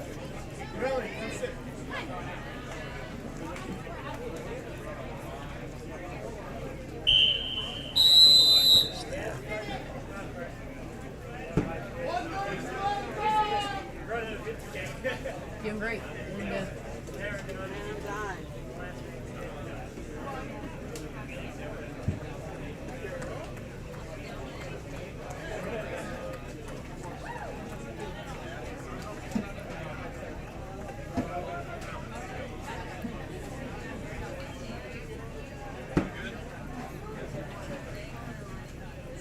Hey, what is your name? Alright, we were trying to figure out what your name was. Alright, I found out the name of the runner that I'm looking at. Ashley Swift is looking really strong. So the person who, Jeff, you noted Ashley Swift predicted to place for women, she's looking great out there. I'm very interested to see what she's going to do today, tonight, tomorrow.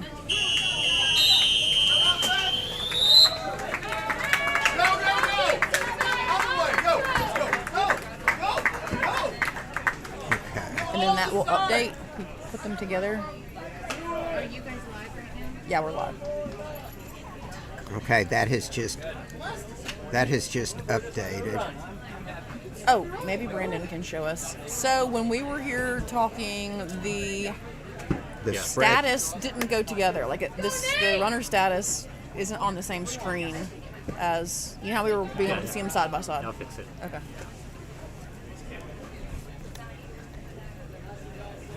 Ooh, not Phil. Go, Nate, get some time!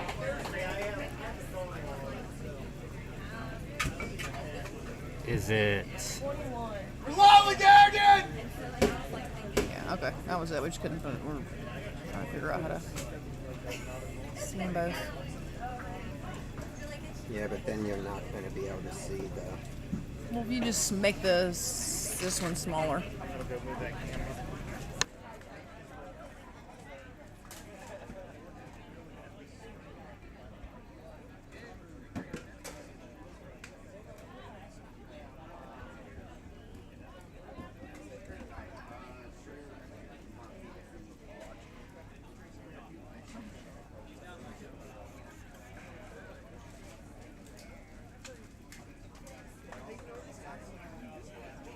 If anyone's asking my name's Aaliyah Nick.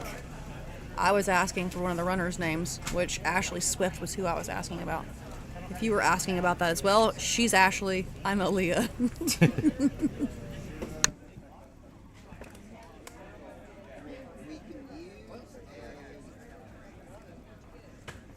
I thought there was an extra poll.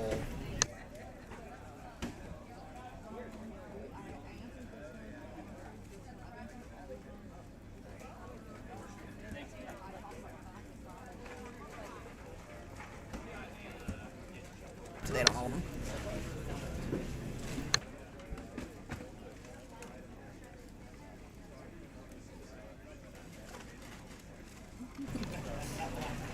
Can't do that, Mark. He's gotta learn how to tie shoes.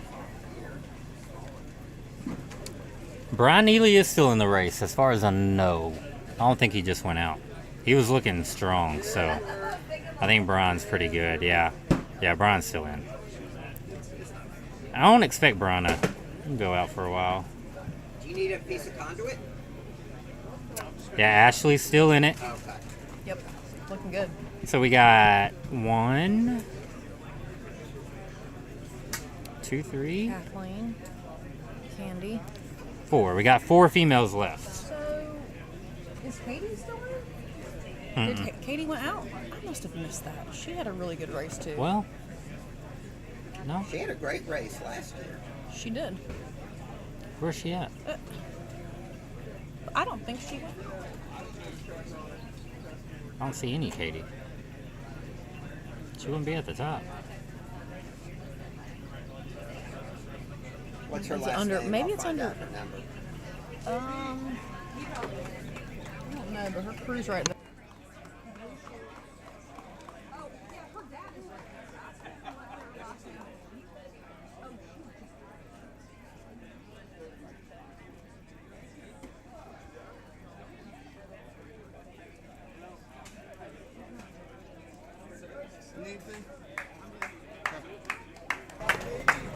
Okay, mile. What do You we need at? a Mile 20-minute break 30. soon. I feel you. Yeah, Nathan is still in it. Nathan is still in it. Oh, Katie is just now coming in. She's timed out, but she ran an amazing race. And Amazing. look, she is smiling ear to ear. Happy. She's happy.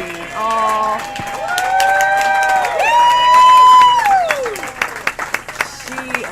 She executed a great race this year. This has been a pleasure watching her. She just said she had so much fun. First thing she said to John, had so much fun. She'll come talk. Maybe we should get her sit down when she gets settled. That's so great. I'm very happy. Very happy for her.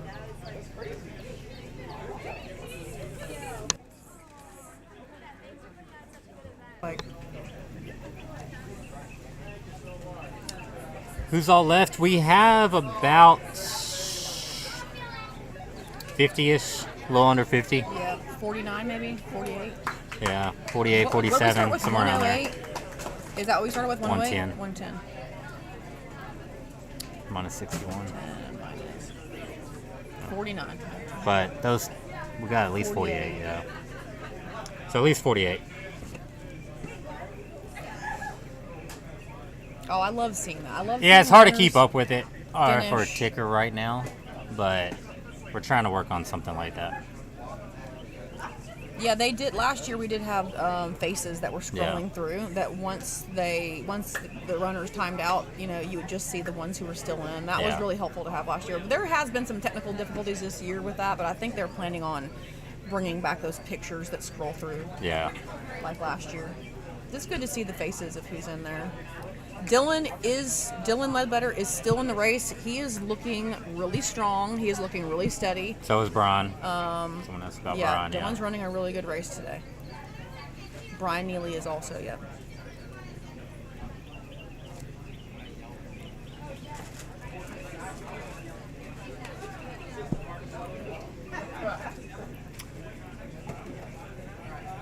So yeah, we got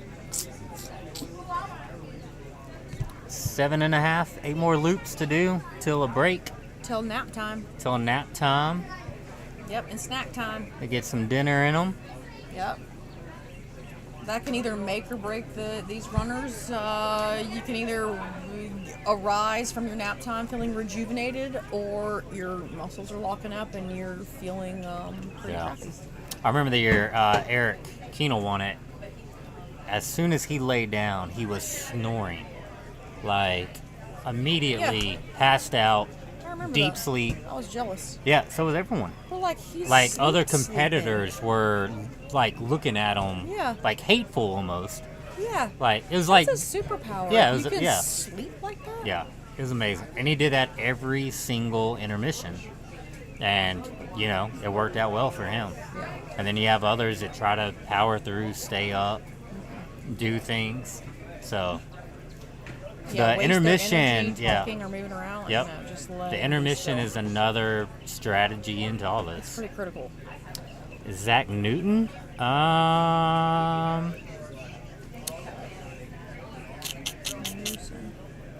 Newson? Newton or Newson? We'll look at Newson. I'm not saying any Newtons, but nope. Zach went out on loop 24, so about an hour and a half ago.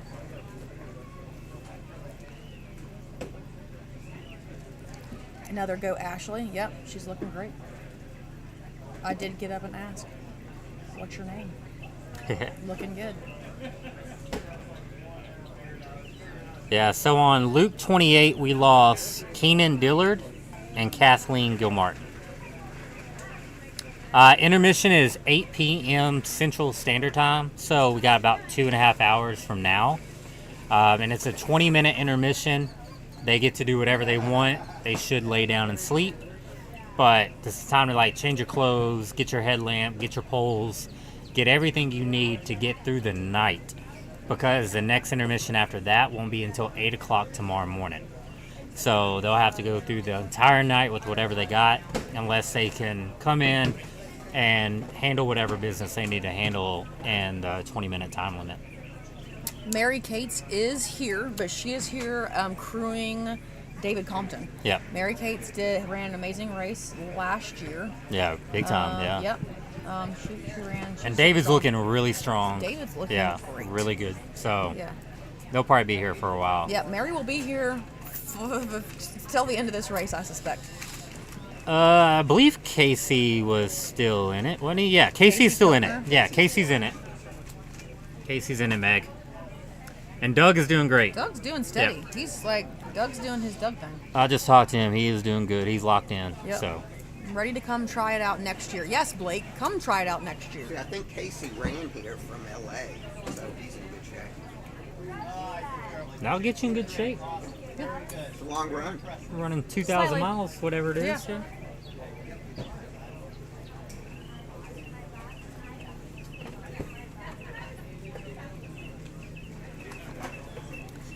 Yeah, Blake, if you're interested in doing it, you should come check out Tennessee Mile in December. It's a lot less stressful, and you could get out here and just knock out a ton of miles. So they have options from 6 hour, 8 hour, 12 hour, 24, and 40. So I think the 6 hour and the 8 hour have weird start times. Like one's Midnight Rider. Yeah, one's a midnight. Yeah. I think 6 hours. Midnight to 6 or 6 hours at noon. Yeah. Yeah, one's a midnight to 8 a.m. I can't remember. Yeah. That was a fun one though to do. Yeah, I think the 8 hours is midnight. So that's a good one. And it's cool, like if you do like the 40-hour race there, you know, all the different start times that people come. There's always new people coming out on the course, so it makes it a lot funner. Yeah. And you always have different people coming out. It's a so really good vibe. Yeah, really good vibe. I hope Katie and family and team is not leaving right now. I was wanting to flag her down to see if she would come talk to us. They might just. Well, they might just go. Well, they might. I don't. They might have They're a tent. like carrying things out. I don't. Yeah, they might come back. I don't want to like drag her back. They might all just the be way. getting out of there Yeah. and going to the tent. So, has there been any live animals on the cam? Not today. Not today. But there'll probably be some later. I know we had some deer yesterday. Had a snake one year.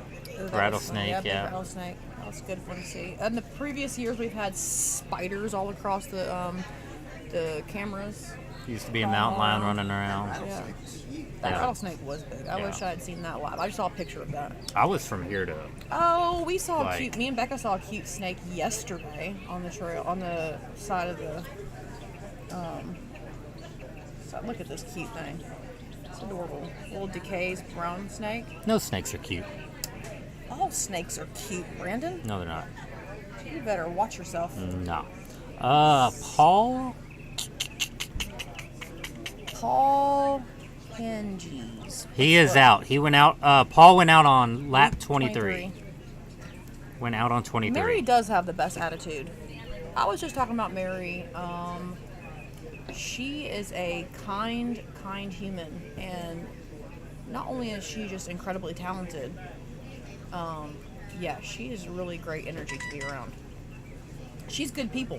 We love having Mary out here. And could you imagine being crewed by Mary? I mean, you're like in a zen state. Yeah.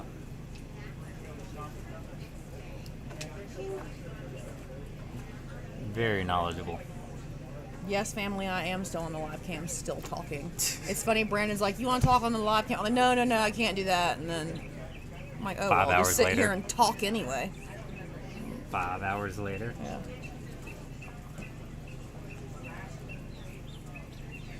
I'm going to be talking regardless, so. It is starting to die out a little bit, though. As more runners leave, they pack up, and it's getting a little bit more quieter. Yeah. Which I like that. As the sun starts to feel like it's not setting, we have many hours to sunset, but it's like it's getting in the, you're now. It's like 5:30 now. Yeah. So it's kind of getting in the mood of. I don't know how many female athletes we had starting the race, but I think there's 3 left in it now. Yes. So we had a good amount, though. There was a lot of female competitors this year. Is Kathleen one of the runners still in? We have Ashley, we have Kathleen, Candy. and then Candy. So 3 females left. And they're looking good. Hopefully we can get one in the top. I agree. I think there are more this year than in previous years. There are more ladies out there. I love seeing women in this arena. It's fun to see what they're doing. We don't have it where you can see that, Ted, but if there's anybody in particular that you're looking for, we could easily, tell you how they're doing or what their status is. Again, we've been having some tech issues, so unfortunately don't have it where everyone could just see. But that's what we're here for, so just ask away.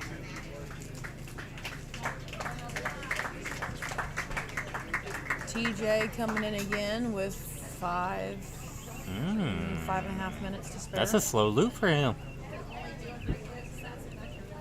Could have just been a little recovery loop, though. Yeah. Taking it a little easier, Yeah. He's not even breathing hard. No. He's looking good. Yep. Ashley Swift. Ashley Swift is in there and looking really strong. Yeah. Yeah, Ashley Swift isn't going anywhere for a while. Ted, to answer your question. Yeah, Ashley's doing great.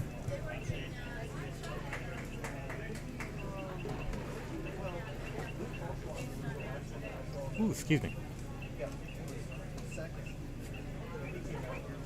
Tony left and came home. Came back. He's back? He sure is. Just can't stay away. Can't stay away from Daniel coming through, looking great.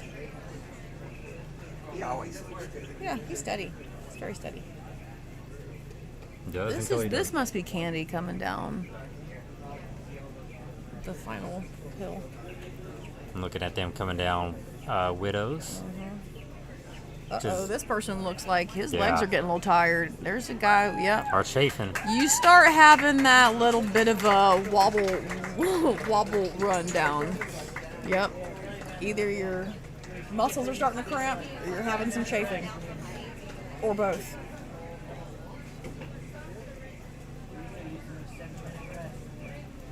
You definitely see the fatigue setting in some of these runners too.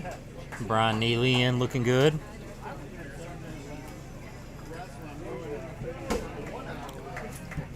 Yeah, and from this angle, they go down this hill and they kind of take a corner and kind of come back towards that tree line that you can see like down the hill to the right. Yeah, they take a sharp right at the And then that just comes straight back into the corral. So it's all downhill literally from this point forward. So all the runners now should be thinking about what they're doing when they got to come in, what they're trying to eat. All right, that's Anything that anything they want to change, anything like that. So Dylan, and who's the guy next to Dylan? He ran late into the race with his one pole, right? He had like a wooden staff he ran with last year. Trenton is still in it, so he's still doing good, Maggie. Doing good. Looking good. Dylan's looking good. Yep.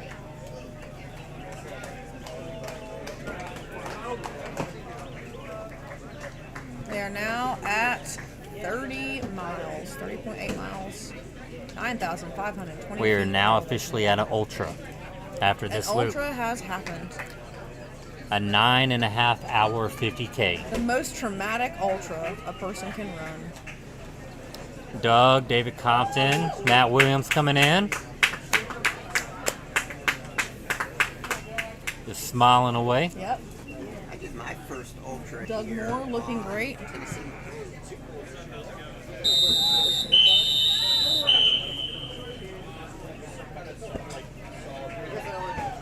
Sam, I don't remember his last name, but Sam Frother?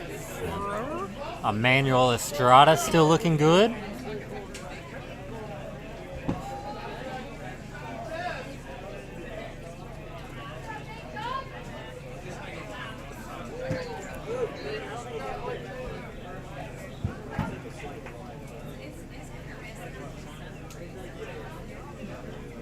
Who is this woman who's sponging herself down? I think that's Kathleen.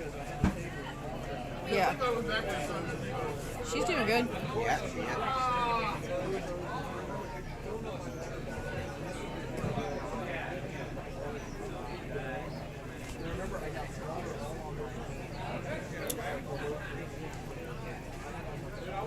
I'm trying to think about what I want for dinner later.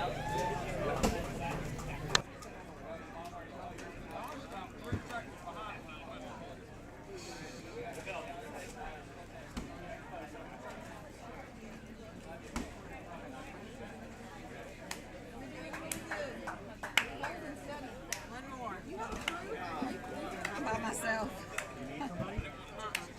Is there anything you need on this loop? I mean, if you want to go longer, we can have plenty Most of of you be getting I mean, home she's before with me, but about she's now. never been. She's never Settle in like. your comfy chairs, thinking about dinner, I don't drinking feel cold strong. drink. My hands are swollen. Okay, I'm taking salt. Yeah, salt. I'm just old. Get through this one more, we can hook you up. She's got goosebumps. Yeah. She's definitely like electrolyte. Something's going on. Yeah.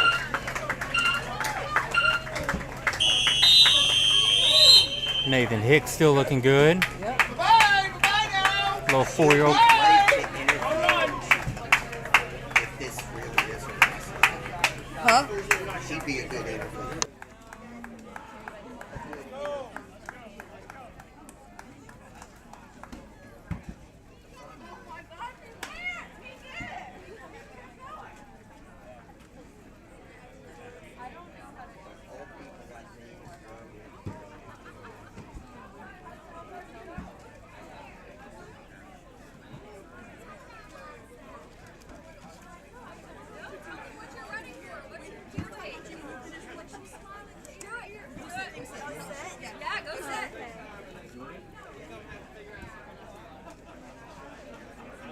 Sorry, I'm.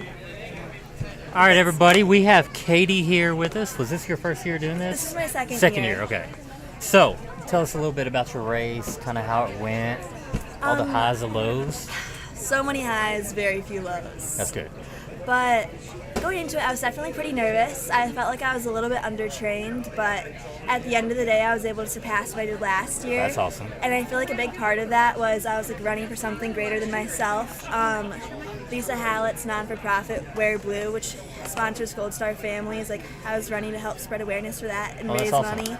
And I was able to surpass our goal that we had, and just like the support of everyone who was here and like all the people who were racing made the biggest difference in the world. Like I thought like mile 22 I was going to be out, and then somehow I was still here like a few miles later. So oh yeah, we raised $33,000. Oh, wow.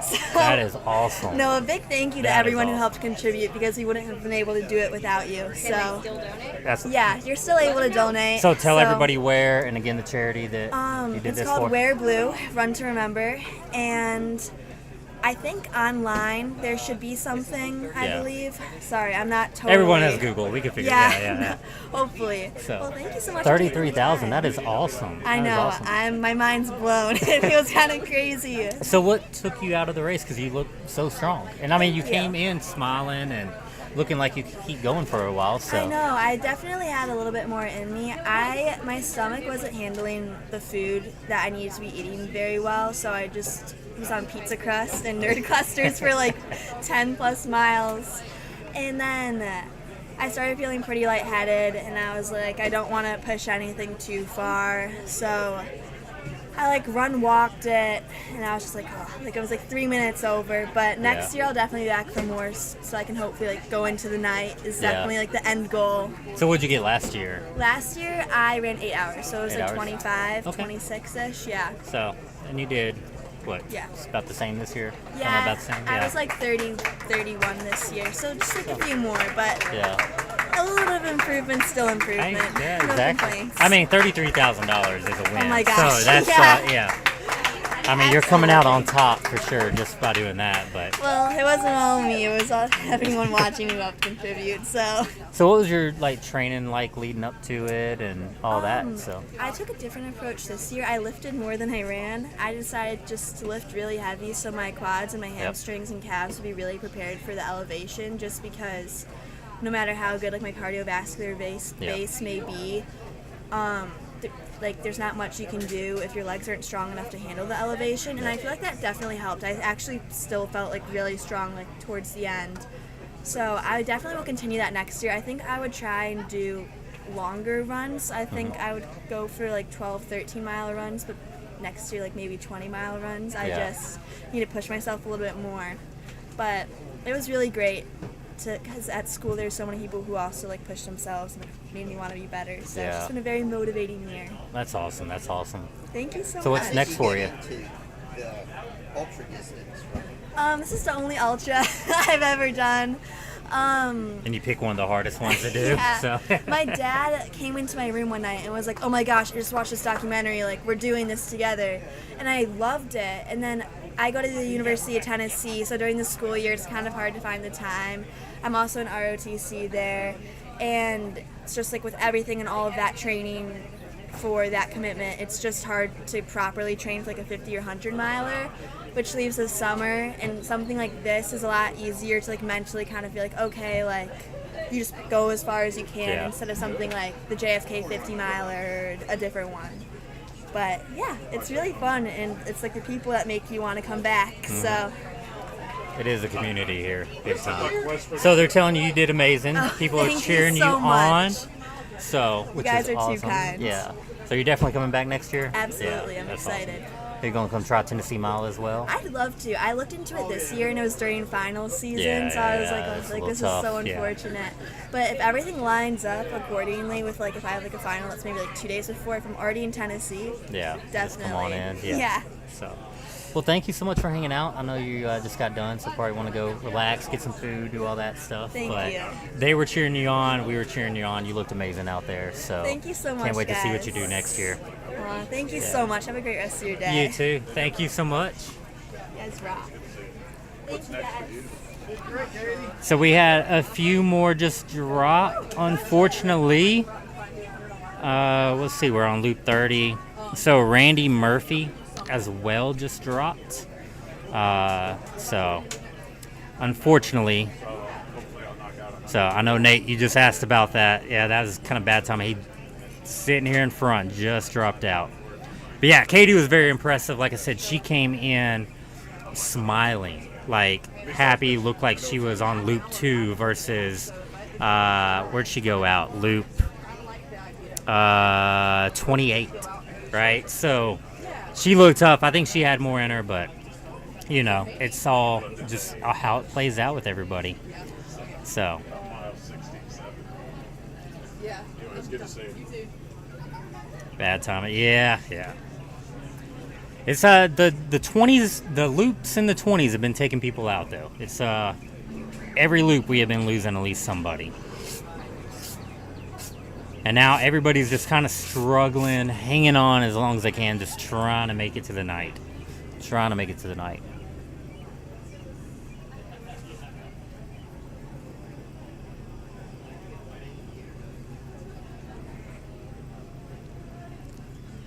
So I think we're down to 46. who just went out? Randy. Randy. Yeah.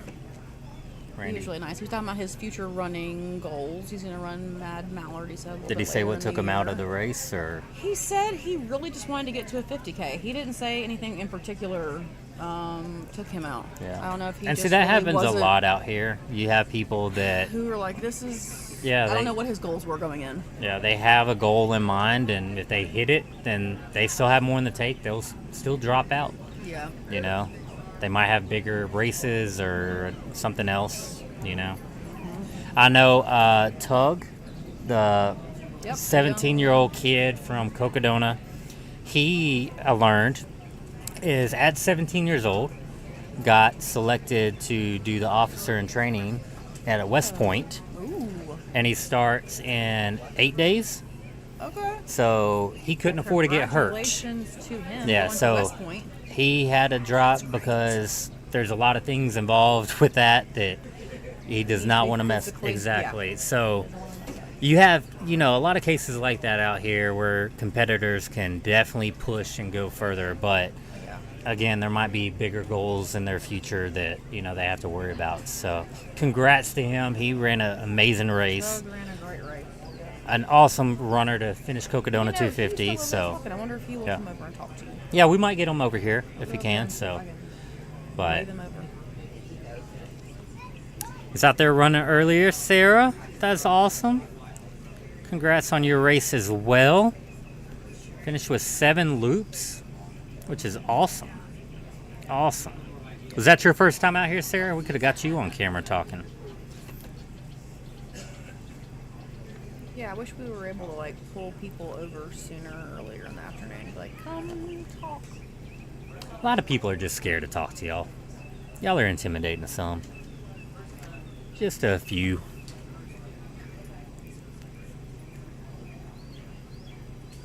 That was your first time. That is awesome. That is awesome. What'd you think of it? Are you going to come back and do it again next year? Or? Are you addicted? Yeah, are you addicted? Have Did you get the bug? Yes. Where you need more pain and torture in your life? Yeah. We all could use a little bit more pain management in our lives. Want to go? She said she wanted to go longer, but legs fully cramped up. Was frustrating, but loved the experience and learned a lot. Good. Yes, it was hot Yeah. today. Yeah. Those cramping, yeah, I bet that maybe electrolytes come back with a There was bunch a of decent amount of electrolytes. people that had cramps today that I saw. It's the humidity, man. Yeah. Do come back. Definitely come back. Yeah, We come back, love- come back. Man, just Need more females in the field. Like, Dude, you come back with a little bit more knowledge Yeah. each year. exactly. Um, You learned a you lot can on those tweak 7 things. laps. Exactly. You So. you understand the misery involved, and it doesn't feel as intimidating. And you know what you need to fuel yourself a little bit differently. That's what's fun to see that people repeat. Hanging in the race.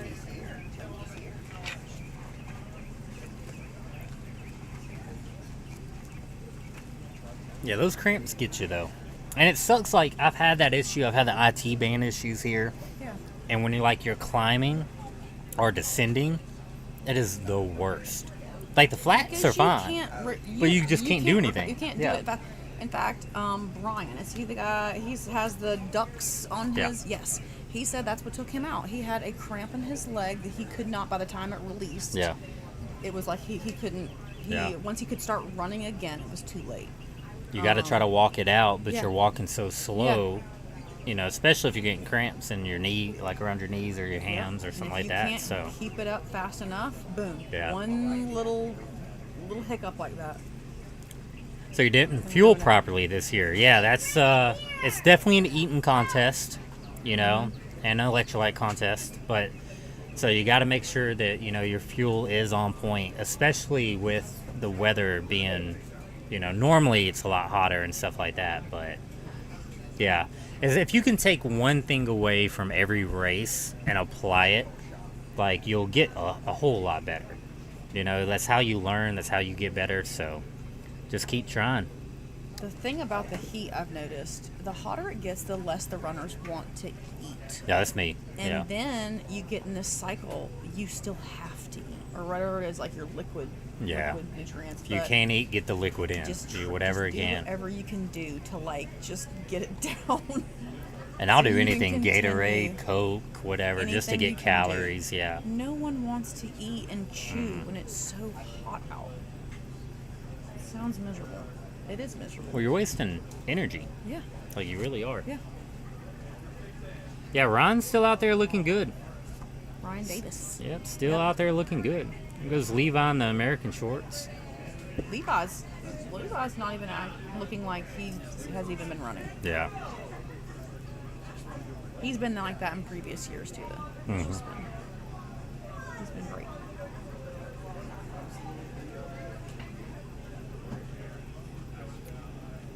I'm kind of surprised we're already halfway through the field, though. Like, I thought, based on earlier, like, This is more observations, this it was... is a lot of people who, if they're making it to intermission, Yeah. this is a lot of people to be at intermission. Yeah, I would be curious. I think it's probably the most we've had. I think so, too. I really We're do. only going on 2 hours away from intermission. I think Forbes, Tim Forbes earlier said, what, maybe 20 at intermission that he was projecting?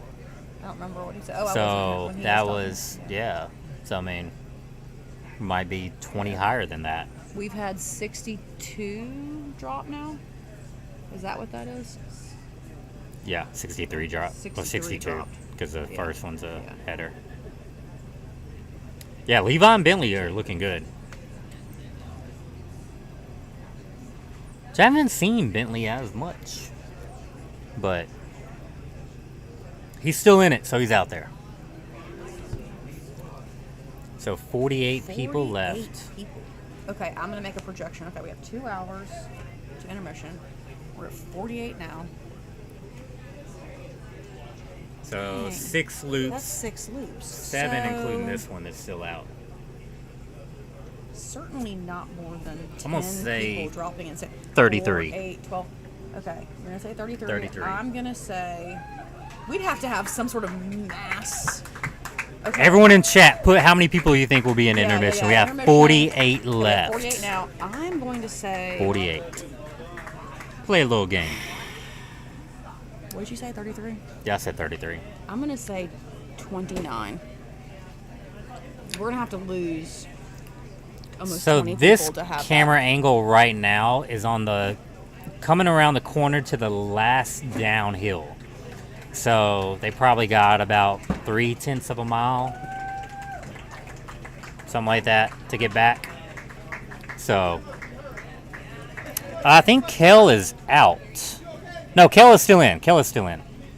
Kel Jackson is still in. All right, we got people rolling in with guesses. 38, 39. Christian says 38. Sarah says 39. Sarah says 31. 31. Got Mark 34. Okay. So we're all thinking, okay. Yeah, we're kind of thinking the same. Yeah. And that's going to be a lot of that's going to be a lot of people at intermission. I don't know that there's been no one there has not been in the 30s in intermission yet Yeah, yeah.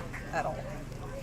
I mean, hopefully everyone stays until intermission. That's the goal. I love that. Yeah. That if there's that many people. But I mean, just based on how the 20s have been treating us here, we're on loop 30 though now. So maybe in the 30s we'll get a little bit better. But we lost everybody. It's cooling down. It's cooling down now. I mean, the clouds are like it actually feels nice and mild. You don't see people coming in looking like the whites of their eyes, like panicked. Everybody's in their little zone. Nobody is sweating profusely. A lot of it is just getting ice on them. Yeah, a lot of it's drenching themselves with water to cool Everybody's off. past that I'm about to broil alive part of the day. Yeah, I mean, really they're good until probably about noon tomorrow, before the heat really kicks back up. Noon? More like 9. Have we checked the temps? What's No. the weather going to be like tomorrow? I've purposefully not been looking. So it'll be like too far ahead. 75 at 9, but it gets in the 80s, low 80s, Okay. mid 80s, and then raining in the afternoon. That actually won't be bad because the rain will help keep those temps down. Yeah. Yeah, it looks like tomorrow afternoon will be all rain. So here comes Levi, looking good. Yep. He's got a spring to his step as he runs by. Oh, there's a couple in American flag shorts. Okay, let's see if we can offer that woman a crew and keep her in the See what she needs. She needs electrolytes to stay in. She says she's taking salt, but figure out how much salt she's been taking because she's not taking enough salt. Her hands are swollen, so she needs it bad. We're trying to keep some runners in. Yep. There's people And without. We observed there's puffy hands involved, and there is some really goosebumps going on, which means All over her if legs she's too. getting You cold, see 'em? I don't, but Phil might underneath the white tent. White tent? White tent. In fact, this girl with Is the baby. Phil still up or is he gone?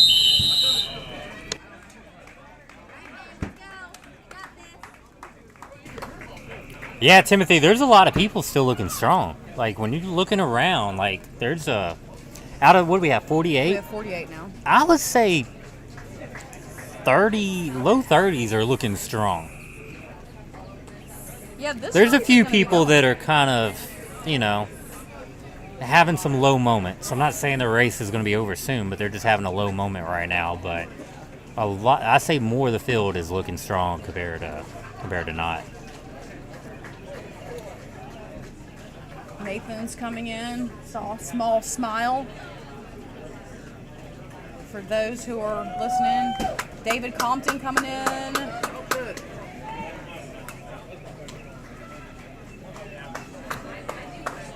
Who are you asking about, Trevor? Kowalski? I didn't see that name.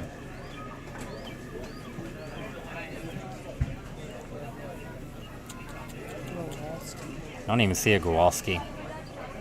No, I don't either. 26 as a guess. Okay. Is that the lowest that we've had? You said 29, right? I thought 29. Hey, yeah, in the past years. Oh, we got someone coming in. We got time. They're On the at tail 30 end. seconds. I mean, so they got Yeah. plenty of time to grab what they need and go. Yep. It's going to be refueling while he's walking. Oh, Nathan Hicks has like 10 people around him right now. He's so good. Yeah.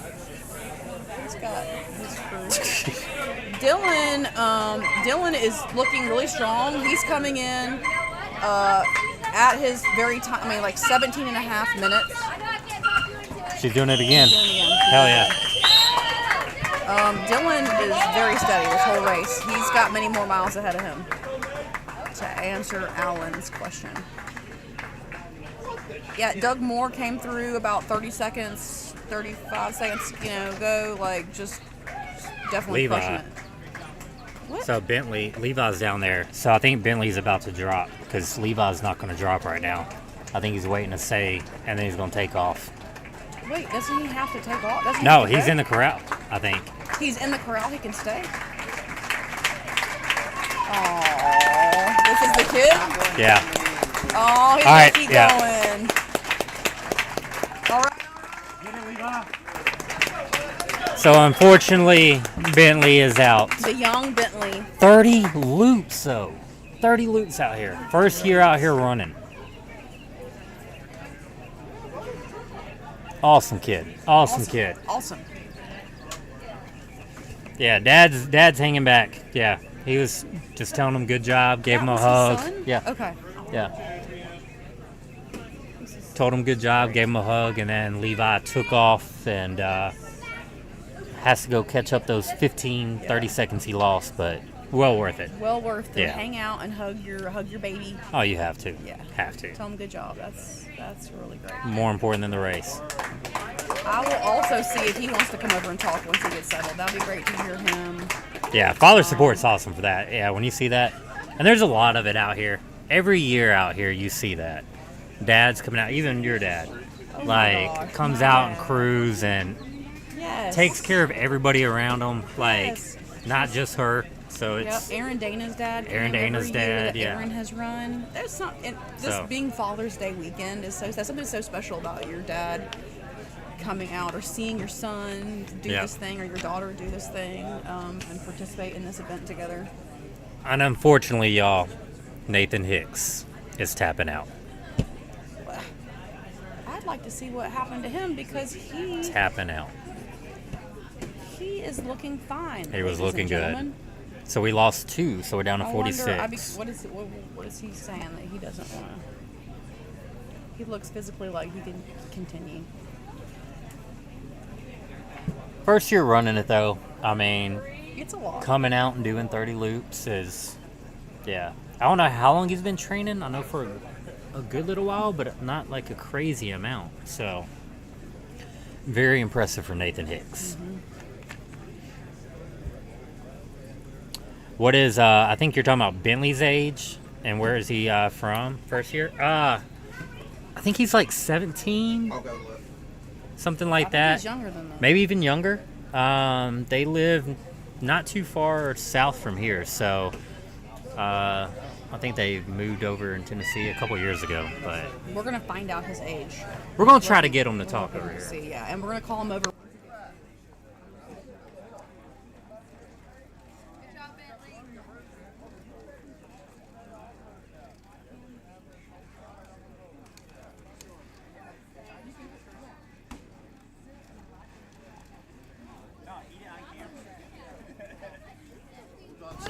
Okay. So he's gonna come. Bentley's gonna come and talk. He's gonna eat a hamburger first. He's like, "Can I eat a hamburger?" I was like, "Eat." Rest. We're gonna let him do his thing Come for a talk to while, us and then when you he'll get come done. talk to him. Yeah. But Bentley was very impressive. All the kids this weekend have been extremely impressive, and we still have. I just went blank on his name. Nicholas. Nicholas, thank you. Nicholas is still Nicholas out there. is still out He's there. like 17 now, right? 16, I 16, believe. okay. I think he was 15 last year, and he made it. High 60 miles. High 60s. I was trying to think like place. Top Oh, 20. He was top oh. 20 for Yeah. sure. We were maybe even top 10 or close to it. Close Yeah. to it. But He he's looking did strong excellent. out here for Yes, yes. So how many folks left? We are at 45. Brendan is so funny. My daughter says, "Still looks like you don't want to be there. You look depressed." It's hot. How do I look depressed? Do I look depressed? I'm very excited to be here. Are they feeding you? Do you need food? You can always Hey, bring me yeah. food. I'm always will eat something. Anybody I wanna don't send know some when I'm going to pizzas? come home, my darling. I don't know. You know, I get here and I Monday. just love watching Monday. it. Yeah, I brought a sleeping bag. I'm going to be crewing people. I'm going to be talking. Oh, he's 13 and from Lewisburg. Okay, thank you, Christian. 13. I thought he was older. I knew, yeah, 13. Okay. See how Lewisburg, impressive that is for a Grandpa Ray is 13-year-old? watching on live feed and so proud of him and Levi. That was so cool. That is awesome. That's awesome to be able. That's why I love this YouTube. To be able to put YouTube up, watch it from your giant TV. Well, hopefully you'll be able to talk to him soon after Yeah, he he'll come calms over down after and he eats gets some his good hamburger. food. Puts his feet up for a little bit. That's so great. I wonder. I'll be curious to see. Was this his first longer run for yeah. him? So, Alan, you asked, yeah, they have a 20-minute time limit to complete the 1.1 miles. So if they finish in 15 minutes, they have 5 minutes to come rest, eat, do whatever they want. If they finish in 19 minutes and 30 seconds, they have 30 seconds to do it. So it's all about pacing and all that. They continue every 20 minutes nonstop. They go for 12 hours, and then we'll have a 20-minute break. So we have that coming up in about 2 hours, where they can get prepared for the night, take a little breather, take a nap if they want to, and then that will go again every 20 minutes on the out or on the nose until 8 o'clock in the morning when they get their next break. So that's all they get, throughout this whole process. So it's a tough 20 minutes sometimes. How much elevation is it for each? Yeah, and for Elliot, they have 2 hills they have to climb and 2 hills that they have to descend. One being a lot bigger than the other on both ends. And so it'll come out to about 340 feet per loop. So right now they have done 10,000 feet of elevation gain and 33 miles. Which is a lot. So if they get up to 75 miles around there, you're basically climbing Everest from sea level, from the beach to the top, and then coming back down, because we also have all this elevation you have to come down from. So it is a lot. It is a lot, and it adds up quick.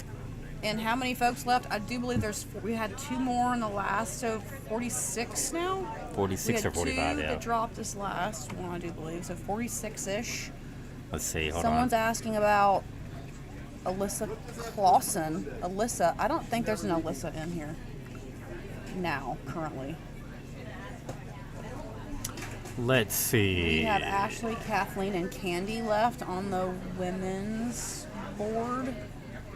I do believe, but we're... I don't see any Clausens. Oh, there is. She Clausen. went out on 14. Lap 14. Lap 14, which is no small feat. No. She had a great run as well. Yeah, 14 that's... laps yeah. is a half marathon on here, so good work, Alyssa. That's. I mean, super 26 hot. people went out before her, so I mean, that's... if that tells you what kind of race she had there, so that was a really good race for her. Mike Well, Miller's signing thank up. you, Danny. Awesome. We're happy to have this commentary. Yeah, thank you, It's, Danny. Oh, hey, Danny, why isn't Danny out here running? Danny ran the Do you want past an interview number or of do you want years. me to? Hey, no, you. Okay, come on, come sit down. Come on, buddy. You're famous. So, we got Bentley. Hello. And I think your grandpa's watching, by the way. So, first off, how old are you? I am 14. 14. 14 years old. And how many miles did you just run? I ran 33.33. And 10,000 feet of elevation. Yeah, that's pretty insane. How do you feel? My knees, they feel like rusty hinges. Yeah, my feet don't feel the best because I kind of bombed it down the hill. Yeah. Because I wanted to end strong and kind of put it all out there at the end. That's good. That's But good. overall, my mental status is good. My body is not the best, but Well, I mean, you did just run 33 miles and 10,000 feet of elevation Yeah. gain, so it's going to do that for you. that's pretty intense, yeah. So how was it out there? What was your favorite parts? I would say my favorite part was when you get down the first hill, you kind of cross and then you go into this nice little flat section. Yep. Before the second hill, it's kind of like a nice reward, kind of. Yep. Yeah, and the worst part's probably gonna be like the start here where it's super muddy and you get Yeah. your shoes disgusting. Yeah, it's thick mud too. Yeah, It's like one time my shoe deep. almost came Yeah. off. Yep. Yeah, just walking back there, I mean, your shoes get stuck in it and then trying to run. So a lot of people like trying to run on the sides and Yeah. stuff where it's a little bit. I ran behind the porta potties because somebody would open the door and you'd get smacked right in the face. So I know you and your dad have been training a lot. Yeah. Been seeing that on social media and stuff like that. So Mhm. tell people what you've been doing to prepare for this, to actually come out here and do what you did. Yeah, so I kind of took a chill for the week before this to Mhm. like kind of stretch and recover. Which is awesome. But when Yeah. I was doing the train, I was running 5 to 10 miles every day, and Oh, then wow. and then I would like do everything else I would normally do, like go bike with my friends or something, or like Staying active. hang out with family or. Yeah, but I would say the thing that helped me the most is we did these we have a belt squat machine. Yeah. And we loaded up at like probably 170, and we do calf raises. And Oh, so you nice. can't. Yeah, yeah. And those hills, if you're doing it on your toes, you really feel it in your calves. Yep. So I would say that was probably what helped me the most. So a little cross training and all Yeah. that. So did you run every day 5 to 10 miles or did you take some days off too? I would say I probably like forgot a day, and like I would say I took probably one day off every 2 weeks. That's impressive, man. Yeah, That's and, impressive. and we don't run on Saturday. Well, it's either we pick Saturday or Sunday, yeah. Yeah, it's really we run 6 days a week. Yeah. Okay, nice. Yeah. I like that, man. So you're gonna be back next year? We'll see. We'll see how I feel, and if I want to do it again. Yeah. We'll see. You don't have the bug to keep going yet? I mean, I like getting high numbers. That's pretty Yeah. fun, you know. Someone Yeah. had asked earlier where he's from. Yeah, like where'd you from? I know y'all live here in Tennessee now, but Yes. I think y'all just moved here a couple years ago or Yeah, we something? moved here like 4 years ago. We Okay. moved from New Jersey. Oh, nice, nice. Yeah, and New Jersey has, I'm a wrestler, and New Jersey's pretty well known for that. Yeah. So, yeah, we lived kind of like an hour away from the beach, which was nice, and right outside our house we had like 1,000 acres of trails. Oh, nice. Which is crazy. I used to ride my dirt bike all the day. Yeah. All the time. Yeah. So they're complimenting, I think that's your grandpa, complimenting your hair there. Yeah. Everybody's saying congratulations and all that as well. Yeah, thank you guys. So is there anything you would have changed about your race, or are you just happy with how it played out? I would say I'm happy with how it played out. I could have maybe ran more. I don't know. I think I did pretty good. Yeah, you definitely I kind of wanted to. I thought I was going to stop at 22 because last year I did 21.5 and I was like 22 sounds great, and then now I'm at 33. Yeah. So I was like, wow, that's pretty crazy. So what was your mindset shift that you had to keep pushing once you got to 22? I just somehow made it every time. Yeah. That was kind of what it was. Yeah. And I kept praying to God and asking him, like, just if you want me to go one more, just help me through this. And yeah. And that's all it is, right? Just focusing on And then this the one lap. last lap where I barely came in, something made me run faster. There was this horsefly attacking me. Oh yeah. So I was kind of Were like, they really bad on the climb this year? I only experienced it once or twice. Okay. But I've watched my dad just smack one off somebody's back, and it was pretty bad, and it was just covered in blood. Yeah, we've had years where they're just everywhere up there, and like they're just hound you no Yeah, matter yeah, what. pretty bad. Yeah, so it gets really, really bad. So your cousins Emery and Avery are impressed as well. So it sounds like you have a ton of family Yeah. that have been cheering y'all on. Got a lot of family, yeah. And I know your dad's going to be out here for a while too, so. Yeah, he is. Yeah, he's looking really good, so. Yeah, man, that's awesome that you did this. I hope we come back though, because Yeah, we'll see. obviously you have it in you to push yourself. You got a good head on your shoulders, so. I mean, next year can be 50. Could go even longer, We'll you know? see, yeah. I just got to keep training if I want to do it again. Probably take a break from training after this. but- Oh, yeah, yeah. I mean, it's good to give your body a little rest, especially after something like this, and Yeah, then finish the movie we started watching last night. yeah, enjoy the summer a little bit, and then finally get back at it. But yeah, Yeah. man, you did amazing. So It's pretty crazy, Definitely yeah. proud of you. Everyone's proud of you. Everyone's cheering you on. So, was there anything else you want to talk about or mention yeah, to no, them? I would say that's about it, but I would say that it's definitely good every time you run an ultra or even a marathon. You gotta kind of look at the area before, because yesterday we walked it and there's a bunch of strange patches of water, and I put like 2 rocks down, and most of the people are going over those 2 rocks. So I'm like, wow, that was helpful. Yeah, there's this one rock in the. Yeah, there's this one rock. Just down making there. the course easier out there for everybody. Come on. Yeah. Yeah, but I would say that helped. But Where'd it you not- do that? Like at the creek crossings and stuff? Yeah, right it was there. like yeah, the last yeah. streak. There was this one rock that's you could either put it long way or this way, and I Yeah. put it this way, so everybody's just stepping on that and going over. Yeah, it's like when you get to there, people just kind of like S and curve around just to Mhm. try to keep the feet somewhat dry and all that. I didn't really experience my feet getting wet. That's good. It's just kind of my ankles feel stuck right now because of how much impact I had on the downhill. Yeah, and there is a lot of stuff is off camber, so I mean your feet are just kind of all Yeah. over the place out there. You know, there are a lot of flat sections and stuff too, but Mhm. especially coming up those downhills where everything's getting washed out, it makes it a lot tough. So Yeah. yeah, so that is awesome, man. Super proud of you, for real. There's your dad. There's my dad. Yeah. Doing something on the camera. Yeah.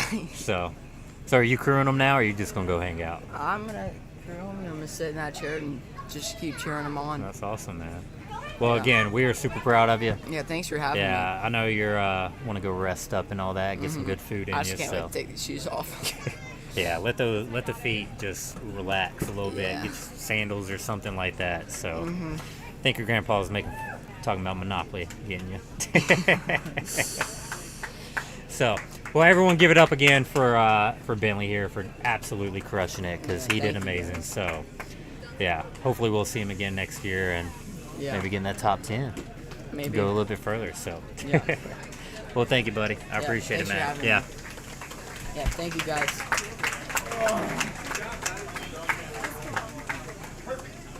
Thank you. Yes, sir. Yeah, Kel's definitely in. Kel's looking good. Kel's looking good. Yeah, he killed it. That's super impressed with Bentley on that. Super impressed with him. It's always awesome to see people like that come out here and just push themselves. Like you heard, like his longest one was 21 miles, and he comes out here and, you know, does 33. That's tough to get another 10 miles out here, especially when it's in your mind like, hey, if I hit 22, I'm good, and they just keep pushing like that. So big props to him for that. How many people are left? I think about, let's say 43, 44, 45, somewhere around there. I'm trying to get the, let's see, I think 43. You would think I would know this a little bit better. 44. Like, people drop out and you kind of don't see them drop out sometimes. Like they kind of do a little sly, you know. So some people will even like still stay under the corral, and John will go over there and cut their bands, so we can't see all of them. So, but yeah, we have 44 people left right now. Going into an hour and 45 minutes. So 5 more loops until the break, the 20-minute break. And during the break, I'm pretty sure we will have to shut off the stream and then reopen it. Just because YouTube has a 12-hour time limit based on the stream. So if we do shut it off, just refresh a few minutes later and we'll be right back up. John Holt. Yep, John's still going. John is still going. Steve's still going. So that was the 2-minute warning that you just heard. Which you can hear that on the course coming down the hill, Widow's Row. So you'll be able to like hear that and know like if you need to pick up your pace or if you're doing okay. So that's what those whistles are for. How's it going, everyone? Good, how you doing? Want to say hey to everybody? Oh yeah, hey everyone out there in the land. You're gonna watch me give myself a little wipe down real quick with these Clean Freak wipes.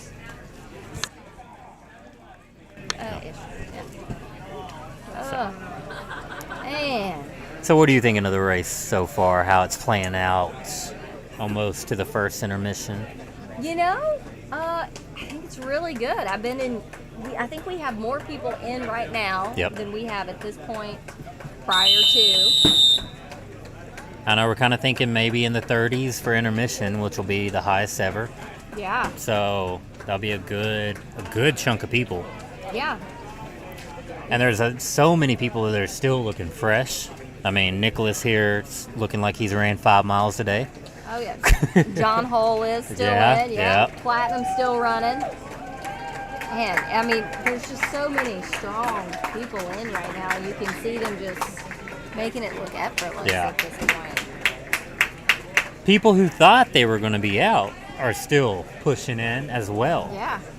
I mean, even people that were telling us they had one more in them an hour ago are still in here pushing. So yeah, your race can change quick, you know, even for the better. It sure can. So you just got to stick at it. Donna's not going to go back out. Who? Yeah, she's out.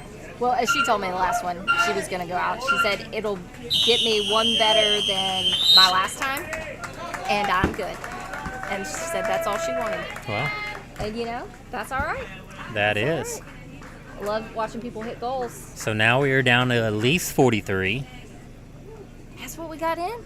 Yeah. That's wild. With Donna going out, we're at 44. Oh, wow. Yeah. Okay. Yeah. So it's 5 more to go. Man. The 20s kind of took us out. The 30s are being a little bit more gentle for us. Yeah. So some loops in the 20s took out 5 at a time and stuff like that. But yeah, it looked like we were losing people on every loop there for a while. And yeah, every one in the 20s we did. It does seem like once people hit that 50K, they start kind of dropping. And if they make it over that 35-mile hump, 50's the next. Which I know the answer to this, but the people in YouTube land don't. Mm-hmm. What's your opinion on having goals at this race? Don't. Don't. Yep. You got to be just willing to keep going another mile. And that's an issue. I mean, I've had that myself and stuff before. Like, you have a goal, and if you get there, it's kind of an excuse to quit. It is, absolutely. You know, you're like, oh, I hit my goal. No, the goal is to be the last person standing. That's right. That's what the race is all about. So until you're that's the goal. Well, you know, so. Yeah, and a lot of people tell you micro goals, but just finish that mile. Yeah. Just finish that mile. That is a micro goal. That's it. Yeah. That's the goal. Finish the mile. And then get back out there. Because like we've talked about all day today, your race can change in a loop. Like you think you have nothing else in you. Just like Bentley was saying. At 22, he thought he was almost done, but he made it 11 more loops or however many more. Yeah. So that's a lot. A lot can change in that, in that time period. Yeah. And it can change for the better. So. Who is this? We got somebody coming in. I may have to go do a race director things. I shall be back. So it looks like we're losing somebody. Compton. What? No. David Compton, y'all. David Compton is out. Who was a clear favorite.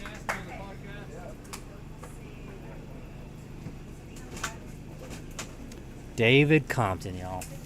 We'll get him over here.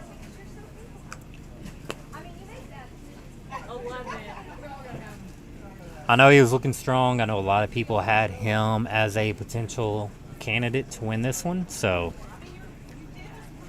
see, it takes, I mean, the best runners can go out anytime here. Anytime.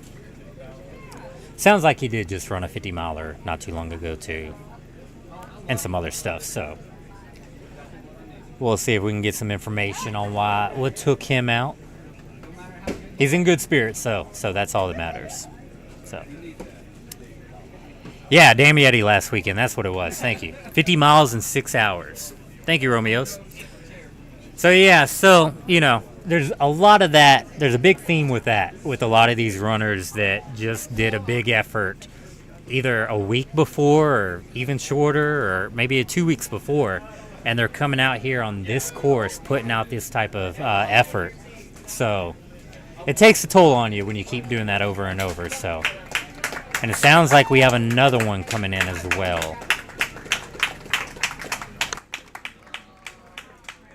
if you want to talk about the race at all after it's late. Yeah, absolutely. I'll come see you. I'm gonna chill for me. Yeah, take your time, bud. So David will come talk to us in a little bit. He's going to go rest up for a minute.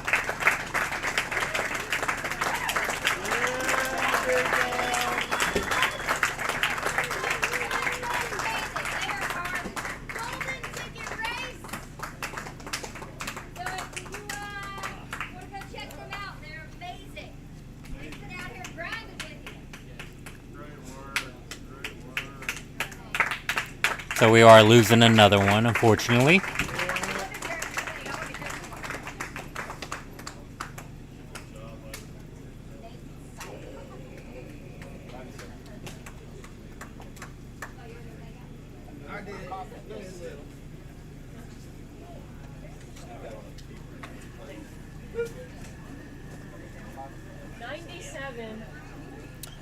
So that,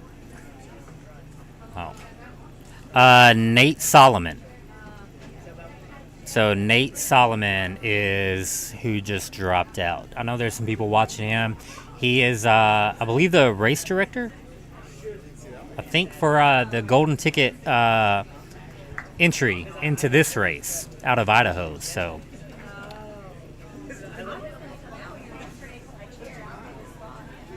He has already moved out. It's camera's delayed a little bit.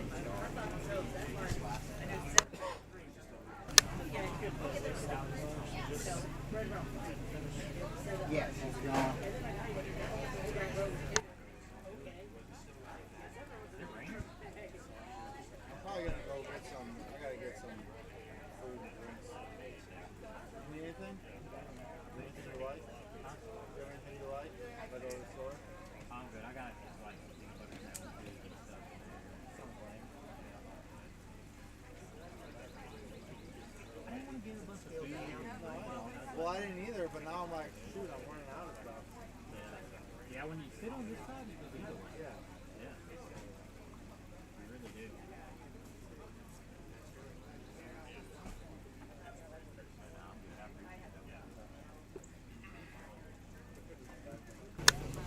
So we are starting to get a little bit of rain again. It's not bad, just kind of a little drizzle, but it is starting to pick up. The clouds are kind of coming over, dark gray clouds. So this is something we're just going to be battling all weekend.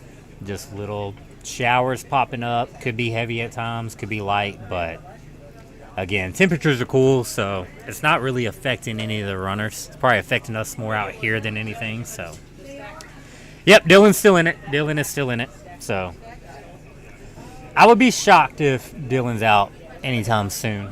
I feel like it'd be more of a tomorrow issue. So he's looking strong. So Darren Jansen is out, Daniel. His daughter, who is 8 years old, ran 15 loops. 15 loops, which is amazing, right? To have an 8-year-old out there doing that. And so when she tapped out, obviously Darren had to tap out with her. So, he was running that with his daughter, just doing that for that. So they both tapped out at 15. But they both ran an amazing race until then. So how many people are left? Let's see. We lost. So I think we just lost another one too. So we are down to 41. Yeah. See you, bud. Good job today, man. So yeah, we have 41 people left. I think we just lost, Donna Arrington. So we've lost David Compton, Nate Solomon, and Donna Arrington on this loop. Yeah, 41, Nick. 41.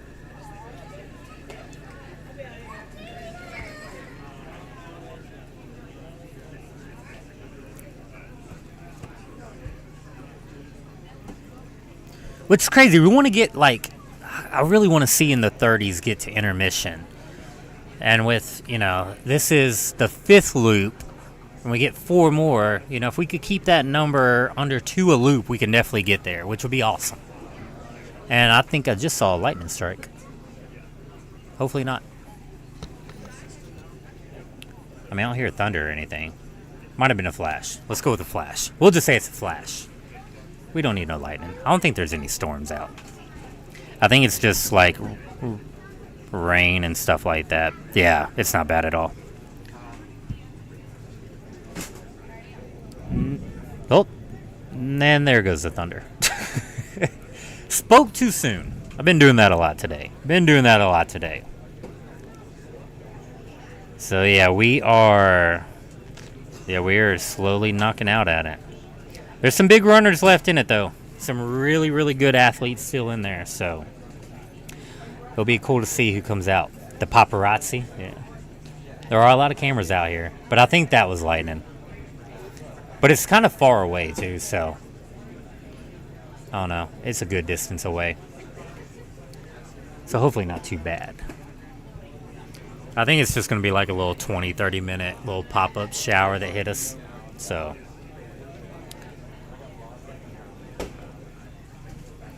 but now is also getting the time for like dinner and stuff too, where people are. So a lot of crew are going out and getting food, starting to cook different things and stuff like that, trying to get people some like good food in them, to make it through the night. So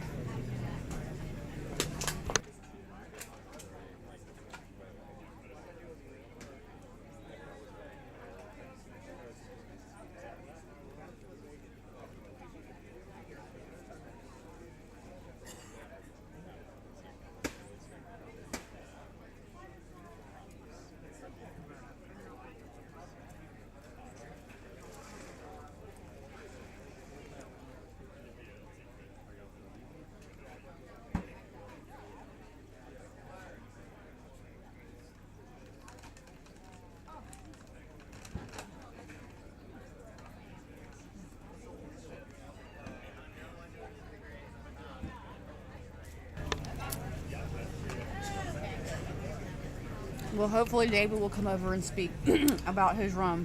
did you hear why he was saying that just his Yeti run from last week, he's feeling some fatigue and some which Raisin Romeo said 50 miles in 6 hours. So yeah, and that wasn't his PR. That's not his Crazy. fastest he's running 50 miles. But yeah, that damn Yeti 50. He didn't feel like he was fully recovered, but hopefully he'll come over and he'll chat about it. I would really like to see if a lot of these great runners would just take time off before this race and take time off after this race. Yeah, to see what they possible. can do. Yeah. I don't know how many people have come here and run this and be like, oh yeah, next week I'm doing Ball State, 340 miles. Just like, what? Yeah, or like, Forbes. Oh yeah, someone did Kilimanjaro. Yeah, I'm gonna go hike a couple mountains and run some crazy races in the mountains. and then come out here and just throw down for a while. Yeah. Like, I need rest. Yeah. I need a break. He's traveled from New York from this challenge. That is awesome. We are getting a lot more people, coming in from out of state, which we love to see. Is Darren still running? No, Darren's out. No, He Darren tapped Jansen's with out he with tapped- his daughter. yeah, he When his tapped out. daughter finished, he finished with her. He was pacing her, I do believe. Yeah. He was here for her. Just kind of running with her. Yep. So we're like right Darren here. Jansen's 8-year-old daughter ran over a half marathon today. So Nathan didn't get to train like he would have liked. Sure, he'll be back trained for more next year. Hopefully he got the bug with it, where he's doing it. I know he was training a good amount, so he did really, really well though. Like Nate, Yeah. really, really well. Yeah, he did. So Someone's asking to repeat what we said or what you said about the elevation in Everest. When we get to intermission, the maths of the elevation Yep. is such that. So when you look at the bottom of the live stream here, we're at 10,000 feet. So Mount Everest is 29,029, right? So 29029 of elevation. So when people talk about climbing Everest, right, they're not doing it from the bottom of Everest. You're doing it from kind of halfway up and You're kind up of at base camp 1, yeah, base camp 2, base exactly. camp 3. Although the oxygen, will to be fair, Yeah, is yeah, a lot yeah. lower, We know but it's- we're not going to yeah. talk about that part. We know it's tough. Yeah. But anyway, so when we hit 29,000 feet, which will probably be around the 75-mile mark, somewhere around there, we're going to be at that. So these athletes here are climbing Everest from the beach, essentially, from the base of it to the top, and then coming back down. And they're all doing it in a day, So it's tough on them. It's a lot of elevation. It's a lot coming down. So it adds up quick. I mean, right now they're almost halfway up to Everest, Yeah, they're at base camp 3. But you got to think, we're seeing the gain on here, but they also have 10,540 feet of loss. And the downhills are what beats you up. That's what's going to kill your quads. That's what's going to, really impact all of that on you. So, the decline is, more important up there on that too. Oh, we're getting some wind now. Says we need to interview Mary Kate's about that. About David's. We might just have Mary. Maybe All right. we could have David and Mary come over and. The wind is. It's about to start storming. It's about to start folks. storming. We've had thunder. We've had lightning. The wind and now is the going wind crazy. picking up, so we're gonna get some. People are starting to batten down the hatches. canopies. Yeah. It is insane. I was about to say that. The hatches. Yeah, I was about to say that. The hatches. Batten down the hatches. But yeah, we might have Mary interview David. That would be a really fun. Yeah. Yeah. Interview each other. Yeah. Give us a little break. Yeah. Let them talk. Mary's very, they're both super knowledgeable though.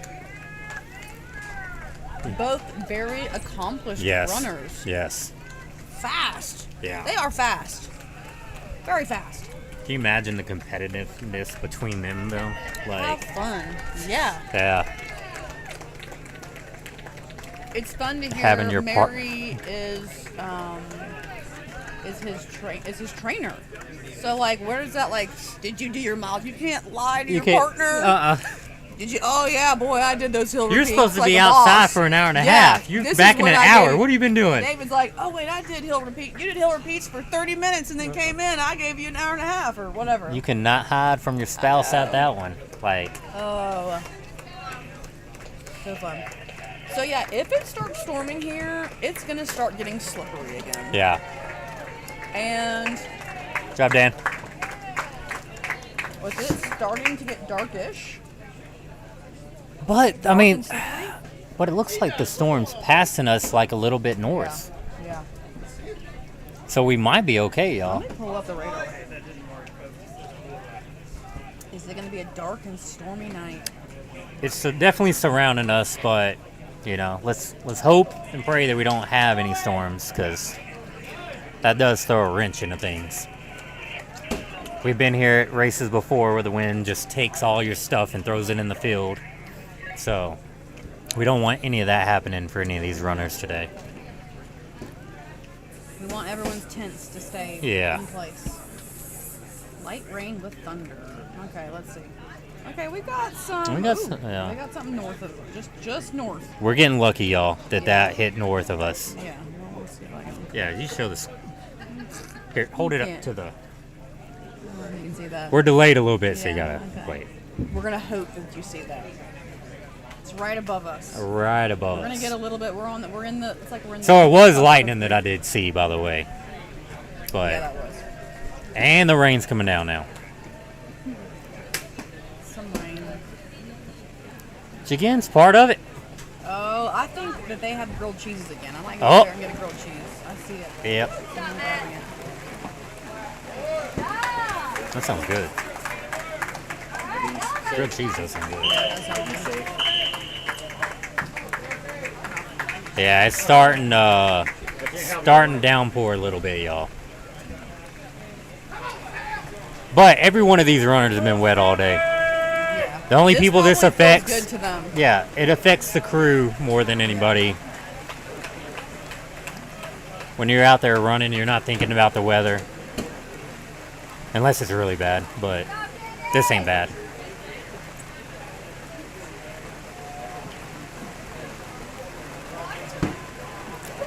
Dylan looking good. Yeah. Yeah. Dylan's looking very, very, very steady. Yeah. Yeah.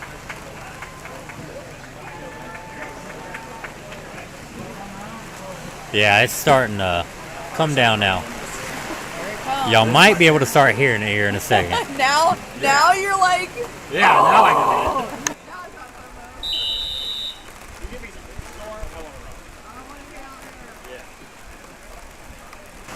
I love it. I was just laughing to Eric, who was just out of the camera, who was the finisher 2 years ago. He says now that it's storming, he wants to be out running. Yep. This is when he wants to be out and moving. It's, and down hey, it comes. Forrest, turn the camera so they can see. No. Hey, oh yeah, thank you, that. Show the weather and then put it back. So this is Forrest showing y'all a little bit of what they got to deal with.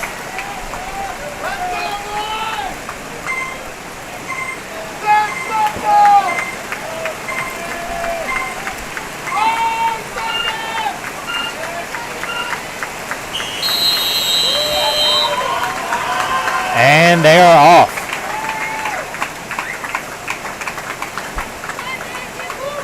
I'm making an observation here. I do not know if this is factual or not. But I feel like we had a lot less people take off on that loop. Yeah, were they just rushing past us quickly, or did we lose a good bit of people? Yeah. Yeah, see, that's a lot more there. So, I mean, with the rain, I feel like they might have just gone on.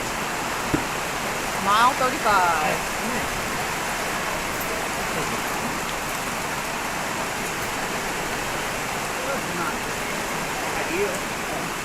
It ain't touchscreen. Ain't a touch. Okay, so now we're Let's see if we down lost any on. 68 is. We're down 68. 44, I think. Or 42 people left. 42. Now that's pouring. You're amending your prediction at 23. Okay. No one's been dropped. Yeah. All right. April's now saying 23. Yeah, it'll be interesting to see what this does. If it continues Now- to downpour, is Yeah. it going to rejuvenate someone to be like, oh, it's helping my heart rate, or it takes too But- much physically to slog through the mud? That's the thing. What's it going to do to that Yeah. course now, Yeah, right? it's going to be very sloppy. That downhill was already a little tough. And as you can see here on the cameras, right, you can see the rain kind of coming down on them. And this is under the tree cover too, because you can't even Yeah. really tell like exactly how much rain. But look at everyone's heads. Everybody has their head down, hanging low, Yep. right? Just trudging through the rain. Like they might not be feeling bad, but it's just head down, foot in front of the other, and let's see what we can do. but it's going to make that uphill climb slick. It's going to make that downhill slick. And the rain is picking up, y'all. Downhill is going to be really interesting. The rain is picking up. Did a little bit of a video for it. Yeah, I was going to video for it. So, but yeah, I'm be curious how many people come back on this one, you know.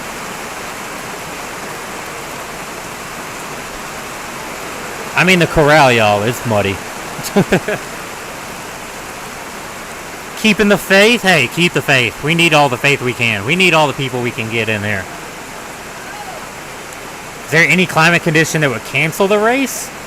Not cancel? No. There'd be a pause. There could be a If we had tornadoes, delay. yeah. It would have to be, Becca and John said it would have to be pretty intense for them to Yeah. put a pause on this race. If we got a ton of lightning, tornadoes, like, we would put a Wind, pause. Yeah. Like if there was, the thing is, branches can come down Yep. out there. Trees can fall down. We've been out there and trees just knock over. Yeah. A couple of times, actually. The vert Yeah. challenge was interesting. Yeah, yeah. We had a big storm during that challenge that had to have the race was paused, and I thought a tree was going to come or a Yeah. limb cracked above me on Myers, and I scrambled in a way that was very animalistic to get off that hill in a way. Yeah, that was a buff night. This thunder, this type of rain, no, this is going to carry on. as Water's not usual. going to hurt Yeah. you, so. Should I wipe off this lens? Is it that? It is that one, yeah. I wonder if there's be like a special thing to wipe it with. No, just use your shirt. Hey, To be- Forrest, wipe off the lens of PTZ. this. I just don't want to. Yeah. I don't want to like wipe it with something that. Yeah, mud is a great equalizer. It really is. I mean, everybody's going to be having to deal with the conditions, so, you know, you might have a runner who does better in these type of conditions versus someone that's at the top that's not used to running in this. You know? Like, I know me and you like running and stuff like this. I do. Like, yes. I like it does running not in bother. some Yeah. misery, yeah. I would rather have this than 90 and sunny any Right. day of the week. Yeah. If I'm actually racing, if I'm training, give me sunny. But, you know, being out in a race like this, like, give me the bad weather because it does equalize the playing field. Yeah. Same with the climbing, right? People that can climb better might not be as fast, but it's a great equalizer that levels it out for everybody. Yeah. So, I don't think anybody just dropped that I'm aware of.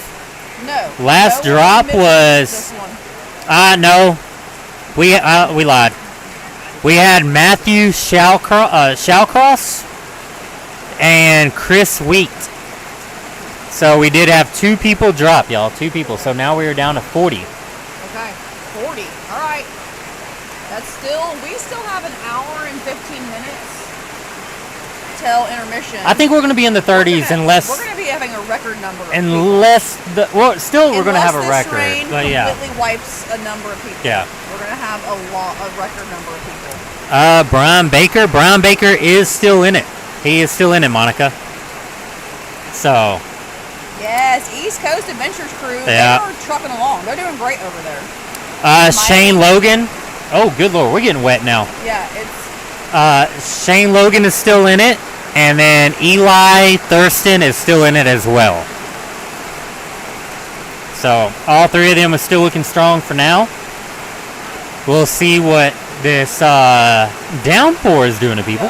this is quite the little river, little lake. You can probably see our little backdrop. There's a shed behind there blocking that wind. And that thing's still kind of rocking. Our canopy's still rocking. And again, we have a building behind us. So, blocking all that.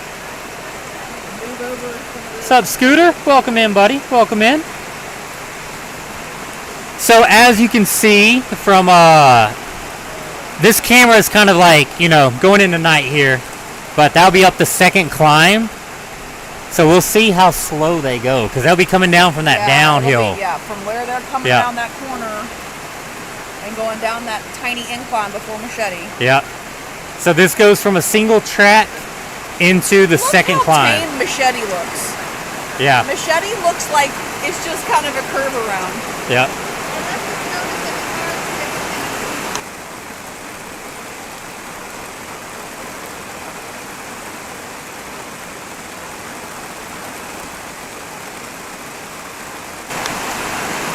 All right, we're gonna show the weather one more time. Oh yeah. I want y'all to see what these people are running in now. It is picking up. It is picking up. Thank God for the pavilion. Forrest, pan on to the lake right here.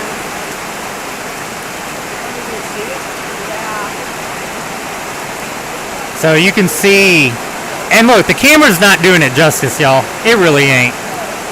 I'm watching the live stream. It looks like it's barely raining. It is pouring. It's pouring.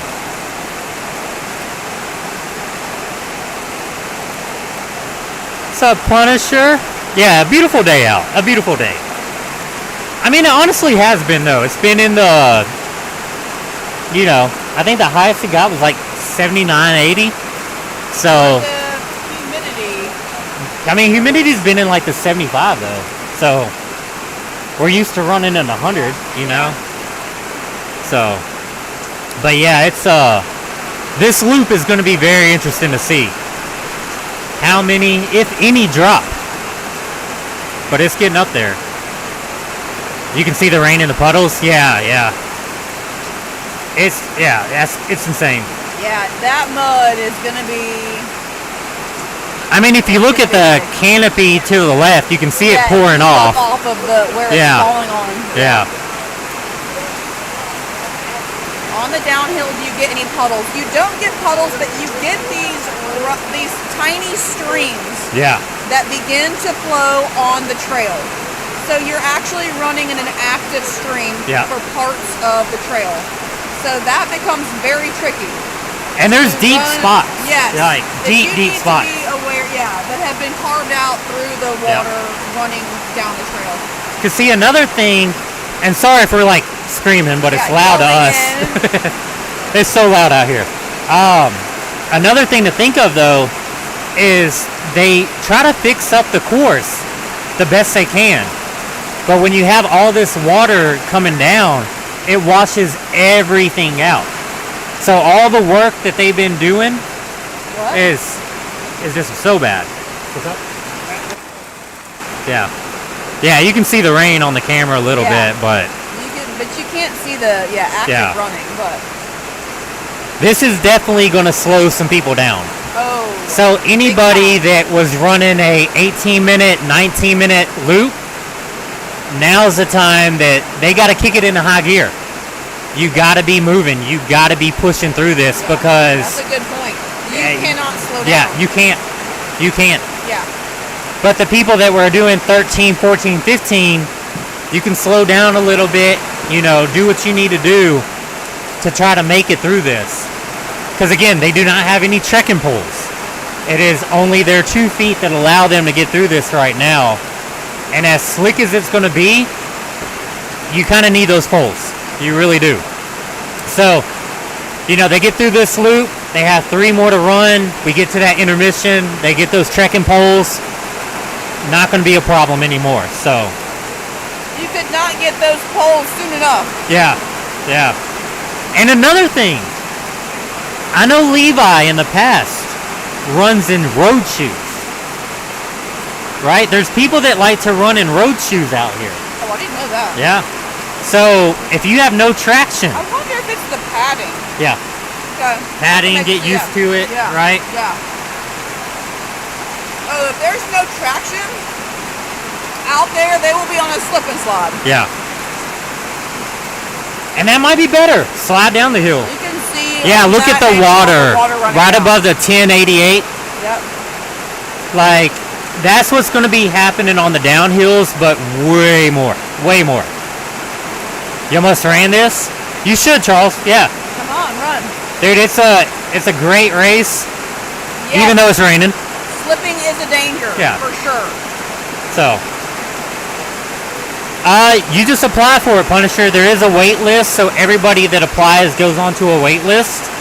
And then they just start picking. If you've ran a race before, or I've ran the Tennessee Mile, which is in December, which is not the 20-minute time limit, you kind of get preferred entry, so you get kind of first dibs on it, and then they just go down from there. So, yeah, it's a great race to come out here and push yourself, see what you're made of, see what you can do, but, yeah. And the wait list gets opened up to people who have run mid-state in the past. Yep. So after you've run Tennessee Mile, wait list opens up for you. Then if you've run mid-state in the past, wait list opens up for those runners. And then after that, Becca and John open it to, new runners. There's so much rain, y'all. Oh, I know. I was It is watching picking them up. push on the top of their tent. Like, we got a puddle. We're on a slope. We got water. Oh, crap. Pick up the... Okay, you did? Where's, Hey, check the camera one right there. We're making sure we don't get electrocuted.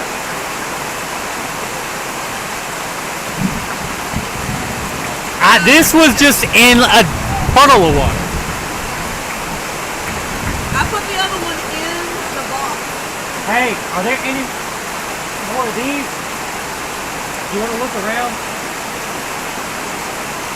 Hey, this is in some water, though. Can that sit up there?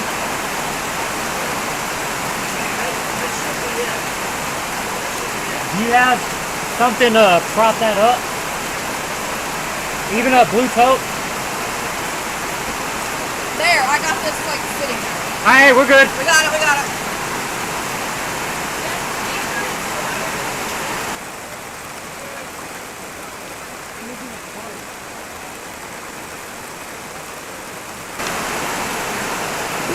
We got a river. This is We're it. talking about the river on the course. River is coming our way. Please send a boat, a canoe, a kayak, so we can get home. This is picking up. Coming down the final hill. Yeah. Why can't the extension cords get a bath? You see no problem? Yeah. Charlie, you're about to see us get electrocuted. All right, Brian. Look at this. Brian's coming in. All right. That is a 14-minute loop in this. That's impressive. That's what you need out there. Okay, look, see they're still moving. They're definitely like shuffling. You can see the shuffle to make sure. But this is the easiest downhill, easiest hill that they have. So as you can see right here, when you watch them coming through the puddles, you'll see how deep this gets in front of the pavilion. Yeah, they're moving. There's Levi. I think Levi's in road shoes. I'm pretty sure he's in road shoes. We'll have to look when he comes by. Alright! We got 3 more runners coming in right now. 2 more after that. They look like they're energized. Like this rain is like, they're like coming in a little bit pumped up.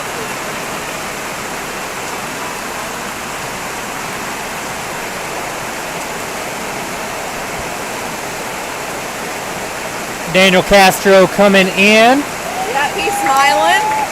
He's looking like this is not affecting him whatsoever. Have fun, buddy. Woo! Emmanuel Estrada coming in as well.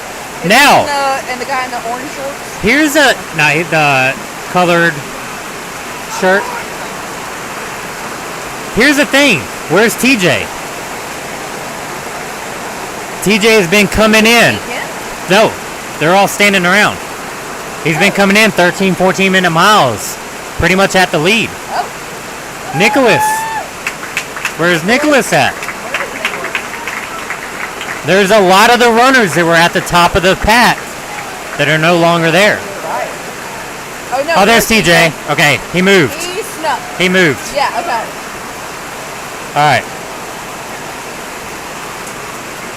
Doug Moore coming in. Doug Moore is still looking good. Woo! He's got his hat on. Keeping the rain out of his face. Dylan Ledbetter coming in. Dylan's looking good. Smiling. Yep. He ain't afraid of no water. Nope. He likes it, don't he?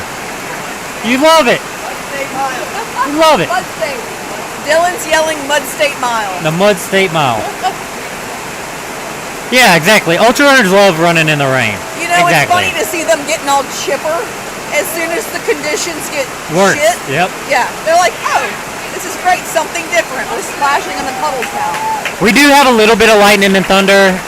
The lightning's staying north of us, so we just really have the rain and the thunder right now. We have not seen any scary lightning. Yeah. We've seen Yeah. the light In the we've seen distance. flickering. Yeah. But we haven't seen bolts. He's limping pretty good right there. Right here? Yeah. The orange. He's cramping. Got a cramp in the calf. And the side, it looks like. So I want to be out there. It's funny when you see them come in and they're getting peppy. It's like, oh, I want to go. Yeah, I want to go. I want to go. I want to go. I'm getting the yeah. itch. Yeah. I haven't had the itch yet, but now I'm getting the itch. Farrah says, yes. He says, I get excited when it rains. Yeah. Yeah, I can feel that. Everyone was excited coming in. I agree, Justin. I love when they get faster in it. Yeah. Because that's telling you, like, you know, you're ready to go. You're locked in if you're getting faster in this. Someone asked how long these usually last and what's the fastest it's been ran. So the fastest loop was run in 8. Was not at Mid-State, was it? Yeah, so at this race, the fastest loop's probably been 11, 12. That'd be interesting to see. Total ever, the loop has been ran in 8 minutes. 8 minutes by the Kevin Mills. That was at a 5K race. It was here. Yep. For this race, Punisher, as long as this lasted 41 hours. 41 hours and 131 miles or 26 miles. 30 something. You know what? Something miles. We have been asked this a million times and still miss it up every time. Every time. But it's around there. It's around there. 130-ish miles. Yeah. 41 or 42 hours. 41 hours. So we're expecting this to go sometime late into Sunday, maybe even early Monday. To go into Monday. Yeah. So it kind of just, you know, it's all in the competitors. You know, you have to have at least 2 runners that are able to go far. I'm going to be interested to see what TJ's doing. He's happy. He's good. He is doing great, but he's so speedy. Yeah. I wonder how long he can maintain his speed. Yeah.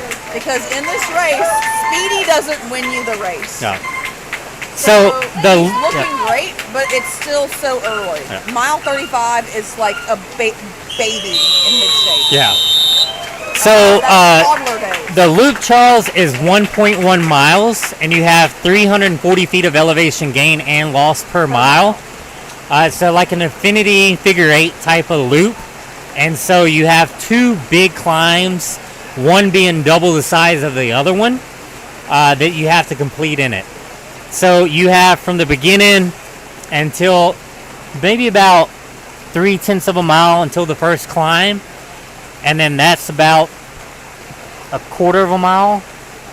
Which maybe one? Myers, Myers? maybe even more. I think it's point 3. 3. 0.3. And then you have a little flat section on the top where you can gain some speed. It's nice for a minute. A good break, catch a breath again.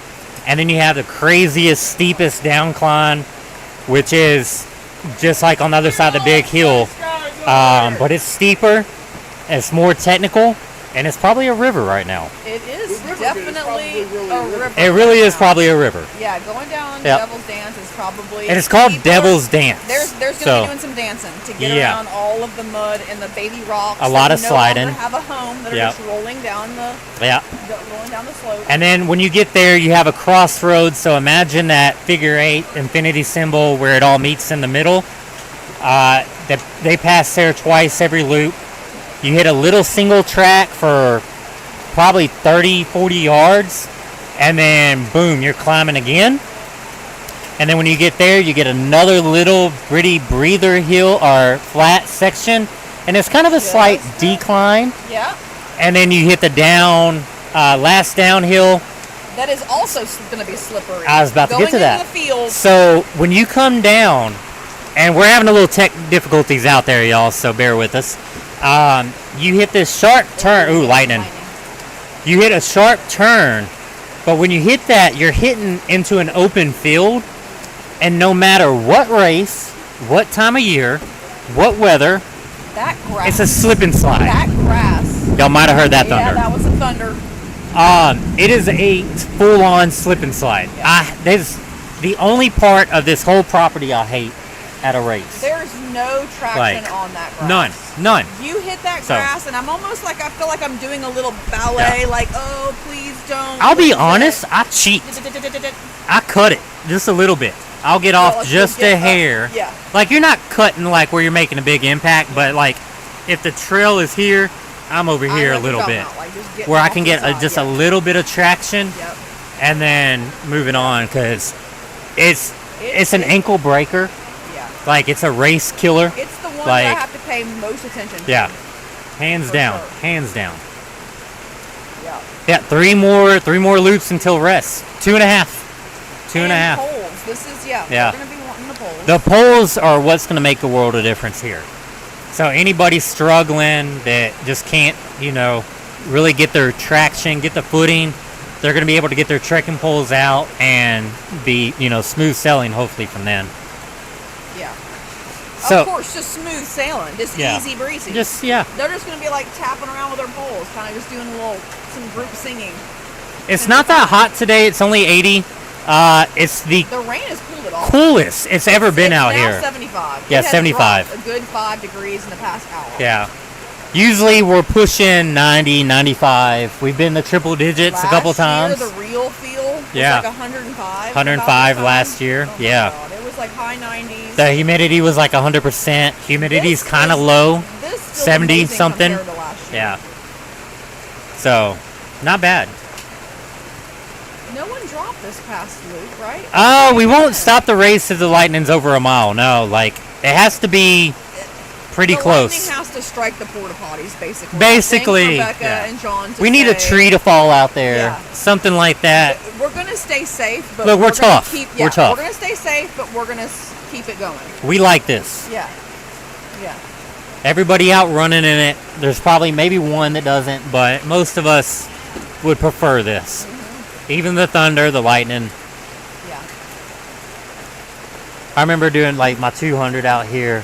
We had 2 days of beautiful weather, and then 2 days of insane thunderstorms, and then it got down to below zero. But I was remember loving. when I paced you, it was cold. Yeah. Cold. It was it was going in right before it dropped, because we had those storms come in. Yep.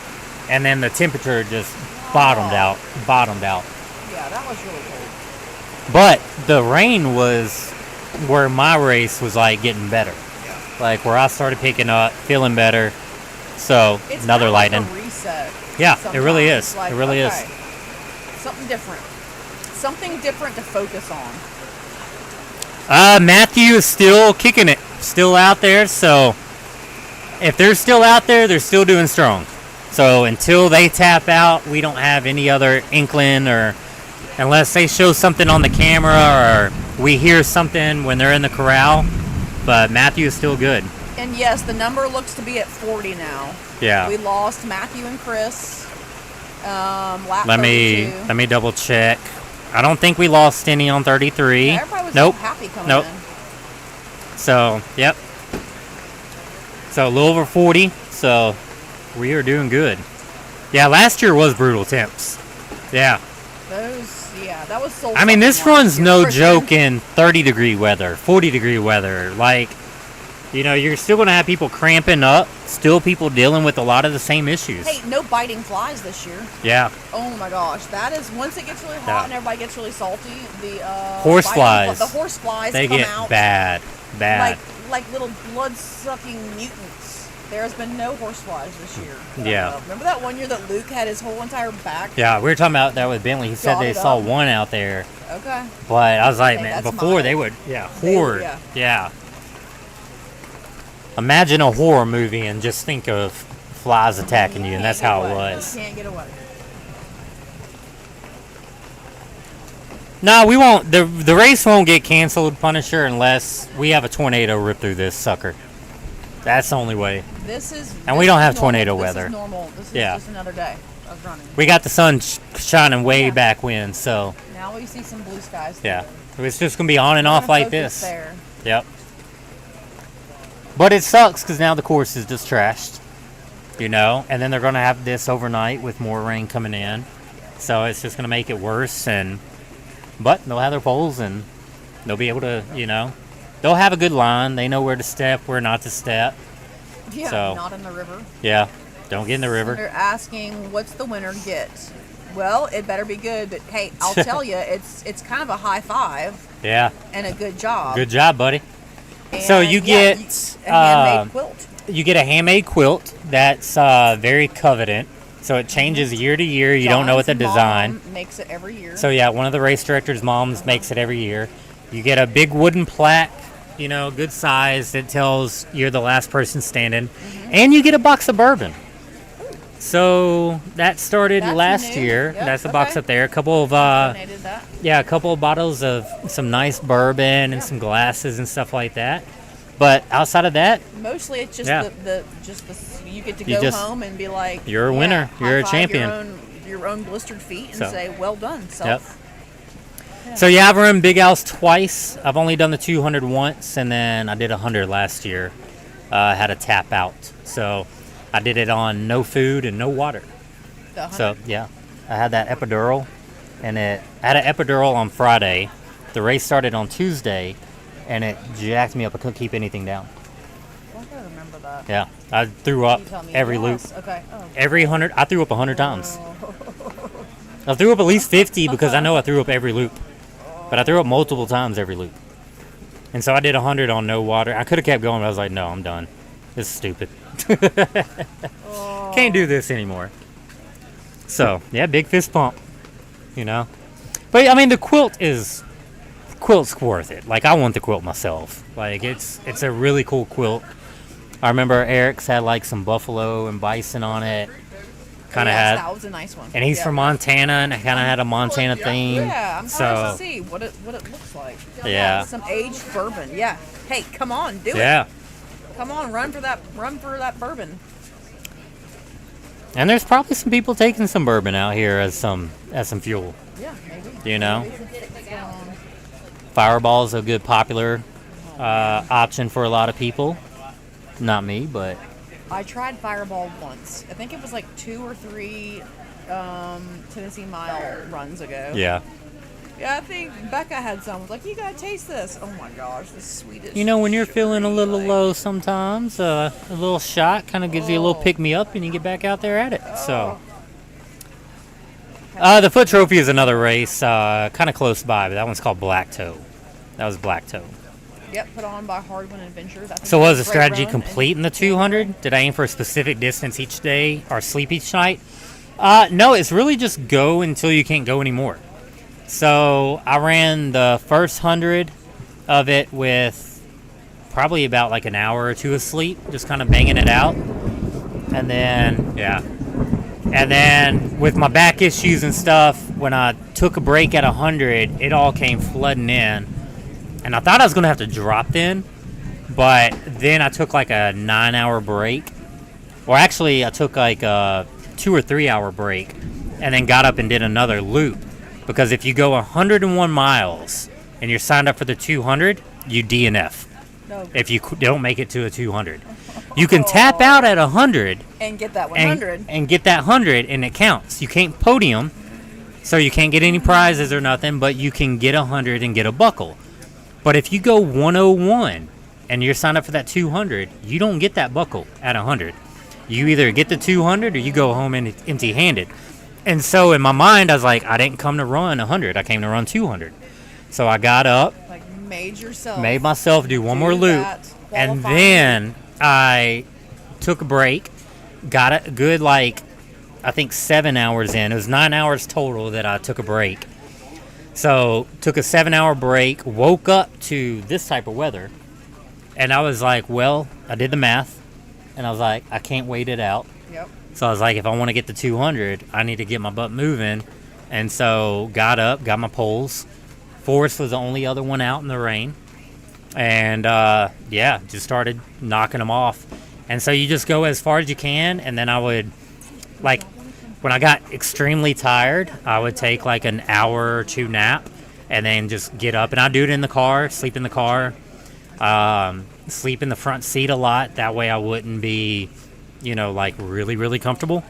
And then I would just get up and go. So it was just that, rinse and repeat. Really didn't set for anything specific until the last night, because I battled storms, I battled mountain lions, which we had them like on the trail. Like you'd be on the trail, right? And then you come back again, and paw prints were right behind you. And then it was 50 mile, 60 mile an hour winds, hail, ice. You had it. That's a lot. It was, So you basically just had to keep moving through this no matter what to finish it. So the cutoff was 120 hours. I finished in 118. Okay. Daniel has a course record at 98 now. And he had great weather all but one night. His canopy ended up by the house. So it launched in the air. You're being asked, how long did it take to get moving again after 7-hour break? Not that. Did you feel creaky?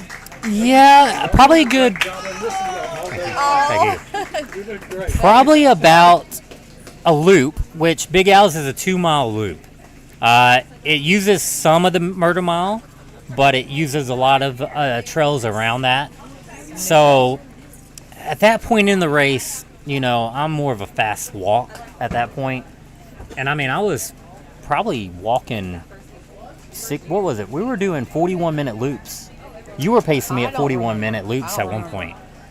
And that's with all the climbing. But I felt like we were moving. We were moving, yeah. Yeah, because I remember being like, oh, he's moving. So I would kind of like get back into it with walking, like at a quick pace, and then... It didn't feel like, you didn't look creaky or your muscles were fatigued. Yeah. You were loose. It didn't take you a lot. Yeah. I don't remember. That was the best I've ever felt in a race to this day. If I could learn how to replicate that, I would be dang good, but you were moving well. Yeah. So it didn't take too much, but yeah. Oh, I leaned over and was grabbing Mary. Mary and David. Might be coming over and talking. Awesome. Here in a little bit. We can do an intermission. We'll go past 12 hours. We started before 8 o'clock. Okay. Well, yeah. When did y'all start? I was thinking maybe restarting at 7:30. Okay. That would definitely get us under 8 under 12 hours. Okay. So at 7:30, y'all, here in about 15 minutes, we do have to restart the live stream because YouTube only allows us 12 hours at a time. So we'll restart it. It will take 5-10 seconds to do that, and then we'll be right back on. So just refresh your screen at 7:30 if you see us go out, having a little issue, and we'll still be right back here. Ferris asked, is this course open to the public outside of racing? It is not. It is not. This is a private property. People live here. Yep. This is, people's place of residence, so... Yeah. There is a trail club. You can see that. BMFJevents.com. Yep. You can go to the Mid-State Mile Instagram page. There's information on there. Or just reach out to Becca. And they'll do trail clubs where she'll open up the course on the weekends, Saturday, Sunday. Anytime she's out here doing work or she has some clients that are training a lot, she'll come out there. It's on Ultra Sign Up as well for the trail club, MF. MFN Trail Club. MFN. So I'll let you figure that out, just in case. But it's the MFN Trail Club. Someone fell. Someone Did fell. someone fall on camera? We missed it. We missed it. We missed it. Let's see who fell. Oh, we've been talking about that a lot. Yeah. Probably about 100 times so far. Yeah. Well, and people need to start signing up for it Yeah. because... When does registration open? It's open. Okay, Tennessee Mile registration is open for So anyone that would be looking to do that. another really good way to come out. Yeah. And preview the mid-state Yeah. course, and that would get, like we said again, would get you. And if you're serious off the about, wait list. if you're serious about doing mid-state, sign up for Tennessee Mile. Tennessee Mile. That will get you preferred entry, and as well, sign up for a longer time slot on there, so you could really experience what the course has to offer. You're not out here for just 6 hours. You can take breaks, take a nap if you need to. I do love whatever. a Tennessee Mile nap. Oh yeah, she busts out the hammock in the woods Yeah. and Oh, yes. she'll crash out. So Love it. you don't have to run the whole 24, 40, 12. You have your know, own you can goals. do whatever you want to do. So if like you have a goal of hitting 50 miles in a race, you can accomplish it there over the 40 miles. Yeah, you can do that over 24 Yeah, hours. you can over run almost a loop an 12 hour miles if you're feeling and froggy. knock it out. 40 hours So, if you want. yeah. It says, I think, Levi fell. Levi fell, He okay. got back up, so good. And we only had like 15, 20 spots for people who had never run Tennessee Mile or Mid-State. So Yeah, when it spots opened are up- limited. Spots are limited. So That's a good point that Becca just said. I have not done any other 200s so far. So Big Al's is my only one so far. Yeah, we hear somebody cheering Jared for. Levi was doing the breaststroke on the camera. That's I awesome. guess that's what he was like on the fall. Yes, Dylan. Dylan, you're saying go Dylan Leather. He just came through and it's looking great. That course is going to be slick, y'all. It's going to be slick out there. We're going to have people falling. We're going to have people probably, unfortunately, getting hurt. Hopefully not serious, I'm but surprised there hasn't been any, Yeah. like, some sprains, yeah. things. I mean, with this type of slickness going on, Some sort of. it's bound to happen to somebody out there. It's like when I injure myself, I'm always doing it off of a slip like that, where I jerk Yeah, and then yeah. I tense and then I'm like, oh god, my back, or oh god, my knee, or oh, I'm doing some sort of like reactive. Yeah, Black Toe this past January we couldn't even drive into the course. We had to get taken like through the neighbor's Because property of and had to leave all our stuff because the bridge was flooded out, the course was flooded out, and so I did the 48 on that one. By the time Saturday morning rolled around, I was jerking and sliding so much, every muscle was just jacked. So I was like, I'm done. Yeah. The amount of work it takes. So to many not people fall. had I have dropped heard out over back stories. I have issues. heard so many stories about Yeah. Black Toe. From the rain to the freezing weather, like Yeah. something like 17 degrees one year. Well, me and Justin Ford did it one Yeah, year. okay, were you there with Justin? Okay, he We was had telling me how ice crazy on it the was. beards. All our water froze, Gatorade froze, our food froze. We had no fuel at all.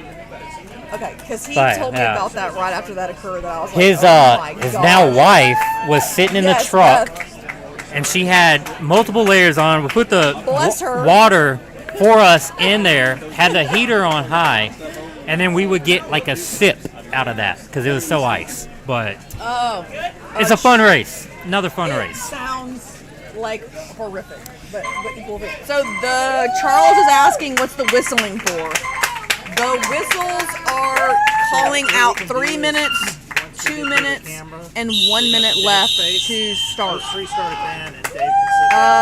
So obviously, once everyone needs to You wanna leave do the that corral, you have a green light that goes on and everyone moves. But the whistles Okay. give a 3 minute time frame, a 2 minute time frame, and a 1 minute time frame left to leave. And you can hear those whistles from the top of the last hill coming down. So that is really good as a runner is making their way in, how much time they have left, whether they needed to hustle it. It's actually a really good way for a runner to know how close they are to the interval, whether they need to start throwing down the hammer and running. Yeah. So we're going to let these runners get to the crossroads. And we have a little bit of a dead space area on cameras there. Oh, we have Sam, it looks like, finished just now, timed out. Sam Fourier. We were Right. we were just told how to pronounce. I'm sorry, Fourier. Foyer. We got Again. it. I hope we have it. We're from the South, so we stand corrected if it's excuse not. us. Yeah. Sam Foyer. We don't know how to pronounce a lot down here. I've already But forgotten. furthest has ever ran in his Sam life. has ever run in his life. And 37.4 miles. Yes, at 11,560 feet a gain. This is not an easy race. Which again, y'all, 11,000 feet of gain is another 11 and a half miles that he's doing. So he almost ran 50 miles in the grand scheme of things. And he looks good. He looks like he's He looks strong. good. He looks good. It's when the course takes you out like this and you have to slow down, it takes out a lot of good runners. Yeah. Yeah. And that's that 20-minute time limit. If it was a 21-minute time limit, he would have made it. Yeah. he would have made it. He came in close. He came And in so close. many more people He would have made looks it good. too. I'd be curious Yeah. to see what took him out. Because he looks like he's moving well. Okay. All right, y'all. We are going to take a 2-minute pause and restart the live stream. So y'all hang on. Just stay there. It'll go off. And then just refresh as soon as we can. So we'll be right back. So give me 2 seconds, y'all. Oh, I got cool. Let me turn off the. Sorry. 11 hours. I'll check my.